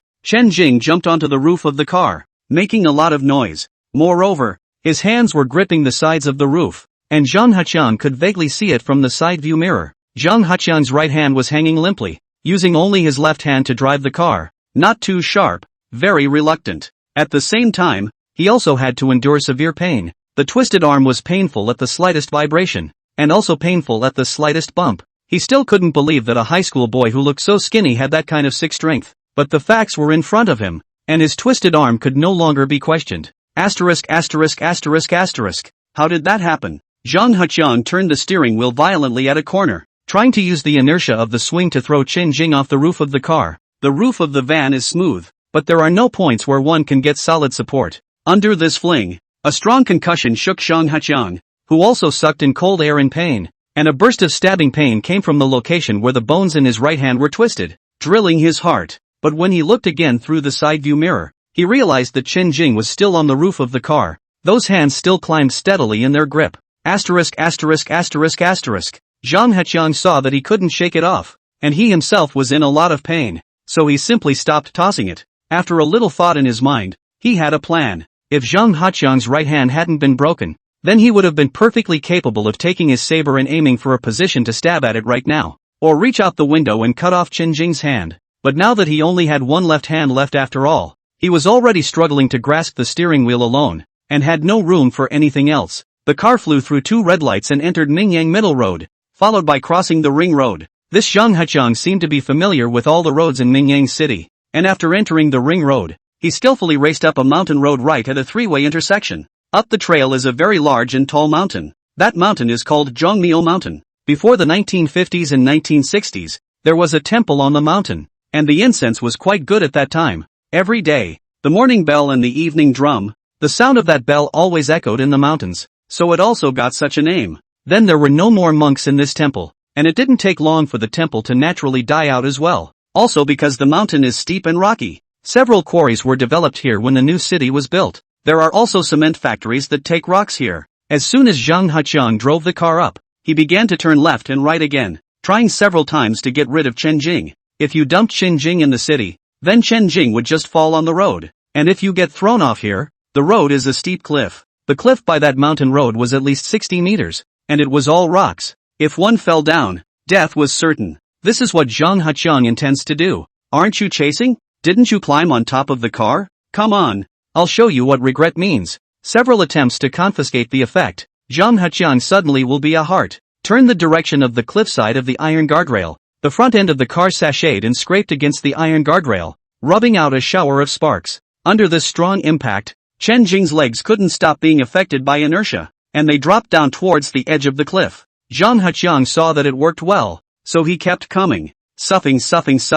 The front of the car continued to rub and punch, scraping strong sparks along the way. Chen Jing's fingers that were climbing on the sides of the car's roof had white knuckles by now. There were no handles on the roof of this car, and he was grasping it all by brute force. But even so, he couldn't resist such a shocking rush for a long time. Sooner or later, the strong inertia would still throw him off. He understood this in his mind, so when Zhang Haqiang slowed down slightly in the process of traveling, he suddenly kicked both his feet on the body of the car, and by using the strength, he suddenly spread his hands, and the whole person rolled 3 times in a row on the roof of the car, and then he rolled down to the inner side of the road. Zhang Hyuk-kung keeps punching the guardrail, and he's actually suffering himself, as that concussion also intensifies the pain in his broken hand. At that moment, he heard another movement on the roof of the car and once again looked toward the side view mirror. This look revealed Chen Jing rolling off the roof of the car and tumbling to the ground in a heap. Seeing this situation, he also no longer continued to hit the guardrail. The body drove forward 10 meters. Suddenly the direction of the turn the car around. In that case, he was planning to just run over Chen Jing. If I can't kill you with a fall, then I'll run you over. The van winded up and increased its speed, charging closer towards Chen Jing. And Chen Jing crouched on the ground and suddenly stood up, grabbing 2 very large stones in his hands. Because there are so many quarrying sites in this neighborhood, the edges of this road are also littered with gravel heads, both large and small. Seeing the van rushed, Chen Jing face fierce color grabbed a stone and smashed towards its windshield.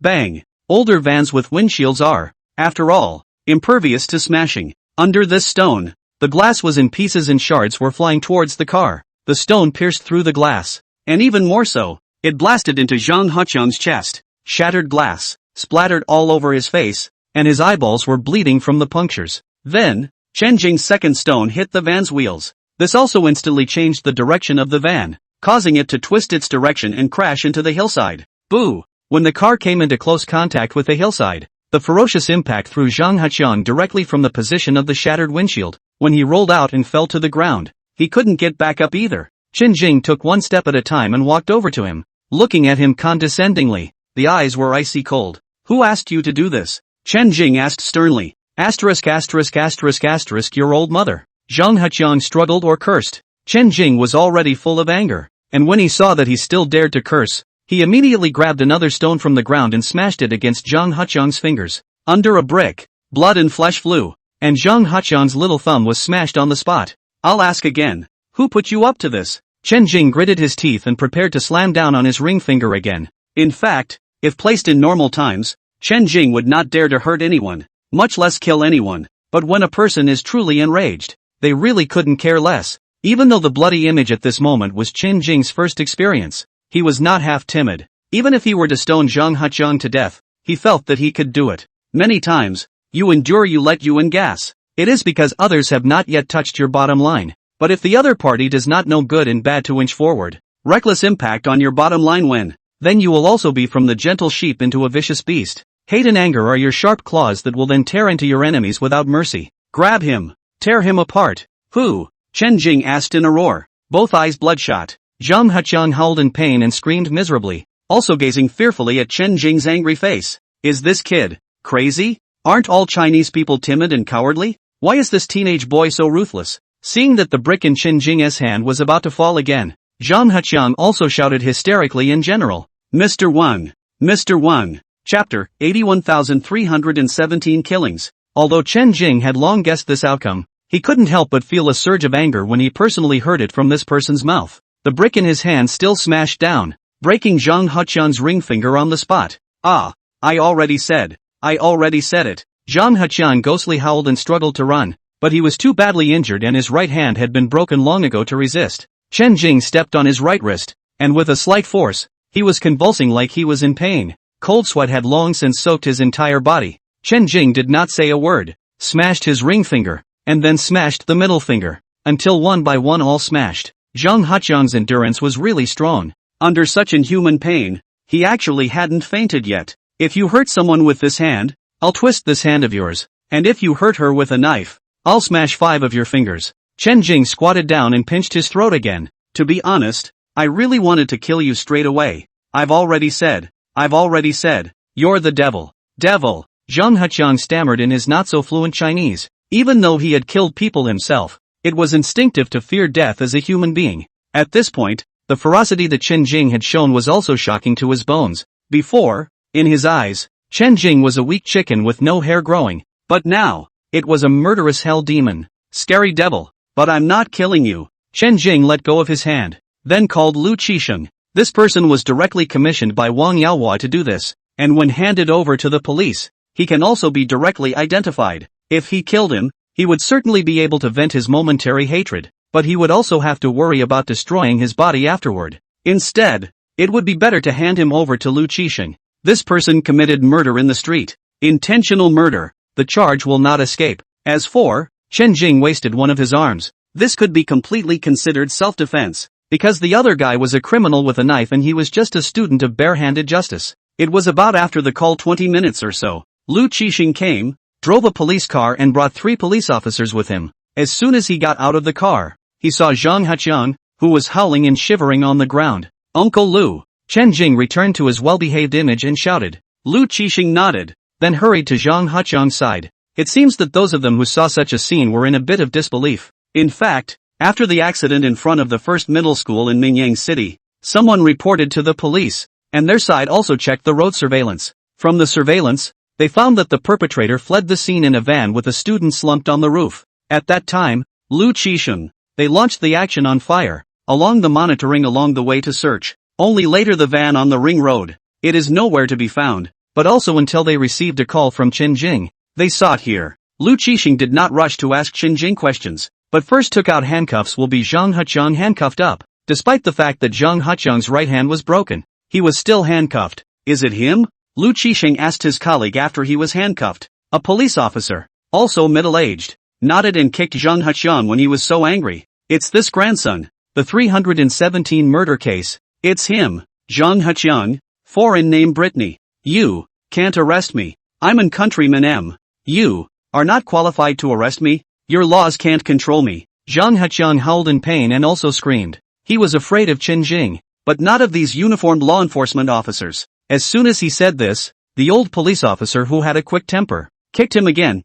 So what if you are from country? You committed a crime in our place. It's under our control. You scum. 317 murder case. People's girls don't like you. You kill the whole family, just like you. Say it's a beast. Also afraid of insulting the word beast. I want to extradite. I ask for extradition. And I am injured. It's him. He's the one who moved. You want to arrest him and try him. Zhang Huqiang was covered in cold sweat and convulsing in pain, but he still glared at Chen Jing and did his best to identify him. Lu Qisheng looked at Zhang Huqiang's smashed fingers and frowned for a moment. Then he started asking Chen Jing. Chen Jing also confessed that it was indeed him who smashed it. Uncle Lu, He slashed my classmate. I got angry and chased after him. Then here he crashed the car. He had a knife on him. I was afraid that he would hurt people. So I struck first. This me. Doesn't T matter too, right? Chen Jing was honest like a good baby at this time, but not waiting for Lu Qixing to speak. Another old police officer said, "What is the matter? Just self-defense.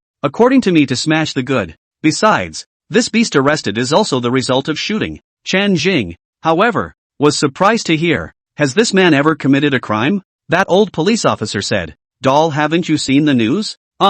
Just over there in the north city of Mingyang City, the whole family was killed, and the one who did it, was this March 17th******1? We've been looking for him for a long time too." Lu Qixing said reproachfully at this time, "Jing boy, your classmate is injured. You are angry. Emotionally it is normal. But how can you do something like climbing on the roof of a car? I saw from the monitor. At that time, that situation, if he threw you down, it may have to be a big deal." Chen Jing scratched his head and smiled in embarrassment, but his heart was warm. These people's police can indeed be trusted and relied upon. "Uncle Lu, you mustn't tell my parents. Does it help if I don't say anything? So many people have seen it. You're just waiting to go back and get a lecture." Lu Qixing's mouth is stern, but his eyes are concerned. "You're not hurt, right?" "That's not true." Chen Jing shook his head. Another old policeman came over and patted him on the shoulder. "But then again, you're not very old, but you're quite bloodthirsty and brave. In the future, you can also consider a career as a police officer."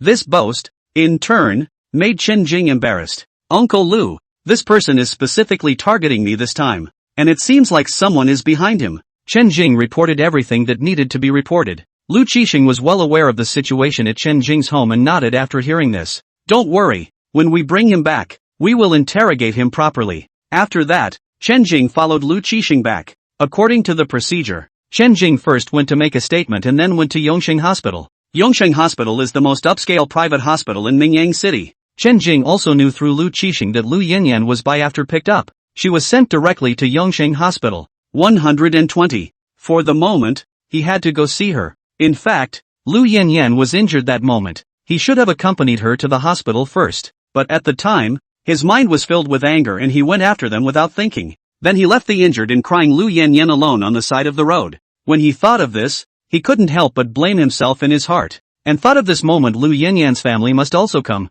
He went, and what will be the face to see it? Chapter 82 A Change of Heart. After inquiring from the service desk where Lu Yanyan was, she had been placed in the senior ward. Room number 616. By the time Chen Jing found his way over, it was also true that there were already a number of individuals standing outside this ward. Lu Jingtong, in which, on his side there is a woman. Warm and mature, quite beautiful, a noble temperament, looks with Lu Yanyan also quite a few points similar. That is her mother Fang Yizhen. Her family's Jing-Yi biopharmaceutical. That Jing-Yi word taken from the Lu Jing with the king. Fang Yizhen-Yi. Chen Jing also knew her, having met her last time at Lu Yanyan's birthday party. In addition, there was also an old man in his 60s. That was Lu Yanyan's grandfather, Lu Kongning. He had also met him last time at the birthday party and was a very serious man. The rest, I guess, are not family members. After seeing these people, Chen Jing's footsteps couldn't help but feel a bit heavy. This time Lu Yanyan was injured because of him.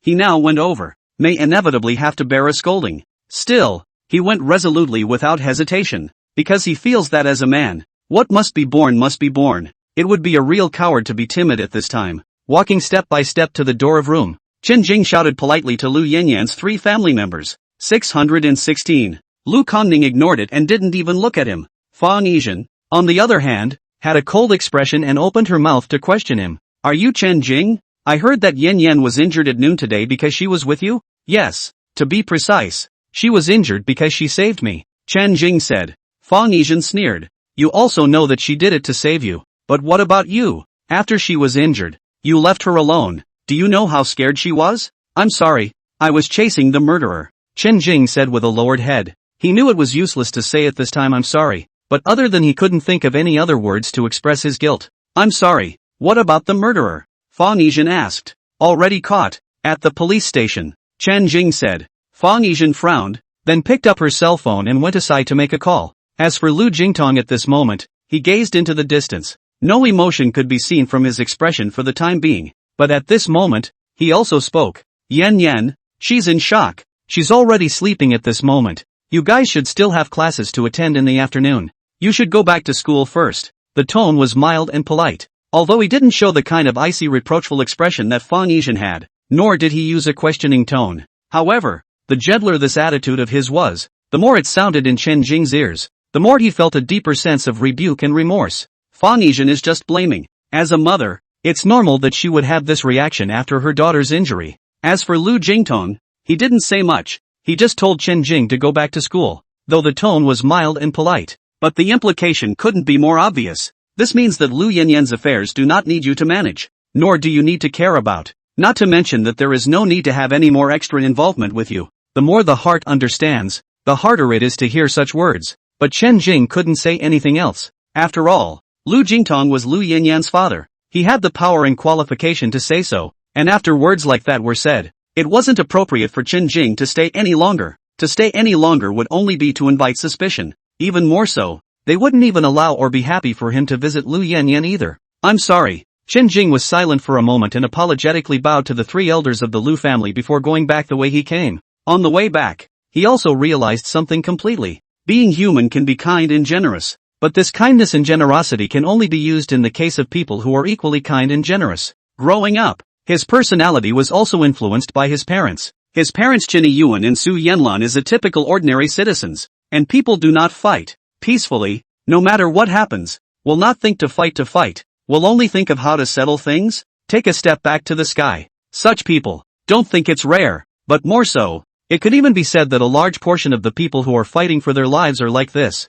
Such contentment is a solidity implanted in their bones. It's hard enough for them to change. With them like this, Chen Jing felt that there was actually nothing wrong with them. Just, parents can be like that. He, categorically, cannot be like that again. After all these things, he now knew very well that being kind and generous would only make those vicious people feel that you were weak and that you could be deceived. His parents were kind and generous and had already been characterized, and he didn't want to change them. And he, today, would have to go for a change, because both for family members and for those around them, they can be sheep, they can be gentle and generous, while they must be fierce tigers. Only when you become a tiger yourself can you fight the vicious jackals, wolves, tigers and leopards. It is also only by showing sharp teeth and sharp claws that one can also be qualified to have the strength to defend the goodness and generosity of family members and those around them. After leaving the hospital, Chen Jing had an extra hint of killing intent in his gaze. Tonight, he had to make a move. And after Chen Jing left, Fa Nijin sighed from the phone,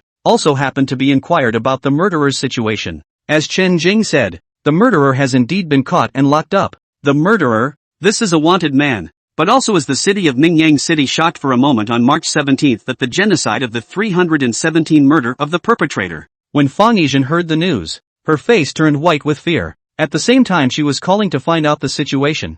Lu Jingtong sighed. He had also long sent someone to find out about the murderer. For a moment he got the same result. And the person on the other end of the line told him that he was able to catch this murderer this time thanks to a student. Why do you say that? Lu Jingtong then asked him. Lu Jingtong also knew that Chen Jing had gone after the murderer, but he didn't think that Chen Jing could be of any use. The caller said at this moment, Mr. Lu, I'd better send a video for you to see. You'll know after watching it. Good. Lu Jingtong answered, and then his cell phone rang and received a video. After clicking on it, he heatedly saw an old van running on the highway in the video, while a single teenager was heatedly climbing on the roof of the van. Even though the car was driving fast, the teenager was clinging on like a maggot to a hawk and wouldn't let go. The voice on the other end of the phone was continuing. It's this student who climbed on the van and chased it for more than 10 kilometers, when it was really like playing with his life. Lu Jingtong watched as his pupils condensed several times. Although the video wasn't very clear, from the clothes of that teenager, it was also clear that he was exactly the same as Chen Jing who had come here before. And Mr. Lu, do you know what happened to the murderer now? The person on the other end of the phone sold the story. How? Lu Jingtong, however, didn't have the heart to guess. The caller, however, sucked in a cold breath and said, the murderer's hand is broken, all 5 fingers smashed off, and I heard it was the teenager who did it. Chapter 83, Sister-in-law and Brother-in-law. Whoa! Thick breaths erupted from Ling Gohan's nostrils, his eyes filled with rage. He chased him down the street, almost circling several streets around him, but there was still no sign of Dai Xinliang. His sense of smell was actually very strong, and he had been following the places where Dai Xinliang had walked, but slightly more crowded places. The keen sense of smell didn't work so well. As time passed, The streets became more and more crowded and the sunlight became hotter and hotter. Lin Gaohan felt that he hated this feeling, especially the sunlight. The intense brightness made his eyes hard, just like pins and needles. Helplessly, there was nothing more he could do to pursue it. He also knew in his heart that he wouldn't be able to catch up even if he chased after him at this moment,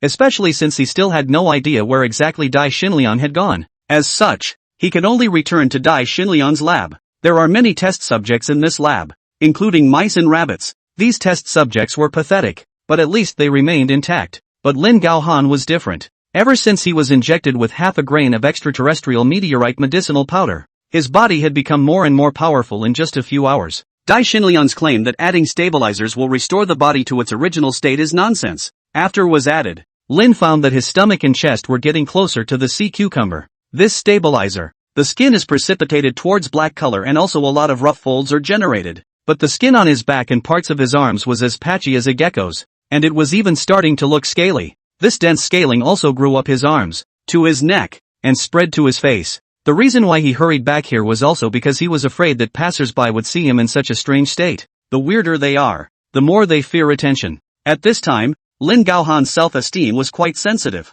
Walking over to the mirror, Lin Gaohan looked into it and saw that his eyes were orange and scales had grown on his temples. Open clothes, chest and stomach, a circle of folds. This look, disgusting and horrible. Although it did feel like the lungs were getting better and didn't continue to cough, but with such a ghostly appearance, Lin Gaohan would rather go back to his original state of coughing up a storm. Suddenly, he roared, grabbed an iron bar, and smashed all the mice and rabbits in that cage. Unable to beat Dai Xinliang, he could only take it out on these test subjects. After killing the test subjects, he cracked the bottles and jars, hitting the room with broken glass. This cracked all the way down and finally he opened a holding tank. This was properly stored with 3 bottles of test solution. That test solution, too, has a lot of detailed labeling. Lin Gaohan picked up a bottle and just looked at it. Seeing that the label read, chameleon color-changing gene. Picking up another bottle, the label reads, batsonic locator gene. There's also a bottle of cobra venomous gene. There was no doubt that the genes of these 3 animals were also extracted by Dai Xinliang and prepared to be used on the human body.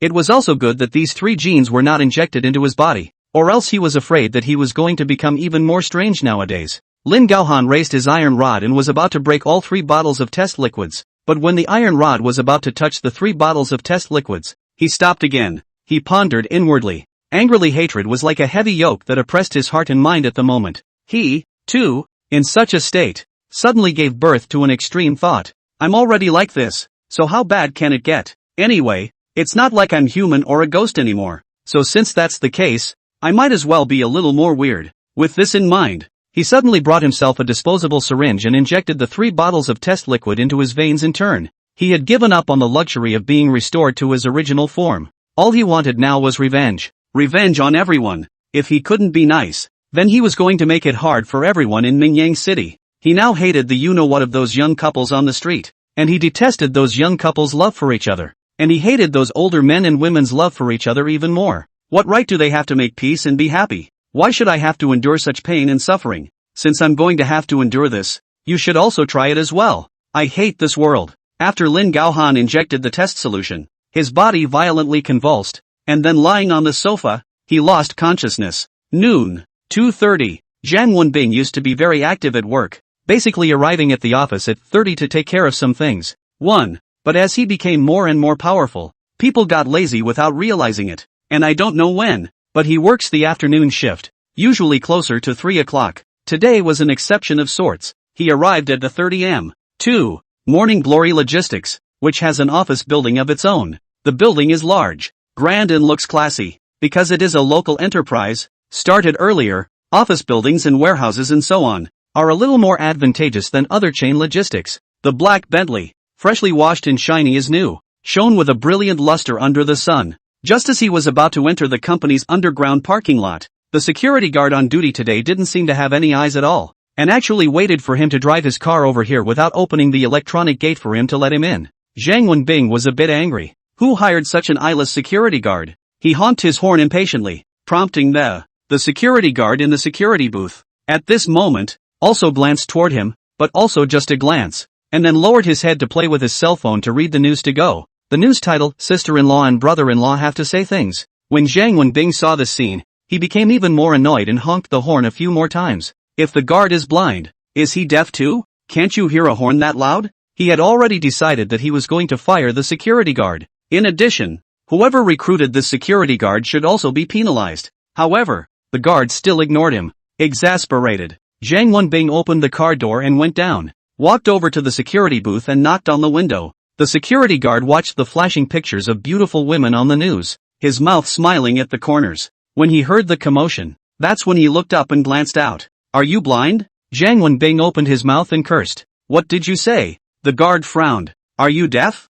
Zhang Wenbing scolded again. The security guard first saved the picture of the beautiful woman, then turned the phone off and pointed at Zhang Wenbing. You son of a, say another word to try? Chapter 84. What are you looking at? This security guard said, pushed open the door of the security booth and came out. Standing in front of Zhang Wenbing, he stretched out his hand and pushed it into his chest. What are you looking at? Zhang Wenbing was pushed backward several steps, his entire face twisted up with anger. Looking at the posture of this security guard, it seems that if he dares to say a word back, dare to answer a word, especially if he dares to say a word such as, it is estimated that this security guard immediately dare to hit people. Look at you what? Zhang Wenbing saw that he had a big bladder and waist, so he didn't fight with him for the length, and immediately took out his cell phone. Very well, from today. No, it should be from now on. You're unemployed. The security guard took a few steps up and pushed him again. Who do you think you are? Who the hell are you? If you say I'm unemployed, I'm unemployed? In fact,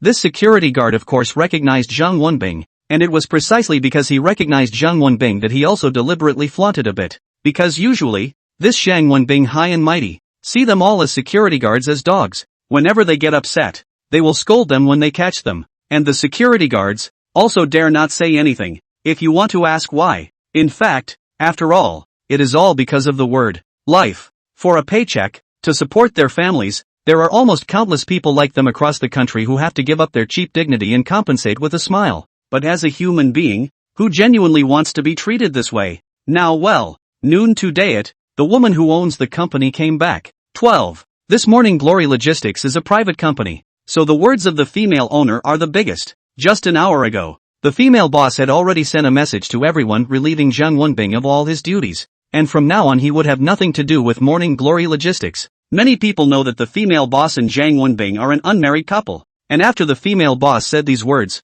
some people speculated whether they had a conflict between the two of them. If it was just a conflict, then those of them who were subordinates could only look at it and not take it seriously. After all, couples are quick to fall out and quick to go out. But this time, the female boss was solemn about this, and also explained to the security chief again and again that he was not allowed to enter the company. As for his personal belongings, the cleaning staff had packed them for him long ago, and when he arrived, he was told to just pick them up from the logistics warehouse himself. At that time, there was also a patriarch asked the female boss, is not a conflict, after all, Zhang Wenbing is the general manager of the position, said that the dismissal of the dismissal, this is always a little bit of drama. The lady boss then replied to that patriarch, saying that she no longer had any relationship with Zhang Wenbing, and even played a recording for everyone to hear. After this recording was broadcast, no one dared to speak up for Zhang Wenbing anymore. Every single person also began to despise Zhang Wenbing from the bottom of their hearts. So that's what he is.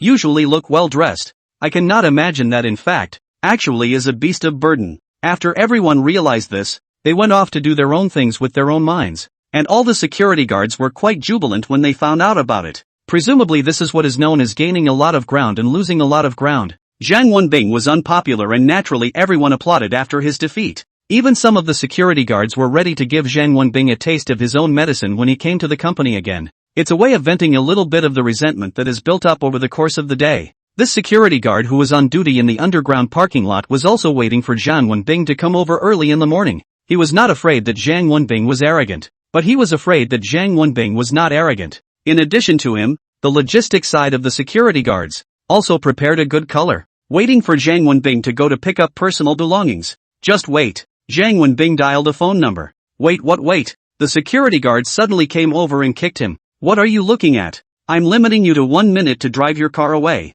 If you are blocking the road again and preventing others from passing, see if I can't beat you. Zhang Wenbing's brand new black suit was kicked by the security guard, and immediately an earthy yellow footprint was left on the suit, which was particularly obvious. Zhang Wenbing's call hadn't gotten through yet, but he couldn't hold back any longer. How dare you kick me? Do you know how expensive my suit is? Fine. You're fired. And you will not get half a dime in severance pay. Hey, you've got a pig's nose in an onion and you really think you're an elephant? The security guard came over and kicked him after him again. Zhang Wenbing also turned around and ran, taking a kick on his backside and falling straight down. It was also at this time that Zhang Wenbing's phone call came through. He called the company's head of logistics, which is where all these security guards and whatnot come under. As soon as the call went through, Zhang Wenbing cursed, "And Jinghua, I'm limiting you to 1 minute. Get your ass over here." The person on the other end of the line didn't return the call and just hung up. Zhang Wenbing frowned and glanced at the cell phone. His heart was even more angry.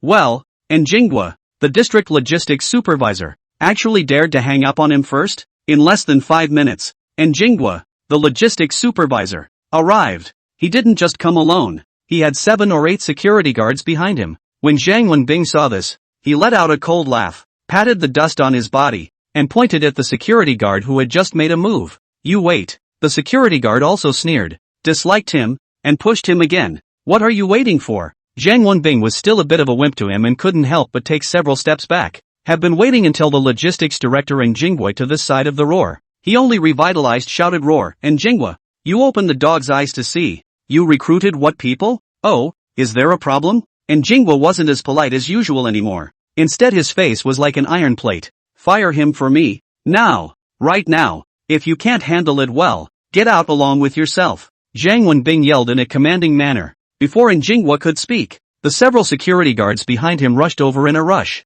and there was a burst of punching and kicking at Zhang Wenbing. "Who are you scolding? Is brother and also something you can scold? Try one more unkind word from your beak?" All the security guards warned him with their fingers. "Against the grain. Against the grain. You guys are against the grain." Zhang Wenbing took his cell phone again. He was going to call the assistant manager. Looking at Zhang Wenbing's excitement on the phone, and Jinghua backed away from the security guards and stood in front of Zhang Wenbing and said, "Don't call. The others won't pick up your call. Be sensible or leave." "What do you mean?" Zhang Wenbing glared at him angrily. "You've been fired. In fact, I didn't expect that you were actually such a beast. The female boss is such a good person and so beautiful. You actually cheated her and tried to cheat her family's company. TSK, real human scum. These brothers under my hand, although they are working as security guards and have no culture or skill, but they ask themselves that they can't do this kind of scum thing. It seems that this kind of scum is not suitable for everyone. It's only suitable for seemingly well-dressed people like you."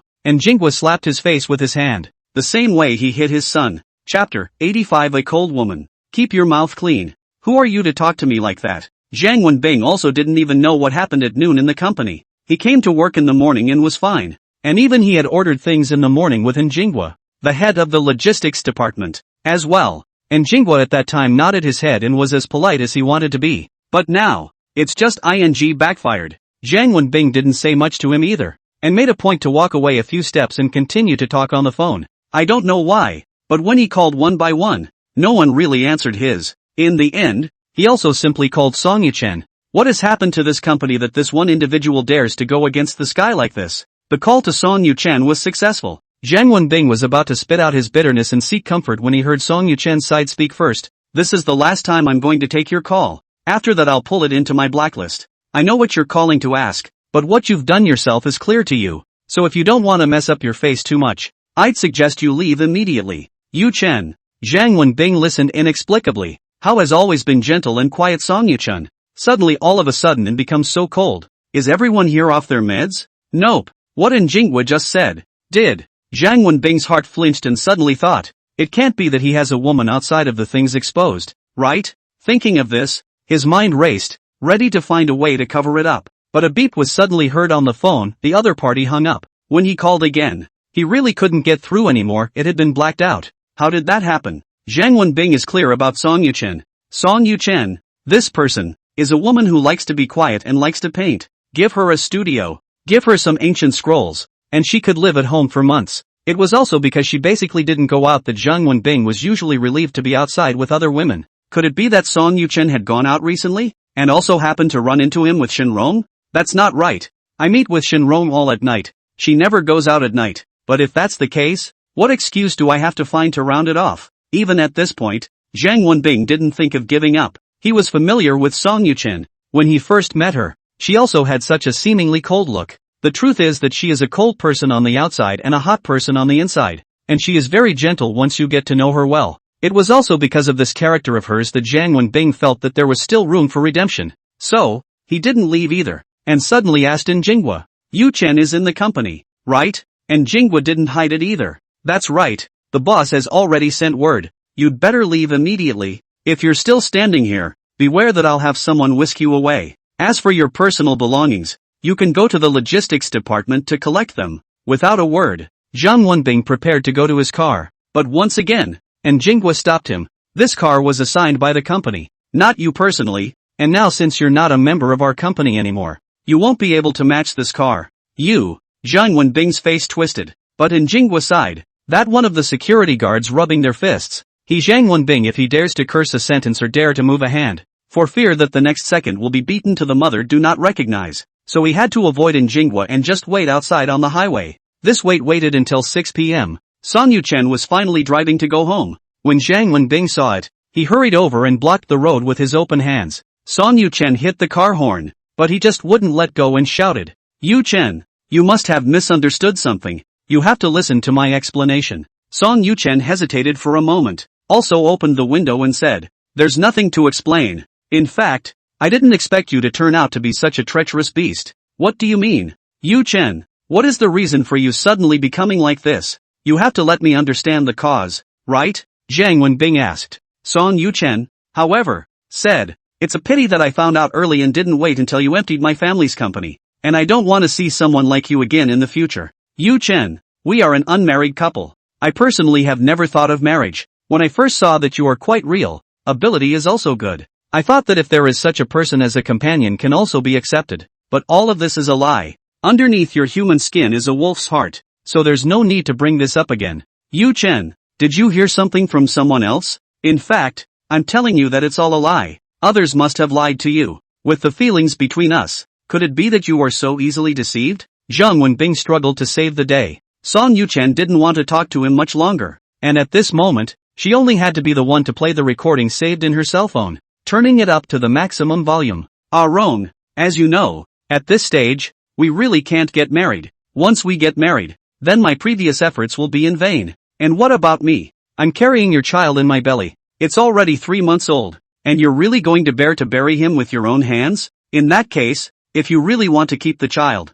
then you can. It's just that you really can't rush the marriage. In the end, you just dislike me, don't you? You don't have me in your heart anymore. You only have that Song Yuchen, don't you? How can that be? You also know that Song Yuchen and I are just playing along. If it wasn't for the sake of getting her family's company into my hands, I wouldn't have even looked at her squarely. Rong, you know me. You're the only one in my heart since the beginning. When the recording played, Song Yuchen looked at him. Want to hear more? Jiang Wenbing's face turned green. His own voice, of course he could hear it. Wasn't that what he'd said on the street that night when he'd taken Shenrong to the fight? Who recorded this? Oh yeah, and the video. Song Yuchen clicked on another file, and in the video, a man picked up a woman in a clear picture. It's been 3 months. No more. It's only been 3 months. It's fine. Song Yuchen shook her head. Pretty disgusting. Backhandedly, he deleted it. For this change in Jiang Wenbing's persona, it actually looked as if Song Yuchen was simply full of himself, and Jiang Wenbing understood by this point. It turned out that which bastard not only recorded the sound, actually also took a video. All stabbed to Song Yuchen. With this video and this recording, his ghostly tricks of Jiang Wenbing were completely exposed. The fox's tail could no longer be hidden. Also by this time, Jiang Wenbing, also shy and angry, pointing at Song Yuchen, suddenly said, Yes, I am a woman. But you know why? It is because you are cold. No, these years are already engaged. But you still do not allow me to touch. Said what has a phobia of the opposite sex. Ask, like you such a woman. No matter who is with you, who can stand it? Who would be able to endure not finding a woman? Chapter 86 Waiting for the Rabbit. Nighttime creeps in. Chen Jing sat in his own restaurant and finally begged for a plate of spicy diced chicken after a lot of good arguments, while Chen Yuan and Su Yanlan stood behind him, stroking his hair. This really turned black by itself. Not dyed by you? Su Yanlan didn't quite dare to believe it. Without waiting for Chen Jing to answer, Chen Yuan sniffed it and said, Unlike that, dyed hair still smells for a short time even after washing it. Chen Jing nodded. Dad is right. I took a nap at noon today and woke up with black hair. The two couples couldn't figure it out, but they also thought that since they could turn gray in one night, It seemed to make sense that they would turn black in one noon, and thus, it was only after Chen Jing's pleading that he was allowed to eat a plate of spicy diced chicken. Also, the evening news just now said that the thing that happened in front of the first middle school in Mingyang City at noon today, that the one who climbed the car really wasn't you? Su Yanlan asked. It wasn't me. It really wasn't me. Chen Jing's head shook like a rattle drum. I was sleeping at school. How could it be me? Before the evening, Chen Yuan and Su Yanlan did not know about this, and it was not until just now when it was mentioned in the o'clock evening news of Mingyang City television that they were aware of it. 8. Even more so, from the road surveillance that was shown on that news, the person seen crawling on the roof of that car always looked like my own son. It's just road surveillance, and usually not very clear either. So they're just skeptical. And of course Chen Jing can't admit it. Once he admits it he will be scolded to death. It's good that it's not you. This person has too much guts. You said climbing on the roof of a car is such a dangerous thing. How would it be if he fell off? And that's still a murderer's car. That's too dangerous. Although the matter has been settled. But Su Yanlan thought of the road surveillance images, or cannot help but worry about the child. Mom, don't worry. I heard that the kid is fine, Chen Jing said as he ate the chicken. He also knew that this matter could not be hidden. Today can hide this moment. After a few days, Mom and Dad will definitely know that the boy is him. It's just that with Mom and Dad's temperament, after a day or two's reprieve, I'm guessing they'll scold a little lighter then. 2. At this moment there was a customer in the store, and as soon as he entered, he shouted, Aunt Sue, pack me 2 beef noodles. Good. Su Yanlan smiled and went to the back kitchen. Chen Jing raised his eyes and realized that it was Song Yinbua. So he joked, Yinbua, isn't the roast goose rice at your house good? Always coming to my house for beef noodles? Song Yinbua gave him a blank look. If you eat it every day, you have to get tired of it. After saying this, Song Yinbua suddenly said with a fluttering brow, Chen Jing, I heard that you were very mighty at noon today, climbing on the roof of someone else's car and helping the police catch the thugs? Chen Jing, that's Su Yanlan, who had just walked to the entrance of the back kitchen, jerked her head back when she heard this. Chen Yuan also stared wide-eyed. What? What did you say? Chen Jing knew it was bad and hurriedly gave Song Yinbua a wink, telling him not to talk nonsense. Song Yinbua nodded with a squinty smile, as if he had also comprehended Chen Jing's meaning. At that moment, he winked, and his eyes conveyed the meaning, don't worry, this kind of heroic deed, you are not good to say, I will say it for you, and make sure that your parents will praise you when they hear it. Then opened his mouth, more colorful and colorful said, Aunt Sue, Uncle Chen, you two do not know Chen Jing at noon today that is called a mighty. In front of the school bravely fought the robbers,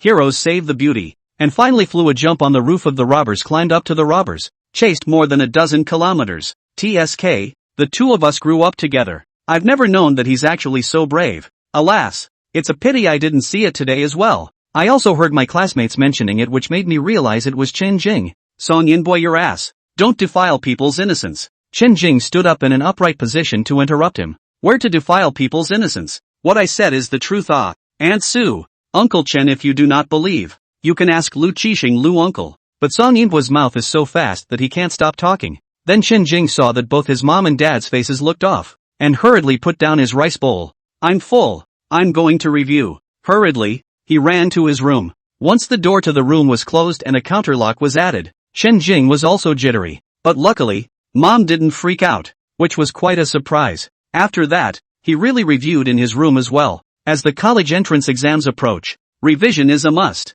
After reviewing until 10 o'clock, he turned off the lights and got ready to go out. Tonight, he had decided a long time ago that he was going to go out and make things happen. The matter of Wan Yaohua could not be delayed any longer, and he had to pay all the price tonight. Opening the window and treading lightly, Chen Jing jumped from the edge of the bed to the backyard. Then a few quick sprints, a grabbing wall flip, and the move was a snap, flipping over the wall with ease. On the outside of the wall is Yingchun Road, and about 100 meters above it is Fengyang Street. Around 10 o'clock at night, the people in this area were very sparse. The pedestrian street connected to the other end of Yingchun Street, on the other hand, should be bustling with activity at this time. When he passed by the Chinese hospital, Chen Jing stopped slightly. And I wonder how Joey is doing? He'd like to check it out, but it's not a good time of day, and he doesn't know if she's on the clock or not. After thinking about it, he left. Just follow Fengyang Street and go down. And on the entrance to the Chinese Medicine Hospital, the side of the highway meters away from, there is a big tree that is 50 more than old.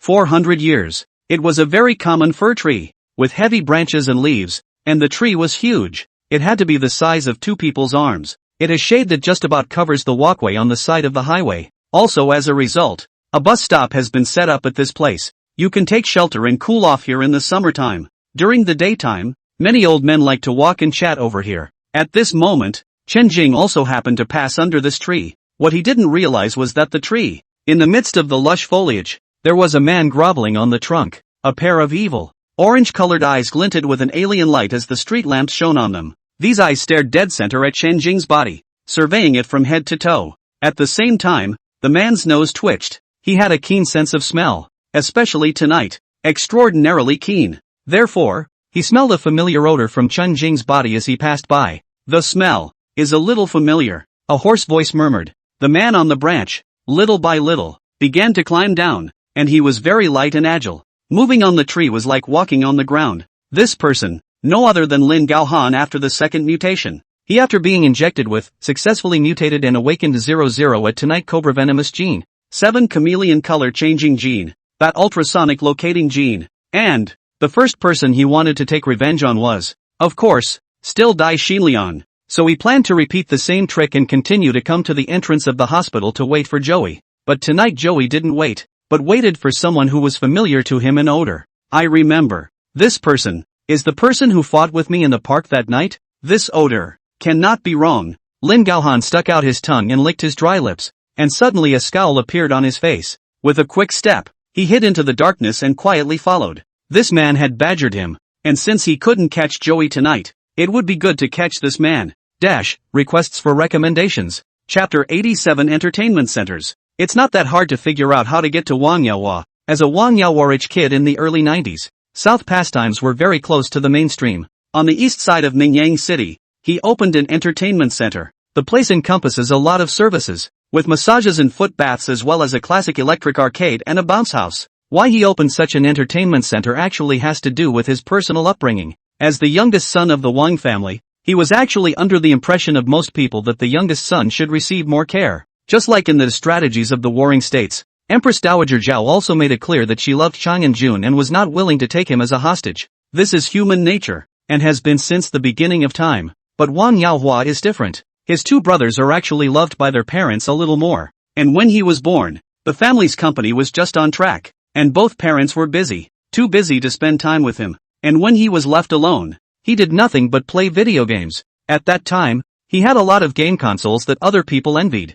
But in his heart, he envied those children of the same age who were able to follow their parents to wander around and have fun every day, even if they were so poor that they wore shabby clothes. But he is also a proud man, although his heart has envied in this way, but his mouth will never say it. Moreover, he is not willing to say it with people. Growing up, he was also more self-absorbed. Arcade games, in this day and age, are not really enjoyed by many people anymore. Young people nowadays prefer online games a bit more. It's kind of an era, a stigma. But in Wang Yaohua's heart, it's a sentiment. Even if many times there are not many customers in the arcade game area, the place is still open. Also to cater to the mainstream and not to lose money. This entertainment center also has a bounce house, KTV, and even a massage place. Wang Yaohua usually looks around at his fox friends a lot, but from the heart, he is still very lonely. That's why he also habitually plays a few games a day on this side of the arcade game area. And his female secretary, who had a very decent body, would be all over the sidelines to play along.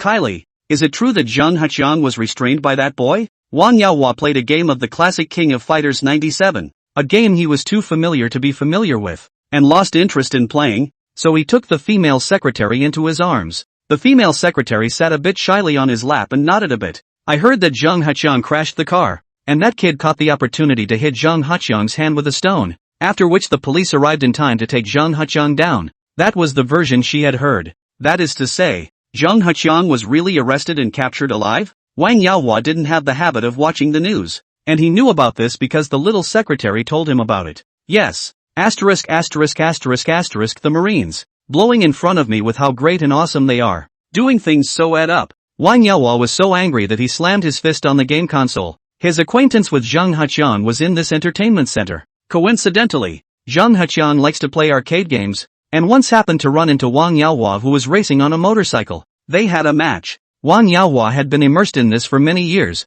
and his skills were certainly better than his, and he won. But Zhang Haqiang was very unconvinced and clamored for a few more matches with him. Wang Yaohua was also in good spirits at the time, as those who dared to challenge him for an arcade were few and far between. At that time, he said it was okay if he wanted to compare, but not for nothing, there had to be a prize, $1,000 a handful. Zhang Heqiang agreed without even thinking about it. The two then played 5 hands, and Zhang Heqiang couldn't afford to pay when he lost the third hand. Wang Yaohua didn't care. When it came to the fourth hand, Kelly's little secretary recognized Zhang Heqiang's identity, and even though Zhang Heqiang was wearing a hat at the time, his mixed-race appearance was still striking. The young secretary noticed that the man looked similar to the characters on the wanted posters that were posted in certain places on the street. She then told Wang Yaohua about it. But Wang Yaohua is full of care. What murderer or not? What's it to him? Anyone who comes here to play is welcome to him as long as they're willing to pay and spend. After rounds, Zhang Heqiang didn't win a single round.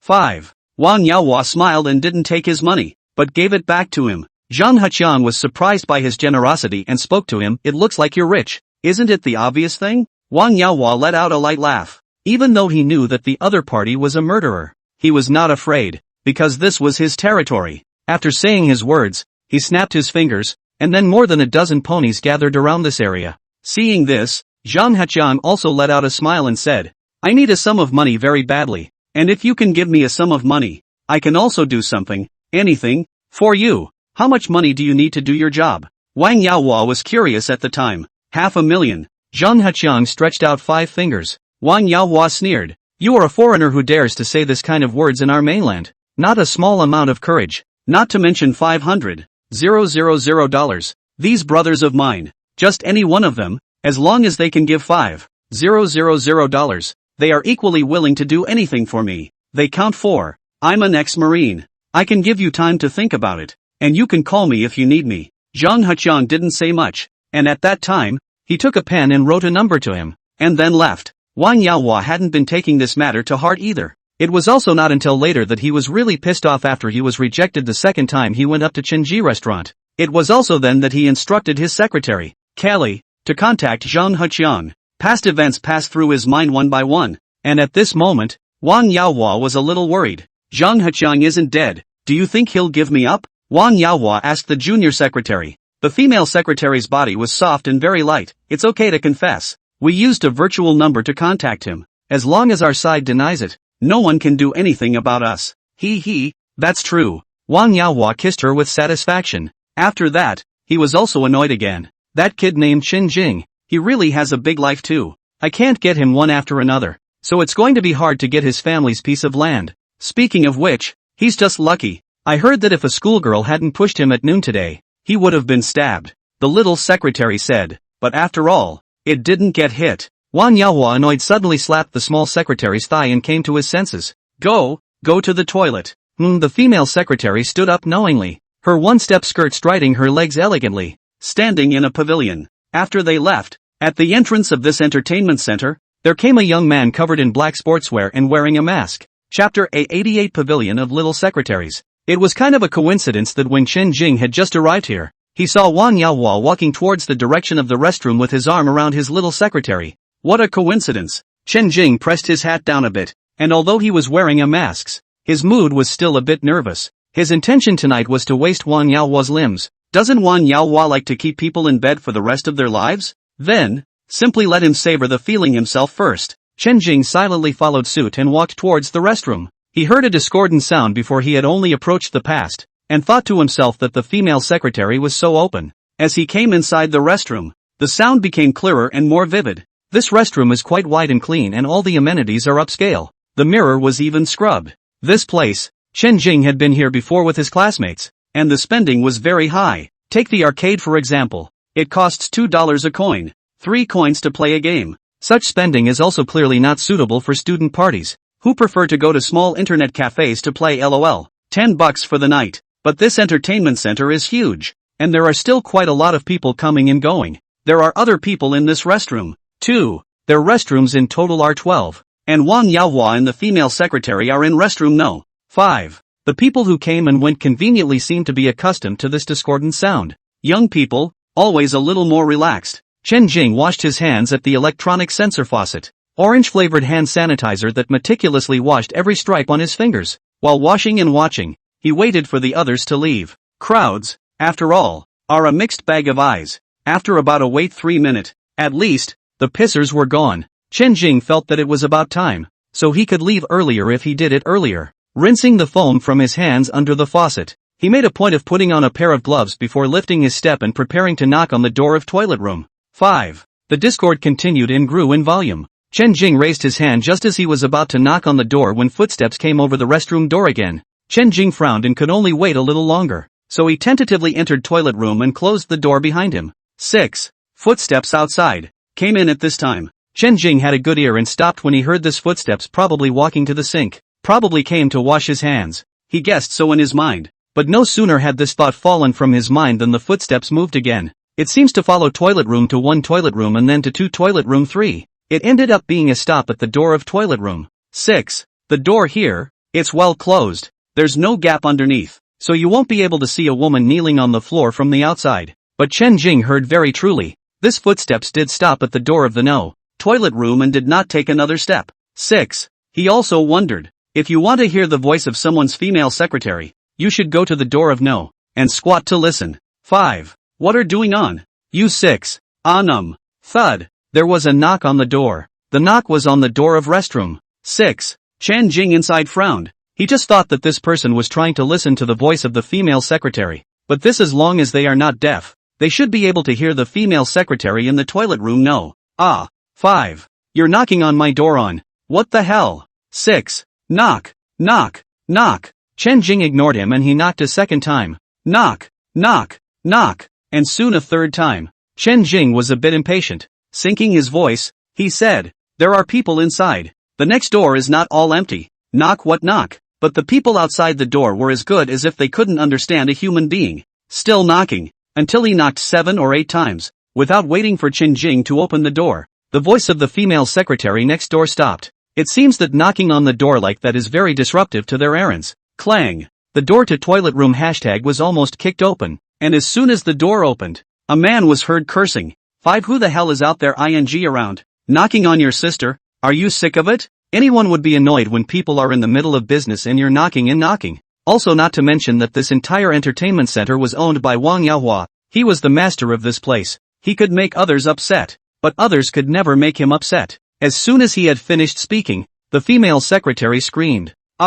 From the sound of it, it seemed as if he had seen something very horrible. Then Wang Yaohua's miserable scream rang out. The large mirror in the restroom seemed to shatter a loud, crisp sound. Also with, Chen Jing was still inside toilet room number 6 and was filled with doubt when he heard this. What's going on here? Listening to this voice, it seems that Wang Yaohua has been made? Can it be that there's someone else who's going to make a move on Wang Yaohua tonight as well? Such a coincidence? If that was true, then Chen Jing felt that he could wait a little longer. Dong Dong, cheerleading mascot of 2008 Beijing Olympics. But the man at the door knocked again this time. There seems to be affair with a love the door to toilet room 6. But the more he knocked on the door, the less Chen Jing opened it. After waiting for like 2 minutes, there was another scream from outside the restroom. It seems that some other people came over to use the restroom, only to see a horrific scene, and screamed and took off running. But the man outside the door ignored the people who ran away screaming as he continued to stand outside the door. I know you're in there. I followed you all the way here.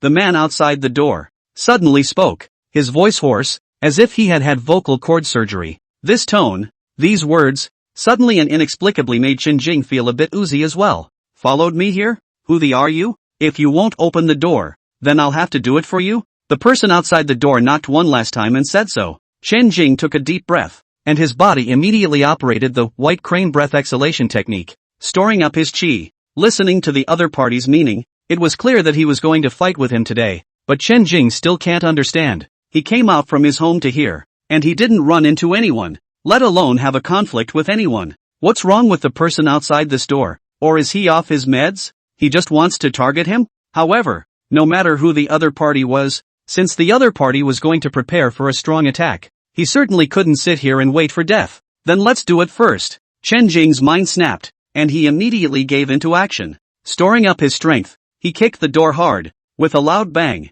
the door of the toilet room, the screws were broken, and the whole door flew out with a whistling sound. It seemed to be right on cue as it hit the door, knocking him back several steps, and Chen Jing took the opportunity to jump out and leave the narrow space inside. After arriving outside, the first thing that caught his eye was a scene that surprised him greatly. Two bodies lay twisted on the ground in exaggerated positions. One was Wang Yaohua's, and the other was the little secretary who wasn't even wearing a skirt. Both men were dead, blackened with skin and in a horrible state of death. How did that happen? Chen Jing was startled, but then he suddenly heard a snapping sound, and the person who had been hit by the door panel suddenly threw it away, revealing an extremely hideous and frightening face. He stared at Chen Jing, stuck out his tongue that was centimeters long, and licked his lips. 20 Hello there, we meet again. Chapter 89, You Can't Escape. Chen Jing sucked in a breath of cool air, only to see that this person's neck and face were covered with scales of earthy yellow color. The eyes were vertical pupils, and a good portion of the hair on his head had almost fallen out.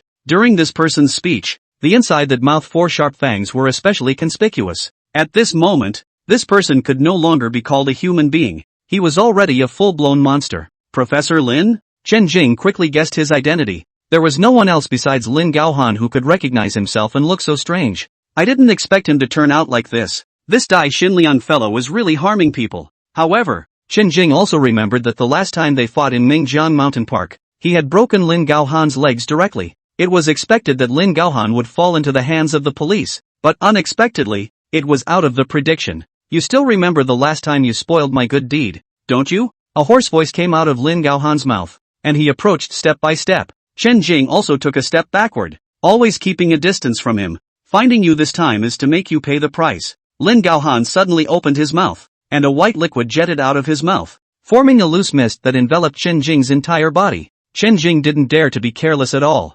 immediately holding his breath and retreating towards the door. That Wang Yaohua and the female secretary were black after death, clearly signs of poisoning, and the white liquid that Lin Gaohan sprayed out at this moment should be a kind of poison. Weren't you valiant last time? Come on, fight me again. What are you running for? Lin Gaohan suddenly landed on all fours, like a humanoid gecko, and with a leap, he climbed onto the wall. He circled quickly and turned to the ceiling again, coming and going as he pleased. Ghostly. After Chen Jing retreated to the doorway without any hesitation, he immediately ran outside in a frenzy. He wasn't prepared to fight with Lin Gaohan here. There's been a murder here, and it was witnessed a while ago, so I guess the police will be arriving soon. And he was really innocent this time. If he didn't leave now, he wouldn't be able to explain himself later. When Chen Jing ran out of the restroom and came to the arcade area, but suddenly he saw the lights on the ceiling in front of him go out one by one, and in the dim light there was a figure vaguely circling the walls. Lin Gaohan had gotten rid of all the clothes on his body, only to see that his chest and spine were densely covered in scales, looking disgusting and gruesome. His body, moreover, could actually turn the same color as his surroundings. It would have been really hard to spot him right away without paying attention, especially since he had smashed a large portion of the lights at the moment, and the arcade area was dim and dim. Lin Gaohan's speed has improved since last time. Chen Jing had clearly run out one step ahead of him, but he managed to come out after him and blocked the way ahead. As these words were being said, Lin Gaohan suddenly leapt down and grabbed right at Chen Jing. Chen Jing hurriedly dodged out of the way and rolled on the ground, rolling 6 or 7 meters away. It just so happened that there was a table and chairs next to him, so Chen Jing grabbed the table and smashed it towards Lin Gaohan. Lin Gaohan crossed his arms in front of him and swept the table aside with a violent shock. Then, Chen Jing grabbed a chair with each of his left and right hands, and instead of avoiding retreat, he took the initiative to go forward, swinging left and smashing right. This Lin Gaohan was stronger and more agile than last time, but fundamentally it was still the same. He didn't know fighting techniques. After a round of wild smashes, Chen Jing also reconfirmed one thing: Lin Gaohan was really durable. As long as he wasn't hitting on a few vulnerable points of the human body, the rest of the body basically didn't have any effect on him. For example, Chen Jing had just slammed a stainless steel chair into his shoulder so hard that the stainless steel was dented, but Lin Gaohan didn't feel any pain at all, and the counterattack remained strong. It also seemed that with the previous lesson from last time, this time around, Lin Gaohan's defense of his several weaknesses was also much stronger. In particular, white liquid was spewing out of his mouth from time to time. Chen Jing had accidentally gotten a very small drop on his arm during the fight, and as a result, he saw his skin begin to rot. The poison, which wasn't normally powerful, had gone through a mutation, and the toxin had become even more intense. At this time, on this side of the arcade area, a group of people also ran in. Each of them was holding a weapon, aggressive, and by the looks of it, they should be the horsemen who were here to suppress the scene. I guess they heard something happened here and came over. When Chen Jing saw them, he also immediately kindly reminded them, "Don't come over, you guys hurry up and spread out." Although he was here tonight for revenge, he was targeting only Wang Yaohua alone. Now that Wang Yaohua was dead, He didn't want the others to follow in vain. There were 10 or so of those horsemen, and behind them there was a decently dressed young man. And at this time that young man pointed at Lin Gaohan and called out, "It's that bald man. I saw that it was him who moved and killed someone in the toilet." As it turns out, this is the same person who ran away screaming after witnessing the murder scene in the restroom earlier. He's the one who called these ponies. After listening to his identification on the spot, each of these horsemen screamed and cursed, and then carried a steel pipe and surrounded Lin Gaohan. "Get out of here! I'm telling you to spread out! Can't you hear me?" Chen Jing, however, worried for them and shouted again. However, these horsemen ignored his words, and they set their sights on the bald man, swarming in and about to make their move. In fact, from the beginning to the end, because of the dim light here,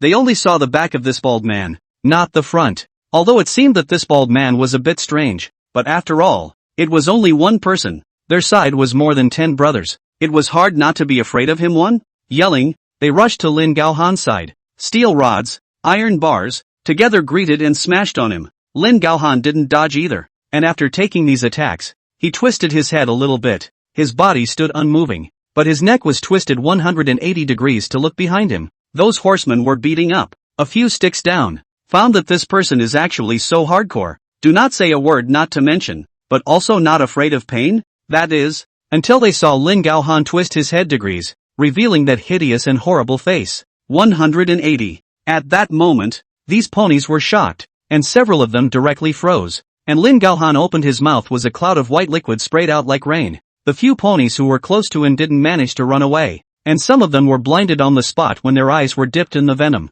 Some were sprayed so hard that their entire faces were rotting as if they were disfigured. Chen Jing also took advantage of this moment to pick up a rolling iron bar from the ground and smashed it into Lin Gaohan's legs at the knees. Chapter 90. I have 20 centimeters. Lin Gaohan is like an airbag all over his body, hitting with no force at all. It was also only the major joints that were relatively fragile, and right now Lin Gaohan was focusing on protecting the neck area, so Chen Jing could only attack his legs. Exhale. The iron rod smashed over hard, using Chen Jing's greatest strength. At the same time, Chen Jing also kicked Lin Gaohan's crotch. Boo! Lin Gaohan's knee seemed to have been successfully smashed, and Chen Jing's kick also sent him into a game console. Ha, do you really think this attack will work on me? Instead, Lin Gaohan jumped up on that console, and his broken knee, twisting around, actually got better again, and his crotch there didn't seem to be anything left in at all, so that kick didn't affect him much. At this moment, he was really even more perverted than last time. Go!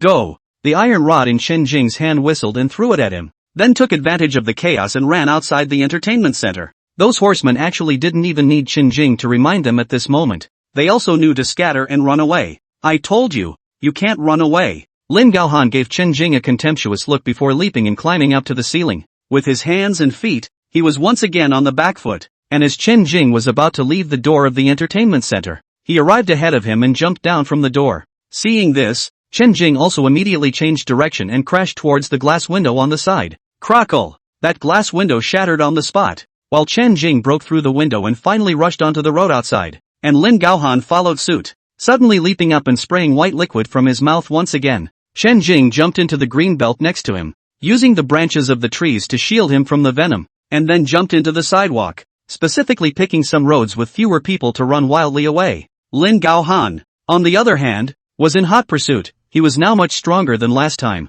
but there wasn't much he could master. Also, he was a smart guy too, and in the gradual use of his abilities, he gradually found the tricks of the trade. For example, he knows today that he can walk faster on all fours than on two. Chen Jing rushed into an alley, and Lin Gaohan, on all fours like a big dog, followed suit. There are vehicles passing by and pedestrians passing by on the roads around here, but both Chen Jing and Lin Gaohan moved very quickly, and those passers-by who vaguely saw it just now thought it was someone being chased by a dog. Paintbrush. As soon as Lin Gaohan entered the alley, he ran up the wall. In the darkness, he was one with the black. Chen Jing almost had trouble determining his exact location, but Chen Jing also understood that he couldn't look around at this time, and his footsteps definitely couldn't stop. But what if I can't run from him now? If it was last time, the two of them could still be evenly matched in terms of speed, and this time, Lin Gaohan had really become a human gecko and was too fast. Rustle. Suddenly, a bit of gravel fell from the wall. Then a dark shadow came at him head-on.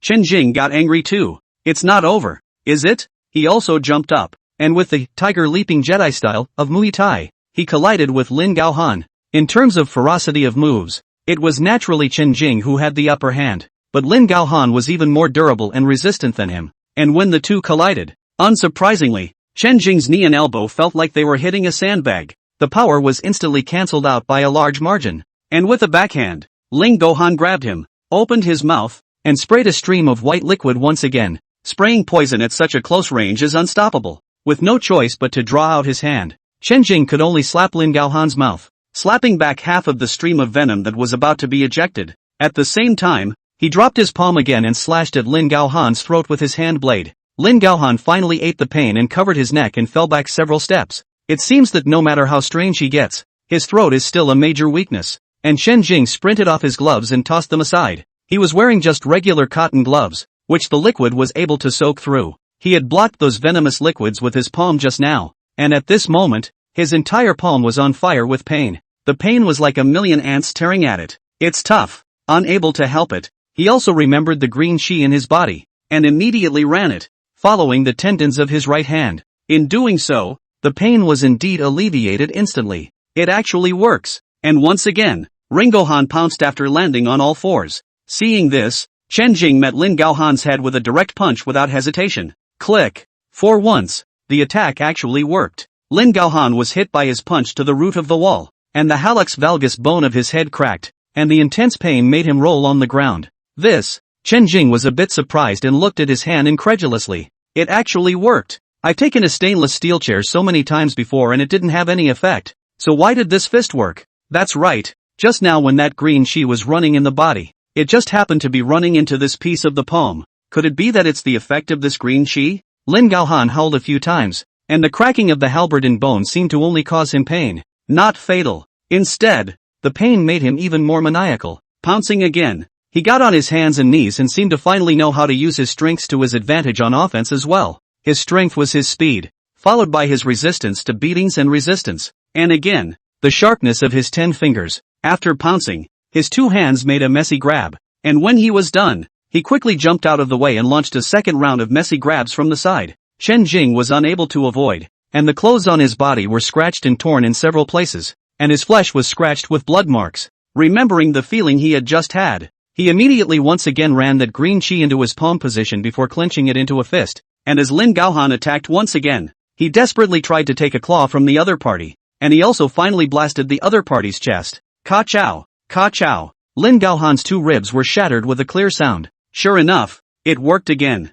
The fact that this punch was able to work was really the effect of this green chi. It seems that when this green chi is being run, the power of my fist can skyrocket by nearly 10 times. So it's no wonder it's this powerful. Only, after utilizing this green chi twice, this green chi also showed signs of being consumed, shortened by 2 centimeters. Each punch consumes a centimeter? The total length of this green gas is 20 centimeters. Chen Jing consumed some of it at noon, and had thought that it would be gone after the depletion, but by the end of the night it had actually risen back up on its own, to again 20 centimeters. So now, there's to go 18 centimeters. In that case, there's still more to be thrown at him 18 punches. In fact, Chen Jing was very reluctant to use this green gas, but when he thought that this Lin Gaohan had already become like this, if this time he was not to be set right, then he would definitely become a major scourge in the city of Mingyang. Thinking of this, he wasn't polite and immediately took advantage of the victory. That green chi once again gathered in the position of his fist to punch at Lin Gaohan's heavenly aperture.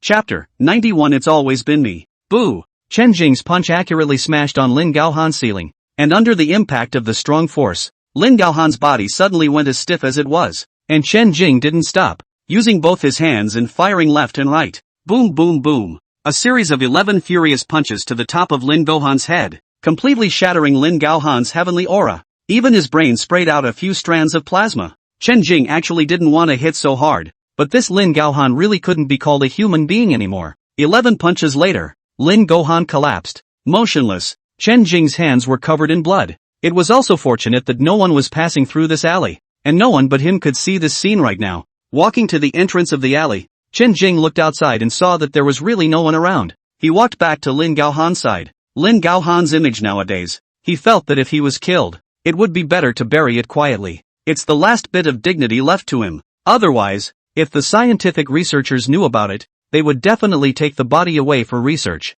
In the end, Chen Jing also owed him a favor. If it wasn't for Lin Gaohan, he wouldn't have been able to obtain the White Crane Longevity Sutra. What is the point of becoming like this? Chen Jing sighed beside Lin Gaohan's corpse before he was ready to drag Lin Gaohan away and find a place to bury him quietly. However, at this moment, Lin Gaohan, who looked like he had already died, suddenly rose up, and with his hands outstretched, he strangled Chen Jing's neck with a deadly grip. His mouth opened and a cloud of white and thick venom had long been brewing full to be ejected head-on. Chen Jing was startled and also immediately counterattacked, similarly grabbing Lin Gaohan's throat and twisting his head for a while. Sound of escaping laughter. The moment Lin Gaohan's head twisted, the venom thinned out and sprayed all over the wall, and Chen Jing's body was more or less splattered. Immediately, he landed a heavy blow on Lin Gaohan's throat with an inch punch, while Lin Gaohan grabbed his neck and ripped it back. After the two of them touched each other, Lin Gaohan covered his neck and coughed up blood with a gurgle in his throat, and Chen Jing's neck was also torn out with several bloodied wounds,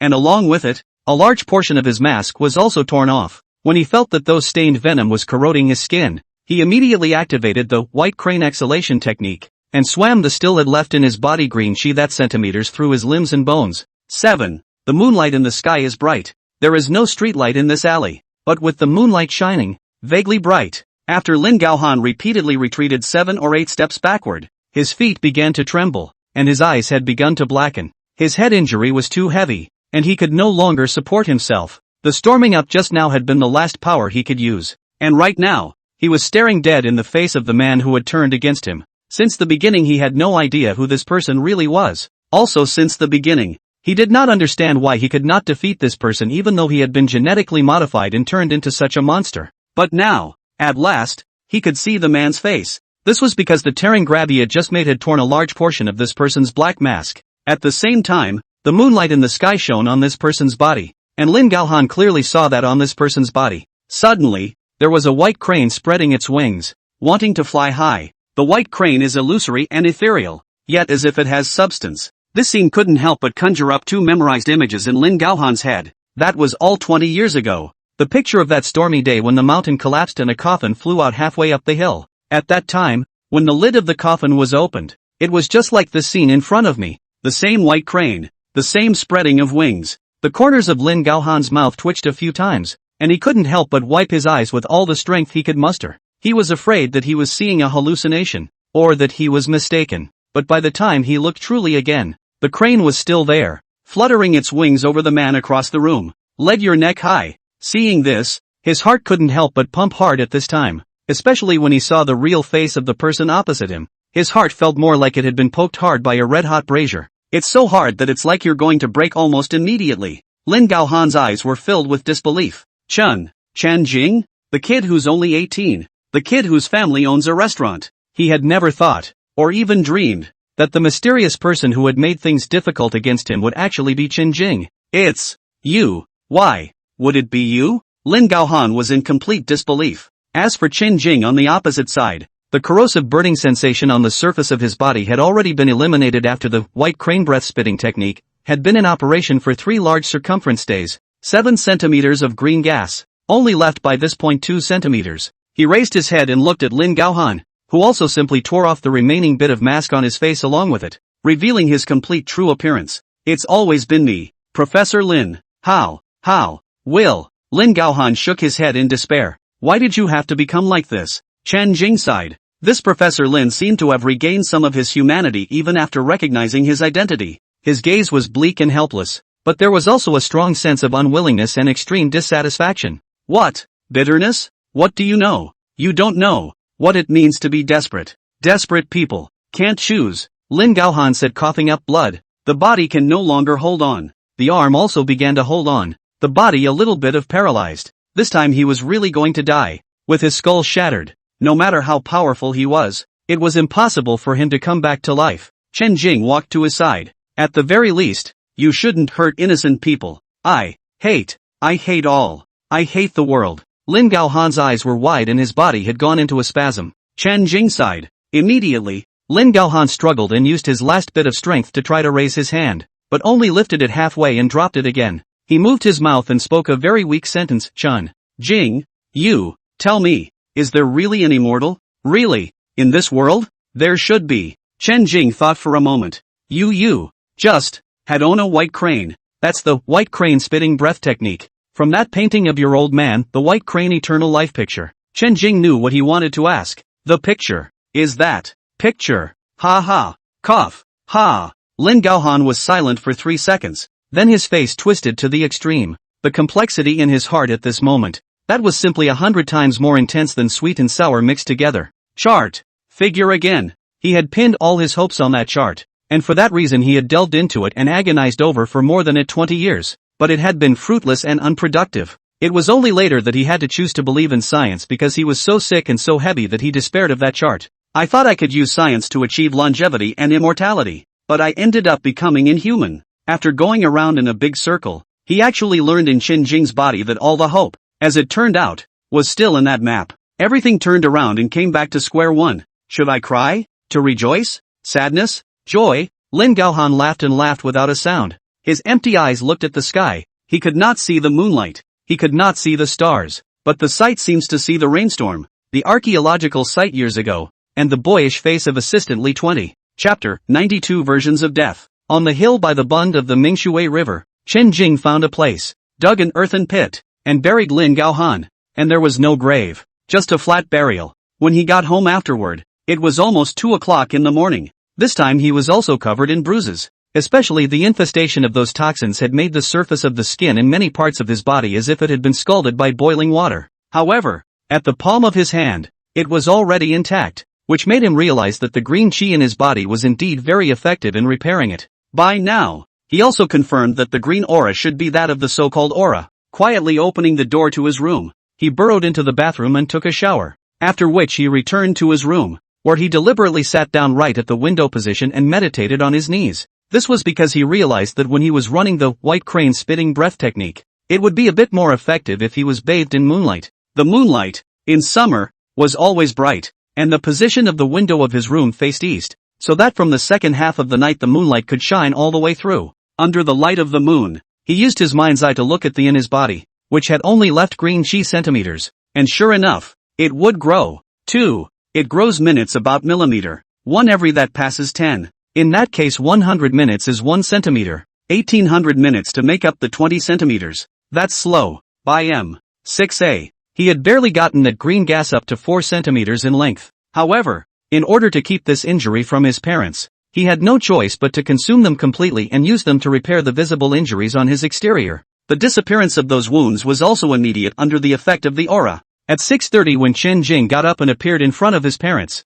he had recovered as much as ever. He also acted as if nothing was wrong, first helping to greet the guests who came here for breakfast, and then eating a bowl of beef noodles himself. The TV in the store had been turned on since the beginning of business. Chen Yuan had the habit of watching the news, especially after buying stocks, and looking at it, he suddenly called both Su Yanlan and Chen Jing over, pointing at the TV in surprise and saying, "Look, am I right? The son of real estate king Wang Haoyan, Wang Yaohua, is actually dead?" Su Yanlan was also alarmed. This morning news was broadcasting a bizarre murder that happened in this city last night, and the title of the incident is, "The son of a real estate king was bitten by a snake and died in the restroom with his female secretary." The news only mentioned the incident in a general way, but as for the exact method of death, it was left out. Chen Jing thought to himself that this news broadcast was really fast, then said to his parents, "Isn't this a good thing? With him dead, no one will come back to trouble our family in the future." "That's true." Su Yanlan nodded. Chen Yuan clapped his hands and said,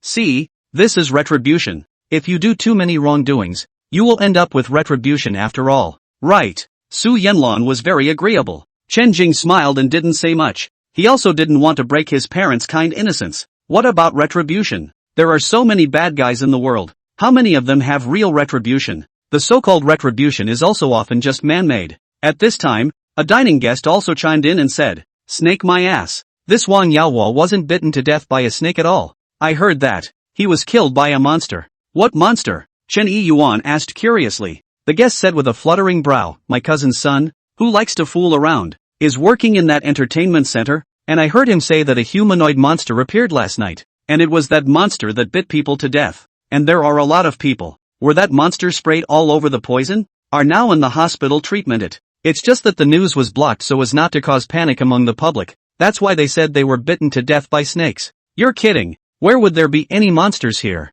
It's not like watching a movie." Chen Yuan laughed. "Usually these diners come to eat. always like to chat about some topics. Sometimes some diners can eat for an hour or two before leaving, which is also considered some of the fun of their spare time. How can you talk nonsense? The surveillance of that entertainment center has captured it, and the injured people are all being treated in the Third People's Hospital, so you can confirm it if you ask around a little. Moreover, my nephew said that last night was also thanks to a man in black luring that monster away. Otherwise, I'm afraid more people would have died. That guest sked. So mysterious. Chenny Yuan still didn't quite believe it. What era is this? Still monsters? Judging by normal human reasoning, it's just not very credible. At this time, the next table guests also came over. He also seems to know the inside information. Mysteriously said, I tell you, this Wang Yaohua is really bitten to death by the monster. I heard that he and the female secretary in the restroom to do something special, and then it was the monster to bump into. The monster also want to intervene. The result of the Wang Yaohua and the female secretary are dead. Gee, is that so? That's not true. I heard that when that secretary died, she didn't even wear a skirt, and that Wang Yaohua seemed to be unclothed as well. It's obvious, but Wang Yaohua is a man. That monster likes female secretaries even if he is interested in men? Who knows? Being interested in men isn't new these days. But what the hell is that monster? Who knows? Maybe it's just a person, disguised. As you know, some dead perverts like to drill toilets. Well, that makes sense. Brother's high opinion. Qin Jing listened to the story getting more and more biased. A burst of speechless. What version of this are this? Chenny Yuan and Su Yanlan listened to these diners talk more and more outrageous. Also do not listen. Busy with their own go. At about o'clock, Chen Jing set off for school, and the diners were still talking incessantly. 7. After leaving the house, he didn't go straight to the school, but made a detour and went to the forgotten bar first. Originally, he was prepared to go ask Nia Zhao about the matter of Aura yesterday, but something delayed him yesterday, so he could only go today. When he rushed to the Forgetfulness bar, he saw that there was a luxury car, parked in front of the door, and there were several men wearing suits and ties that looked like bodyguards standing at that door. Just as Chen Jing went over, he was stopped by those bodyguards. He was made to wait for more than 10 minutes until after an old man came out from inside. Only then did those bodyguards get out of the way. The old man came out and got into his car, and the bodyguard followed in all directions and went with him. Chen Jing looked curiously for a few moments before entering the bar. This time, Nia Zhao wasn't bartending, smoking. It seemed rather preoccupied with smoking. Chapter 93. What brings you here? Nia Zhao took out the wine, poured a cup out of habit, and pushed it in front of Chen Jing. That person just now seems a bit familiar. Who is it? Chen Jing sat down at the bar. Wang Haoyan, the real estate king of Mingyang City. Nia Zhao extinguished his cigarette and poured himself a glass of wine. No wonder it feels familiar. Chen Jing nodded. It seemed like he had seen it on TV before.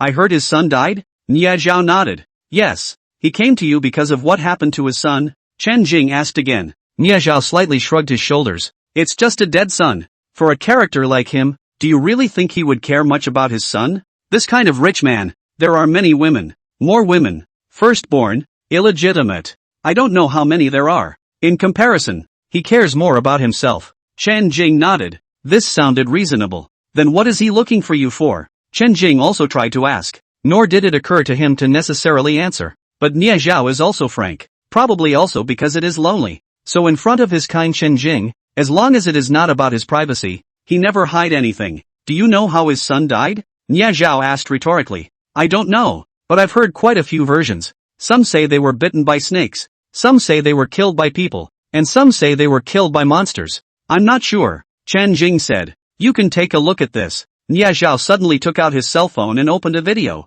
This is a copy of the surveillance recording video. That recording happened to be a video of the arcade area of the rec center. The video is short, just over 10 seconds. 10 seconds or so into the video, a person with a weird-looking body appears. After that the video is gone. So short? Chen Jing looked at the surveillance and had expected to see himself. If so, then Nia Zhao must have recognized the man in black as him. But this video is so short that it doesn't record anyone else besides the monster. The circuits were badly damaged. The video was corrupted. And it says that's all that was salvaged. But according to many people in the rec center, a monster did appear last night, in addition to a man in black. Speaking of which, Nia Zhao gave him a deep look, a playful smile at the corner of his mouth. Why are you looking at me like that? Is it hard to think it's me? Chen Jing hid a smile. It doesn't matter if it's you. Anyway, Wang Haoyan doesn't care about his son's death, and I care even less. It's just that Wang Haoyan associated some special things because of his son's death. This time, he came over, only to ask me to protect his life.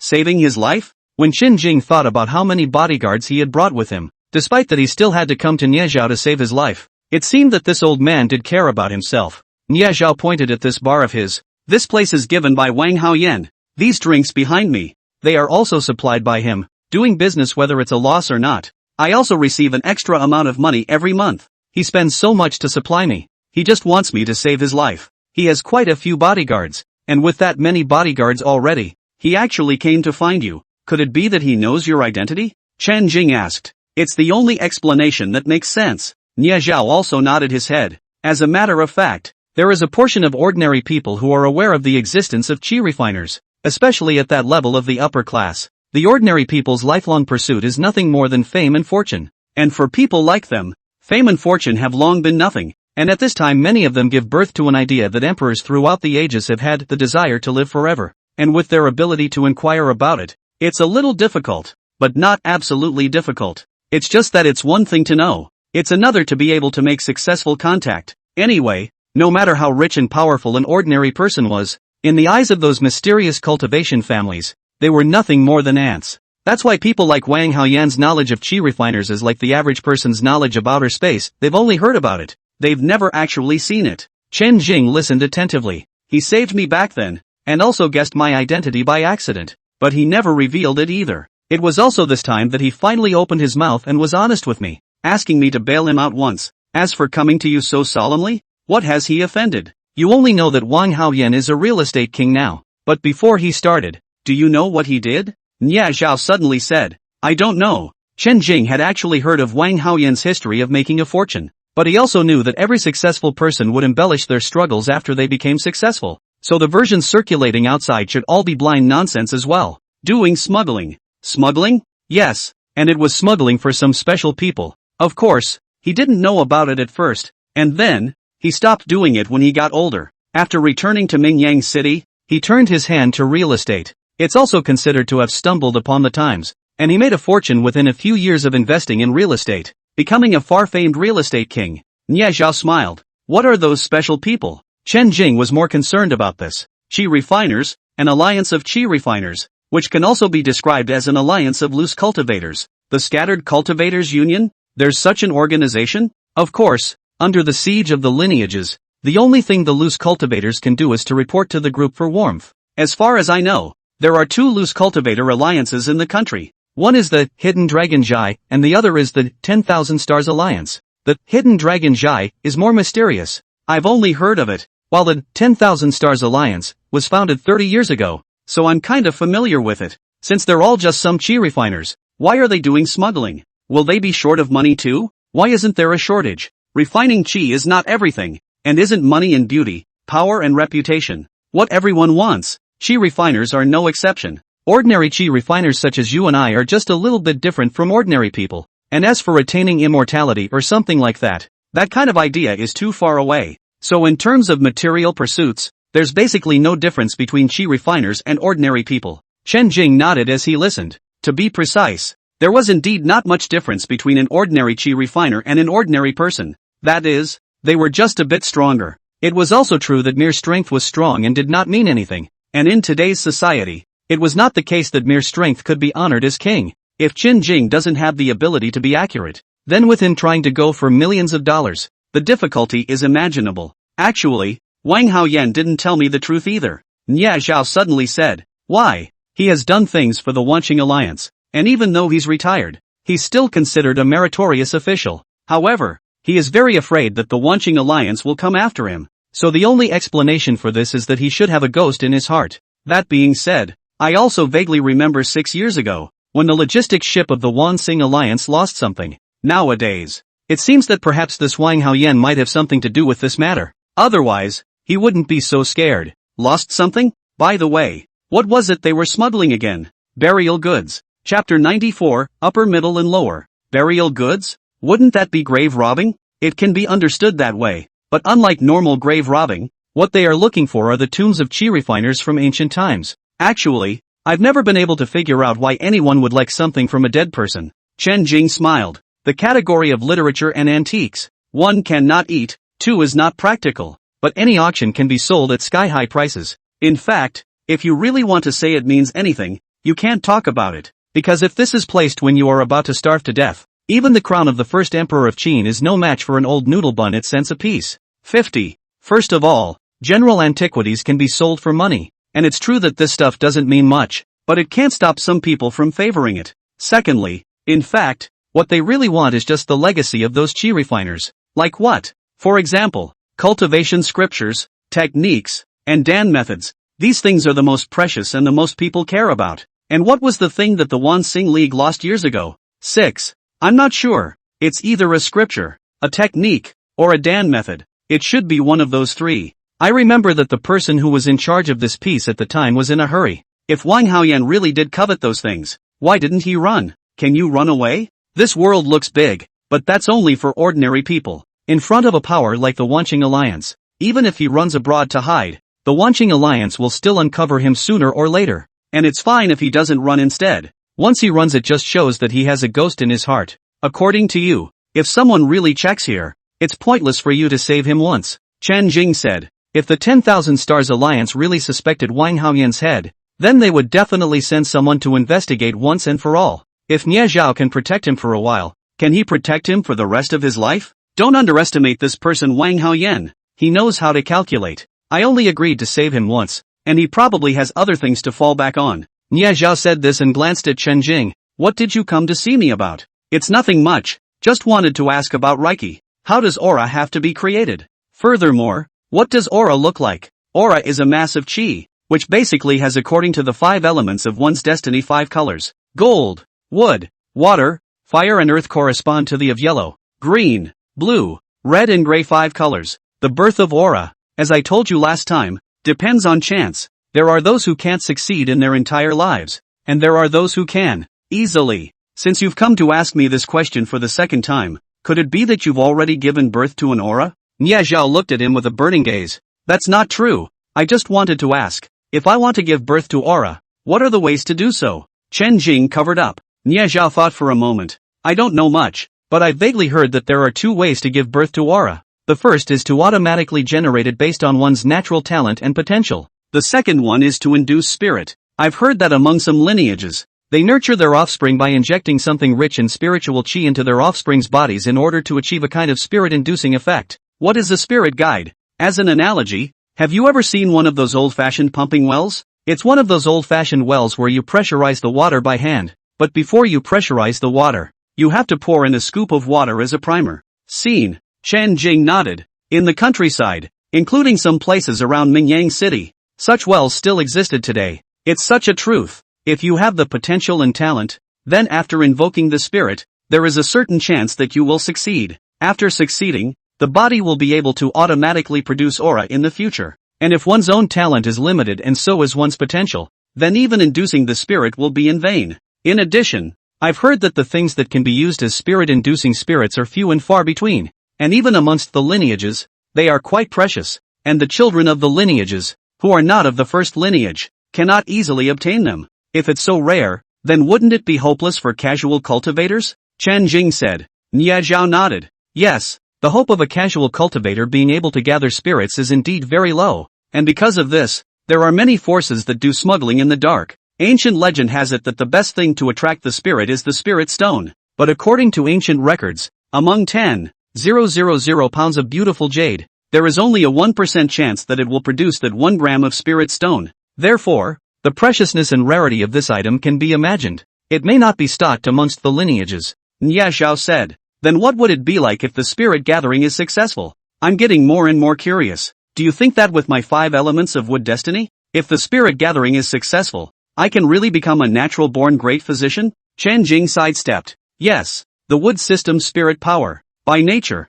has the ability to heal and restore. Spiritual energy itself is medicine, and with this medicine, it can naturally heal all sorts of diseases, which is why wood alchemists are called natural healers. Nie Zhao paused for a moment, took a sip of wine, and continued. As for what successful spirit gathering looks like, I don't know. I've just heard that it's supposed to generate a stream of qi in the body. Depending on the destiny, there are different colors. Gold, wood, water, fire and earth correspond to yellow, green, blue, red and gray. There is also a difference in the length of that chi in the body after successful spirit gathering based on the individual's natural potential. The length is still different? Then how long is the average person? Chen Jing asked curiously. After the aura is born in the body, it is generally called the spirit line. I've come into contact with some people with backgrounds, and after successfully gathering spirit in their bodies, their spirit line is about between 30 cm 40 cm, and some of the amazing and talented ones are even able to reach 60 centimeters. Nya Zhao said. So long. Hearing this, Chen Jing was a bit unhappy. In that case, he wasn't considered a genius, and he wasn't even at a moderate level, because he's only 20 centimeters. In order to cover up, he also deliberately said, if 60 centimeters, this person's stomach is not this long. Where does this gas grow? Existing in the Sea of Dantian, the mysterious space within the human body. Legend has it that there are 3 dantians in a human being. The lower dantian is located in the lower abdomen. The middle dantian is near your ribcage, and the upper dantian is located in the forehead. The opening of the dantian is not something that ordinary people need to delude themselves about, because the dantian is like a wasteland. Only aura can open up the land for it, Nya Zhao said. Chen Jing touched his ribs and then his forehead, and only then did he realize that the green chi in his body originally existed in the middle of the lower dantian. Sounds so subtle, Chen Jing said in wonder. Nya Zhao smiled faintly. Loose cultivators like us shouldn't have such expectations, and even the children of lineage families may not have the opportunity to channel spirits and gather them. Chen Jing was silent, suddenly a little lost in thought. Nya Zhao, however, knocked on the cup before pointing at the wall clock to remind him. It's a clock, and it's not a weekend. Aren't you going to class? Almost 8. Chen Jing glanced at the clock, picked up his wine glass, muffled a sip, and then left without a word. He did get a little upset. Full of thoughts were thinking about what Nya Zhao had just said. 30 centimeters, 40 centimeters, and some actually 60 centimeters. But I'm only 20 centimeters. That won't do. I must be longer and thicker for that. Chapter 95 Recognizing Reality. At 8 a.m., in front of the Golden Bay waterfront villa neighborhood, Zhang Wenbing didn't have the Bentley, so he could only drive the Chevrolet that he had been drying out in the garage for a long time. He had bought this car himself back when he first returned to China, when the bottom was weak and he had just bought a random one. Later into the Star Logistics. Because of his down-to-earth, hard work, Song Yuchen specially ordered a Bentley assigned to him as a substitute. And now, having turned around is also back to square one. The cheap Chevy was even a shade lighter because it hadn't been driven in so long. Such a car, driving into such a high-class villa neighborhood, was a bit eye-catching. Taking the remote control and tapping the electronic door, Zhang Wenbing suddenly realized that the door couldn't be opened even if he opened it. Unable to help himself, he could only call his mistress Shenrong to come and open the door for him. Now that he had been swept away by Star Logistics, although it was considered unfortunate, but looking at it in another way, it was considered that he could finally give Shenrong a stability and a name. The thought that Shenrong was still carrying his 3-month-old child in her stomach was the only thing that could ease his mood among the many unpleasant things that had happened. Hello, the number you have dialed is switched off. Please dial again later. The cell phone dialed, but it came back with this voice. Zhang Wenbing thought he had made a mistake and reconfirmed and called again. And still, the number you have dialed is closed. However, he clearly saw that there was someone in that room through the window. At that moment, he also simply opened the door of the car and walked down, shouting through the stainless steel fence toward the inside. Ah Rong, open the door for me ah. After shouting 5 or 6 times in a row, the people in that room, too, finally heard it. Then there were people coming out of the house. 3 of them. One of the men was large, with a very rough beard, and wore a tank top, his bare arms covered in dark cyan tattoos. This man, he's Shenrong's brother, Shen Wancheng. If you look at their appearance alone, it's not at all obvious that the 2 of them are brother and sister. As for the other 2 people, one was Shenrong and the other was Zhang Jingdong, Shen Wancheng's deputy. This person, Zhang Wenbing has also seen a few times, and knows that he has always been helping Shen Wancheng to do some unclean things, and is a ruthless character. At this moment, he was assisting Shenrong, who also had a sweet smile on her face as she half leaned on his shoulder. When Zhang Wenbing saw this, the muscles on his cheeks viciously twitched twice. He couldn't help but shout, Zhang Jingdong, take your hands away. What are you doing here? Zhang Jingdong, however, did not look at him with a straight face. Instead, after hearing this warning from him, he hugged Shenrong even tighter, and Shenrong responded by snuggling into his arms, revealing a face of fulfillment and happiness. Zhang Wenbing was so angry that he couldn't speak anymore. The scene in front of him, as long as it's not a blind man can see what's going on. Still, Zhang Wenbing couldn't help but ask, Ah Rong, what are you doing? Today is not April Fool's Day, and jokes like this are not funny. If it was in the past, if he had seen this scene, with his character he would have definitely turned around and walked away without saying a word. Moreover, if it was in the past, Shenrong would have definitely chased after him, shouted at him, and cried and explained to him. But it's different now. Zhang Wenbing has lost his job and his fiancée. Shenrong here was the last bit of harbor he could rely on in his heart, so he forced himself not to let himself think about it, and tried to think of it as a joke. He also hoped that this was really just a joke Shenrong had played on him. I'm not joking with you. Isn't my current expression serious? Shenrong laughed.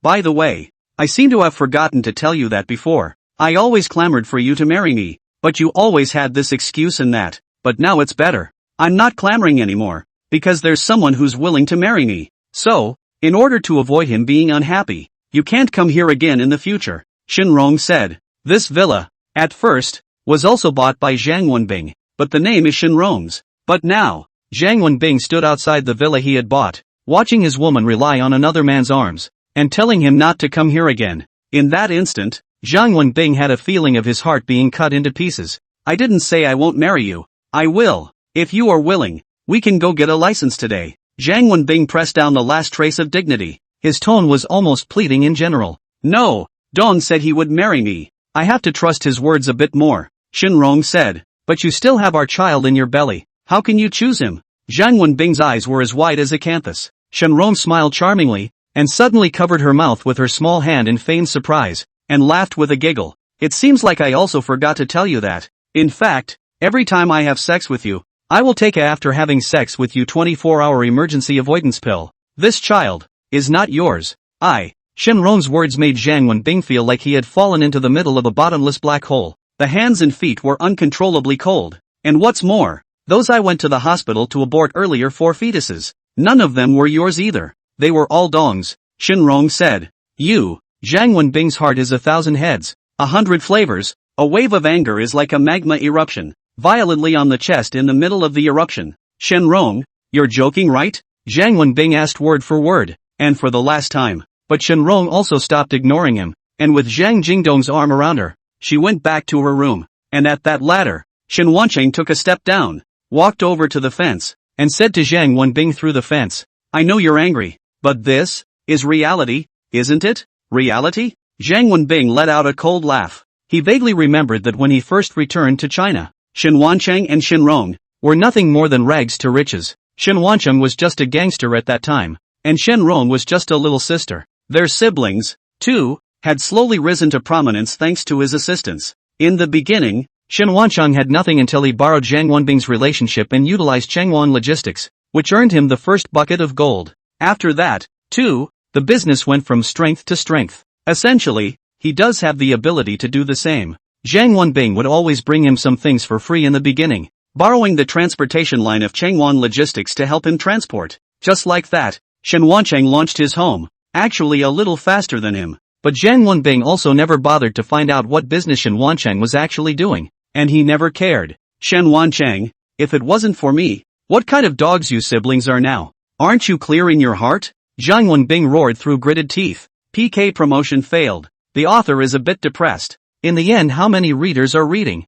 All at the end of this chapter to leave a message, okay? Chapter 96. Shen Wancheng inside the fence heard this and suddenly came further over. Zhang Wenbing was scared by this and also took a step backwards by reflex. Even though there was a fence between the two of them, the fear of Shen Wancheng in his heart was not something that could be blocked by a fence. Zhang Wenbing, in the past, you were indeed worthy of being with our Rong. You're in charge of Morning Glory Logistics, and after all, you can still help me out a lot of the time. But what about you now? You're nothing. You have nothing. In fact, all along, I've been overestimating you. You actually can't even fight a woman, and you were swept away by her. This face is really too big a disgrace. A few years ago, yes, Rome and I were just ordinary people. But now it's different. I have opened a chain of jewelry stores, in addition to the net worth of $80 to $90 million in hand. 4. Our Rome had also come from a hard life, and it was impossible to go back to a life like the old one from now on. Ask yourself, for what you are now,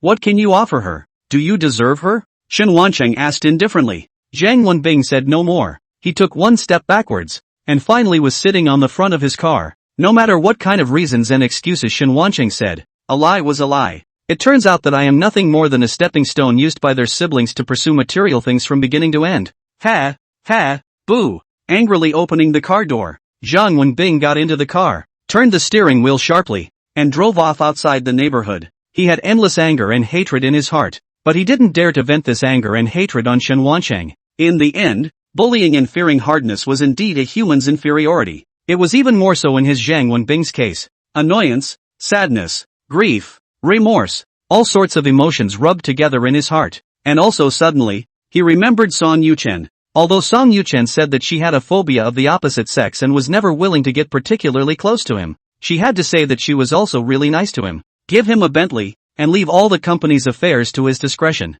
What kind of trust is that? But Chen Jing's side arrived at the school before o'clock. 8. Yesterday, he didn't get to see Lu Yanyan in the hospital, and he wanted to take a look at her today. However, when he arrived in the classroom, he realized that Lu Yanyan did not come to class. It is reasonable to assume that she can come to school because she has an arm injury and it doesn't really affect her studies. In the past, the most active people in the class Lu Yanyan although may not be able to rank first, but is also definitely one of them. But today, she really isn't. She still hadn't shown up when class officially started. Until 8 o'clock. Chen Jing then poked a classmate on the side with a thick black eye and asked him about it. That student said, Lu Yanyan? Don't you know? She changed classes. Switching classes? Yeah, oh yeah. You came late so you didn't see it. It was only 7 o'clock when her parents came to the school and helped take all her stuff away. Now she's been transferred to the first science class. The panda-eyed student said. Oh, so, Chen Jing hung his head in thought. She is usually not always report you.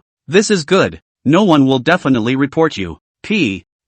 Class this afternoon. Why don't we go out over the wall to the internet cafe and sit in 5 in a row? The classmate with the dark circles suddenly blinked vigorously. Chen Jing let out a bitter laugh. Seeing as how you're about to turn into a panda, and you're still thinking about 5 consecutive sits, aren't you afraid of sudden death? Scared less. I'll squint for a while I'm in review class, and you can give me a shout when the teacher comes. Good. After learning this news about Lu Yanyan, Chen Jing was actually not happy in his heart. Instead, it's still empty. Indeed, according to this panda classmate, there will be one less nosy person when she is gone. It's nice to have maybe a little less reviewing to do in this last part of high school that's coming to an end. But Chen Jing even felt that all of her has long since made him accustomed to. Now, the lack of this habit, but instead, the heart will feel unnatural. Science Class 1 and Science Class 2, which sound close to each other, are in fact 2 different school buildings. Is the shift change at this time about the injury? Or is it because of me? Chen Jing sat without a word and thought about it. He felt that both of these guesses were possibilities. Yesterday when he visited her in the hospital. In fact, Lu Jingtong's attitude had already said it all. But no matter what, she was hurt because of me. Chen Jing felt that he should at least show her a thank you in person, and she still had no choice but to save him even at the risk of getting hurt in that dangerous situation at that time. This kind of heart, even if Chen Jing was no longer ignorant, by now he should be able to understand. But a mere what good is? Thank you. Unconsciously, Chen Jing felt that his heart was a bit annoyed and restless. His hand pounded on the desktop, but also suddenly, he remembered something. Nie Zhao said that the wood fate chi refiners are natural healers, and that green chi in my body does have an excellent healing effect on injuries. If I were to use this green chi in my body to treat Lu Yanyan's arm stab wound, would it also be feasible? Thinking of this, he also immediately closed his eyes and meditated. As long as the body kept running the white crane breath exhalation technique, that green chi would be able to keep growing slowly. By the end of the afternoon, it had barely grown 4 centimeters. This whole day, Chen Jing also didn't go to the direct science first class to find Lu Yanyan. He hadn't figured out what to say. A simple thank you doesn't mean anything. So all he was thinking about now was to grow this green chi in his body to its full size of 20 centimeters. The stab wound on her arm, with going centimeters of green chi, should heal no matter what. 20. After last night's self-healing, Chen Jing was now well aware of the healing effects of that green chi. As long as it grows to its full size of 20 centimeters, it will definitely be enough for Lu Yanyan's injury. Although he didn't go looking for her, he waited at the entrance to the school after school to see how she was doing. He, too, really waited. Only, Lu Yanyan's mom was there, to pick her up from school. Looking from afar, she only saw Lu Yanyan's arm wrapped in gauze, and her face was quite pale. I don't know if there was really such a thing as eye sensing in the world. When Chen Jing looked at her from afar, suddenly her heart was in the right place and she peered over as well. When their gazes made contact to form a parallel line, the pale-faced woman suddenly showed a sweet smile towards Chen Jing with a revitalized spirit. Seeing her smile, Chen Jing couldn't help but follow suit. She even gave Chen Jing a when her mom wasn't looking phone gesture. Chen Jing nodded his head. Then, she and her mom were seen fading into the throng of people. Chapter 97 Lu Yanyan, a little itchy. Not long after returning home, Chen Jing received a WeChat message from Lu Yanyan. She seemed pretty upbeat. I heard you were brave yesterday. That's not as brave as you. Chen Jing returned. It's a good thing you're okay. I didn't realize until today that you did so much chasing after thugs, she said. After her injury yesterday, she spent basically the entire afternoon at the hospital. I also went home to rest after my evening shots. When I get to school today, even though the school authorities are already pressing the issue of what happened at the school gates yesterday, it's still being talked about among the students. However, the news released by the police was only that Chen Jing had assisted the police in catching the thugs. It didn't say that he had taken down the thugs by himself. So talk amongst the students was talk,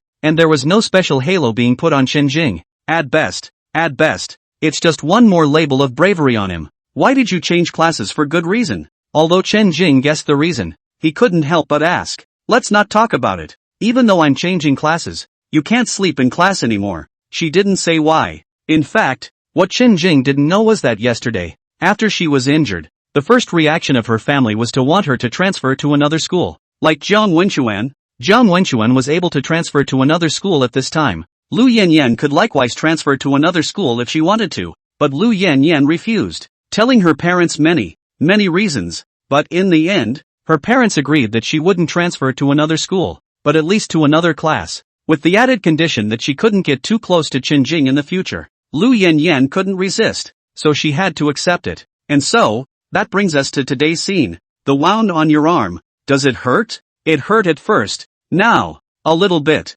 Speaking of which, I have a very effective gold sore medicine here. Why don't I give it to you to try sometime? With this medicine, it shouldn't even leave a scar. Chen Jing said. Really? That's good. So sometime, I'll put you on? Yeah, let's see. Maybe, tomorrow night, she said. It definitely didn't work at school because her mom had a couple of friends whose kids were also in the science class, and specifically also took charge of the surveillance position. If she met with Chen Jing again in private at school, her mom would definitely force her to transfer to another school if she found out. And after school, she had someone to pick her up and there was no chance to meet, so it had to be at night. Okay. After the appointment, Chen Jing worked hard to gather spirit lines in his home. The next morning there was almost 12 centimeters, and as he continued to cultivate, he also became accustomed to eating and walking normally, as well as using the white crane exhalation method to run through his body. In this state, it would take at least anyway 30 hours to get all centimeters of spirit lines filled in. 20. By 8 p.m. the green gas was completely replenished and seemed to have risen a little more.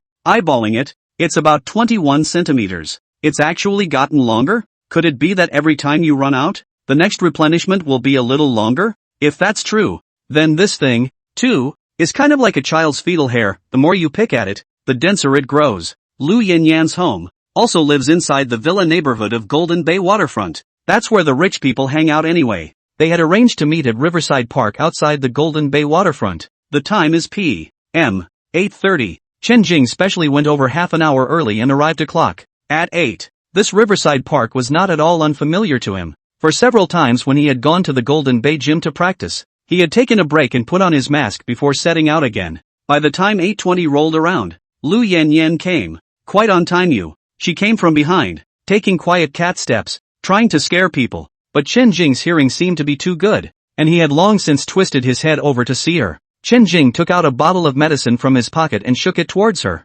Although I know it's quite meaningless to just say thank you, I still want to thank you. If you didn't push me yesterday, maybe I should be lying in the hospital alive or dead right now. TSK, it's not easy to hear a thank you from with you, Lu Yanyan said with a smile. She came around from the back, then sat beside Chen Jing and looked curiously at the bottle in his hand. This medicine, can it really not leave a scar? Can. Chen Jing had already tried it himself, and it definitely wouldn't leave a scar. The treatment medicine for was the spirit thread in his body, not the bottle of powder in his hand. This bottle of powder, which is just plain Yunnan Baiyao, is what he used as a cover-up. Alright then, this injury of mine, I'll leave it to you, Lu Yanyan said and extended her arm towards him. Aren't you afraid that my medicine won't be effective, or even that it will backfire? What if your entire arm is wasted by then? Chen Jing joked. Lu Yanyan pursed her lips slightly. Then I don't care. If it's really ruined, then after that, I will eat your house and live in your house. I will be like those old people who touch the porcelain and rely on your house not to go. You're really cheeky you. Chen Jing lost his smile. That's better than a dork like you. As he spoke, Chen Jing helped her unwrap the gauze a little bit, as gently as possible. But even so, she blinked and sucked in a few breaths several times in pain. When the gauze was all opened, Chen Jing saw that the wound was quite long, about 7 centimeters, and it was not shallow, but no stitches. It's one of those new wound zippers. This is also done to keep the wound as small as possible. If you get stitches, when it's done, it's not going to look good on a girl's arm, even with the best technique. The doctor did recommend stitches because the wound is too long and bacteria can easily grow near the zipper. But my mom is also worried that the scar will be too ugly if I get stitches. And I'm also afraid of stitches, Lu Yanyan said. It's fine. After using this medicine of mine, it will be fine in 3 days at most, Chen Jing said. In fact, if you treat it with spirit threads, you can get better right away. But such a speed is ultimately exaggerated in the eyes of ordinary people, which is why it is said to be 3 days. Really? Then hurry up and come. Lu Yanyan closed her eyes, also afraid that it would hurt. Chen Jing then opened the lid of Yunnan Baiyaoan style and poured a layer of powder on it. Without Lu Yanyan noticing, he ran that green qi in his body and then stroked his fingers over Lu Yanyan's wound. The green qi passed through the skin of his own fingers, like a spray, and fell on Lu Yanyan's wound little by little. Lu Yanyan closed her eyes tightly, not daring to look, but at this moment she was suddenly having an itchy feeling coming from the wound. You're a little itchy. This medicine, she said. Itching is normal. Any wound that grows flesh will itch, Chen Jing said, and his heart became more confident. 21 centimeters of green qi, which he poured out in large quantities without stinting, covered Lu Yanyan's wound. Chapter 98. You have 10 seconds to get out of here. In order to otherwise find Lu Yanyan, Chen Jing used the fastest speed, because he couldn't possibly touch a girl's arm under the pretext of applying medicine. So ostensibly, he applied the medicine with great care, bit by bit, trying to place the powder on the wound as best he could, cover with a light layer, then a slightly thicker layer. Lu Yanyan opened her eyes at some point, and when she saw the serious-looking Chen Jing, she couldn't help but let out a laugh. What are you laughing at? Chen Jing looked at her askance. It's nothing. She shook her head, still unable to stop smiling. After about back and forth 3 minutes of, Chen Jing had consumed that green qi in his body 18 centimeters of. He felt that it should be almost done as well, because after inputting 18 centimeters of aura, the feedback feeling coming from Lu Yanyan's arm wound was no longer strong. That means the wound is almost healed. So, he finally let go too, and wrapped her arm in another layer with the original gauze. Just remember to stay out of the water, he reminded. In truth, if her wounds were to be wiped away with all the medicinal powder at this moment, she should not even be able to see the scars. Well, I'm not that stupid. 3 days, it should be time to tear these down. Well, look forward to the effects of this medicine of yours. After taking this medicine, Lu Yanyan also said that she wanted to go back. In fact, she had just made an excuse to buy something before coming out. Also from a wealthy family, but her family atmosphere is completely different from that of Wang Yaohua. She was, at home, very much loved. The parents didn't have that patriarchal mindset either. So, babyish. Her mom was with her almost 24/7 after her injury. Her mother would surely come out to look for her if she was delayed outside for too long at this moment. I'll be going back then. Bye. But just a few steps into this riverside park, a few whistles suddenly rang out. Several men in fancy dress came up the dimly lit boulevard. Lu Yanyan saw that these people were gangly,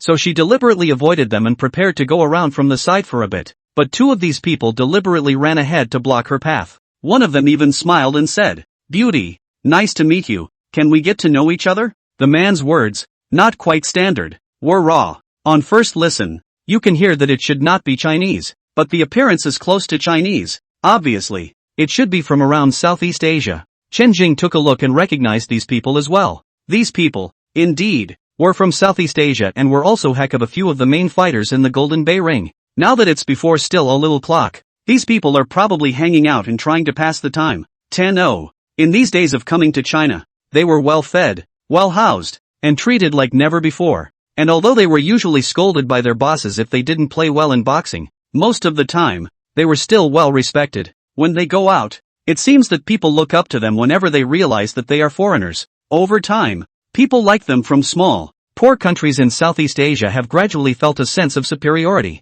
It seems like everyone here likes to hold up foreign adults. Can we go a little deeper, little beauty? A dark-skinned one said with a smile. The group of them laughed at that comment. It seems, usually, You are used to molesting the girls on the street like this. Get out of the way. Lu Yanyan said with disgust. Both paths she was going down were blocked. Let me have a hug or a kiss and I'll get out of the way. Okay? A black skinny monkey said with a smile. You shameless ones, do you want me to call the police? Lu Yanyan said warningly. Oh, little beauty, you don't need to scare us, although we are foreigners, but we also know the law over here. We didn't rob. While no strong tip, you call the police is useless. A group of people were laughing. They actually had no special purpose. They just wanted to flirt a little, like to see the girls embarrassed. Sometimes, when they talked like that, there were individual girls who actually said yes. So, today, seeing that Lu Yanyan is quite beautiful, and in this kind of quiet place where there are not many people, they also want to play.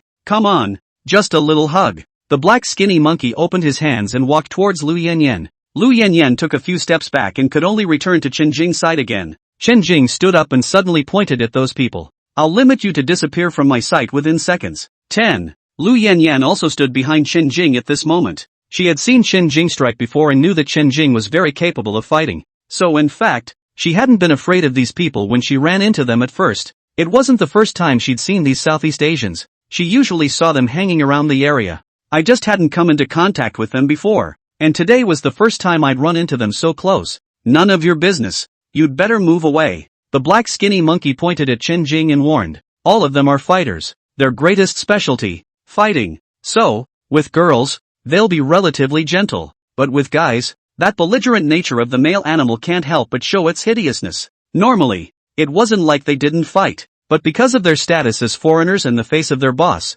basically they won't be in any trouble. In this way, it is their guts that are nurtured. The black skinny monkey took a step in front of Chen Jing and reached out his hand to push over. Instead, Chen Jing suddenly kicked out a kick, preemptively hitting him right in the stomach, sending him flying 5 or 6 meters with a single kick and dropping him into the grass to the side. He's fought almost all of these guys in the Golden Bay Ring. He also knew that these fighters, all of them, were under the command of Chang Juanxiong, the owner of that Billion League department store. Percented hashtag Yuan percent. Yuan hashtag percent. Seeing Chen Jing make his move, a few others, too, immediately revealed their fierce looks. Some of them understand Chinese slightly, most of them do not. Suddenly, a slightly taller and stronger man stepped forward. He clenched his fists and spat words that Chen Jing couldn't understand. Chen Jing recognized this man. His name was Gu Ji, the second strongest general under the command of Chang Juanxiong of Yiming department store. Tonight, including the number 1 general, Gupta, is also in the crowd. It was just that he was watching with his hands clasped over his chest with a disdainful look in his eyes, and had no intention of making a move himself. It seemed to think that a small character like Chen Jing would be enough with other people making a move. Chen Jing listened to Gu Ji's warning but suddenly flashed his steps forward. He had fought with Gu Ji 3 times and knew that Gu Ji's biggest weakness was also his unstable lower body. At once, he clasped Gu Ji's wrist and pressed his right foot against Gu Ji's toes. Sudden power. Wow! A straddle back over the shoulder slam. And Gu Ji's large body was easily flung into the flower bed next to him. Chapter 99 Fixing him. Are you guys not understanding me? Chen Jing coldly glanced at the group of Southeast Asians. Most of these people don't speak Chinese, but they basically understand it. Seeing that both the black skinny monkey and Gu Ji had been knocked down by him, the others, screaming, were about to swarm up. Back off. Speaking Vietnamese, suddenly, the strongest fighter, Gupta, pushed through the crowd as he took a step forward and walked across to Chen Jing. After a word, he raised his fist to strike, but just at that moment, a light shone from the side of the highway, just in time for it to fall on Gupta's face. It stings. Gupta's movement stopped for a moment. Then, a woman shouted in this direction. Yan Yan, what are you doing running here? Listening to the voice, it seemed that Lu Yanyan's mom was looking for her. Lu Yanyan was flustered at the sound of this and subconsciously tried to dodge a bit. You know that her mom and dad don't allow her to get close to Chen Jing right now. She tried to hide, but her mom was already approaching with 2 security guards and the light was shining on her. At the same time, he also saw Chen Jing, and even more so, he saw that group of Southeast Asians. Mom! Lu Yanyan saw that there was no way to hide, so she could only sigh inwardly. When Fang Yizhen came over, she took her hand and pulled it to the side, looking at her with a reproachful face. Why did you run here? Fang Yizhen had certainly seen Chen Jing here, so that was a double entendre, asking why she had met with this Chen kid again. Isn't it enough that Chen Jing hurt you? Chen Jing said that there is a very effective golden wound medicine, so I came over to try it off. Lu Yanyan said. What kind of gold wound medicine is not gold wound medicine? Fang Yizhen frowned. Their family was the one who opened the pharmaceutical company, and their knowledge of medicines was beyond the reach of ordinary people. Yesterday, when Lu Yanyan was in the hospital, she was already using the best medicine, and the mere Chen Jing, a man whose family only owns a small restaurant, what effective medicine could he come up with? Mom, after applying the medicine, my arm is really much better. It doesn't hurt anymore, Lu Yanyan argued. You're silly. The wound was treated yesterday. As long as you keep it up, it won't be a big problem. You're using medicine indiscriminately now. If it leaves a scar by then, I'll see how you'll cry, Fang Yizhen said. When she finished, she looked at the Southeast Asians. What about those people? Lu Yanyan said. These people are playing hooligans, and it's thanks to Chen Jing who protected me. She was already trying her best to brag about Chen Jing in front of her mom, but Fang Yizhen seemed to be very angry with Chen Jing, and there's intentional targeting going on. Yesterday at the hospital, wasn't it obvious enough that she and Lu Jingtong had the same attitude? This kid came to see Yun again today. If he really didn't know how to be human, then she'd have to set the record straight today. Auntie Fang, Chen Jing shouted politely at this moment as well, but Fang Yizhen didn't answer. She spoke to 2 security guards, and then those 2 guards dispersed the Southeast Asians. The security guards also wore uniforms, and these Southeast Asians could not tell the difference between a security guard and a policeman, and they also took the 2 security guards for policemen. After the security guards mediated, they pointed at Chen Jing and gave a warning, saying gibberish before leaving in anger. Fang Yizhen this moment also said to Lu Yanyan, told you not to come out at night. This piece of the night now is not too safe, which if I came a little late, you suffered a loss have no place to cry. She also poked Lu Yanyan's head. Not at all. Chen Jing just knocked over 2 people. He's very good. Lu Yanyan covered her forehead and argued. She had absolute confidence in Chen Jing. Even if her mom hadn't brought the security guards over, Chen Jing would definitely keep her safe. What do you know? Do you know what these Southeast Asians do? They are boxing. One by one can fight without life, Fang Yizhen said. The implication is that Chen Jing that small arms and legs, once the real hands with people, be killed are possible. Mom! Lu Yanyan was so angry that she stomped her feet. What she said could be true, but her mom just didn't believe it. Go back with me. Fang Yizhen pulled Lu Yanyan and left. From the beginning to the end, he hadn't said a word to Chen Jing either. I wanted to be blunt before and tell him to see less of Yun in the future, but after thinking it over it wasn't necessary. As the saying goes, knowing one's daughter is like being a mother. How could she, as a person who had been there before, not see her daughter's attitude towards Chen Jing? So, she didn't want to speak too harshly. It was also considered to leave some self-respect and face for the young man. Mom, what I said is true. Lu Yanyan, who was pulled along, was still explaining, but Fang Yizhen put on a serious face. Do you still listen to me? If you keep this up, I'll transfer you to another school tomorrow. When Lu Yanyan heard this, she couldn't help but cry out in her aggravated heart. Chen Jing was also smart. When Lu Yanyan turned back to look at him several times, he smiled and waved at her before turning around and walking away. He actually didn't care about Fang Yizhen's attitude like this, because if you think about it differently, if it was his daughter who was hurt because of a boy with a poor family background and poor academic performance, then he definitely wouldn't allow his daughter to get too close to this boy either. It's human nature. If one wanted to change their attitudes, then first, Chen Jing knew that he had to change himself first. This would have been something he probably wouldn't have bothered to correct someone's opinion of him in the past. But now, and I don't know how, he especially wanted to prove himself in front of Fang Yizhen and Lu Jingtong. Halfway home, he suddenly stopped again. Thinking of the recklessness of those Southeast Asians earlier, he turned around and entered a clothing supermarket on the side and bought a set of black sportswear. The mask is something he carries with him.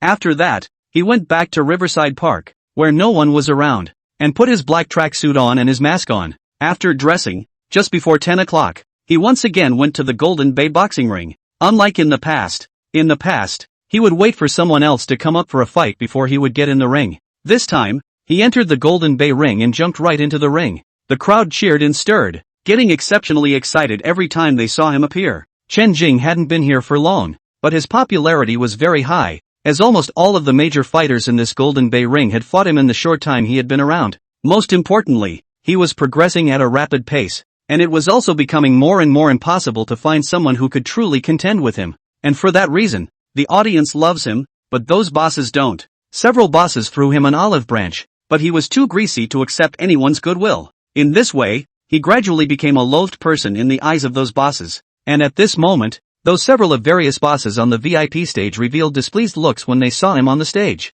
Why him again? Can't we find someone to set him straight? the bosses said. Chapter 100, I'm gonna hit 13. In ancient times, those who had superior wisdom of the strategist, all the powers want to recruit them. But if this schemer, who relies on no one, yet shines, then there was no doubt that he would become an object that all forces would want to eradicate, lest he become a heartache in the future. Now the Golden Bay boxing ring, those bosses on the VIP table are pretty much in the same kind of mindset. Do either of you have a better fighter? Is there really no one who can handle him? If you want to say the strongest fighter, it would be under Boss Chang's command. But Guda under Boss Chang's command has already lost once. That being said, no one can really handle him if it's one-on-one. Chang Juinxiong was also present today, and in the past, before Qin Jing appeared, those fighters under his hand were undoubtedly the brightest. But nowadays, it just looks like it's going to lose a lot of color. Boss Lu, I heard that you have recruited Blackie? Chang Juinxiong suddenly asked Lu Jingtong. Lu Jingtong is here too.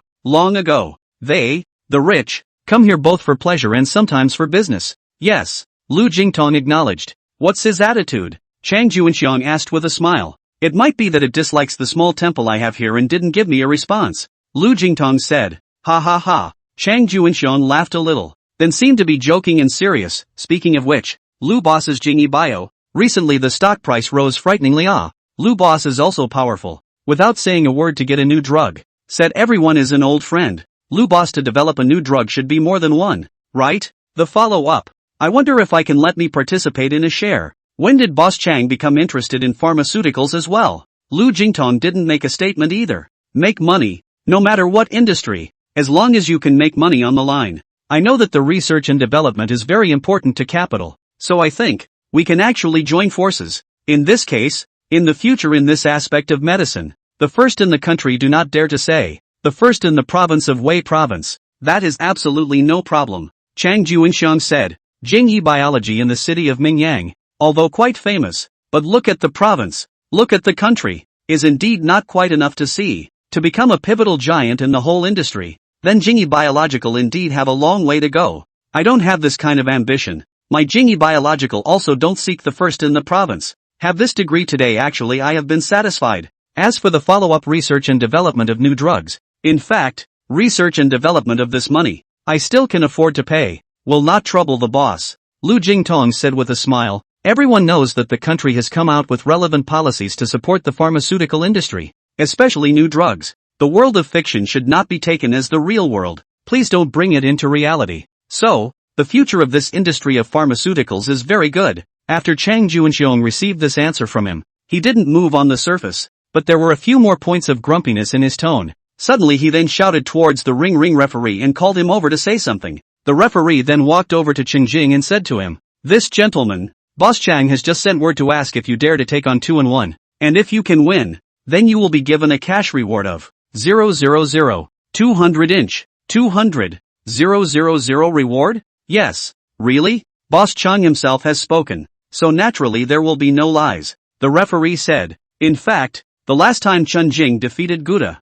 he was also able to receive a reward according to the rules. However, the organizer asked him to hand over his personal identifying information in the form of an ID card and bank card in order to receive the go. Such conditions Chen Jing of course cannot agree. He also do not see that little bonus, and did not mention it. Don't you need an ID card and bank card anymore? Chen Jing sneered. No need. You can just walk away with if you win $200. 000 cash. The referee said. One picks two. Which two should I pick? Chen Jing asked. The referee ran off to the VIP side of the ring again, conveying the word, and came back in a short while as he blew a whistle. And then those fighters under the command of Boss Standing came out of the side door in order, and stood in line at the edge of the ring arena, tapping into a line. Boss Chang said that apart from Gupta, who is a regular character, the other one is at your disposal. The referee said, Gupta was the strongest of these fighters, and in past fights, many could see that Gupta and Chen Jing were close. If Gupta was allowed to join forces with another person, then no matter who that person was,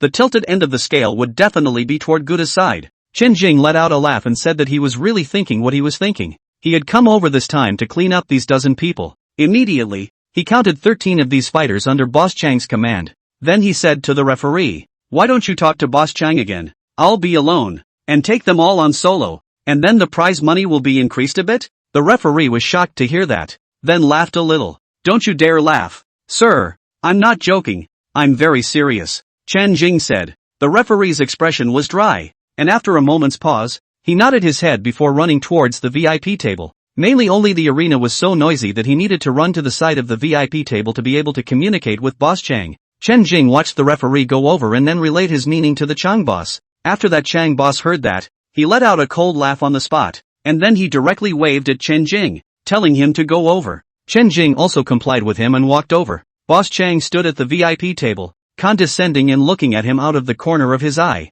You're going to play 13? Yes. This is the most arrogant words I've heard this year. Boss Chan laughed out loud, then stated to the few bosses behind him, did you hear that? This guy said he's going to fight 13. Dare to accept a word. Chen Jing said. Today, he also went out on a limb. He also knew that after this happened today, he was afraid that he wouldn't be able to come back in the future. But, it doesn't matter. His comprehension of fighting was much faster than Nie Zhao's, and after all these days of sparring, these people were no longer of much use to the advancement of his fighting skills. So, he also decided that after tonight, he would never come back again. In that case, if we're going to play then let's just play a big game. Good. Chang Juanxiang slapped on the fence and said in a bold voice, $2 million.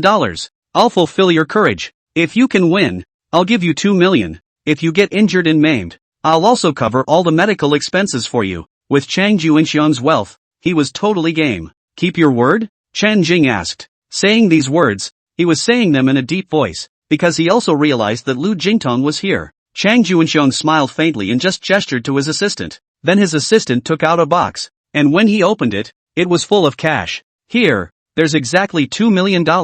If you can win, then you can just take it. When Chang Juanxiang finished speaking, he flung the box and threw it into the ringside arena. In 10 minutes, if you're still standing, you'll have all this money, just as well. Chapter 101 Fist of Violence. Boo! The suitcase full of cash was dropped in the center of the ring field. The moment the box hit the ground, the unlocked box automatically popped open. It was full of cash. It's money. A box of money. That's at least $1 million, right? That's $2 million. I just heard from over there. That black boy said he wants to pick one by 113 of them. And Boss Chang said that if he can hold out for 10 minutes and still stand, the $2 million will be his. The scene, all of a sudden, was in an uproar. Many of the people watching the show were in a bit of a jumping mood after seeing all the cash prizes. $2 million. However, they people are still sensible. 1 against 13. Is that possible? Those 13 Southeast Asian fighters, do you think they're Teletubbies? These 13 men, while they may not be as good as professional fighters, are even better than professional fighters when it comes to ruthlessness. If it is one-on-one, ordinary people can still have some hope of winning, but 1 to pick 13, not to mention no hope, it is basically looking for death. Even Chen Jing, at this moment, was not favored at all. Is this black boy looking for death? 1 to 13. He's bloated. More than bloated. This is just arrogant. With 13 people together, he can't run for even if he runs in the ring 10 minutes. Maybe he's in advanced stages of depression and really wants to die. It was also at this time that Chang Juanxiang the from Good called out people to 13 the VIP table and commanded something to them. Chen Jing had already stood in the center of the ring. He couldn't hear what Chang Juanxiang was saying, but just thinking about it, he knew that Boss Chang must be instructing Guda and the others not to show any mercy, and try to hit as hard as possible, because before that, Boss Chang had spoken. If Chen Jing was injured and disabled, then the medical expenses, he fully covered. In the scene, hundreds of spectators suddenly also discussed the issue of placing bets. 1 pick 13. This disc, anyone?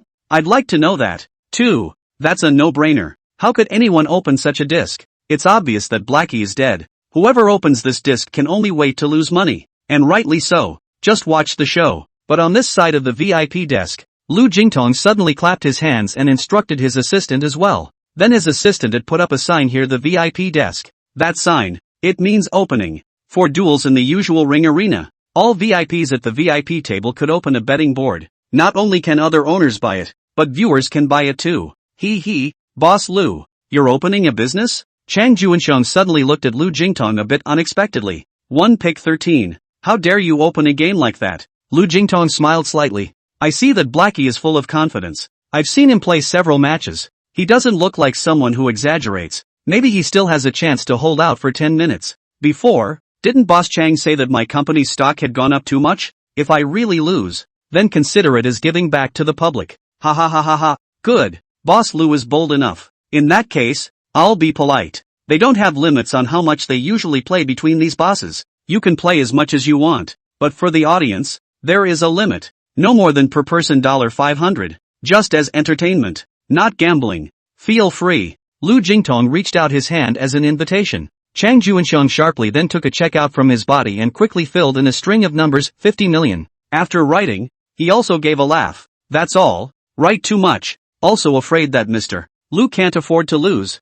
Just 50 million. Dare to take it? The person placing the bet can have an unlimited limit, but the person who opens the bet can choose to take it or not. If someone bets too much, the opener can refuse. The payout ratio is 1-2, with a bet of million. If he wins, then Lu Jingtong will have to pay out 100 million to Chang Juanxiang. Lu Jingtong breezy a nod, line. Lu Jingtong life's first bucket of gold is to wrestle a hand to earn, today while the mood is good, then simply to wrestle a hand again. When he finished, he signaled his assistant to take over. The assistant came over and when he saw the was still quite hesitant dollar check, 50 million. This plate, it's big enough. If this really lost, compensation. Even if the Jingyi biology in Mingyang City is still considered a big family, but also quite a pressure because this is only Chang Juanxiang's bet alone. The aide kind of wanted to advise Lu Jingtong that he couldn't get carried away at a time like this. What are you fuming about? Just take it if you have it, no matter who bets. Take it.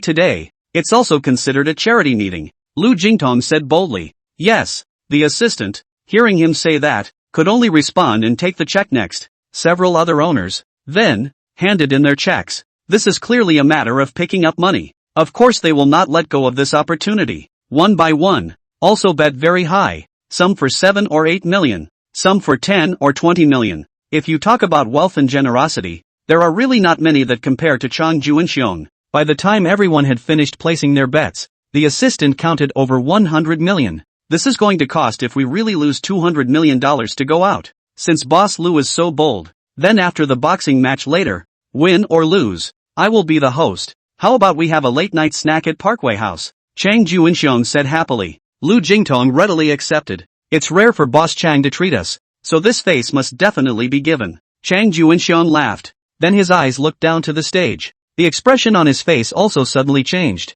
Cold and cold. To the good a few people then shouted, if you give lousy listen well. Later when you strike, do not give lousy mercy, as long as there is no human life. Hit into what kind of can be. Do you hear me? Those people in Gouda still listened to their boss's words and nodded their heads at once. As soon as the referee's whistle blew, the bilaterals are going to start getting into position. Chen Jing stood on the left, while Gouda and the others walked over in turn and stood on the right. Between the two sides, just 2 meters apart, Chen Jing's gaze across from him skimmed over people in turn, nodding slightly. The 13. The of them were the ones who blocked Lu Yanyan's way in the Riverside Park before and made a flirtatious 13 remark. It's all here. One and all. Okay, ready, begin. The referee raised his hand and suddenly crossed it down while whistling. The entire infield audience couldn't help but hold their breath as that whistle sounded. The scene was unexpectedly so quiet that you could hear a pin drop. Guta, Gu Ji, and the others immediately showed fierce faces as the 13 people swarmed up, nonchalantly, like a vicious wolf pack. When they do, they're all killing moves. While Chen Jing did not move in place, he took a deep breath and protected his entire body with the white crane spitting breath technique, cover. This was his last fight in this Golden Bay arena, and it was one picking 13. He certainly wasn't arrogant enough to not use his refined chi state. And, from the beginning, he had intended to come and clean up these people. That being the case, there is certainly no need to keep your hands off. Storm Fist. Chen Jing clenched his teeth and sent out a wave of dark energy, fiercely and hard towards the front. Chapter 102, Total Crush. The breath in his body was running wildly, especially drumming back and forth in the two lines of the Han Xiaoyang Sanjiao Meridian and the Han Taiyin Lung Meridian. When he infused his breath into his hands with the white crane breath exhalation technique, Chen Jing realized that every time he struck, a strong chi would erupt from his fists after hitting the target. It was as if his fists were steam punching machines, raging with power. Therefore, he also called this type of fist, the fist of violence, which means the fist of violence, facing Guda and Gu Ji, who were ferociously pouncing over. Chen Jing's double fists struck out before they hardened against their fists. Ka-chow, ka-chow. Two crunching sounds. The ferocious expressions of both Guda and Guji instantly turned into expressions of pain. Chen Jing sprinted forward with quick steps, and his violent fists shattered 5 fingers of Guta and Guji the moment they were hardened. Combined with his sprint, the rest of this violent punch continued, and later struck the chests of both Gura and Guji. Boo! Boo! The two figures flew out like sandbags, and after falling to the ground, they could no longer get up. Their exchanges were all in the blink of an eye, and the others hadn't yet noticed that Chen Jing's strikes were so furious. The other 11 people, either from the side or from behind, launched dozens of attacks on Chen Jing. Also due to Chen Jing's internal chi protection, these attacks were withstood without any damage. Suddenly, Chen Jing turned back and grabbed a man, lifting him up on the spot before raising his knee and sending the man plummeting down. Cut it out. The man's spine let out a crunching sound before he was tossed aside by Chen Jing. After that, he jumped away in one step, braced his hands on the ground, and his legs swept across degrees 180.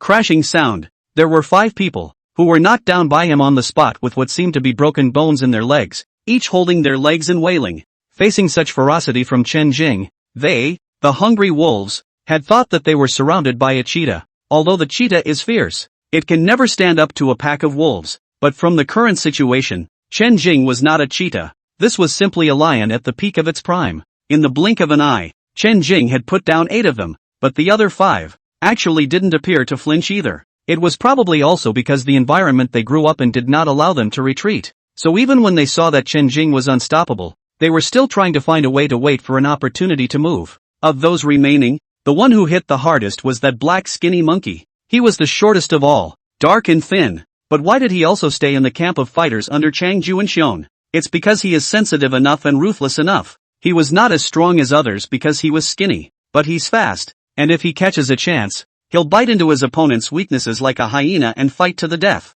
Just now, when Chen Jing was dealing with the others, he had launched sneak attacks from behind several times. Either he punched Chen Jing in the back of the head, or slammed his knee ferociously into Chen Jing's spine. Every time he gets his way, he immediately backs away and waits for his next chance. At this moment, Chen Jing's fuming eyes also finally revealed a ferocious look, and he entered a completely active mode, chasing after the remaining 5 people to fight. Wherever his violent fists went, one hit, one would fall. Within 2 minutes, of them 4 were already down. In the ring field, only the black skinny monkey was left. He remembered clearly how many times the black skinny monkey had sneaked up on him before, and he also remembered that in the Riverside Park, the first one to speak out and molest Lu Yanyan was also this black skinny monkey. Jump! You keep jumping. When I catch you, see if I can't beat you to death. Chen Jing pointed at the black skinny monkey and let out vicious words. The black skinny monkey was without the assistance of his other teammates, and he was timid. Seeing Chen Jing chasing after him, he spread his legs and ran in circles in the ring arena.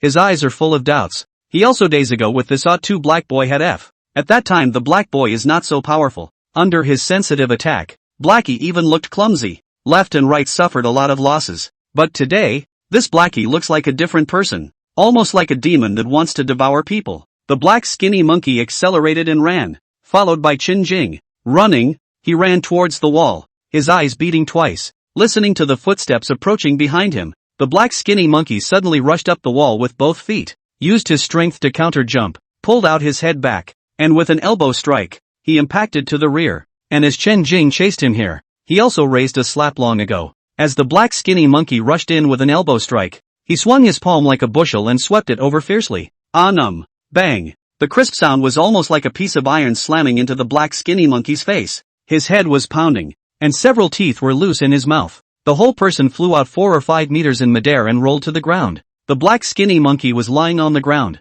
His head was dazed for a moment and he couldn't even climb up. However, when he saw Chen Jing approaching step by step, the desire to survive forced him to stand up forcefully. This Blackie is really different. All his previous skills in the nowadays are completely useless front of Blackie. That move just now was clearly sinister and caught off guard. But the black boy slapped him so hard that he didn't even have a chance to get close. Run! The black skinny monkey's heart now only thought of running. It was clear that he couldn't fight, and he could only run. Even if he was scolded by his boss afterwards, he couldn't care less. He didn't want to be like those teammates, lying on the ground wailing with broken bones and tendons one by one. He took a few quick steps, and as soon as he could, he jumped the fence, ready to climb out and make a clinical escape. But just at this time, the black boy like a black whirlwind, ran over quickly, stretching out a hand toward him to grab. The black skinny monkey was frightened and crawled faster. As he was about to climb out through the fence, all of a sudden, his back foot was grabbed by Chen Jing. Let go of. The black skinny monkey panicked and kicked and leaped wildly with his other foot.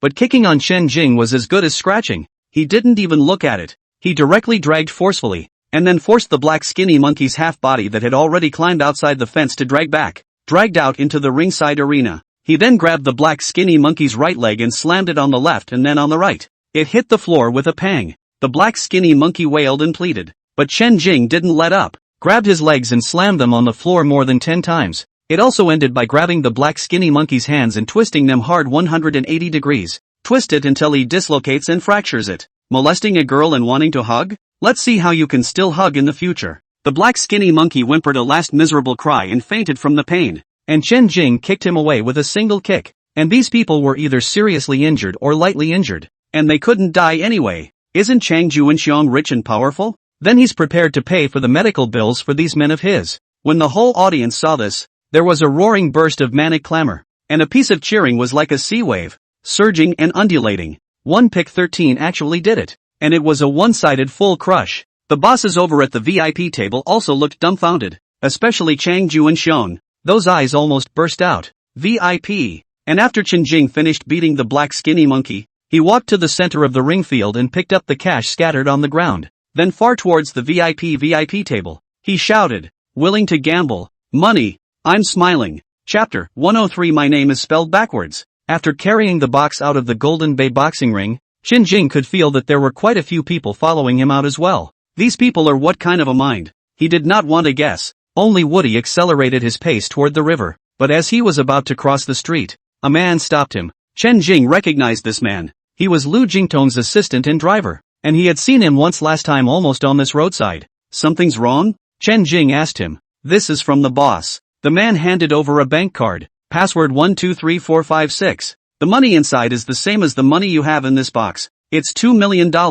Sending me money for no reason? What does that mean? Chen Jing smiled. The boss is happy. And because of you, the boss has made a lot of money today. So, these are also considered as thanks. The boss said that if you are willing to work for him, he will be even happier. And the treatment that he said last time will be increased by 50 times. Every month, you will be given 400,000 base salary reward. A remuneration of $000. And that's just the base salary, which is almost considered a sky-high remuneration in a place like Mingyang City. 400. Then if I don't agree, is this $2 million not going to be given to me? Chen Jing didn't reach for it. No, whether you agree or not, these $2 million are for you. It's what you deserve. And as for what I just said, you're not in a hurry to give me an answer. You can think about it before replying. The man handed the bank card a little closer. Chen Jing heard him say so, also did not polite, received the bank card, casually into the pocket. It's a freebie. Who doesn't want more of this stuff?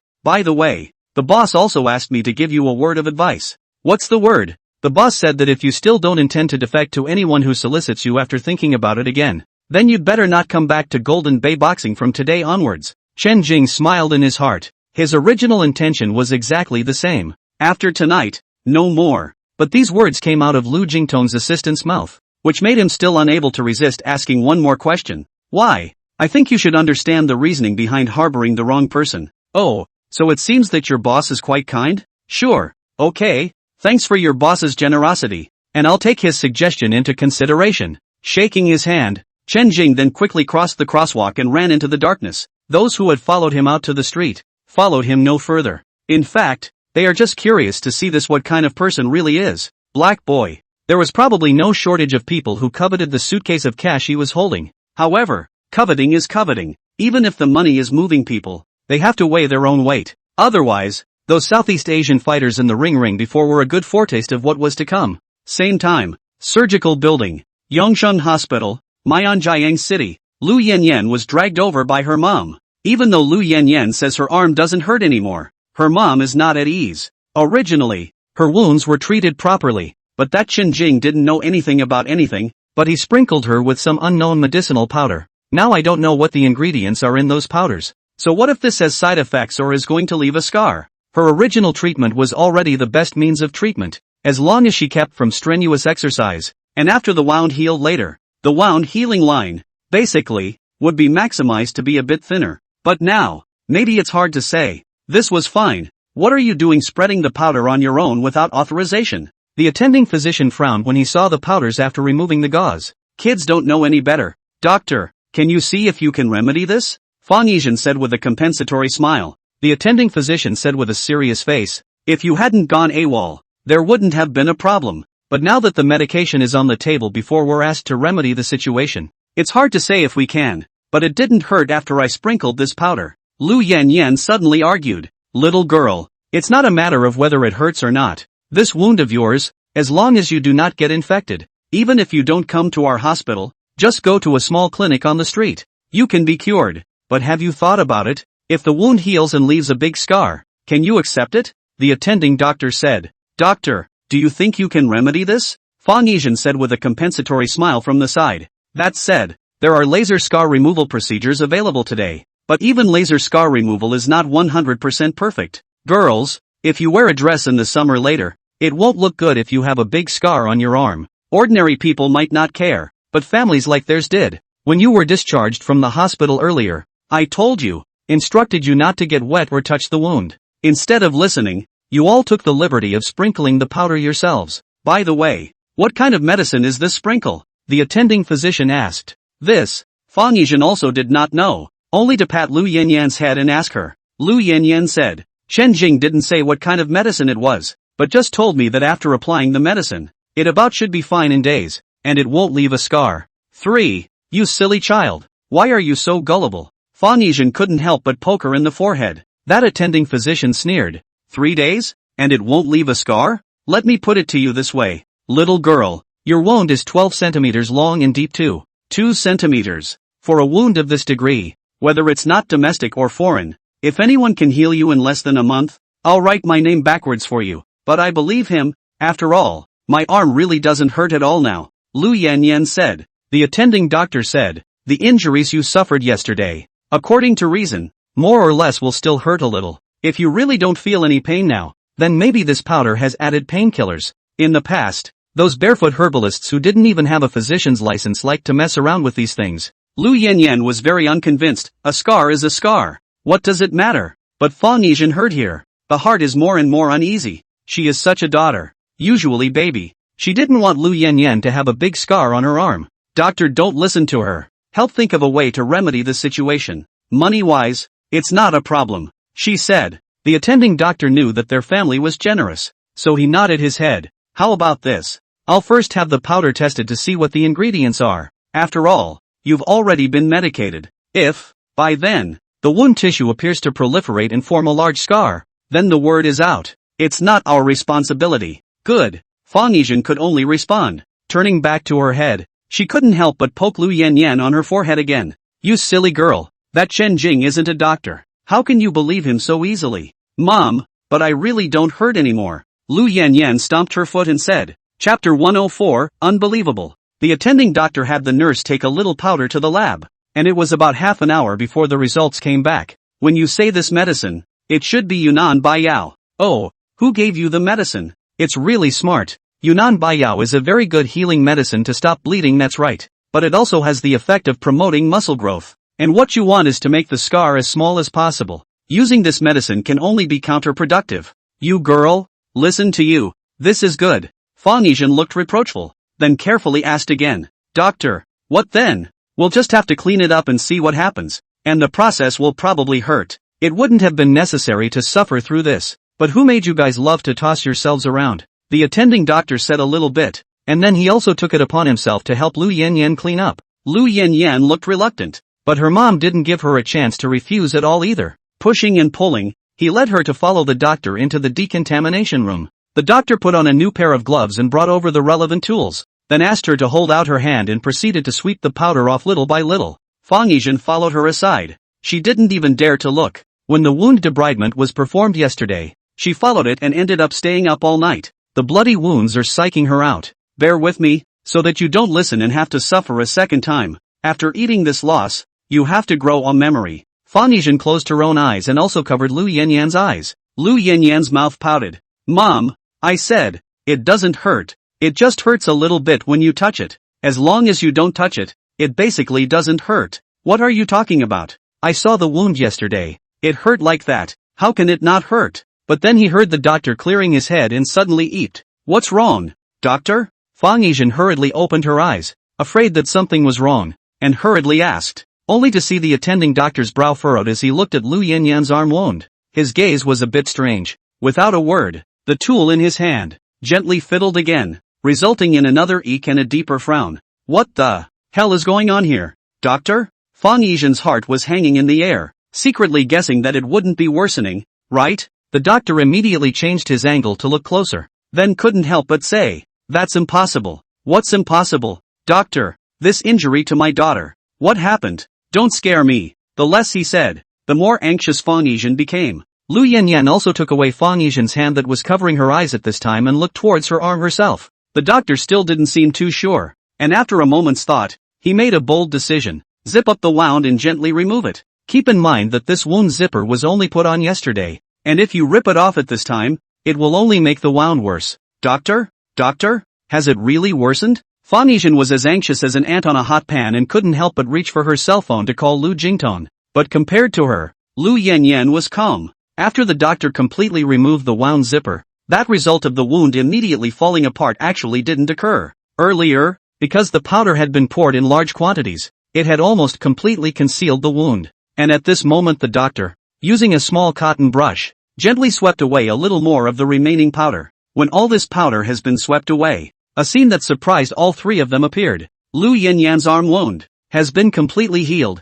Yesterday also bloody wound. Now only a hair-thick and thin black line left on it. The black line is a crust of blood. It's amazing that a wound of that size only forms such a small scab of blood. The attending physician looked completely dumbfounded. He had been practicing medicine for years and had never seen anything like it. And Fang Yizhen, this moment the phone is also through. She was anxious to cry with the Lu Jingtong general report situation, but only to say Yan Yan Shi. The three words, she is also suddenly saw the Lu Yan Yan arm situation. A moment of surprise also can no longer speak. But Lu Jingtong thought something bad had happened and asked her urgently. Yin Yan, what happened to her? What happened? Where are you now? We're at the Forever Young Hospital. Yan, her wounds. Lu Jingtong's phone suddenly hung up. Jingtong. Fang Yizhen was trying to explain to him, but she heard the phone actually hung up. She also knows that Lu Jingtong should be too worried. Do not want to hear on the phone. To personally come over to see. Just about to make another call to tell him not to worry. But her cell phone also happened to be dead at this moment. Before she also suddenly went out. The phone was not much power. This time it only lit up for a second and a half before the screen automatically shut down without power. Looking at the black screen of the phone, she also simply did not call, waiting for Lu Jingtong to come over. Then tell him the same. Is this wound better? After collecting the cell phone, Fang Yizhen also asked incredulously, although he saw it with his own eyes, but still do not dare to believe what he saw. This is unbelievable, the attending physician said, shaking his head. Lu Yanyan, however, smiled. She was also surprised in her heart, but more than that, she was joyful. Seeing the miraculously healed wound, her heart was also more and more certain of her trust in Shenjing. The attending doctor was like discovering a new continent, grabbing Lu Yanyan's hand, staring at the wound left and right, and then using a cotton swab to gently press on the side of the wound, resulting in Lu Yanyan immediately shouting in pain. He immediately pressed. It doesn't hurt if you don't touch it? It only hurts if you touch it, doesn't it? Yes. Lu Yanyan was justified at this moment, and she couldn't be happier in her heart. You all said that Chen Jing lied to her, but now it's okay. His medicine is really effective yet. Miracle. This is truly a miracle. For a wound to heal so quickly, I've never seen it before in my 30 years of medicine. By the way, what kind of medicinal powder is this? The attending physician's attention was all back on that powder. Lu Yanyan's wound. Yesterday he personally handled it. How serious it is he knows best. If it was based on the treatments he did, he would have said it couldn't possibly get better without a month. But now, the wound is clearly healed. That is to say, 8 out of 10. It should be the credit of this unidentified medicinal powder. The surface of the wound had already healed and scabbed over, and the bloody scab was only the size of a hair, which was a perfect state of healing. And when touched with a cotton swab, Lu Yanyan cried out in pain. That's because the surface has healed, but the muscle tissue inside hasn't healed so fast, so there will still be some pain. This powder was previously assayed and speculated to be Yunnan Baiyao, and now it seems unlikely that the drug is Yunnan Baiyao, because Yunnan Baiyao can't be effective to this extent. The attending physician concluded that it was definitely some kind of uncharted wonder drug. Chapter 105. A momentary slip of the hand. Doctor, you were talking about writing your name backwards before, Lu Yanyan suddenly said with a smile. The doctor was embarrassed. I'm sorry, I was presumptuous before, but I really want to know what kind of a medicine this is. If this medicine, if it can be comprehensively promoted, then it will surely provide great convenience for surgical operations, and also be able to dispense with the pain and inconvenience of countless patients, and moreover, be able to minimize the risk of infection. For example, take a cesarean section as an example. Women who have had a cesarean section know that it is a lot harder after the operation, not to mention inconvenient and painful. But if this medicine is available, it is applied on the first day and heals on the second day, which completely reduces the maximum amount of maternal pain. There are also other surgeries that can be done with this medicine. I also said I don't know what kind of medicine this is. It was given by my classmate. Lu Yanyan said. Fang Yizhen at this moment is also completely do not know what to say, holding Lu Yanyan's arm to see several times, which confirmed that the wound has really been healed. This Chen Jing actually has this kind of magical medicine. It's unbelievable. Fang Yizhen murmured. Lu Yanyan grunted. Mom, you guys didn't believe me before, and said he was this and that. Little girl, the contact information of that classmate of yours, can you tell me? This medicine, seriously, if it can be popularized, it will surely save many lives, the attending physician said with great selflessness in general. In his mind, he was thinking that this medicine, currently not seen on the market, if he could get the formula, then he could completely get his own patent. Wouldn't that make you rich? Anyone else who wants to use this drug will have to pay a high price for it, with such a miraculous healing effect. Even if they charge hundreds of thousands of dollars at a time, there are still a large number of rich people who are willing to do it. Lu Yanyan, however, did not count on this doctor to have such a mind. Simple as she heard this, she also felt justified, and was also ready to say, but also at this moment, Fang Yizhen pulled her a bit, then said to the attending doctor with a smile, this medicine is indeed amazing, but as you know, Dr. Tang, our family runs a pharmaceutical company. We'll go back and follow up on this medicinal powder right away, and if we can mass produce it in the future, we'll be sure to let you know. The attending physician's previous excitement dimmed by half when he heard this. In the end is a businessman. Lu Yanyan such a little girl simple good to cheat, but Fang Yizhen obviously shrewd it. Thinking that he couldn't compete with her, the attending doctor could only smile to cover up his embarrassment. That's good. If it can be produced, it will be a boon to many injured patients. Not even after they came out of the purification room 5 minutes, they saw Lu Jingtong running over in a hurry, because Lu Yanyan had her surgery here with Dr. Tang before. He also knew the place and came straight here. As soon as he arrived here he saw Fang Yizhen and Lu Yanyan mother and daughter. Anxious he immediately asked, Yanyan what happened? What happened to the wound? Seeing him so anxious, Fang Yizhen also immediately explained. Jingtong, don't worry. Yanyan's wound was put on some medicine by Qinjing before. I was worried that it wasn't right, so I also brought Yanyan over to take a look. Being drugged by Qinjing? Lu Jingyi couldn't help but get angry when he heard that. Qinjing? What kind of medicine can he have?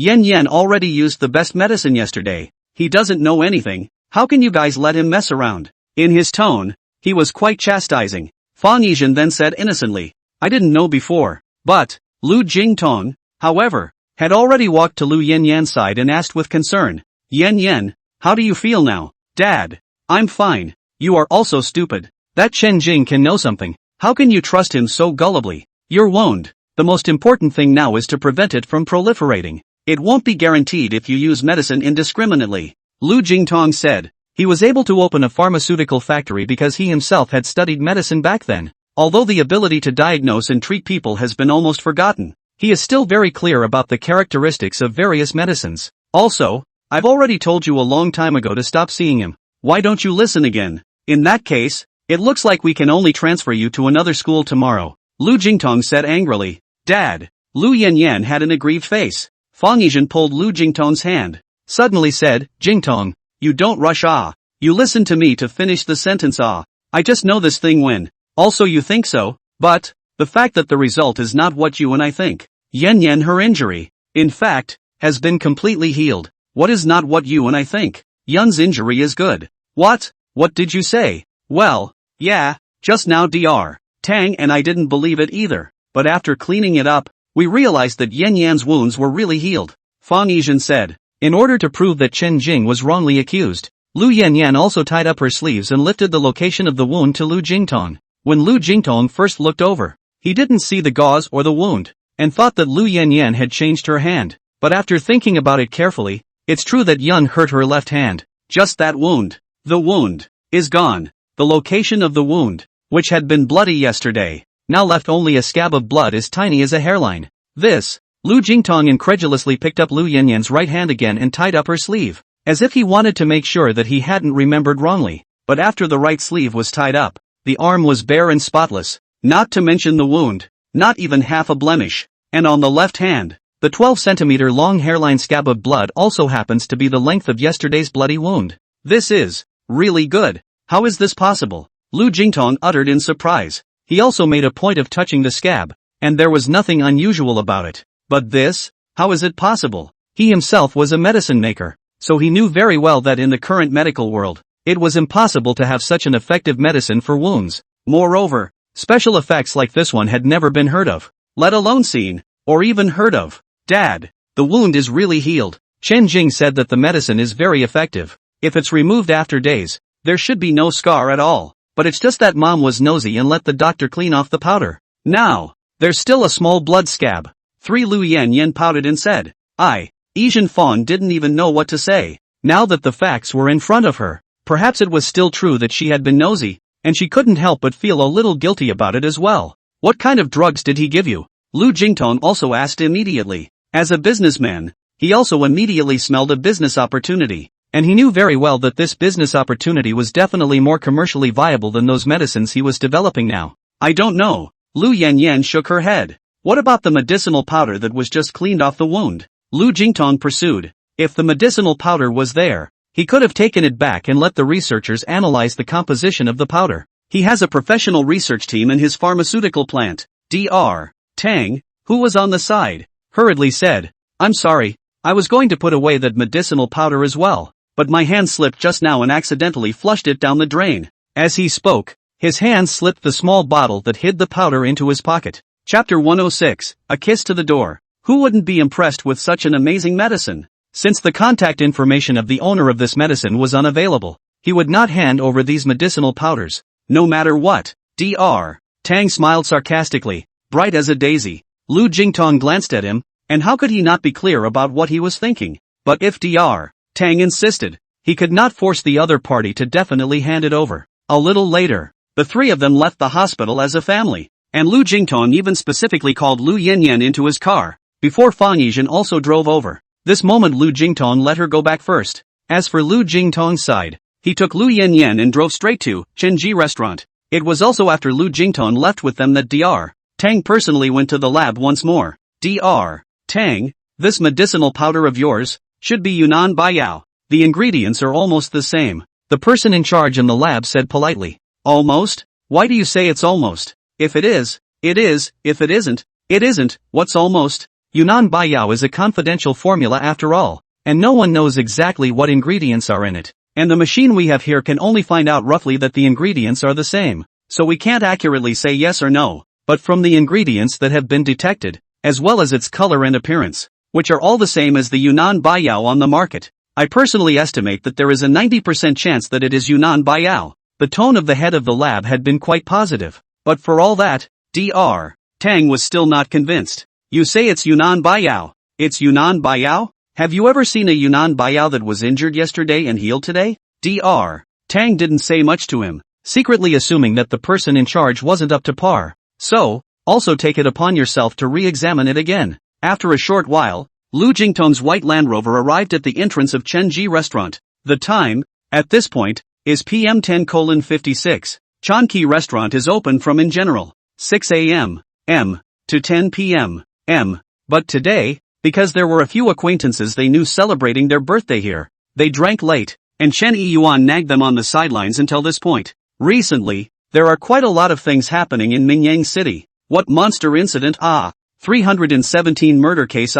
After these acquaintances drank too much, each one of them was spitting and talking. Chen Yiyuan sat on the side smiling. He said less and listened more. He also liked to listen to these guests bragging and blabbering during the week. No, while listening, a limousine came to the door. When this car door opened, 3 men came down. One of the delicate figures, like a small white rabbit, jumped out of the car and shouted at Chen Yiyuan before he even entered the door. Hello, Uncle Chen. Little Lu. Hello. Chen Yiyuan responded, then gazed at the other two. Lu Jingtong's assistant was carrying 2 big bags of gifts. As a businessman, he certainly knew that he couldn't come to the door empty-handed, so special gifts were bought. At Lu Jingtong's signal, The assistant delivered the gift to the store, and then the assistant went back to the car first. Lu Jingtong also spoke up at this point. Hello, Mr. Chen. It's really embarrassing to bother you at this late hour. No where. I'm still open here too. It's fine. It's fine. You are Uncle Chen.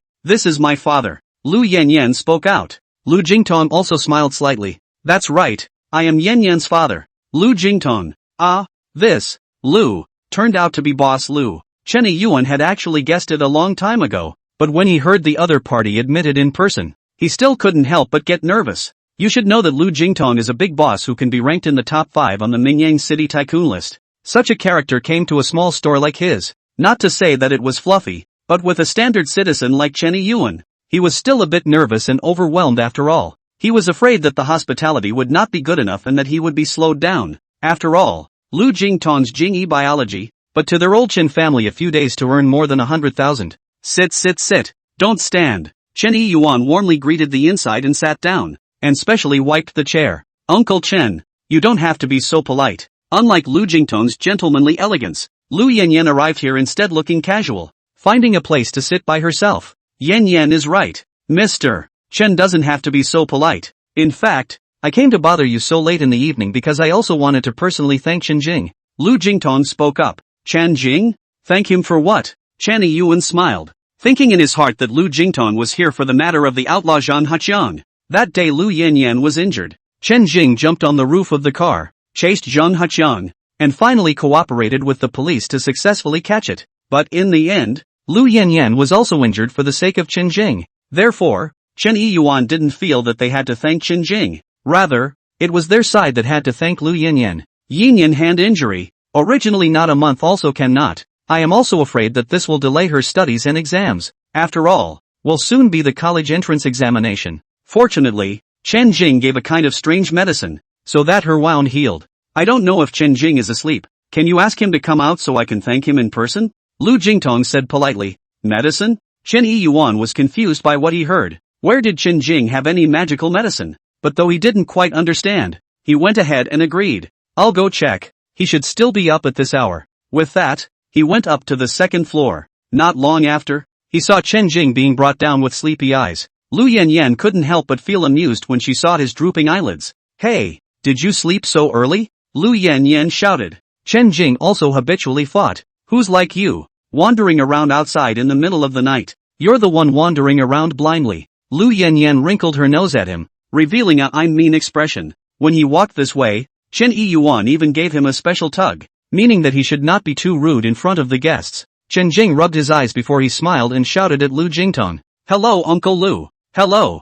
Lu Jingtong smiled like a spring breeze and nodded slightly. In fact, at this time tonight, Lu Jingtong brought Lu Yanyan to the door in person. At first, Chen Jing was very surprised, but after thinking about it for a while, he guessed that it should be because his medicine took effect and was discovered. With Lu Jingtong's business vision, he must have taken a keen interest in that magical medicinal powder. Otherwise, with his lonely personality, how would he be willing to condescend to come to such a small store? Therefore, after understanding Lu Jingtong's purpose, Chen Jing's attitude was instead shown as normal. There was not much rejoicing or enthusiasm, because he also knew that Lu Jingtong was going to make a wasted trip tonight. Chapter 107, No Handouts. Chen Jing. Yan Yan's injury. This time it's thanks to you. This time I came over. And I also came over specifically to thank you. Lu Jingtong said. He also took out a bank card and handed it to the table. Here is $100,000. It's also a little bit of my heart. I hope you can accept it. The password is 123456. Chen Jing glanced at the bank card. It looked familiar. He also had one in his pocket. Only the one in his pocket was for $1,000,000. But before Chen Jing could say anything, Chen Yuan had already refused on behalf of Chen Jing. Boss Lu, don't be so polite. Speaking of which, it's thanks to little Lu's push that our Chen Jing is able to do well. Therefore, even if we want to thank him, it should be us thanking Xiao Lu. Earlier, when we heard that Xiao Lu was injured, we had also been wanting to go and take a look. But now we didn't expect you guys to come and see us instead. It's really a shame to say that. Uncle Chen, don't be polite. I see you guys being polite and so uncomfortable. Besides, my injuries have healed. Look, nothing at all. Lu Yanyan raised her arm and shook it while holding her hand. Lu Jingtong also said at this moment, this matter is one size fits all. Let's not talk about what happened earlier. This time we came over to specifically thank Qinjing for his kindness in delivering the medicine. Delivering medicine? What medicine? Chen Yiyuan hadn't understood before. And now he still didn't understand. Lu Jingtong's family is the one who runs the pharmaceutical factory. What kind of medicine does he have that needs to be sent by Qinjing? Lu Yanyan honored suddenly said. Uncle Chen, thanks to the medicine given by Qinjing, this wound of mine was still very painful and sore yesterday, but after using his medicine today, it scabbed over. So amazing. To be precise, she was this evening. Only put on the medicine by Qinjing at around 8, and between 8 o'clock and 10 o'clock, in just 2 hours, her wounds were completely healed. That magical medicinal powder. It would not be an exaggeration to say that it was a divine medicine. As a result, Lu Jingtong became more and more curious about this medicine. However, he felt that, judging from Chen Yiyuan's behavior, it seemed that Chen Jing possessed the matter of the and Chen Yiyuan did not know about it. Divine medicine. After a slight meditation, Lu Jingtong suddenly said, Chen Jing, can we talk alone? That's fine. Chen Jing nodded. Lu Jingtong then smiled and nodded his head farther towards Chen Yi, before leaving the store and getting into the car. Chen Jing followed them out and got into the car as well. Chen Yiyuan didn't think too much about it, and looking at Lu Yanyan sitting obediently on the side, he asked, Little Lu, do you want to eat something? Su Yanlan was already asleep at this moment. If she was still awake, she would definitely be more enthusiastic. It was because she had long since secretly thought of Lu Yanyan as Chen Jing's little girlfriend. It was only Chen Yiyuan who told her not to guess blindly. After all, Lu Yanyan is Lu Jingtong's daughter. Their two family portals are too different. Yanyan the girl although good, but in his heart there is a door distance exists. Chen Jing is afraid that it is very difficult to climb, so he didn't dare think about it.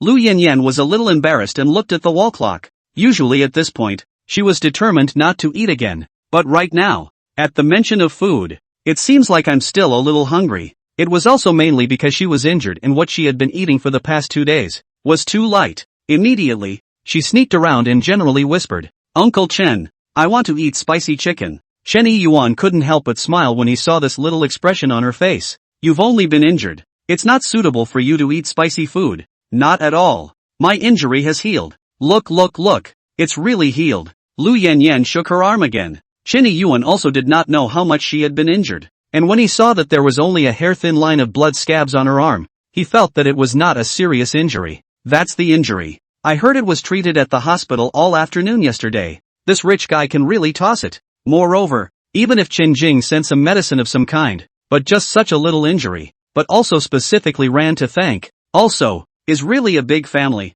Okay, Uncle will get you one to go. Thank you Uncle. In the Land Rover, Lu Jingtong and Chen Jing sat together in the back row. Lu Jingtong originally thought that this young man sitting with himself should be at least a little formal and nervous, but Chen Jing's behavior was unexpectedly calm and relaxed. Can you tell me what kind of medicine you gave to Yanyan? Lu Jing's same opening was only straight to the point. I don't know. Chen Jing shrugged. You don't know either? Well, seriously, up until now, I didn't know what that medicine was. All I know is that the medicine is very effective in healing wounds. Other than that, nothing. Chen Jing said. Then this medicine, where did it come from? Lu Jingtong didn't suspect anything, because with Chen Jing's family and background, he didn't seem like someone who could possess this divine medicine in itself. About years ago, I cut my hand once and wanted to go out and buy a band-aid. I ran into a traveling Taoist priest who said he had a good remedy for the cut, so he let me try it. At that time, the injury I suffered was very minor, just cutting my hand while chopping vegetables,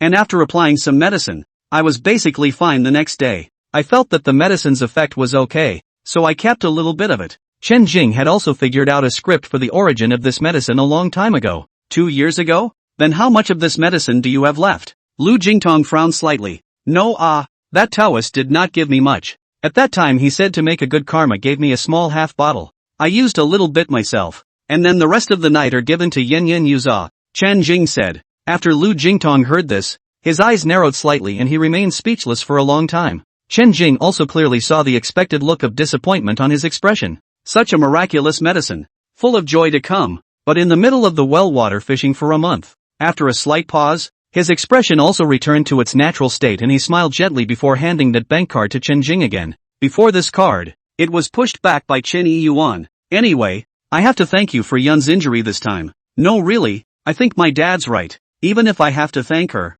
I should be the one to thank her. Take it. $100,000 isn't much, but it should help your family. more or less. Lu Jingtong handed the bank card to Chen Jing. Uncle Lu, there's really no need. Chen Jing shook his head and didn't take it. Could it be that it's too little? Lu Jingtong let out a smile, as if he was joking and serious. No, our family, in fact, doesn't lack money, Chen Jing said. He always felt that this money was like a handout. He can use the identity of the to receive Lu Jingtong Black Boy 2 million. That is because he helped Lu Jingtong earn more. The 2 million received as a matter of course. However, Lu Jingtong's real purpose for coming over this time was not to specifically thank him, but for that medicinal powder. Thank you is just in passing, or just an excuse. So, the he was giving now 100,000. Chen Jing wouldn't take it no matter what. Lu Jingtong also knows that young people have high self-esteem. So he said, your family before the encounter. I probably heard some. So, this card you keep. Later I will let people add another 200,000 into it. Is this a handout from Uncle Lu? Chen Jing laughed at himself. Not a handout. Just an expression of gratitude. Lu Jingtong still maintained the politeness of a businessman. Chen Jing still didn't pick up. My family did run into a bit of trouble before, but my family may not be as poor as you think. Uncle Lu. As he spoke, Chen Jing used his cell phone to check his bank balance in front of Lu Jingtong. Then almost instantly, a balance text message returned with feedback. Your with tail number bank card has a current balance of $0110436. $454. 222. 02. Uncle Lu, if I tell you that this is just my pocket money, would you believe me? Chapter 108, Lu Jingtong's speculation. Chen Jing was in front of Lu Jingtong, with the public number of the construction bank. Clicking on the balance inquiry, there is categorically no falsehood under this operation. That Ming her 36. 454. 222. 02 yuan figure. To Lu Jingtong this kind of extremely sensitive to the number of businessman. A look at know that is 10 million level. $36 million. Pocket money? Lu Jingtong's pupils contracted violently. The money, whether it was pocket money or not. That aside, Chen Jing had so much money on him alone. What about his parents? Take Lu Jingtong himself to speak. He in Mingyang City rich list can be ranked in the top 5 position. But he gave his baby daughter Lu Yanyan's pocket money is at most a few $1,000s. A year down is not more than 20,000 yuan. The main thing is that Yanyan does not spend much money. But here in Chen Jing, it's a bit of an exaggeration. An amount of more than $30 million, although it wasn't much for him, Lu Jingtong, but such a figure existed in the body of someone like Chen Jing who was still just a high school student. What's hidden behind this would definitely not be that simple. The more Lu Jingtong thought about it, the more he felt that this Chen Jing's family, could it be a big hidden family? In this world, there are always invisible tycoons who are more influential than the obvious ones. It's just that it's usually low-key and not much is known by the public. The more Lu Jingtong moved up the social ladder, the more he understood this. But, while he had this suspicion in his mind, there was a little doubt. If the Chen family is really a big, hidden family, why would they open such a small store and get up early and late every day? As for that, Chen Jing also didn't realize that this move of lighting up his balance had caused Lu Jingtong's heart to have so many conjectures. He was merely also trying to preserve the dignity of his family, as well as his image of always being looked down upon. Though it is tacky to use money to maintain dignity and image, but it can't be denied that there are times when the bias works quite directly. Chen Jing didn't have this much money originally, but he had played stocks after winning the lottery before. It was easy to go up to $30 million when it was flipped over and over again. It's also an accuracy he hasn't dared to mess around with since then, or the number would be a bit higher today. It was also at this time that Lu Jingtong suddenly remembered their first meeting. It was at Lu Yanyan's birthday dinner, and Chen Jing's palate could easily taste the origin and vintage of those red wines. At that time, Lu Jingtong actually had the same idea as Jiang Wenjuan. Secretly thought that Chen Jing had already known the year and place of origin, but was just putting on a show. As for the later La fight, I should have guessed by coincidence. Otherwise, how could a poor student whose family only owns a small Chinese restaurant have the opportunity to taste these high-end red wines? Chen Jing said at the time that his grandfather learned from his grandfather. Lu Jingtong also casually listened, did not take it seriously. But now that I think about it, in Lu Jingtong's heart, it turned over a different wave again. He now felt that at that time, Chen Jing might not really have lied. The kind of calmness that Chen Jing had at that time, that kind of unassuming, and it was not like a child from a poor family could casually disguise it. So that can only mean that what he says is true, and only if there is enough in the heart, can one appear to be calm and appear to be unassuming. Lu Jingtong himself, that is, if a person doesn't have enough backbone, his voice is not smooth enough to speak, I believe. Suddenly, Lu Jingtong answered. He considered for a moment. and the bank card in his hand was also in the end withdrawn. $100,000 and the is a little too light a weight face of $1 million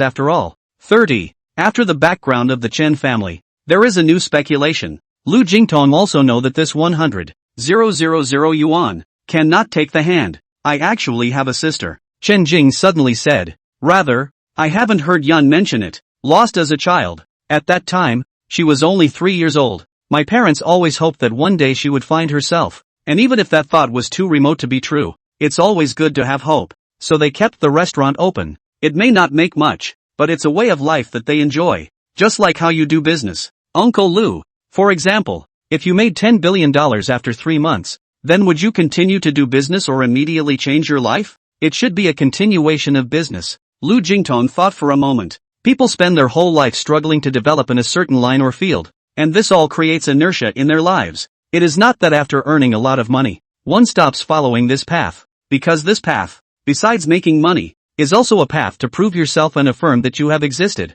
After hearing these words from Chen Jing, Lu Jingtong suddenly also seemed to have figured out something, and felt some shame about some of his previous views. Still no word from your sister now? There is news and an approximate location has been determined, and it is also known that she is doing well. Then why not go to her and recognize her? Because it's good to know that she's doing well. She was just lost back then. She was only 3 years old, and she probably doesn't have any memories. If she is now living in a very cozy home, adoptive parents treat her as if she were their own, and she has been happy and joyful. Of course, we are related to her, but if we rush to recognize her, it may completely destroy her current state of life. And if she is fragile, she may not even be able to accept it at all. That's why this matter can't be rushed. And I've also decided that after the college entrance exams, I'll fill out the volunteer to my sister's city, and then I'll slowly get in touch with her. That way once we recognize each other later, her acceptance and rejection will be much smaller. Well thought out. Lu Jingtong nodded. After that,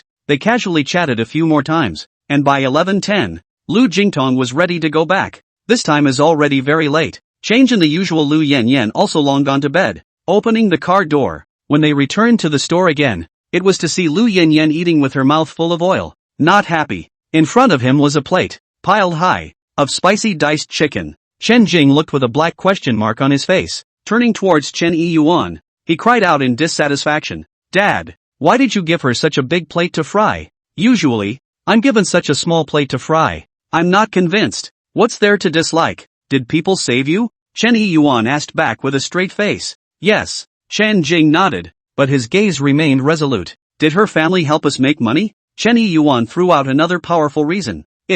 Since it's all, what do you have against it? Go to sleep if you don't. Chen Yuan waved his hand, and once he turned his head, he enthusiastically entertained Lu Yanyan to eat more, and while Lu Yanyan responded, she also poked her tongue out at him triumphantly. Chen Jing. Chapter 109, Thunder and Lightning. It was almost when Lu Jingtong took Lu Yanyan to say goodbye 11:40. Lu Yanyan, who had eaten and drunk enough, was still humming in the car and seemed to be in a good mood. Spicy things should be eaten sparingly, Lu Jingtong suddenly said. He hadn't said anything before, but now that he had left, he was duly reminded. It doesn't matter. People in Weinan province are supposed to eat spicy food, and so are people from Sichuan and Chongqing. You and Mom let me eat light every day. That's what makes it hard, Lu Yanyan said with a straight face. Lu Jingtong let out a light laugh. Then, thoughtfully, asked, before, Chen Jing's father said that you had saved Chen Jing, but he also said that our family helped them make money. What does that mean? It was a question he had thought about for a long time and hadn't figured out.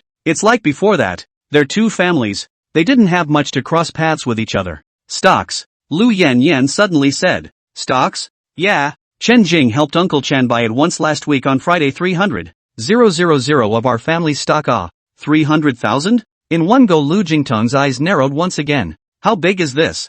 300,000 isn't much, but for an individual to speculate on a stock and drop all at once on $300,000, a stock that hasn't done very well historically, that's either the person speculating on the stock is a cutie pie, either that or he is a man of vision. Generally speaking, a family has spare money to speculate on stocks, basically also in the case of a surplus of savings, and as a percentage of the division of asset allocation, what can be used to speculate on stocks is only a small portion. This Chen Yuan can casually take 300,000 to speculate on stocks. The more Lu Jingtong thought about it, the more he felt that his previous guess, the more likely it became. Speaking of which, I was worried when he bought it at the time. Although I don't know much about it. I've heard you say before, Dad, that our stock isn't doing well, and it's even had 3 consecutive declines before. I reminded him of this, but he said that our stock would go up, and that it would be a big one. But at that time, my heart wasn't even in the right place. But he seemed to be so sure.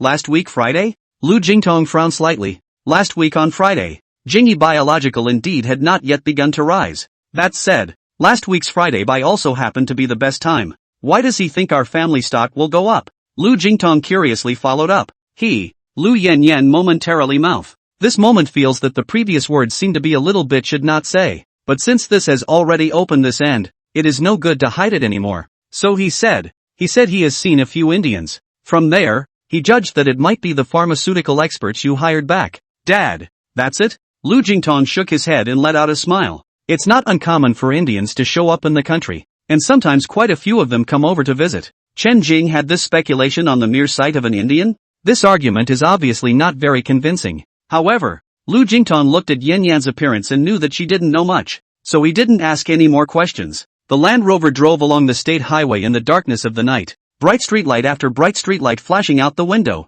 The occasional light, through the glass, reflected on Lu Jingtong's deep and handsome face. It seemed like he was thinking about something. After a short while, he suddenly grabbed Yin Yan's hand and asked, Yin Yan, tell Dad, do you like Chen Jing? Lu Yanyan was stunned. Then her head immediately shook like a rattledrum. Only no. Who would like him?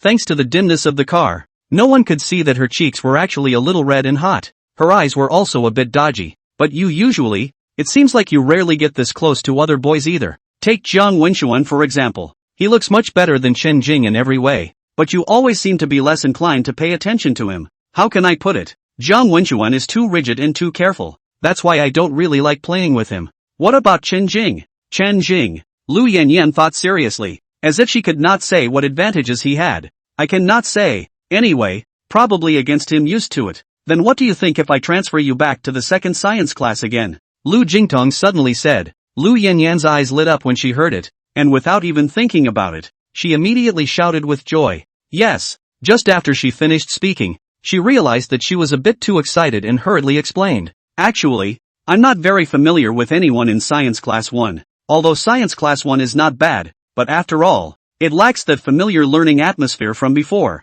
I feel that if I can return to Science Class 2, I should also be able to play a little better when it comes to the college entrance exam. Ha! Lu Jingtong laughed, closed his eyes and said no more. As a person who had been there before, how could he not understand his daughter's mind at this point? Dad, can you really let me transfer back to the second science class? Lu Yanyan asked with bright eyes. Lu Jingtong sighed. If you want to transfer, then do so. I'll just talk to your director of instruction on my side. Great. Thanks, Dad. At midnight, a heavy rainstorm suddenly broke out in Mingyang City, followed by thunder and lightning. The two rivers, the Mingshui River and the Yangshui River, also tumbled and drummed, and also seemed to have a torrent quietly brewing. This is not uncommon in the watery land. At the turn of spring and summer, a rainstorm washed over the glass windows. The more noisy the rain outside the window, the more quiet Chen Jing's heart is indoors. He had begun to get used to meditating and settling down, taking this type of rest instead of the normal way of sleeping. Sitting in meditation, the internal breath was running in the white crane exhalation method, and meditating like this for minutes was almost comparable 20 to the effect of hours of sleep. 8. At o'clock, Chen Jing suddenly heard his mom and dad talking outside. 1 in the morning. He had been in meditation for nearly 2 hours and was in just the right spirit to open the door and come out as well. However, he saw that Chen Yuan was wearing a raincoat and holding a flashlight, and was about to go out. Dad, where are you going this late? Chen Jing asked. Something happened at your second uncle's house. I'm going over to take a look, Chen Yuan said. Second uncle's house? What happened? Chen Jing's second uncle lived on the edge of Mingyang City Water Cave Village. All the water in that village came from a water rock cave, hence the name Water Cave Village for that place. Speaking of which, the water in Shuiyan Cave, when it flows out, also forms a river that eventually joins the Yanshui River, and is also a major injection point for the Yanshui River. Shui Dong Village flooded. The walls of your second uncle's house were washed down, and now the house is half flooded. He was too busy to help, so he asked your father to go over and help out. Su Yanlan was also anxious in her heart, fearing that something might happen to someone. Why don't I come along too? Chen Jing suddenly said. Chapter 110 Little Lori. Chen Jing's second uncle Su Mao Chang, mainly because there are two other children at home. One is 12 and the other is only 7. It's definitely too busy for something like this to happen suddenly tonight. At this moment, helping to save people is also the main thing. Chen Jing's offer of help was unexpectedly not rejected either. Then the family of 3 got into the minivan that Chen Yuan used to procure and drove towards Shuidong village. On this trip, while crossing the Mingyang Bridge, you can look down from above and see the churning river, raging and howling with indignation. This weather is also strange. The first half of the night was fine. It's only been an hour or so. Suddenly the water rises so much. Su Yanlan complained. Chen Jing said, "Mom, as the saying goes, 10 miles have different days. It didn't rain in the first half of the night in Mingyang City, but it might have rained elsewhere. Don't floods like this happen every year?" "There is, but it hasn't been this sudden." "Chen Yuan,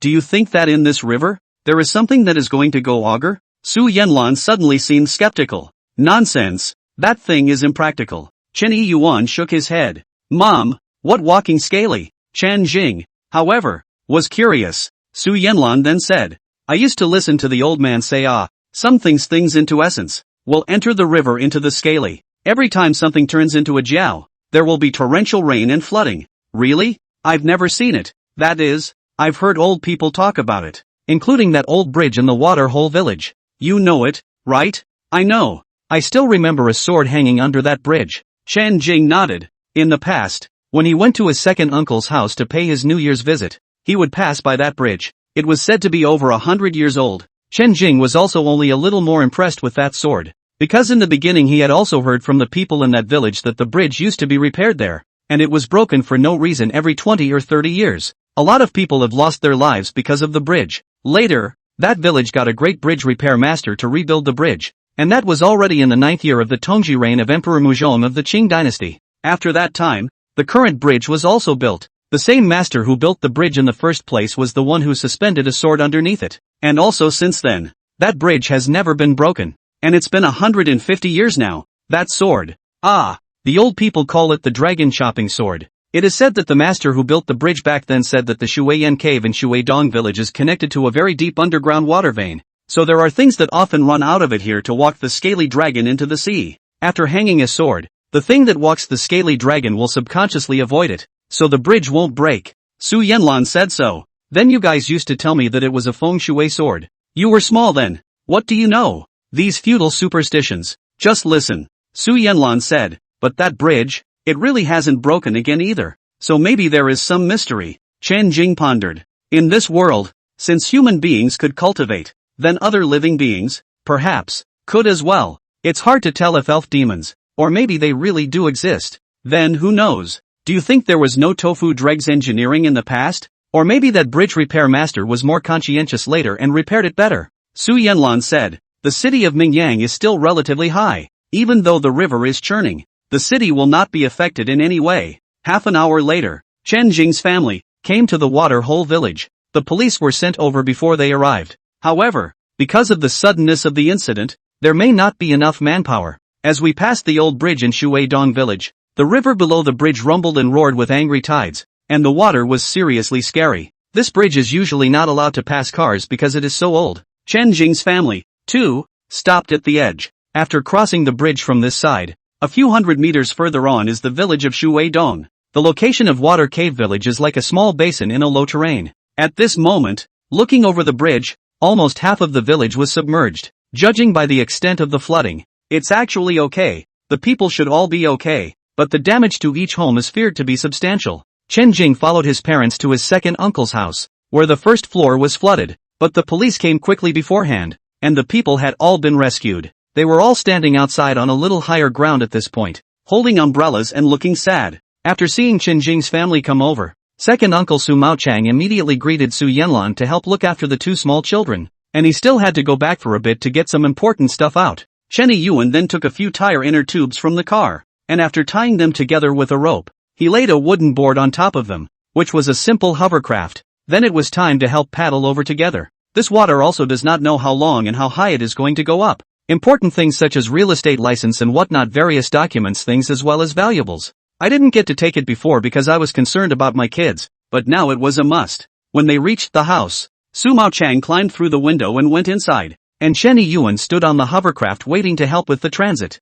It was still raining, And the two little wretches at my second uncle's house, their clothes wet, were shivering under their umbrellas. Chen Jing's little cousin Su Jiawen is only 12 years old. He seems not afraid at all. Instead of watching his aunt Channing Yuan and his dad playing hovercraft is quite interesting. He is also eager to try the look. My younger cousin, Su Jiawei, is only 7 years old, wearing a big raincoat and holding a rabbit doll in her hands, with tears brewing in her watery eyes. Ching, why don't you take your siblings to the neighbor's house to change their clothes? They're all wet. Just have your mom help here. Second aunt suddenly said. A few dozen paces away, a neighbor's house was on higher ground, and the flood waters didn't reach their house at all. After her second aunt finished speaking, she even handed a bag to Chen Jing. In that bag, it was actually all clothes, but it was very mixed, so it should have been taken at random in a hurry. Yes. Chen Jing then held an umbrella and led the two poor ghosts to a neighbor's house to get out of the rain and change their clothes. Brother Jing,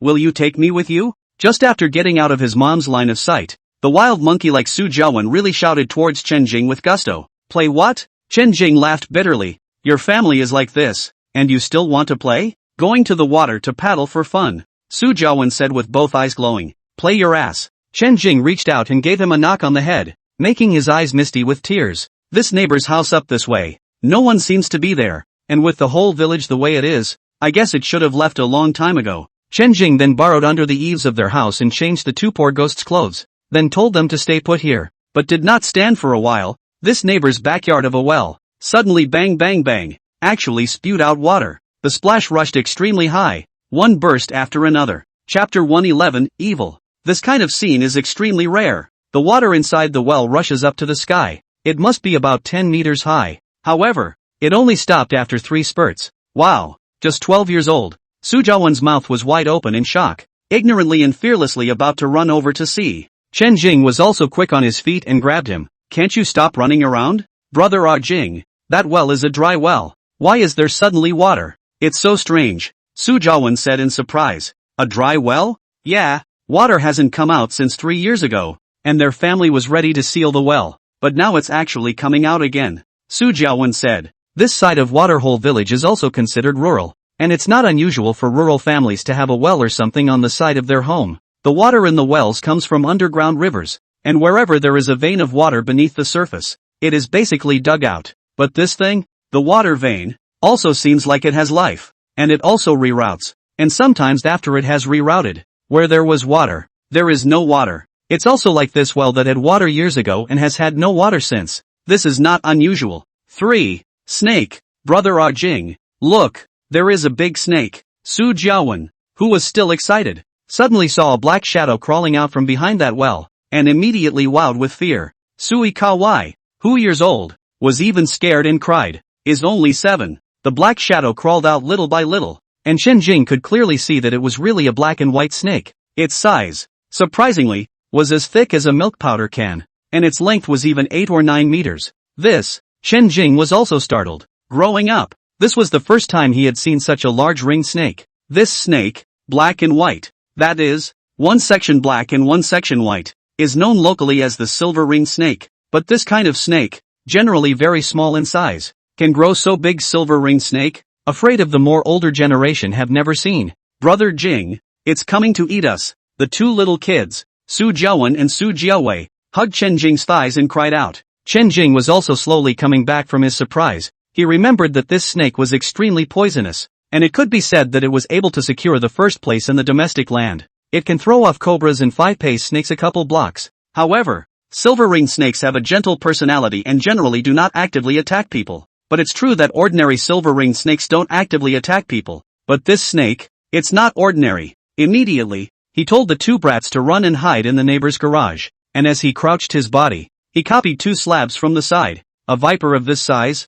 while certainly intimidating, is not without its own way of dealing with it. After the two little kids heard Chen Jing's words, they also ran towards the garage without any hesitation. Not daring to return their heads, the silver-ringed serpent crawled forward a few steps, moving slowly, its 2 eyes as bright and slightly silvery as huge pearls. Scarlet bifurcated letters, now and then, spewed out of his mouth. It was also at this time that the dry well, surprisingly, once again spewed out water. It clattered and rushed up into the sky, another 10 meters or so. Eventually, a great deal of murky water ran out of the well, and a black figure loomed to show its head. Before Chen Jing could see exactly what that thing was, he decisively used his maximum strength and grabbed the slate in his hand and slammed it towards the mouth of that well. Slam. 2 bricks slapped past with a dull thud. He was also a bit scared in his heart. One big snake was already scary. If there was another one, it would undoubtedly be even more oozing. Therefore, when he powered up his hands just now, he even used his spiritual energy. Wooden spiritual power. Great strength. And those 2 bricks did not know whether they had hit or not. Anyway, as that muffled sound rang out, the cement blocks on the edge of the wellhead were shattered. This shows how powerful those 2 bricks are. Then, Chen Jing immediately picked up 2 more pieces from the ground and waved them twice at the silver-ringed snake on the ground. Somehow, he had decided to kill the snake. But now, looking at the snake's appearance, it seemed to be vaguely pleading. I also wonder if this is an illusion. It may also be that he himself is not a person who is good at killing. And under the compassion of his heart, he spoke out. I don't know if you can understand human language, but I still want to say one thing. If you don't commit any offense against me, I won't commit any offense against you. And if you have any ill will against me, then don't blame me for being impolite. As soon as the words of warning were spoken, the snake suddenly turned its head quickly and slithered down a drainage ditch. The yard here is semi-enclosed, and there is no way out of the backyard. So for the moment it followed the drainage ditch and slipped out of the compound. Chen Jing was a little surprised to also chase out a few steps to see, only to see that the big snake, slithering out of the yard, without looking back, into the darkness of the grass. Does this snake really understand me, or is it not even trying to attack me? Muttering twice to himself, he then took a step over to the well as well and turned on the light with his cell phone, shining it inward. Those 2 slabs of his smashed hard before, and from the sound of it, it should have hit that black figure. In the state of aura utilization, my power has surged by more than 100 times, being hit by my 2 slates in a row. If it were really a snake, I'm afraid that my head would be smashed, right? The cell phone light wasn't too bright to illuminate too deeply or to see at all. So Chen Jing could only run to his mom's side, got a strong flashlight over. When he came to the mouth of that well again, he shone a light into it. At this look, his entire body froze. The beam of the strong flashlight was able to shine directly from above to the bottom of the well. Under the bright light, the objects under the well were clearly visible. I only saw the well, which was about 8 meters deep. Only a few stones fell sporadically at the bottom of the well. Black charcoal, pressed, there's no water in it. If I had to say water, it was some small puddles formed by the rain, the kind you could cup in your hand. No way. That evil? Chen Jing's mouth was wide open. He had seen it with his own eyes before. This well had clearly sprayed water twice in a row. There was even murky water that was about to swell out. But now, the well is, plainly, dry. A veritable dry well. To verify that what he was seeing was not an illusion, he dropped the 2 bricks in his hand as well. Bang. The slate falls and clashes with the other bricks with a crunching sound.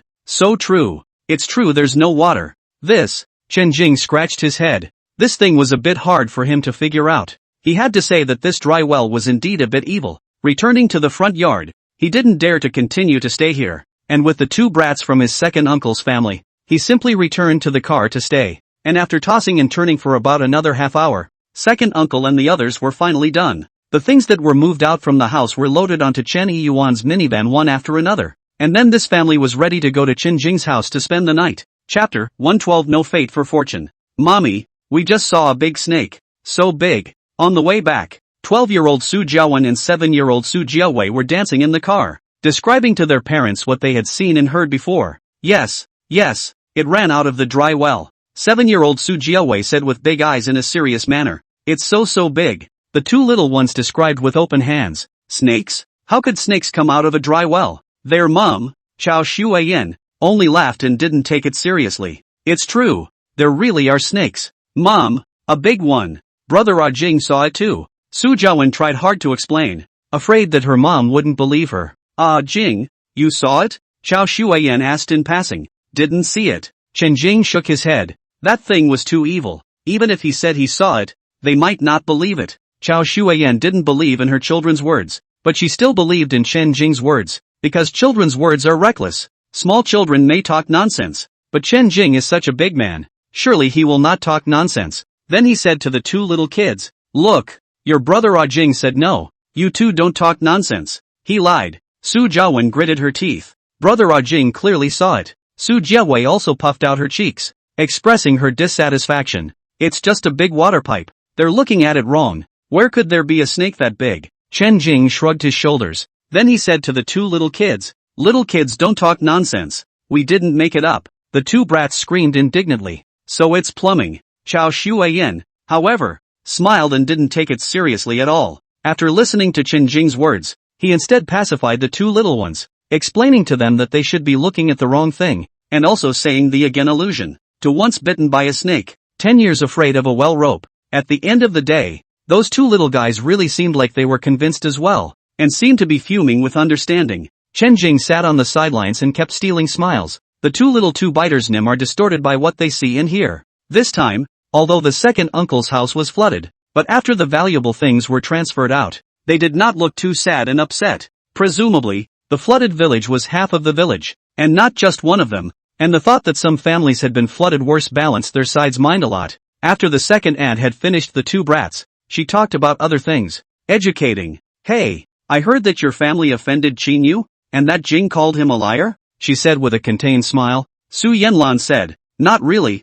Jing said that the treasure pot company is a fraudulent company, played at what is called to, yes, Ponzi scheme." Chao Shuiyan giggled. "You think too much. He Qin Yu this person although usually looked dangling, but in the treatment of relatives in this regard, indeed quite reliable. Before my family and Big Brother's family are invested in $10,000 on the expiration of, and then even with interest took May 16th, $000. He Qin Yu also sent the money to the home. You is a misunderstanding of him. Yes, speaking of which, you guys did misunderstand Qin Yu. He's a person that's actually quite good." Su Maochang also nodded, thinking that he Qin Yu was good. Channy Yuan, who was driving the car, smiled faintly when he heard this and was non-committal. If he had heard this a week ago, perhaps the conception in his mind might have changed. But now, he's not looking at that at all. 60% APR, because he's fallen in love with stocks, and the stock thing has made their family over $100,000 in just a few days.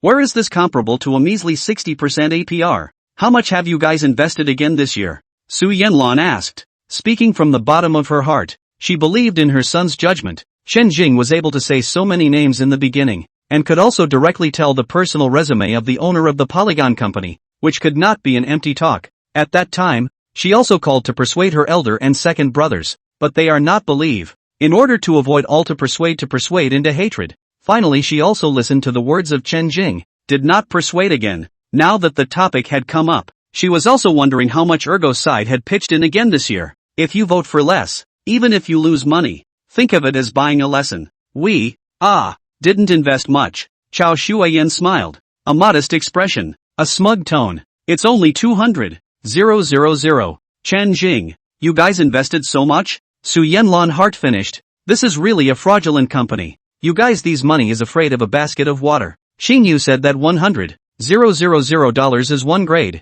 and $200,000 is another. Of course, this is a deal for regular customers only. You guys don't get this treatment if you bought it before. Only those who have bought for a year, like us, have this deal. $200,000 invested for a year. It's 80% APR. By next May, we'll get with interest 360,000. Speaking here, she remembered the matter of Chen Yuan borrowing money everywhere not long ago, so she immediately changed her words and said, in fact, this is all of our family's savings, and this money has been in arrears before, and it only arrived just 2 days ago, and then we also chased after the investment just yesterday. Chen Jing's second uncle is driving an excavator. The family does not say very rich, hundreds of thousands of deposits should be there. However, after this investment, the family doesn't have a penny today. Chao Shuiyan spread her hands and said, of course. Su Yanlan also heard the tone, and said, second sister-in-law, you can rest assured that my family now do not want to borrow money.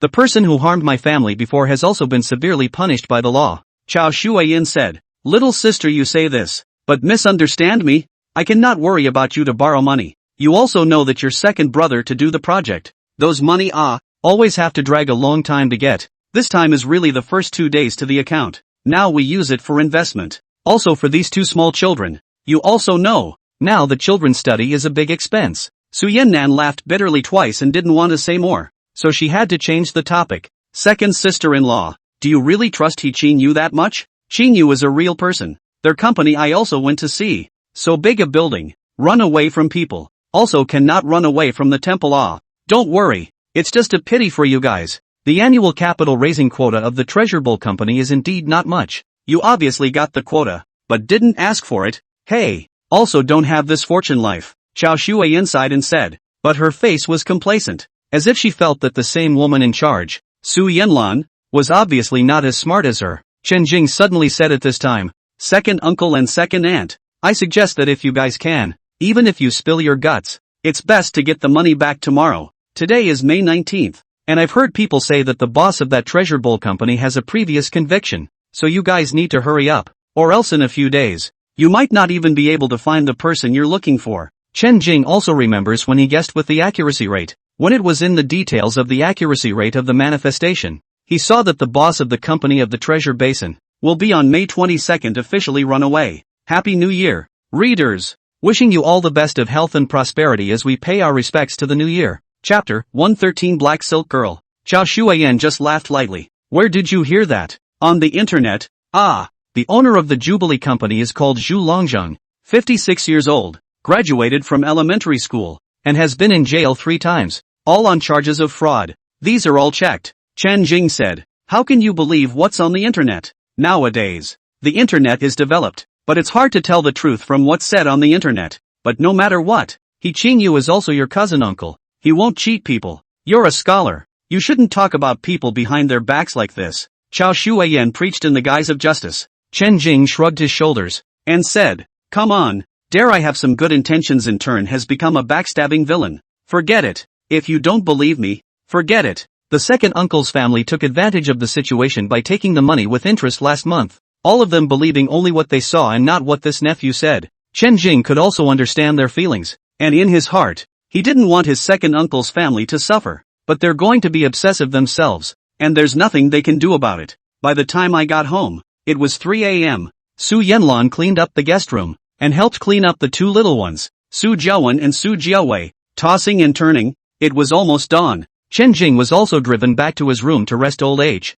He sat down to meditate again in front of the window, where the rain still hadn't stopped, only it had gotten a little lighter. After meditating and settling down once more, his consciousness seemed to sink into a blue ocean, and in the center of this ocean, a golden lotus flower was faintly taking shape. He knew now that it would be his own sea of hearts, inner world, inner space. Ordinary people may be able to feel the place sometimes, but they cannot see it, and not only can he see it now, he can already access the place as well. A wisp of divine thought was still able to take on its own form, sitting on top of the golden lotus that was vaguely taking shape. The sea of his heart was as smooth as a mirror, a reflection of his inner peace and tranquility. Hello, hello, good people. Just then, a delicate voice suddenly came from within the sea of his heart. As the voice rang out, the sea of his heart rippled slightly and made waves. Sitting on the golden lotus flower, he opened his eyes a little bit. However, he realized that among the blue and flawless waves of his heart, a girl with a black veil over her body had appeared at some point. This girl,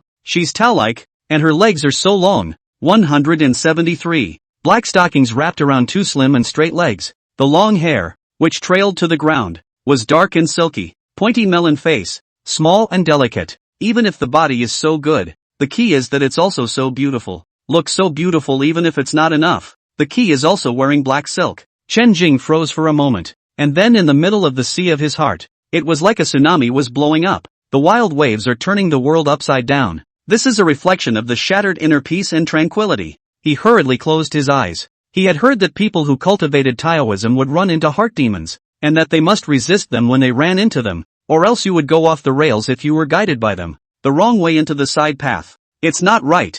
I'm only refining qi. I haven't even reached Xiaocheng. I'm not even considered an initiator. I shouldn't have a heart demon at this time. Between moments of hesitation, the girl spoke again. Her voice sweet. Thank you for helping me. Chen Jing, who had his eyes closed, felt a little off, so he casually asked, who are you? This is the sea of his heart. Where did this girl pop up? Don't you remember me? I've seen you before. The girl said. Before? Clubhouse? I didn't go. Chen Jing opened his eyes a little bit again. Then the girl's slender and wonderful figure appeared in his eyes again. Don't you talk nonsense. I haven't seen you before. Yes, at the well. The girl added. By the well? Chen Jing's expression doubted for a moment, stiffened again, and then pointed at her in a big surprise. You, don't tell me that you are that snake. Yeah, that's me. The girl nodded. Chen Jing, snake? This girl is actually that big snake? No. Wait, Let me slow down. I'll think again. Chen Jing waved his hand. This is my inner world. If you are that snake, how did you run in? Because I followed you back, yeah. The girl let out a chirpy laugh. You came back with me? Yeah. I saw you guys get in the car and then I got in the car with you. And then I followed you back, yeah. What are doing following me? You? Chen Jing asked in wonder. To say that when he first saw that big snake at the well before, he was still a little bit furious in his heart. But at this moment, after seeing the girl's appearance, he suddenly felt that the snake didn't seem so scary again. Well, after all, so eyebrow-raising and slender. I have no place to go. Please kindly take me in, okay? The girl suddenly lowered her head and said miserably, I take you in? Where are you now, are you? Chen Jing said, I'm right on top of you. The girl looked up at him, those bright eyes shining as bright and silver as the eyes of the great serpent. On me? Chen Jing could not afford to think too much and immediately withdrew his mind, then came to his senses from his meditative state. In reality, as soon as he opened his eyes, he suddenly felt ice cold on his body. When he fixed his eyes on it, he was so scared that all the hairs on his body stood up. His body had already been circled 3 times by a large snake whose head was still resting right on his shoulder. A scarlet letter. Gulping. Nearby, the pattern on the large snake was black and white, and it was truly the same large snake that had been found at the well. It really followed him to his room, and stalked into his body. What do you want to do here? You? Chen Jing stared at her cautiously, and to be honest, was still a bit scared. People are afraid of snakes. It's in their nature. What's more, it's such a big and highly poisonous snake. If this were to be bitten by it, I'm afraid its venom would kill him instantly. Even though Chen Jing had used his spiritual energy to detoxify Lin Gaohan's snake venom last time, Lin Gaohan had spewed it out. And this big snake was so close to his neck that it would have taken a bite to the neck and injected the toxin right in the vein. Then with the little spiritual energy in his body, trying to cure the poison would only be a drop in the bucket. The serpent stared at him for a moment, then slowly backed away from him and dropped to the floor, nodding at him. Seeing this, Chen Jing slowly let out a sigh of relief. It looked like this big snake really had no intention of attacking him. It's just that, with a snake that big, you got into the car and followed it back with you, and my family didn't even notice? Chen Jing was a bit confused. The snake was able to slither into his room, presumably because it slithered in while he was bathing earlier. It then wrapped itself around him after he had meditated and settled down, which made him not realize it. But how could such a large snake be hidden in a car without being detected? However, after Chen Jing said this, the big snake on the ground squirmed very knowingly, and then, its body unexpectedly became a little bit smaller, and in less than before and after 20 seconds, it shrunk to the size of a chopstick. This scene left Chen Jing dumbfounded. This one, it's come to life. Chapter 114 Water Dragon King. This is becoming a sperm, isn't it? Chen Jing looked on with his jaw dropped and even rubbed his eyes. The snake, however, could make no response. There's no way to vocalize it. After a while, it climbed onto the table again and slipped onto Chen Jing's lap, coiled into a circle, its head hanging down as if it was asleep. No, this doesn't look like sleep. Is this sedation? Can it also stabilize? Was it just sticking to me before so it could enter my inner world? And it can only communicate in the inner world, not in real life? Thinking of this, in order to verify this conjecture, Chen Jing immediately closed his eyes as well, adjusted his breathing, and then entered the state of meditation once again. After he had once again entered the world of his heart and sea, he indeed found that the black silk girl was here again. Don't be afraid, I won't bite you, the girl said with wide eyes and a sincere face. You really have become a spirit. Chen Jing sked. No, it's not called becoming a spirit. Other living beings other than humans, live 100 years in psychic, become years to become a spirit. After becoming a spirit, it can adjust its body size anytime, anywhere. If it reaches 200,300 years, then it can be transformed into a spirit. It can be transformed into any appearance, the girl said. In that case, wouldn't you be over 200 years old? After becoming a spirit, it's a new birth, and before becoming a spirit, they are all just unenlightened beasts that eat blood and live a fixed mode of existence in the food chain, and that's not counted. And after becoming a spirit, 20 years is a year. According to our algorithm, I am now 2 years old, the girl said. 2 years old, this body at 2 years old. Cough. What are you following me back for? Chen Jing asked. Because I have no place to go. I hope the good man you can take me in, the girl said pathetically. Chen Jing let out a bitter smile. You've become a spirit. So many deep mountains and swamps, aren't they at your disposal? Why do you want me to take you in? The girl suddenly shook her head. No, if I was just an ordinary silver-ringed snake, I could certainly go anywhere. but it also happens to be that I have become a spirit, so I can no longer go anywhere else. Why? Is it hard to believe that those deep mountains and swamps have a regular mountain king? Well, it's really like that. Every geographical division is filled with some powerful fellows sitting on top of it. Us spirit-forming beings, on the contrary, don't go up and down, and sometimes we're really forced to go nowhere. The girl said, by the way, you jumped out of a dry well earlier? That well was obviously dry, but why was it able to spout water? Also, the thing that was going to emerge from the well after you was also a snake? Chen Jing asked. No, it's the Dragon King.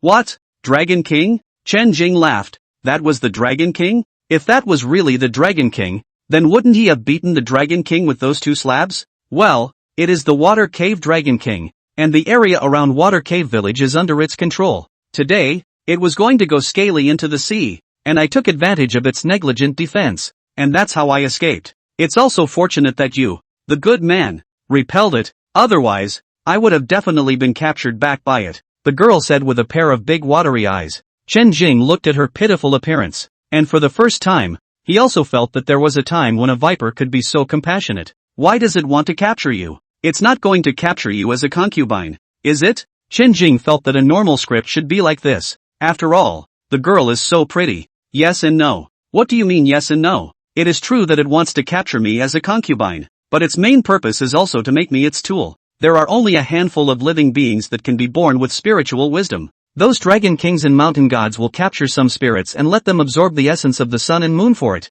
and then it will enjoy it alone. I've been captured by it for 10 years, and this time it was only when it was about to leave the auger that I had the chance to run out. Chen Jing was pondering. He could understand the essence of the sun and moon. This was because if there was moonlight, or daylight when he practiced, then the effect of cultivation would be much better. I've heard that going scaly is to enter the sea, and since that water cave dragon king you're talking about is still over there, that means it failed to go scaly? Well, it failed. It has been dormant for 500 years. After this failure to walk the auger, I'm afraid that it won't even try again for an aeon. Today is also fortunate that I ran out, or else it would have caught me back, and I would have been imprisoned for at least another 60 years. So if it succeeds in its scaly walk, will it still take you to the sea? It won't. The living world also has ancient traditions and laws. It can enslave me to absorb the essence of the sun and moon for it, but it won't kill me or take me away. So, if it succeeds in walking the auger, it will be a good thing for you instead? Not necessarily. After it's gone,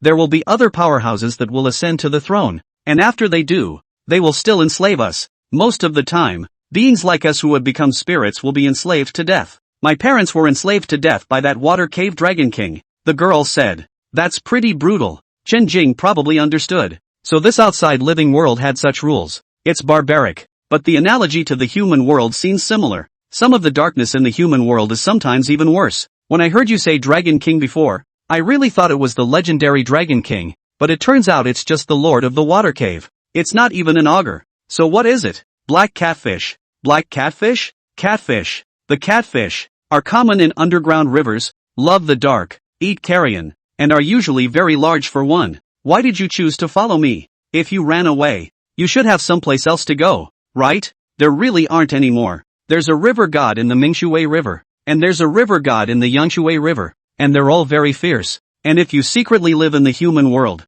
you can certainly live in peace, but you may also be killed one day. I want a stable environment, the girl said timidly. Am I settled here? Well, good man, you're different from ordinary people. I can feel it. Otherwise, you wouldn't have been able to repel the Water Cave Dragon King so easily, the girl said. The big black catfish is always a big catfish before it succeeds in transforming into a scaly fish, and when it comes to the shore, Chen Jing is certainly not afraid of it. I'm kind of curious. You're so big and thick in your essence that you can't beat a big catfish? It doesn't look that powerful, does it? Chen Jing said. That's because it failed to transform into an augur tonight and is weakening. Otherwise it could have swallowed us in one bite. Chen Jing. What about the ease with which it could have taken us all if it had recovered? When to an outsider we might have just been swept away by a flood, the girl said seriously. Hearing her words, Chen Jing couldn't help but suck in a cold breath. So, it was a pickup tonight at that well. Chapter 115, Small Ring Bracelet. Also suddenly, Chen Jing remembered something he had heard from an old man when he was a child.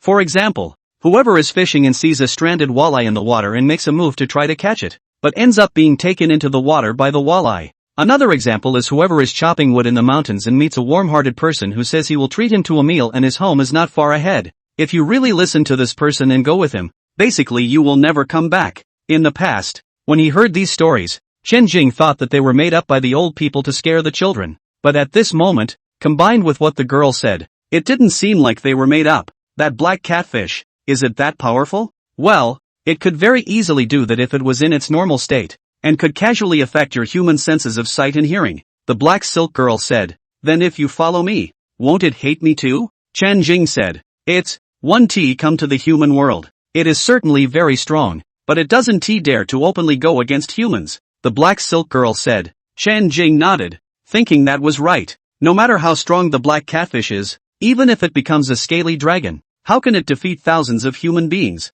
How can it beat the crazy modern technology? Once its sightings if found, then the scientists' desire to explore will dig them out of the ground in minutes. Even if we don't talk about scientists, even those game lovers are afraid that they will try to get it. Makes sense. Chen Jing nodded. Besides, you hit it twice, and it should have hated you long ago, the girl said a little timidly. Chen Jing faintly froze. There is a reason. Then he secretly decided in his heart that he would never go to Water Cave Village again. As long as I don't go to Water Cave Village, I don't think it would dare to come to Mingyang City. You said before that it enslaved you to absorb the essence of the sun and moon for it. This thing, after being absorbed by you, it can still snatch it from you? Chen Jing raised his eyebrows and asked curiously. The black silk girl's expression was horrified before she shook her head and explained. This only applies to other beings. Humans are different from us. Chen Jing smiled and also saw her worry. Don't worry, I don't intend to enslave you. I'm just asking. When the black silk girl heard him say this,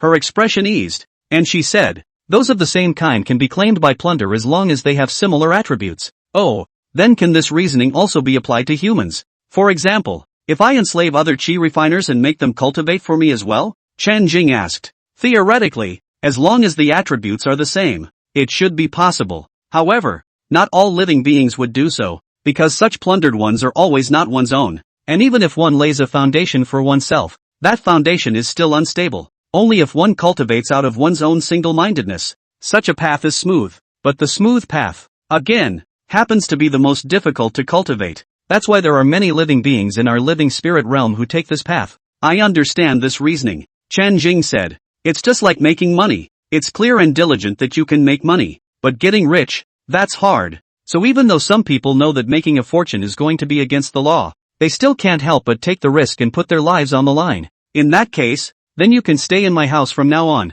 As long as you don't harm my family, it's no problem to take you in. My courtyard is so wide that it can still accommodate one of you. It was destiny to meet, and Chen Jing decided to be kind for once. Take in this little black silk girl. Thank you kindly. Don't call me anything nice. My name is Chen Jing. Since you're only 2 years old, why don't you call me Brother Jing like my cousins? How about you? What's your name? I don't have a name for it. No name? Since you're a silver ring snake, it would be good to call it Little Ring, okay? Yeah. The girl looked happy. After that, Chen Jing came out of his state of initiation, and Xiao Huan remained motionless, still in meditation. It was in this state as if it was hibernating, which if anyone else had touched it, they would have been directly struck to death with a stick. Other people could not afford to be like Chen Jing and be able to communicate with her in the mind world. She will only be treated as an ordinary poisonous snake, and will be killed when she sees it, and some of them may even carry her back to boiled dragon and phoenix soup, even if she found those abandoned houses to hide in.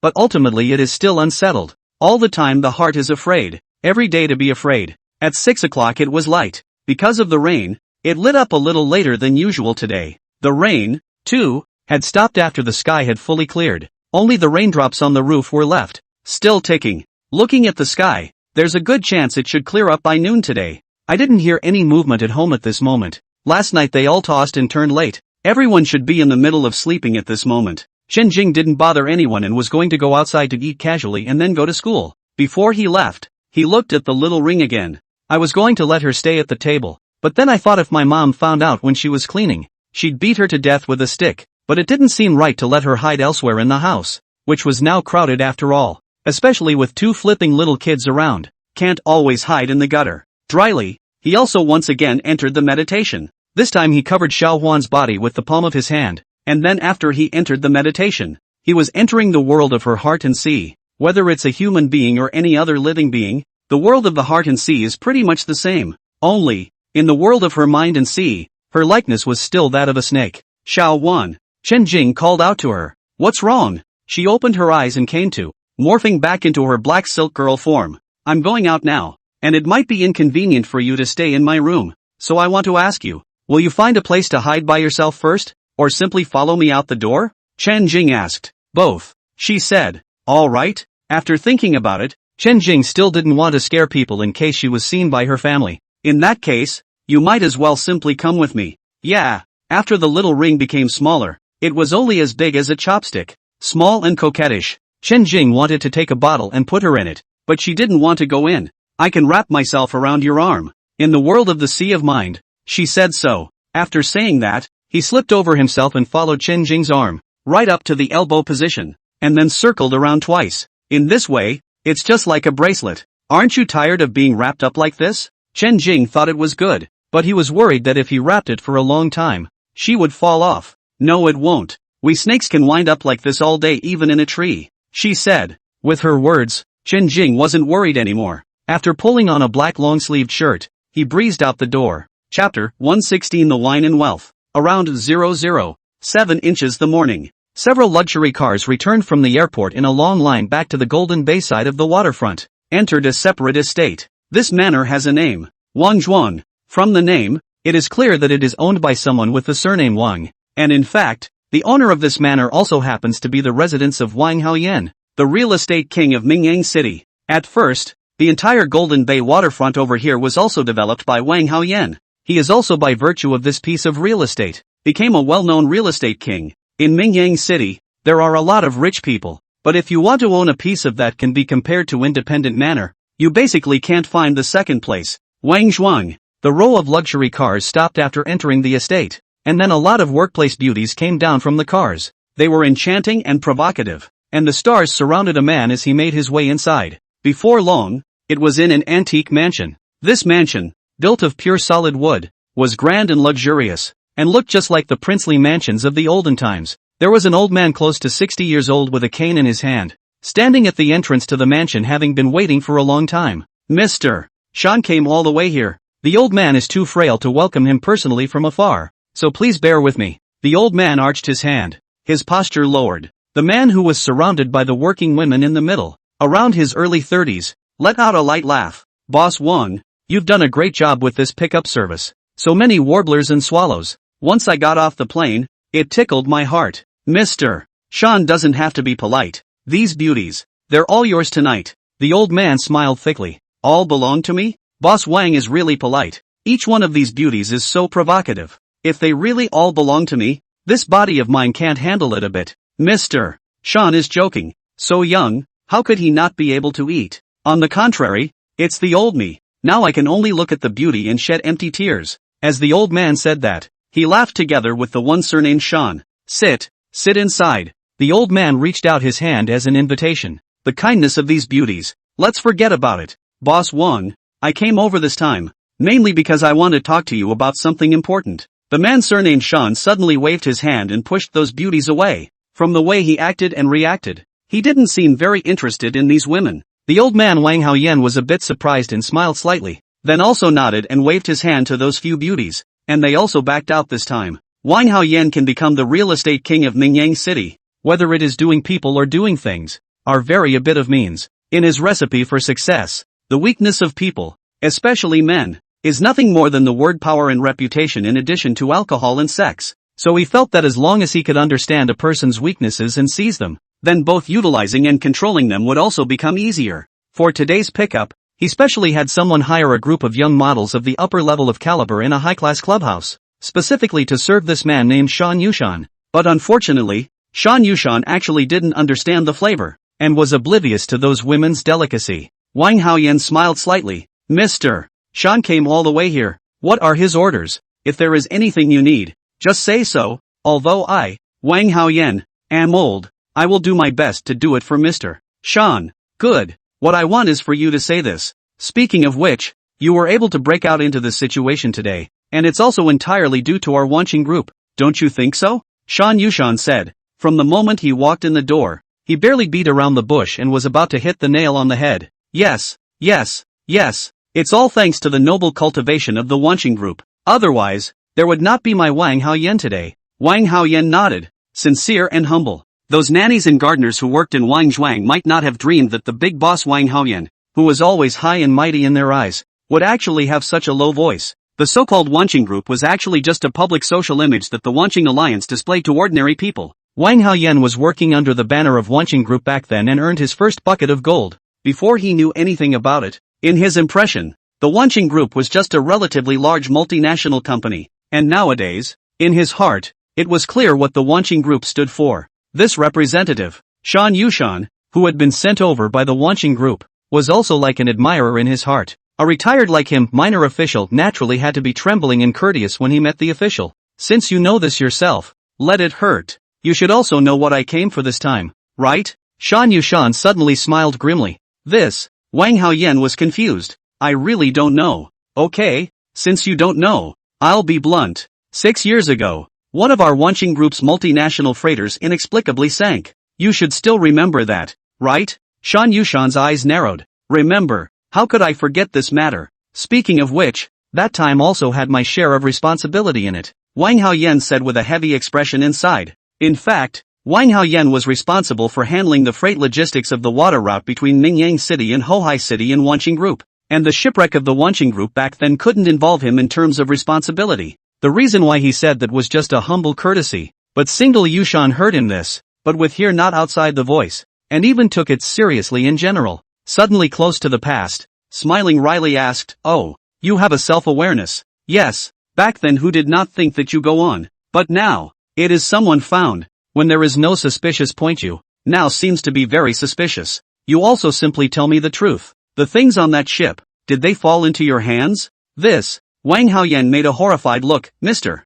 Shan Huayan to nonsense. Wang Haoyan has been reserved to do things for the company. Categorically impossible to do this kind of thing. Besides, I don't know what was transported on that ship. Moreover, the ship side, it's not something I can meddle with. Yes, it's true that the ship side is not something you can meddle with, but then I heard that when you helped with the shipment that day, there was a temporary request for you to draw in manpower because the dock was short of people. Isn't that right? Shan Yushan said. Yes, there was something about that. There were indeed fewer men that day, and then taken from our waterborne transportation team 18 men were, as I well remember. Well, it's good that you remember. That is, in the course of your helping, you had certain things discovered and thought of, and then tampered with the ship. Did you not? This is not no, absolutely not. Mr. Shan, you can't wrong the old immortal. The old immortal really hasn't done anything like this. Wang Haoyan was so scared that his face went white, frantically shaking his head to explain. Don't deny it in a hurry. I'll tell you what, take your time. Maybe if you think about it properly, you'll remember something. I'll give you 3 days. There's no rush, Shan Yushan said smilingly, and after saying this, he also turned around and walked away, crossing out of this mansion. Didn't seem prepared to stay and be entertained. This mansion of yours is quite chicly built. You really know how to enjoy yourself. I also know that you want to do your best to treat me well, but since I've come to this Mingyang City this time, I can't help but take a good look around. I also know that if I stay here, you will definitely be uncomfortable. 3 days, think about it, and in days, I'll come back to you for an answer. 3. Chapter 117 The Ebony Ring. Wang Haoyan watched Shan Yushan leave from here, and in the end, as if his aged body was drained of strength all of a sudden, he retreated a few steps and sat down powerlessly on a taisher chair. A long sigh. Previously, he had originally guessed that there was a possibility that someone from the Wanqing Group's side would be sent over to check. But what I didn't expect was that what you think comes what you want. And now the Wanqing Group had really sent someone over. And the words were so direct. Closing his eyes,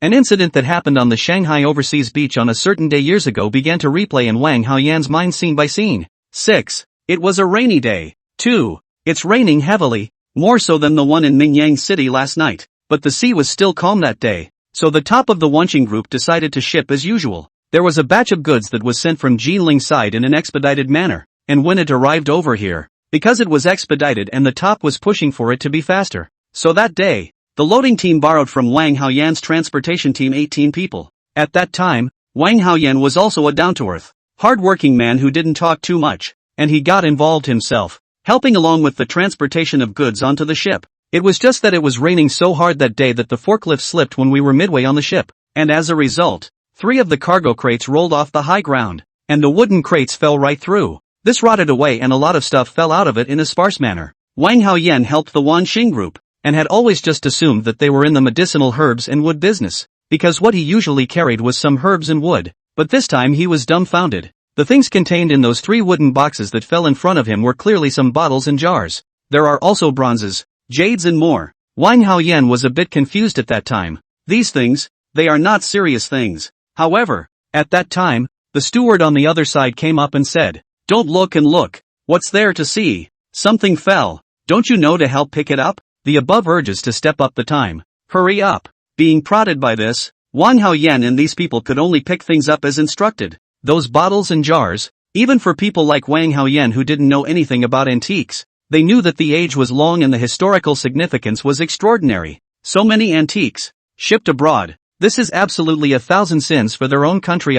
But Wang Haoyan thought in his heart again, even so, what can he change? Ordinary little people, in this materialistic society, are really too insignificant. These things, he could not change, nor could he interfere. Sighing slightly, he knelt down to help pick up those things. After picking them up, some of the broken ones had to be disposed of and taken away. Wang Haoyan, those broken ones you clean up. Don't block the road. Good. Wang Haoyan got a broom. Then the debris, sand and soil have shoveled up, poured into a wooden box. These things after the incident also have to find a remote place to bury. When Wang Haoyan's career was just starting out, he was particularly humble, hardworking and willing to work, and these people in the Wanqing group, if there was anything, they were happy to order him to do it. When Wang Haoyan packed up the last shovel of sand and soil and poured it into the wooden box, he suddenly realized that something glittering with ebony-like was hidden among the sand and soil. That thing is tiny. He ruffled the sand and dirt, fiddled with it for a bit, and then actually realized it was an ebony black ring. This ring, too, had ancient markings on it. Just as he grabbed this ring, somehow a dangling tiger seemed to appear in front of him out of nowhere. Leap stomp came. As soon as the tiger appeared, it ripped at him with a claw. Ah! Wang Haoyan cried out in fear and sat down in shock, his urine incontinent. Wang Haoyan, what the hell are you screaming for? In the middle of the rainstorm, the loading team steward stood on the deck and shouted towards Wang Haoyan's side. Wang Haoyan closed his eyes tightly, thinking that he was going to be killed by a tiger's claw. But this expected death did not come as expected. When he opened his eyes again, he realized that there was nothing in front of him, and the hanging eyes mighty tiger from before was already gone. The ebony black ring was clutched in his hand. He hurriedly put it on his own finger so that no one would notice, and then wore gloves on the outside to cover it up. Because of the torrential rain, the others hadn't really noticed these little gestures of his. Wang Haoyan, what the hell did you just scream? The loading team steward shouted again. It's fine. A rat suddenly popped out of this box and scared me. Wang Haoyan covered up. Puan, you're out of your league too. A big, burly man is actually frightened by a rat. The loading team steward snorted a cold laugh. Wang Haoyan also smiled coyly, then continued to help carry things onto the ship. But at this moment, inexplicably, he realized that his strength had swelled more than 10 times. A wooden box as thick as a washing machine, which he held in both hands. He would have liked to move a little. With his strength, he could only move it a little. But what he didn't expect was that when he hugged it with both hands, he actually picked up that box straight away. That box was full of stuff, at least 500 or 600 pounds, and he actually picked it up straight away. The result scared him so much that he blushed and hurriedly put the box down as well, hurrying back to look around. It was also fortunate that the others didn't notice the scene. He gulped incredulously. The sensation he had just felt he was sure was not an illusion. To confirm this, he ran alone to the back where no one was looking and tried to pick up another, larger wooden box. As a result, he realized to his horror that he was actually still able to pick it up. Even a men's motorcycle parked on the side of the road, he could pick it up like a bicycle. Wang Haoyan was stunned. How did he suddenly become so powerful? That's not normal. Could it be this ring? Wang Haoyan thought about it. Nothing special has happened to him lately. The only special thing is that he just put on that ebony black ring. As soon as he thought of that, he quickly removed the ring before trying to hug the wooden box. This time, he couldn't hold it anymore. The feeling of ease that he had before was no longer there. He's back to normal. After that, he put the ring back on, and then that feeling of majestic power also immediately surged in. It's really it. It's really it. But this what hell is thing? A bright light emerged from Wang Haoyan's eyes. The magic of this ring made him associate a lot of things with it in a split second. This ring was found in the sandy soil from those crates. Perhaps there is something more magical in the other crates? At that moment, Something called ambition began to grow in Wang Haoyan's originally simple heart. A bold plan, too, is beginning to stir. Chapter 118, the relying on the relying on the relying on the relying on the relying. That day, Wang Haoyan did the craziest thing he had ever done in his life. He quietly followed the ship as well. After leaving the Shanghai Sea and driving more than nautical miles, he then used the power of that ring to take a steel brazier and poke a dozen or so of the people on the ship to death. 30. After that, he put a small boat down himself, and took from those chests all that he thought valuable, as well. In fact, antiques were only a minority of that shipment. Mostly, its confusing clothing, toys, and crafts. In order to make sure that what he had done was not known, after getting off the ship, Wang Haoyan used a steel brazier to poke 7 or 8 very large holes in the hull. As soon as that hole was poked open, seawater poured in like crazy. In the end, it was not what Wang Haoyan expected. The ship did not sail far, just like the Titanic, sank into the bottomless Pacific Ocean Sea. That day, Wang Haoyan's heart thumped wildly for the whole day. He didn't dare to go back to Shanghai City, but only diverted to Chongming Island and found a place to bury all that stuff. After that, taking advantage of the night, he personally hurried back to Hohai. The shipwreck that night quickly became a sensation, whether in the eyes of the public or in the eyes of the watching group. This is a big deal, where the ship sank. Fortunately, it was too deep to be salvaged. Basically, it was also after that time that Wang Haoyan began to deliberately contact some of the people from the watching group, asking them sideways about something special. Wang Haoyan is very patient and very good at what he does. In his perseverance and persistence, eventually he is to understand that in this world, there is actually really a group of special people exist. These people in the watching group call these special people qi refiners. As for the land of China, there existed several ancient qi refining families in itself, and the watching group was nothing more than a collection of miscellaneous streams. To the average person, the watching group was a behemoth, but in the eyes of those worldly families, the watching group was a worthless little scum. Therefore, when the watching group was first established, its position was very embarrassing. All of its business, it could not see the light of day, and it had to guard against being discovered by the public as well as by the major families. Especially in the early days, watching group was particularly targeted. In recent years, the status of watching group has been gradually recognized, and the situation has gradually improved. Wang Haoyan also washed his hands of the matter after that incident years ago. 6. He took the money earned back to the city of Mingyang, began to engage in real estate. This engaged accidentally made a real estate king's name. However, although the name of the real estate king of a district-level city in the mainland is loud and clear, it is really nothing when we look at the whole country. Wang Haoyan also does not care about money or not money, those things that were hidden by him later after a full 2 years. He had the courage to quietly go to Chongming. They dug them out and brought back to the city of Mingyang. From what he knew, perhaps there was something about refining qi in these things he had in his private collection. With full of hope, he purposely built a hidden basement inside this Wangzhuang. Whenever he had spare time, he would go and dive into these things. And this study,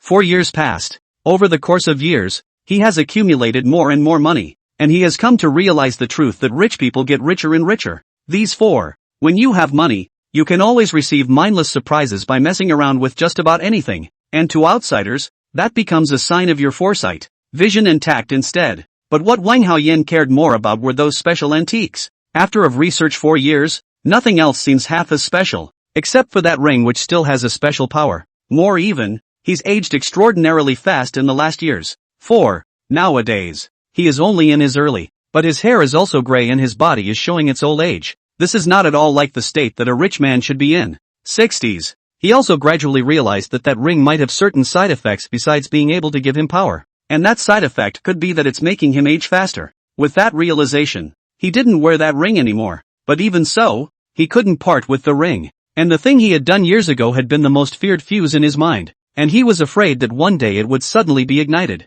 6. But such a day has finally come. The watching group, after all, suspected him. Come on man, Wang Haoyan suddenly shouted. Master, what are your orders? There was a middle-aged woman, fully dressed, walking over from the side hall. Wang Haoyan sighed. Call Nie Zhao for me. Tell him it's time to come over. Yes, with watching group's style of doing things, if Wang Haoyan really admitted that thing, it could only be a dead end. Even if you don't admit it, the consequences are probably no better. That transportation team he led back then. There was also a vice team named Song Shouwei. After he washed his hands dry real estate, and Song Shouwei continued to take that group of people. From the grassroots team also finally formed into a formal logistics company. Later, With the development of the domestic express delivery industry, Song Showei's logistics company, only 1 year after its establishment, has made a name for itself in Mingyang City. The name of this logistics company is Morning Glory Logistics. After parting ways back then, Wang Haoyan never contacted Song Showei again. They each developed their own and lived their own lives. At first, it was all good, but just 5 years ago, Song Showei suddenly became ill and died. After he died, his wife helped run the company for 2 years, and then his wife died too. Nowadays, his daughter Song Yuchen is said to be managing the company. Speaking of which, Song Showei, a man with a tall and broad body, was much stronger than Wang Haoyan and a few years younger, but then he got sick and died, and coincidentally, 2 years later, his wife followed suit and died of the disease. In Wang Haoyan's understanding, at least 7 or 8 people who had participated in carrying things on that rainy day back then had died. Therefore, a long time ago, he suspected that Mr. and Mrs. Song Showei should be death by disease. He, Wang Haoyan, probably because he had been presenting a simple and honest image to the watching group side, so the object of suspicion had not been locked onto him. But it's also, obviously, just a matter of time. I don't have any other luxuries right now. I just want to live.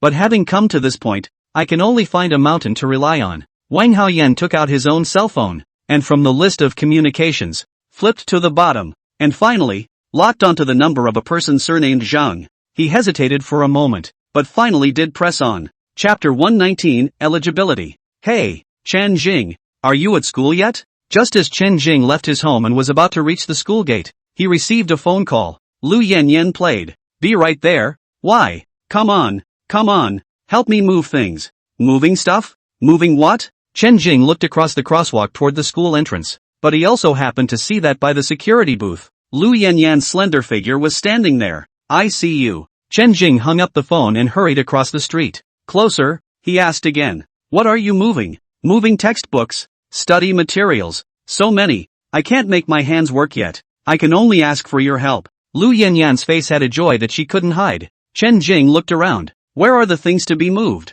In the science first class. Lu Yanyan saw that he still didn't understand, so she explained. I'm transferring back, from science class 1 back to science class 2. What? You're transferring back to the second science class? Chen Jing was a bit surprised. However, after thinking about it a little bit, he also realized that it was probably his own wave of operation last night that changed the initial view of himself in Lu Jingtong's heart. It was just that what he hadn't expected was that this manifestation would come out so quickly and directly. Yeah, hey, wasn't it great that you went to Science 1? And what are you doing back here? I've only had 2 days of peace and quiet. Suddenly, he saw Lu Yanyan glaring at him fiercely. Are you going to help me move or not? It was like, if you dare to say you won't help, you won't have a good time for the rest of the semester. Chen Jing hurriedly clapped his hands together and smiled warmly. Help? Which cannot help to say who has the hottest heart in the second class of science. Obviously it is me. Lu Yanyan pouted her lips, and only then sneaked a smile of satisfaction, and then took this little follower to the first class of science to move things. At noon, Lu Yanyan decided to treat him to dinner as a token of appreciation. And speaking of dinner, Chen Jing immediately thought of her wiping out that big plate of spicy chicken by herself last night, and immediately gritted her teeth and said, I want to eat Parkway House. If you've got a treat on your doorstep, you're going to have to rip it off. Good. Lu Yanyan also answered dryly. After all, the last time Chen Jing also shouted to go to Parkway House, but in the end, he invited her to eat at his own restaurant. I guess this time, I should just want to scare her too. She thought so in her mind. By the time the two of them were out of the school gates, they were at the fork in the road again. But this time, Chen Jing didn't turn the corner again. Instead, he walked straight in the direction of Baihui building. Lu Yanyan saw this. Her footsteps suddenly stopped, nervously covering her small purse. Hey, we really go to Parkway House?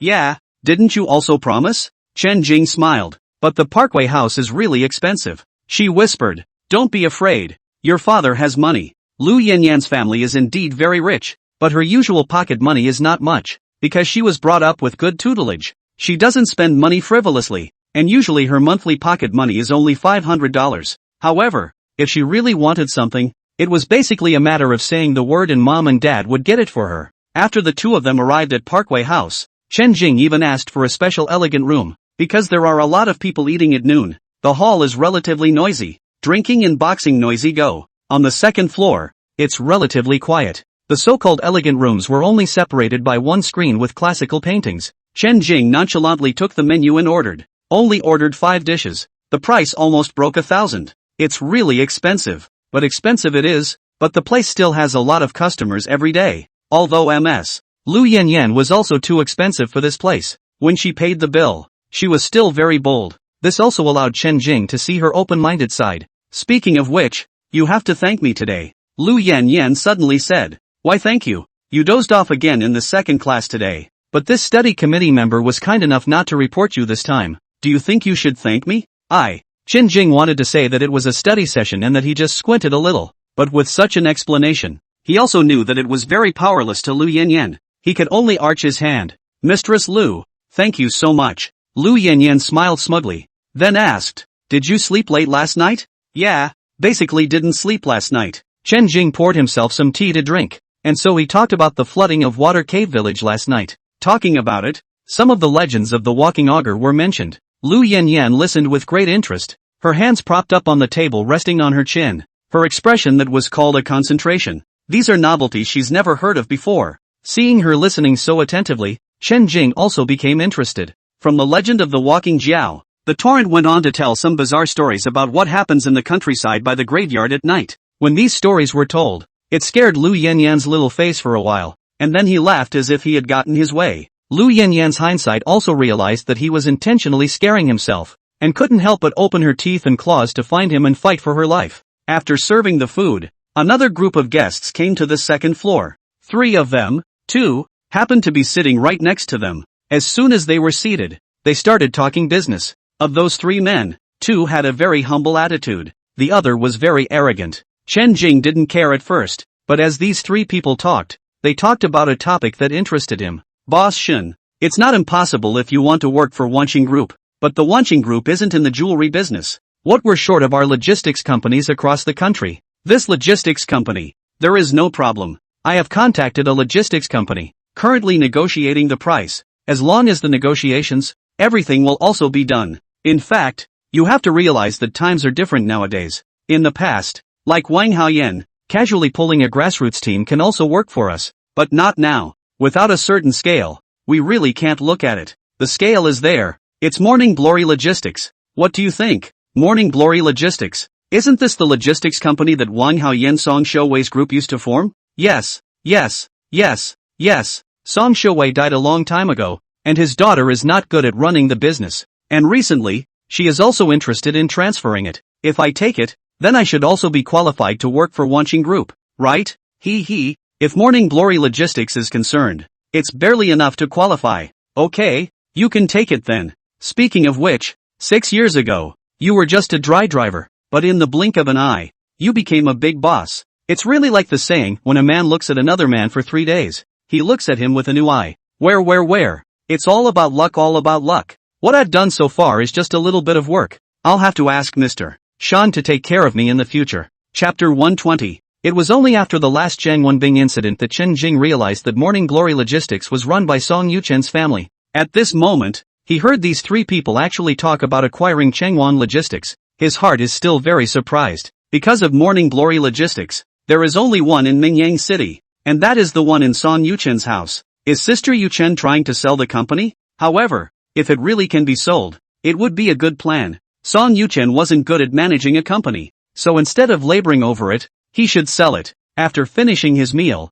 Chen Jing even intentionally got up and circled around from the side to see what the 3 men looked like. The 3 men had noticed him, of course, but seeing as he was just a student, they didn't really care. After that, he sent Lu Yanyan back to the school first, and then he said he had something to do and left alone. He went to the bar of forgetfulness, but just as he got there, he happened to be bumping into Nie Zhao on his motorcycle just about to leave. Hey, where to? Chen Jing hurriedly ran up and shouted. Nie Zhao saw that he was the one who came, and the engine that had just been started was shut down again. It's quite a coincidence. If you come a little later, I'm afraid that you won't be able to see me anymore. This time you're here. Do you want to ask something again? Chen Jing looked him up and down and said, seeing that you are dressed up, could it be that you are traveling far? It's not a long trip. I just received a call from Wang Haoyan, so this is my intention to go and return his favor. And he, calling me at a time like this, presumably, should also be someone from over there. Nie Zhao said, listening to your tone,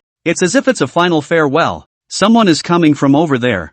Is it really that scary? Chen Jing smiled. Nie Zhao thought for a moment and also simply stepped off the motorcycle and walked inside. Come in for a drink. Outside is no place to talk. After all, once inside, this time both men sat outside the bar. Nie Zhao poured 2 glasses of whiskey. This wine is too strong. Chen Jing slightly tasted a mouthful of it, and then could not get down. Feeling similar to Erguo, those who can be sent out to do things over there are, basically, not ordinary people. Nie Zhao said as he drank. Alchemist? Yes, and it will be much better than me at least. Since you know it's better than you, then you're still going. Aren't you looking for death? A favor owed must be repaid after all. Nie Zhao's face was expressionless. Wang Haoyan is so vain. Could it be that the shipwreck you mentioned last time really had something to do with him? I don't know, but it feels like he's at least suspect. When I was just having dinner, I ran into 3 people who mentioned the Wanqing group. The name sounds quite similar to the Wanqing alliance that you've talked about. Is there a connection? Chen Jing asked.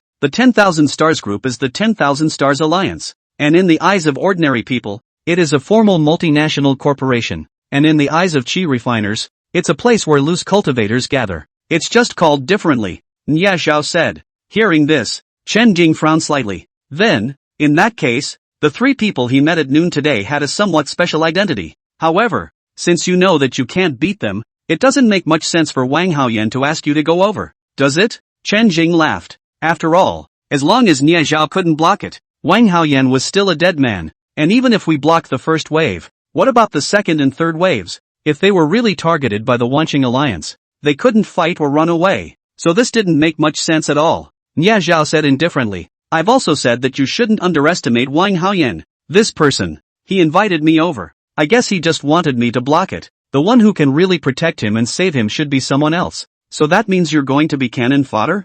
I'm really impressed with you. Knowing that you're going to be cannon fodder. You're still so righteous. Chen Jing lifted his wine glass, counting it as a toast to him. In fact, for a long time, I didn't know what was the point of me living so meticulously. A life without meaning isn't any different at all from The Walking Dead. Nie Zhao finished a cup, then simply picked up the bottle and directly filled it. In one gulp, he filled half the bottle, then exhaled a mouthful of alcohol. But now, I seem to have found it. Oh, what is it? It's nothing, just one word: a brandy. A brandy, a brandy, a brandy, a brandy, a brandy, a brandy, a brandy, a brandy, a brandy, a brandy, a brandy. Come one to the other, and spoil everything. Nie Zhao finished pouring the last sip of wine before slamming the bottle down in the hall. Rarely, Chen Jing lost his smile as he listened. From Nie Zhao's complicated expression, he could tell that Nie Zhao was a very storyteller. And those stories, screw it, they're all related to the League of 10,000 Stars. And what if you can't get the pants? It's nothing more than death, and it doesn't matter. Nie Zhao wiped the wine stains on his chin, then looked at Chen Jing. Anything else you want to ask it all at once, or else once I go, there's a chance I'll never be able to come back. Forget it, there's nothing to ask. It's just that in the end, there's one more thing I want to tell you. Life is your own, better to die than to live. Chen Jing also stood up. Nie Zhao didn't reply, and after standing for a few seconds, he pointed at the wine cabinet. Pour yourself whatever you want to drink. I'll leave first. After saying that, he really turned around, and in no time, the sound of a motorcycle engine sounded outside. Chen Jing was not polite, and rummaged through a bottle of the best red wine from the wine cabinet, poured himself a glass, and slowly drank it. Looking at the green aura inside of him, it grew again. Chen Jing suddenly also used his accuracy ability that he hadn't used for a long time. Is it true that Wang Haoyan is harboring something special? Buzz. Accuracy 100%. The red letters in front of me surfaced unexpectedly. Having this result already says a lot. At least it could be stated that the shipwreck of the Wanqing alliance years ago, even if it wasn't Wang Haoyan's doing, it definitely had nothing to do with him. 6. But as for how he did it and what the details inside were, Chen Jing wasn't interested in knowing. After all, using the accuracy ability consumes green qi. Wang Haoyan's private stash has something to do with qi refining? He issued a second question. Then the results also appeared immediately. Accuracy 100%. That's true. Chen Jing couldn't help but suck in a breath, and followed up with another question. Then Wang Haoyan's private stash is currently in his house? Buzz. Accuracy 100%. Snap. It's true. Chen Jing tapped on the table, then suddenly also had a bold idea that emerged from his heart. Although Wang Yaohua is dead, what the Wang family owes my family is not so easily written off. Since this Wang Haoyan's family has something related to qi refining, I can't miss it. Rubbing his temples, Chen Jing thought about whether or not he should go to Wangzhuang tonight to explore. Nowadays, he was also a man of great skill and courage, and there was no fear in his heart when he nourished such thoughts. If I don't take it, with Wang Haoyan's status as an ordinary person, I won't be able to keep it after all. Instead of cheapening it for someone else, it's better to cheapen it for me.